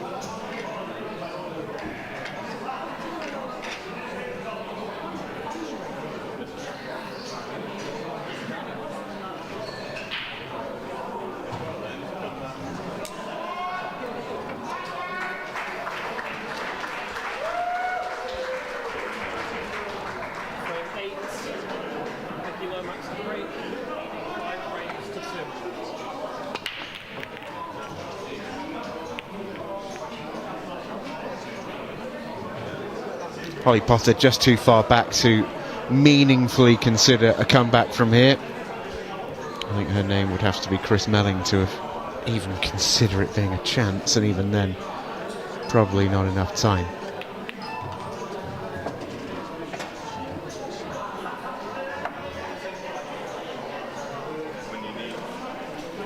No, this one's over.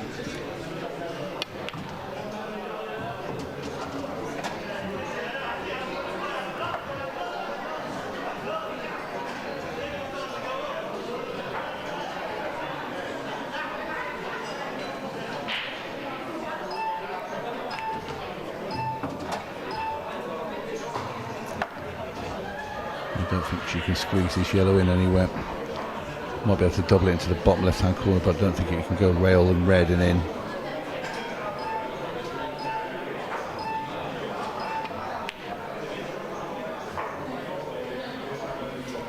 I guess we'll never know.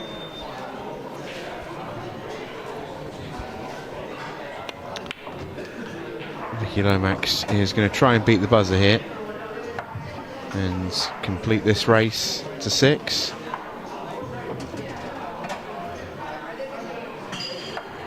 which she may well get close to doing.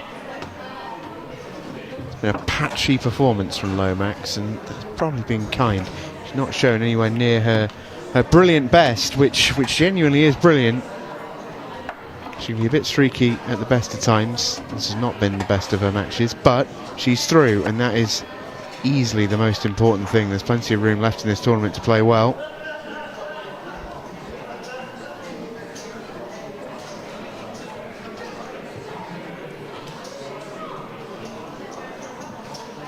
Well, can't park there in relation to that red. You also can't park there.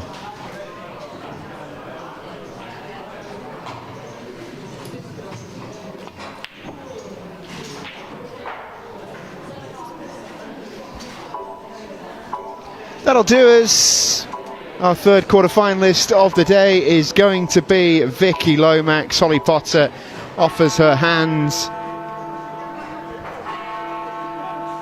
and the two share a hug. Isn't that nice? Played in a great spirit. Vicky Lomax is through to another Ultimate Pool quarter final, and she's going to have to play a little bit better than that, you would suggest, if she wants to make it through to another semi-final and beyond. But in the meantime, she has done enough. It's a 5-2 win for Lomax. Next up, our final match of the night, as Lindsay Schultz, who looked in really good shape earlier on today, she takes on Louise Meyer, who also played finely as well. Final match of the night coming up next.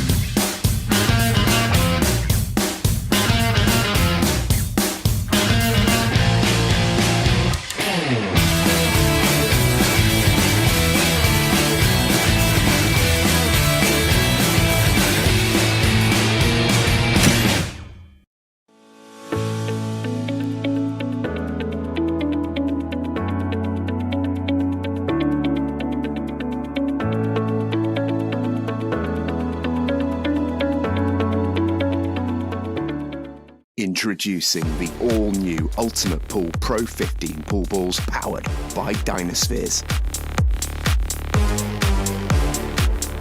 The official ball set for all Ultimate Pool tournaments. Unmatched consistency and precision with perfect roll technology. Developed with the best players in the world to elevate their game and your game. Available exclusively in the UK at ultimatepoolshop.com or from your authorised Dynaspheres retailer.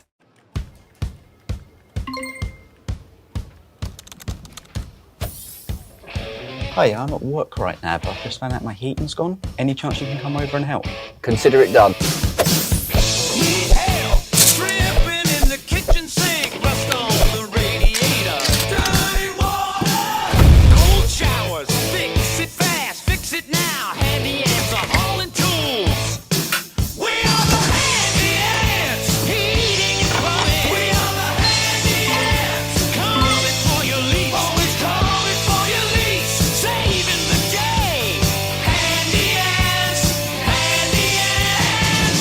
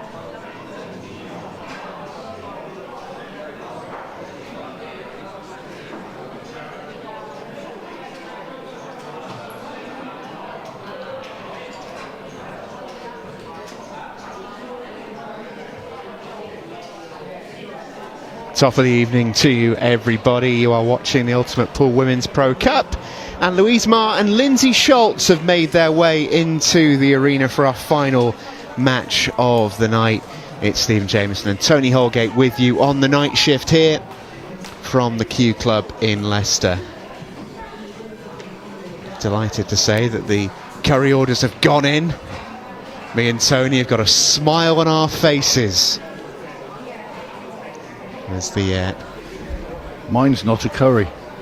as the evening looks set to reach a glamorous crescendo. Both these players were really, really good earlier on. Was really impressed in particular by Lindsay Schultz, who showed good confidence out there in the arena. And it'll be Lindsay to break off first in this match. Louise was solid over Akina Silence, who struggled a little bit. And Louise was composed and clinical when she needed to be for a comfortable victory. But Lindsay Schultz, I thought in particular, was one of the performers of the day, actually. Tony took out a beautiful finish, gained confidence from that, and looked really, really composed. I had a little chat with her afterwards and referenced the swan metaphor that we talked about in the match itself, where, you know, Lindsay has a great habit of looking really composed out in the arena, but underneath it is the swan metaphor. It looks beautiful and serene on top, but the legs are paddling like crazy underneath. That's sort of how it's been going for her. But I do think that despite that, she did played some really good stuff earlier on this afternoon. Yeah, I was impressed with Lindsay. Thought she handled it very well out there. Pulled out some tremendous pots. But can she repeat it tonight?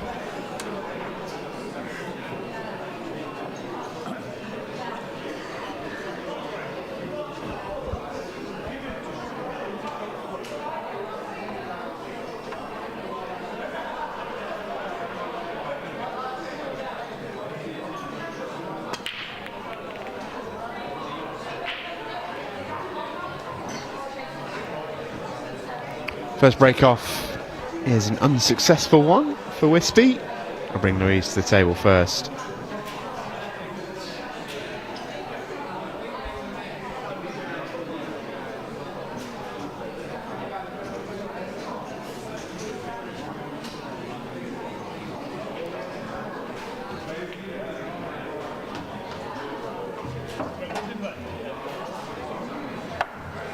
One thing I thought Louise was against Akina, and it remains to be seen whether or not she'll change the game plan against Lindsay.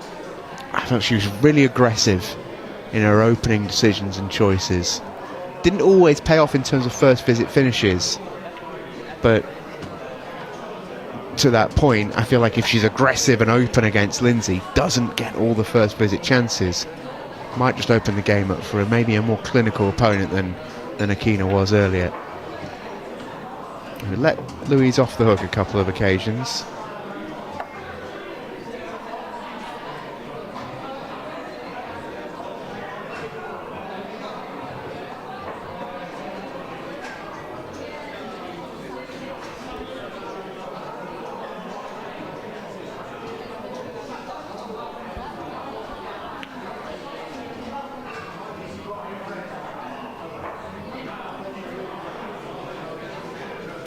Can't tell whether Louise has bailed out on that one or if she was just trying to play a containing shot.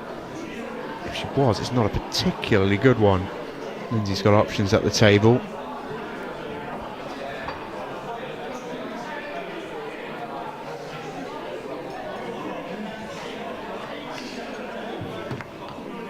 It's a good opening shot.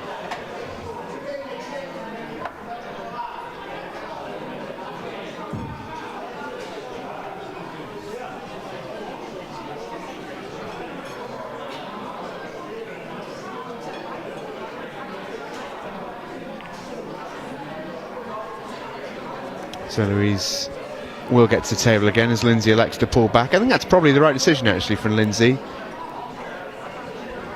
And plays a far better safety shot than Louise perhaps did a moment ago.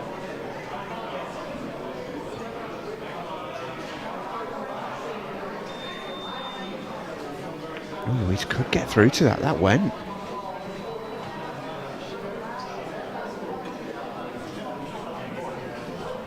Ends up hanging.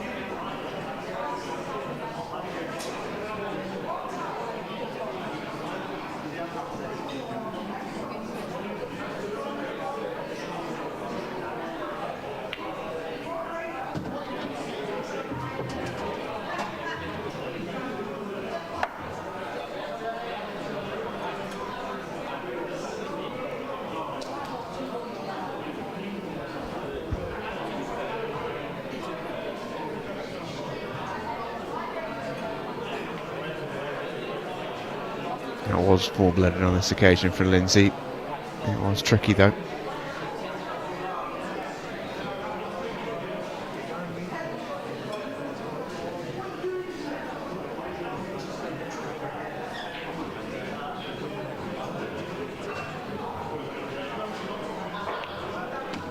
Shot from Louise.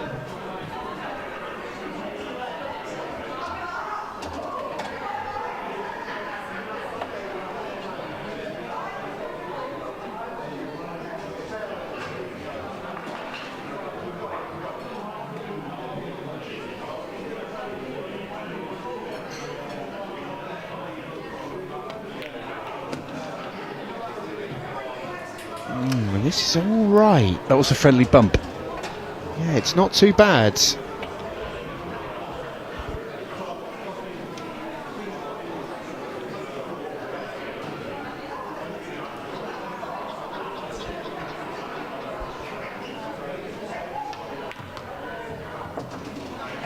Was she come a fraction far? She wanted, I'm sure, to be on the right side of that red, to come across She can drag towards up, the 8 ball. She can drag up, sort of just up towards that middle bag. Yeah, that's perfect. Yeah, she's okay. Just held it enough. Any further, she might have been in a spot of bother, but actually okay. So this 8 ball then for Louise Marr to take a 1-0 lead. And in it flies. Excellent finish in the end from Louise.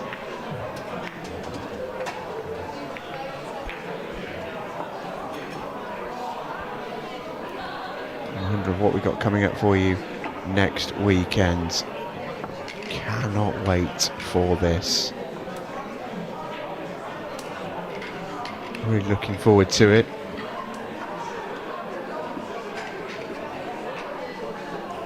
Yep, I should be here. Yeah, I'm actually not here, which I'm really disappointed Why I about. said it. I know, I could tell. So I wanted to get in before you could slander me. do you know what? Something that might be of interest to a few people. We've got an able replacement. We do actually, The return. which pains me to say it as well. The return to Ultimate Pool UK of Simon Webb. Indeed. He's been dug up, dusted off, blown away the cobwebs. Webby returns. He needs to remember what red and yellows look like. We'll open up a jar for every time he says rack instead of frame.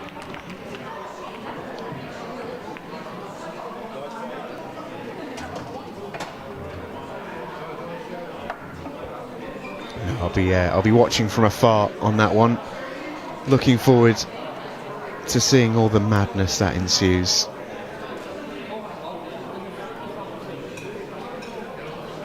There'll be plenty of that, I'm sure.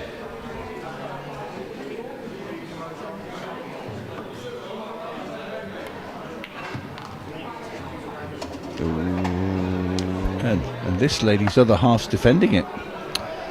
He certainly is. Phil Harrison, as defending champion, has earned himself Hitman status, which means there's a cash bounty on his head. If you're unfamiliar with the format, 2 players start, they are randomly drawn, and then it is winner stays on until there is just one last man standing.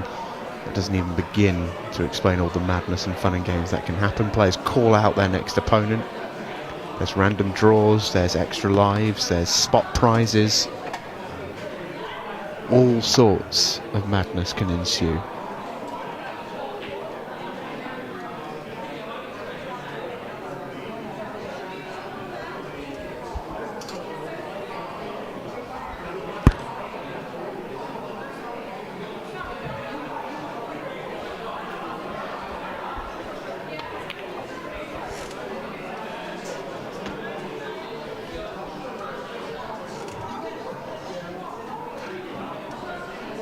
Well, Lindsay gets to the table on the reds.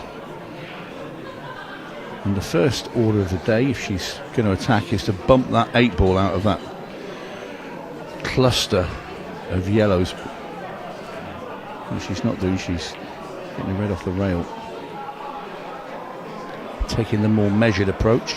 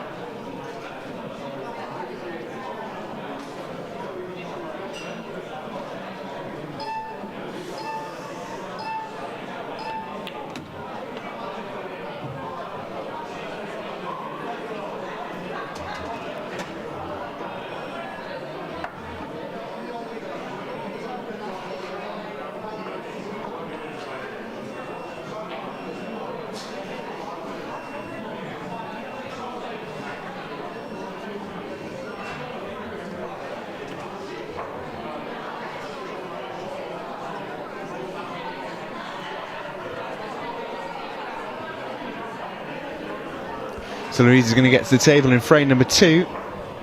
Once again.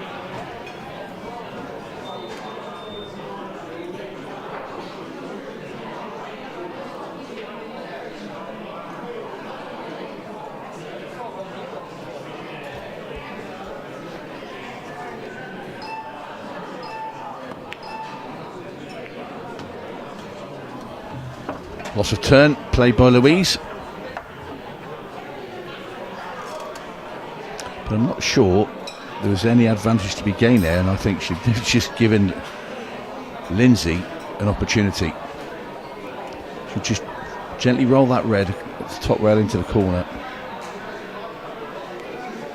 Other red goes off, yellow in middle.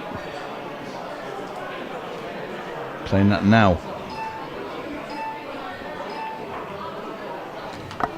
Trouble is, she's got the cue ball away from where she wanted to be, and now can only play the one down into the bottom right. So in the end, it's probably worked out for Louise. Yeah, it has. In a roundabout way. Yeah, Lindsay's just lost a cue ball a touch there, and will need to play.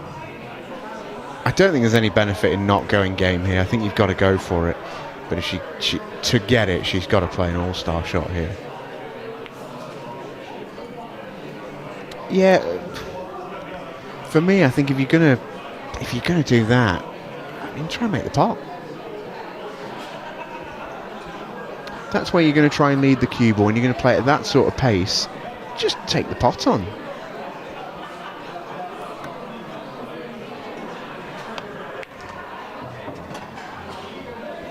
Because, you know, worst thing that can happen, she can get herself a shot on the next red. It's very makeable from where she would have left that cue ball. It's a thin cut, sure, but, you know, what's the worst that can happen?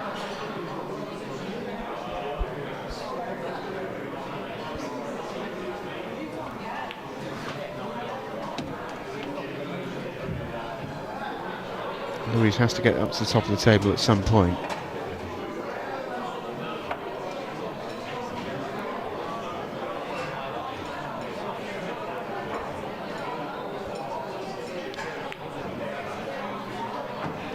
It's a lovely pot, but she's in a spot bother here.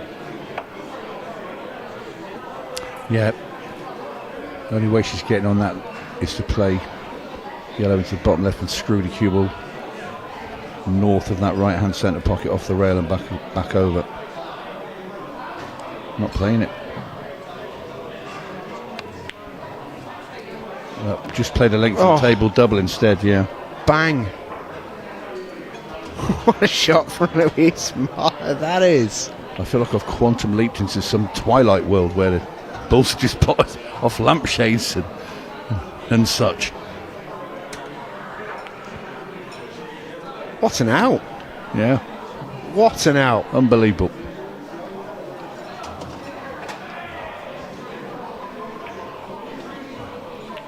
In goes the 8 ball. Cue ball is safe. 2-0 the lead for Louise Marr, and that was actually a pretty naughty little finish in the end from Louise.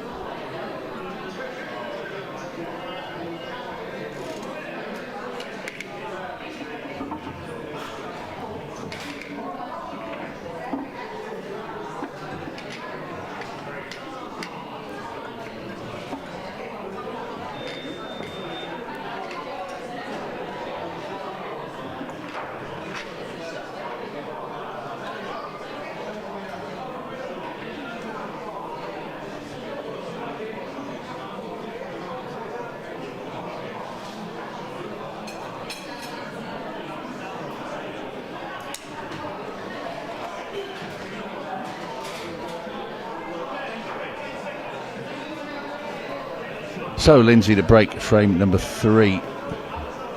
And things are getting a little bit urgent. And Lindsay Schultz's corner.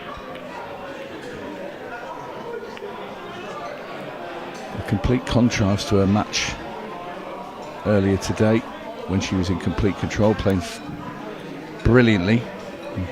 And she's just getting dry breaks and not getting really any table time, and when she does, it's all a bit messy.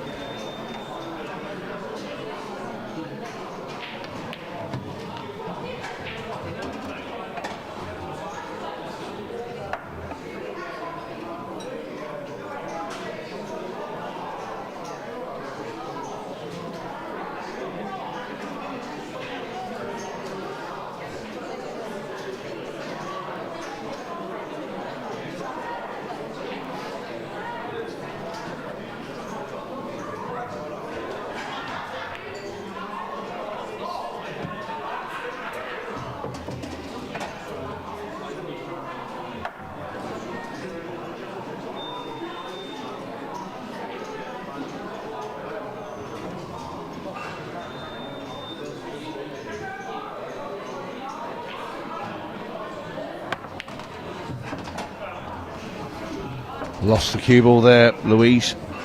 Tried to screw it back, and it's one of those shots, if you hit that completely wrong, it will spin forward and go and follow the ball in, which has just happened. And you strike down and don't hit it at the bottom.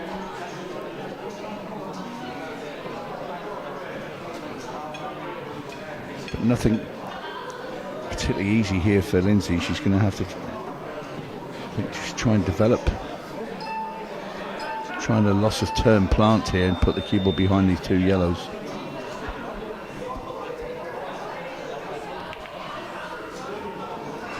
Oh, she's left it over the bag.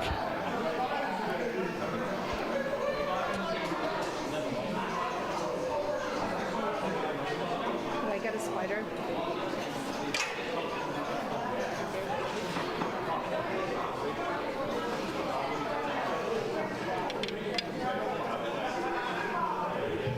The spider is requested for Louise Marr.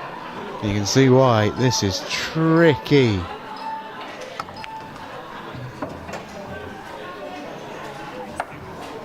She's played that pretty well, you know. You can take that.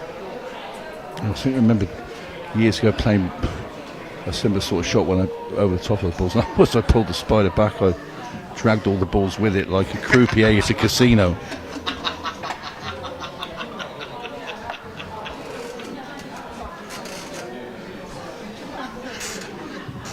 So they said no more bets.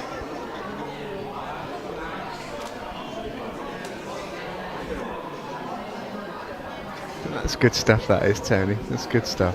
I think it's true. I believe you. I didn't laugh because I thought you were joking. Oh, Louise. Oh, dear. Yeah, I don't know where she's possibly going with the last red. Maybe it goes off 3 cushions and back into the middle. We know she's fond of some spectacular shots, as we saw in the previous frame. Got the Lindsay snooker really this needs a time. first frame here.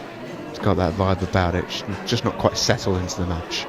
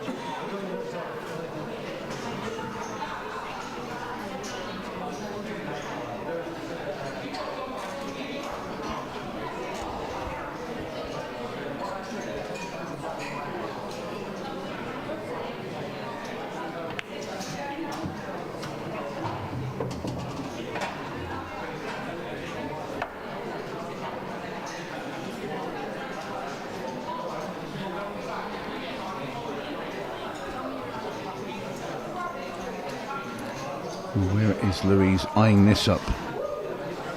2 cushions into the middle, 3 cushion into the middle.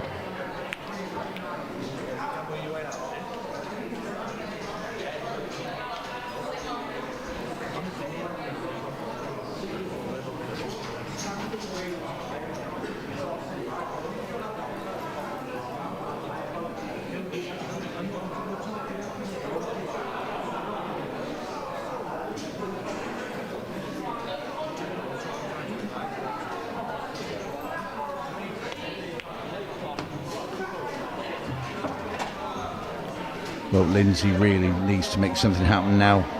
Yellows are open.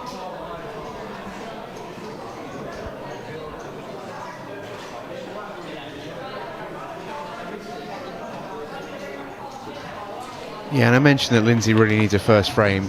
She's not going to get a better opportunity than right here. These have to go, really, for Lindsay. Get yourself settled, get yourself into the match. It's still wide open at this point. She's not played too well so far by her own standards. Change that here. Get herself going.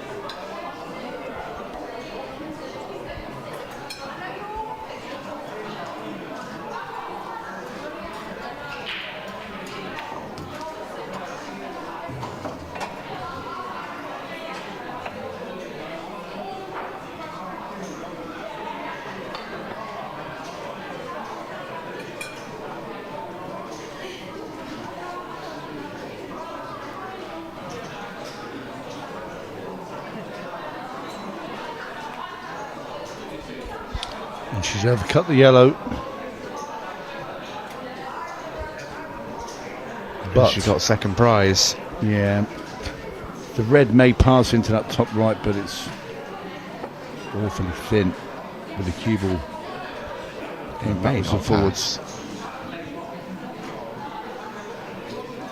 I'm not sure it squeezes by that yellow. Might be able to find out. Oh, it did. It's gone off the yellow. Never. Oh, wow, way. Ooh. Oh. 3-0. Louise Meyer. Ouch. On fire in the Women's Pro Cup. That was a bit special, that.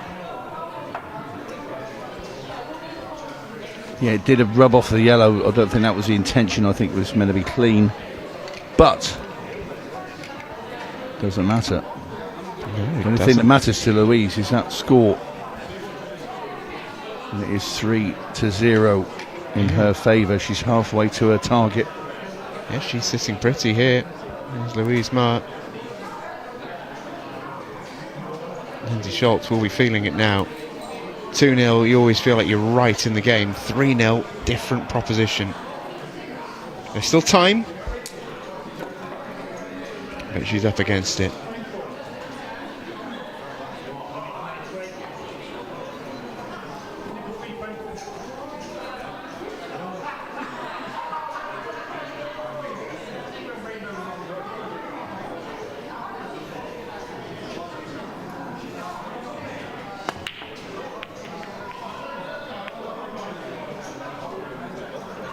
Bit of a miss hit on the break from Louise, in truth.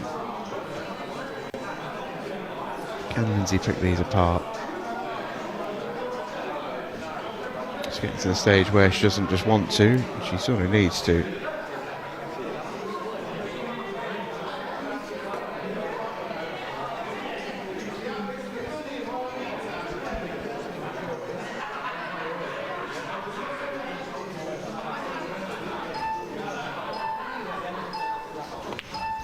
It'll be reds for Wispy.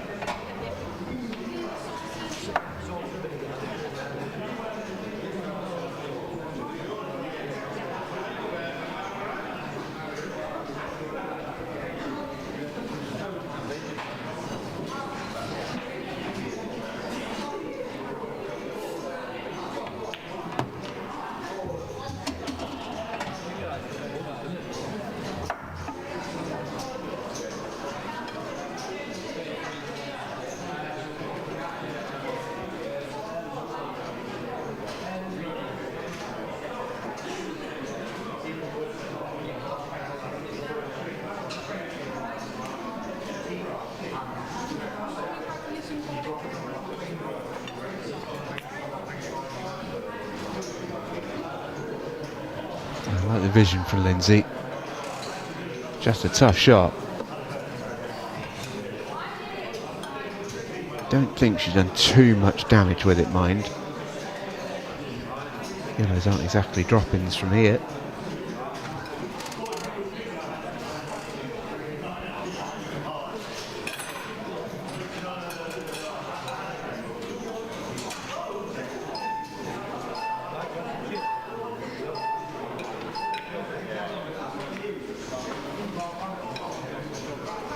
That's a nice shot there from Louise.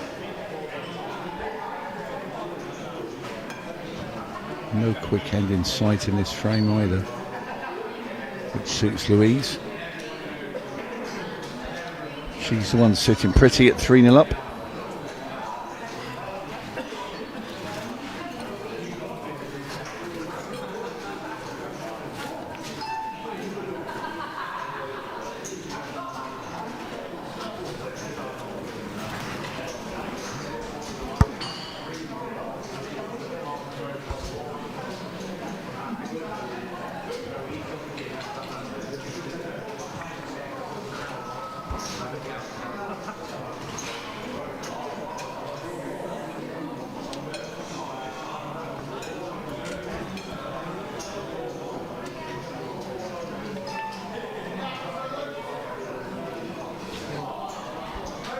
I think Louise is playing clock now.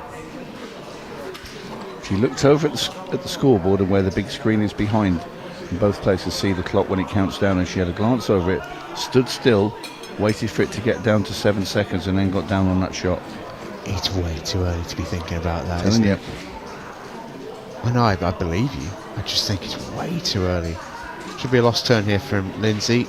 Oh, call it too thin. Should be thinking, if I can get 10 minutes out of this frame, because it is a messy one.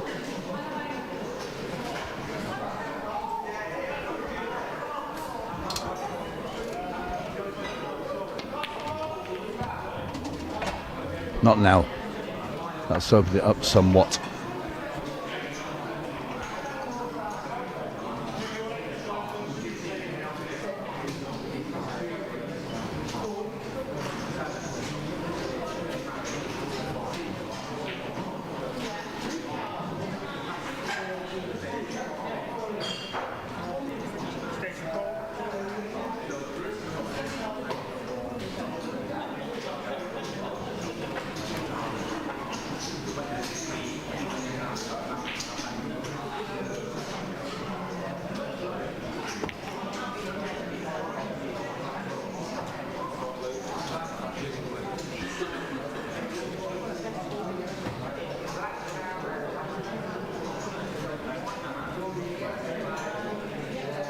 I mean, effectively, you can waste more time now than you can when it's 15 seconds a shot. You're using bigger chunks. Yeah, you're not allowed to deliberately time waste at this point in the match, though. Really? Yeah, How would you prove it? well, it's a little bit of a grey area, admittedly, but referees will clamp down on if they see what's clearly obvious time wasting. It's a sort of, it's not a hard and fast rule. You know, you're not going to be deducted you're not going to be given a standard foul for it or deducted a frame or anything like that. So basically, if you've got a ball over a pocket and you stand there for 30 seconds, like yes, the black ball, staring at the match clock, going and checking your watch, they'll just go. and sit in your chair. Yeah, they'll go. You can't do that. Okay. Stop doing it. See it happen on Monday Night Pool a little bit more often than we do in sort of weekend events. You're only essentially allowed to run clock in the final 5 minutes of the matches in the 15-second shot clock zone,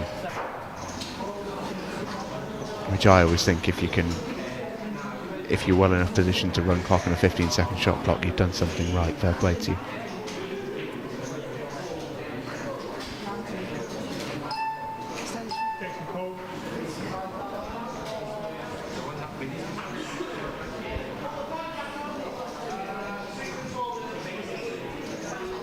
And she almost looks like she doesn't fully believe in this shot herself, but she can execute it like that. She's in decent position. If she gets the table next, she could go.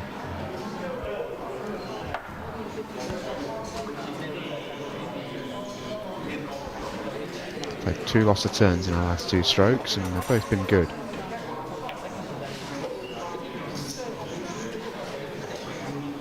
Good cue ball from Louise Meyer.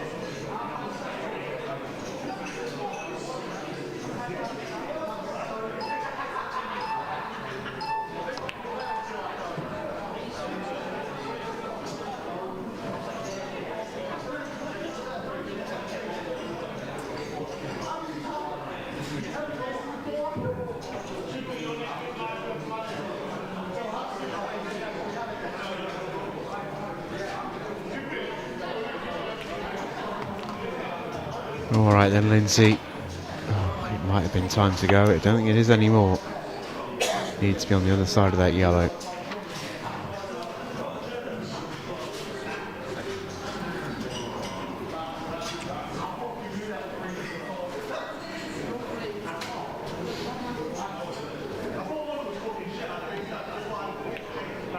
Oh, how'd you hit the yellow there? That's incredible. Let alone fly it straight into the pocket. That's amazing. She can do that. She tried. That's extraordinary.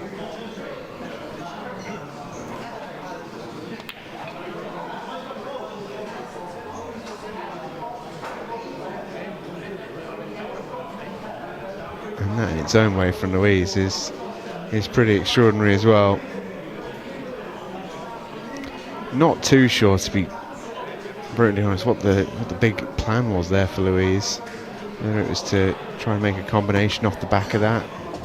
Very tough though. I think Lindsay may have to play the 3-ball plant. Or does this guide in red off red and free the pocket up? That's what she tried. She needs to move that red. Yeah, I don't know if she can play it sort of middle ball into the yellow and just hit the thin edge. Well, how about that? Oh, lovely shot. That's a really classy shot from Lindsay Schultz. And hopefully, as a neutral, for the match's sake, that gives her a little bit of an edge. Get her mojo back. Not really started in this match, but with 14 minutes left, better late than never. 3-1.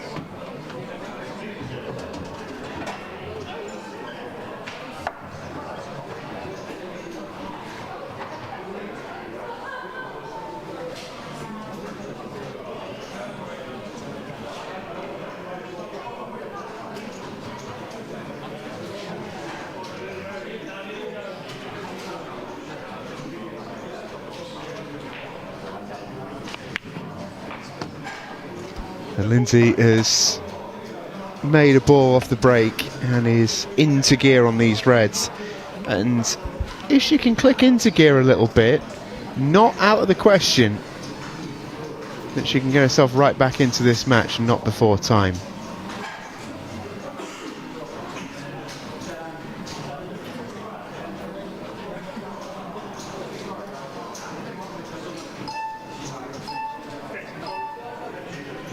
Weighing up, playing the red to the bottom right. Big shot.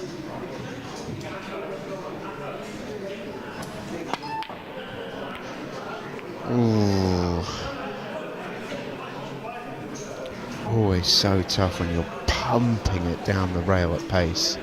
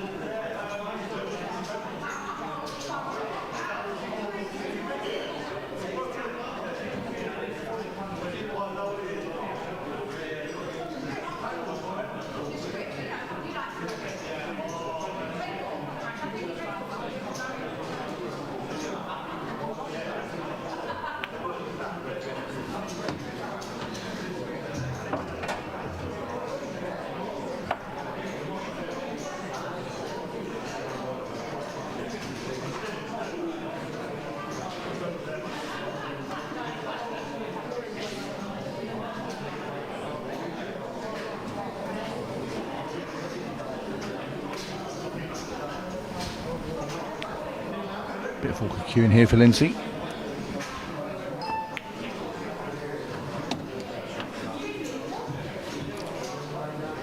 Lindsay, one of the players that was quite happy to see the back of the 6 red shootout in these matches now.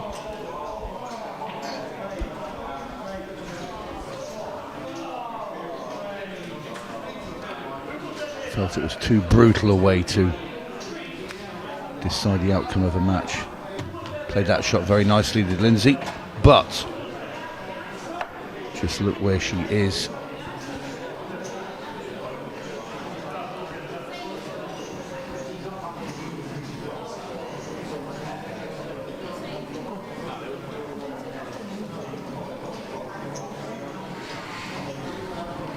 At the pace of this game, I feel that Lindsay really is in a must-win situation here in this frame. If Louise was to pinch it now and get 4-1 going into the 15-second shot clock as well, I think she's a huge favourite.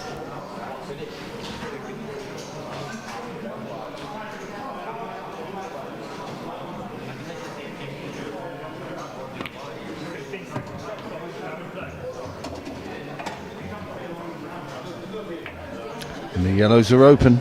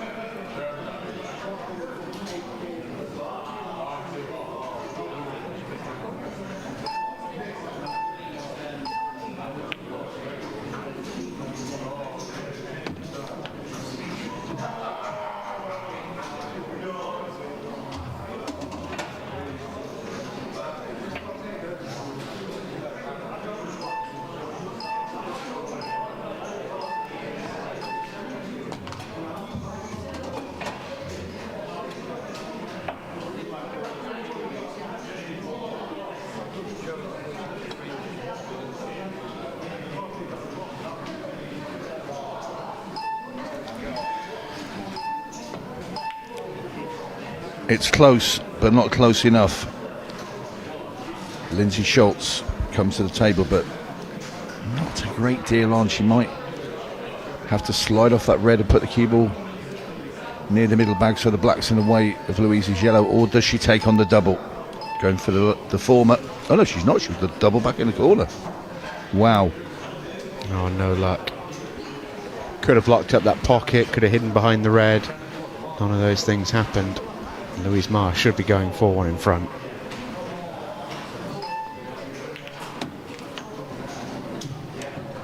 Almost certainly will be. Not been Lindsay's game, this. No, and it's such a contrast to how she played earlier today. Yeah, it really is. It's two different players.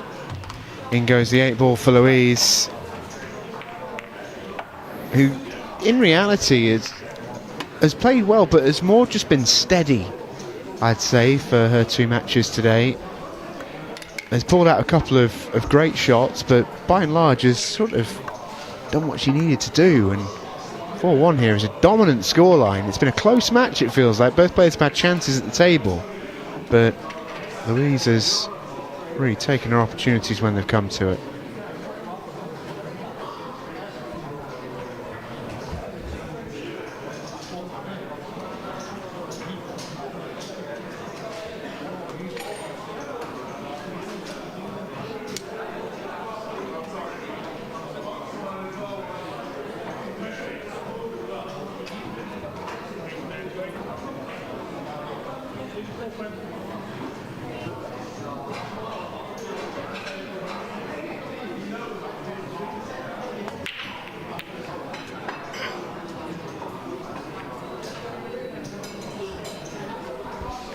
Dry break from Louise, so it is now ultra urgent for Lindsay Schultz. These have to be third up. They have to be fast.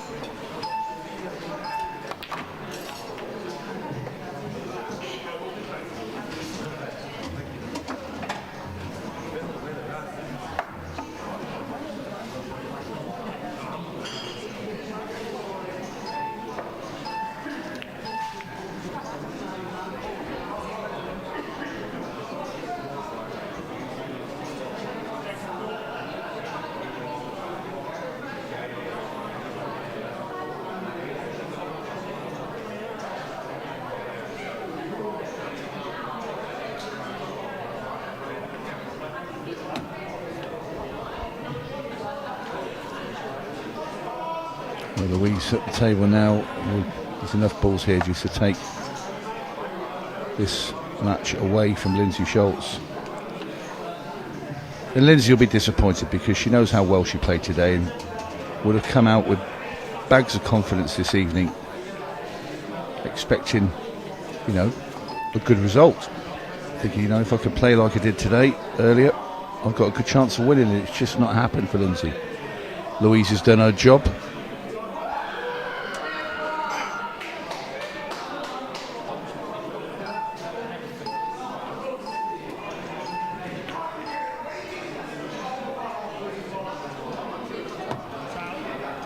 And that sort of says it all.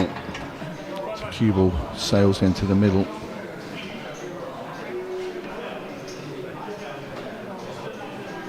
Ball in hand here for Louise. Thought she might put the cue ball near the bolt line and play the red that she's on now, but leave an angle so she could pot it into the corner and kick into all those yellows and the 8 ball. In fact, she's gone to do it just then. So if you're playing to get on that ball there, and do it, when you got ball in hand, it was surely better to choose your angle from wherever you want on the table to go into them. But another go. This time does get in there. Well, would you believe it? Surrounded.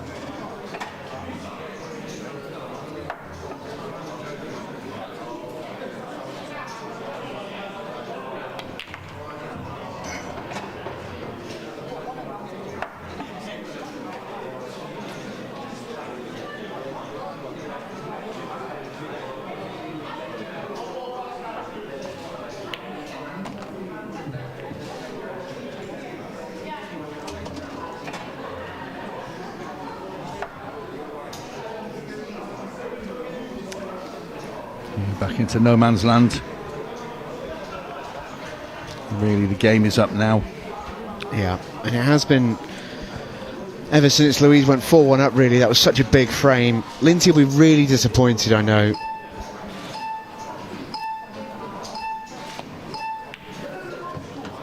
I think the thing that will most disappoint her is that she showed how good a player was she this afternoon. She wasn't able to back that up, and whether that was just a case of not really ever settling or other factors, only she will know.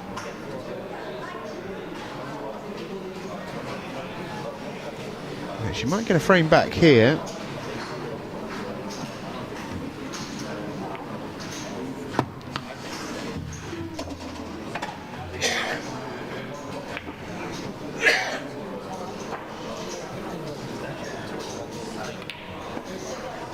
And an excellent double. Sets her up on this 8 ball for 4-2.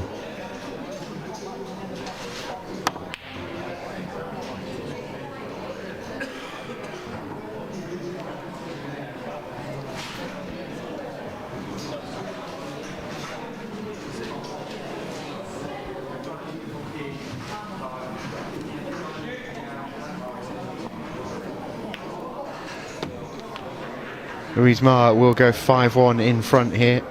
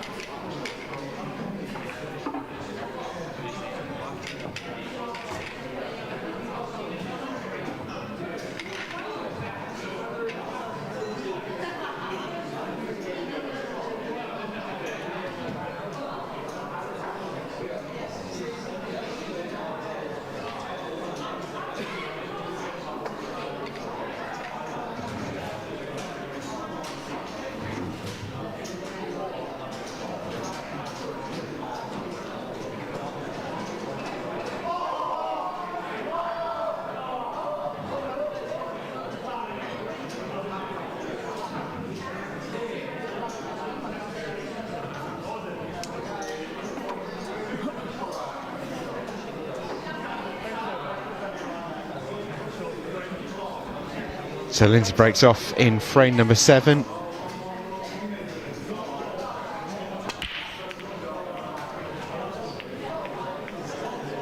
And that sort of sums up her match really. A couple of promising moments, but it doesn't quite work itself out.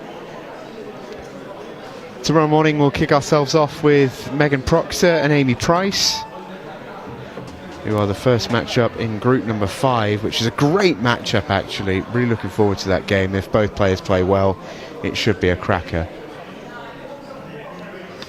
And at the end of day number 1 here at the Women's Pro Cup, our 4 quarter-finalists.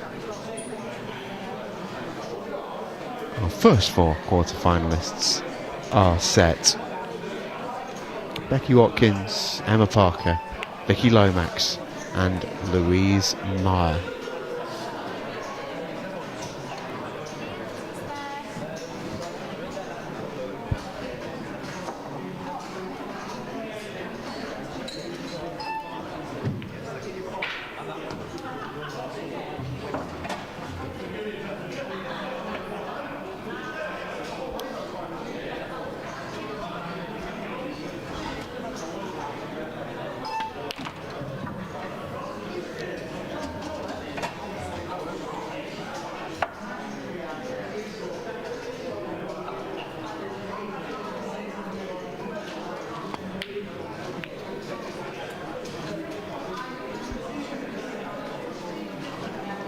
That'll do us then for this evening.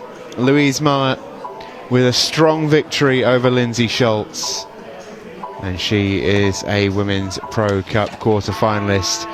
The two share a handshake. Job done for Louise, and the Irish international will make her way into the last 8 here at the Women's Pro Cup. Job done for Louise, who will join Becky Watkins, Emma Parker and Vicky Lomax in the quarter-finals on Sunday. We're back tomorrow with the second half of the draw. We've got first up tomorrow morning at 10 o'clock. We'll see Megan Proctor and Amy Price battle it out. Should be a great game, that one, a great way to start tomorrow's broadcast. But from everyone here at the Q Club, myself and Tony, all the production team here, we will see you tomorrow morning. Good night.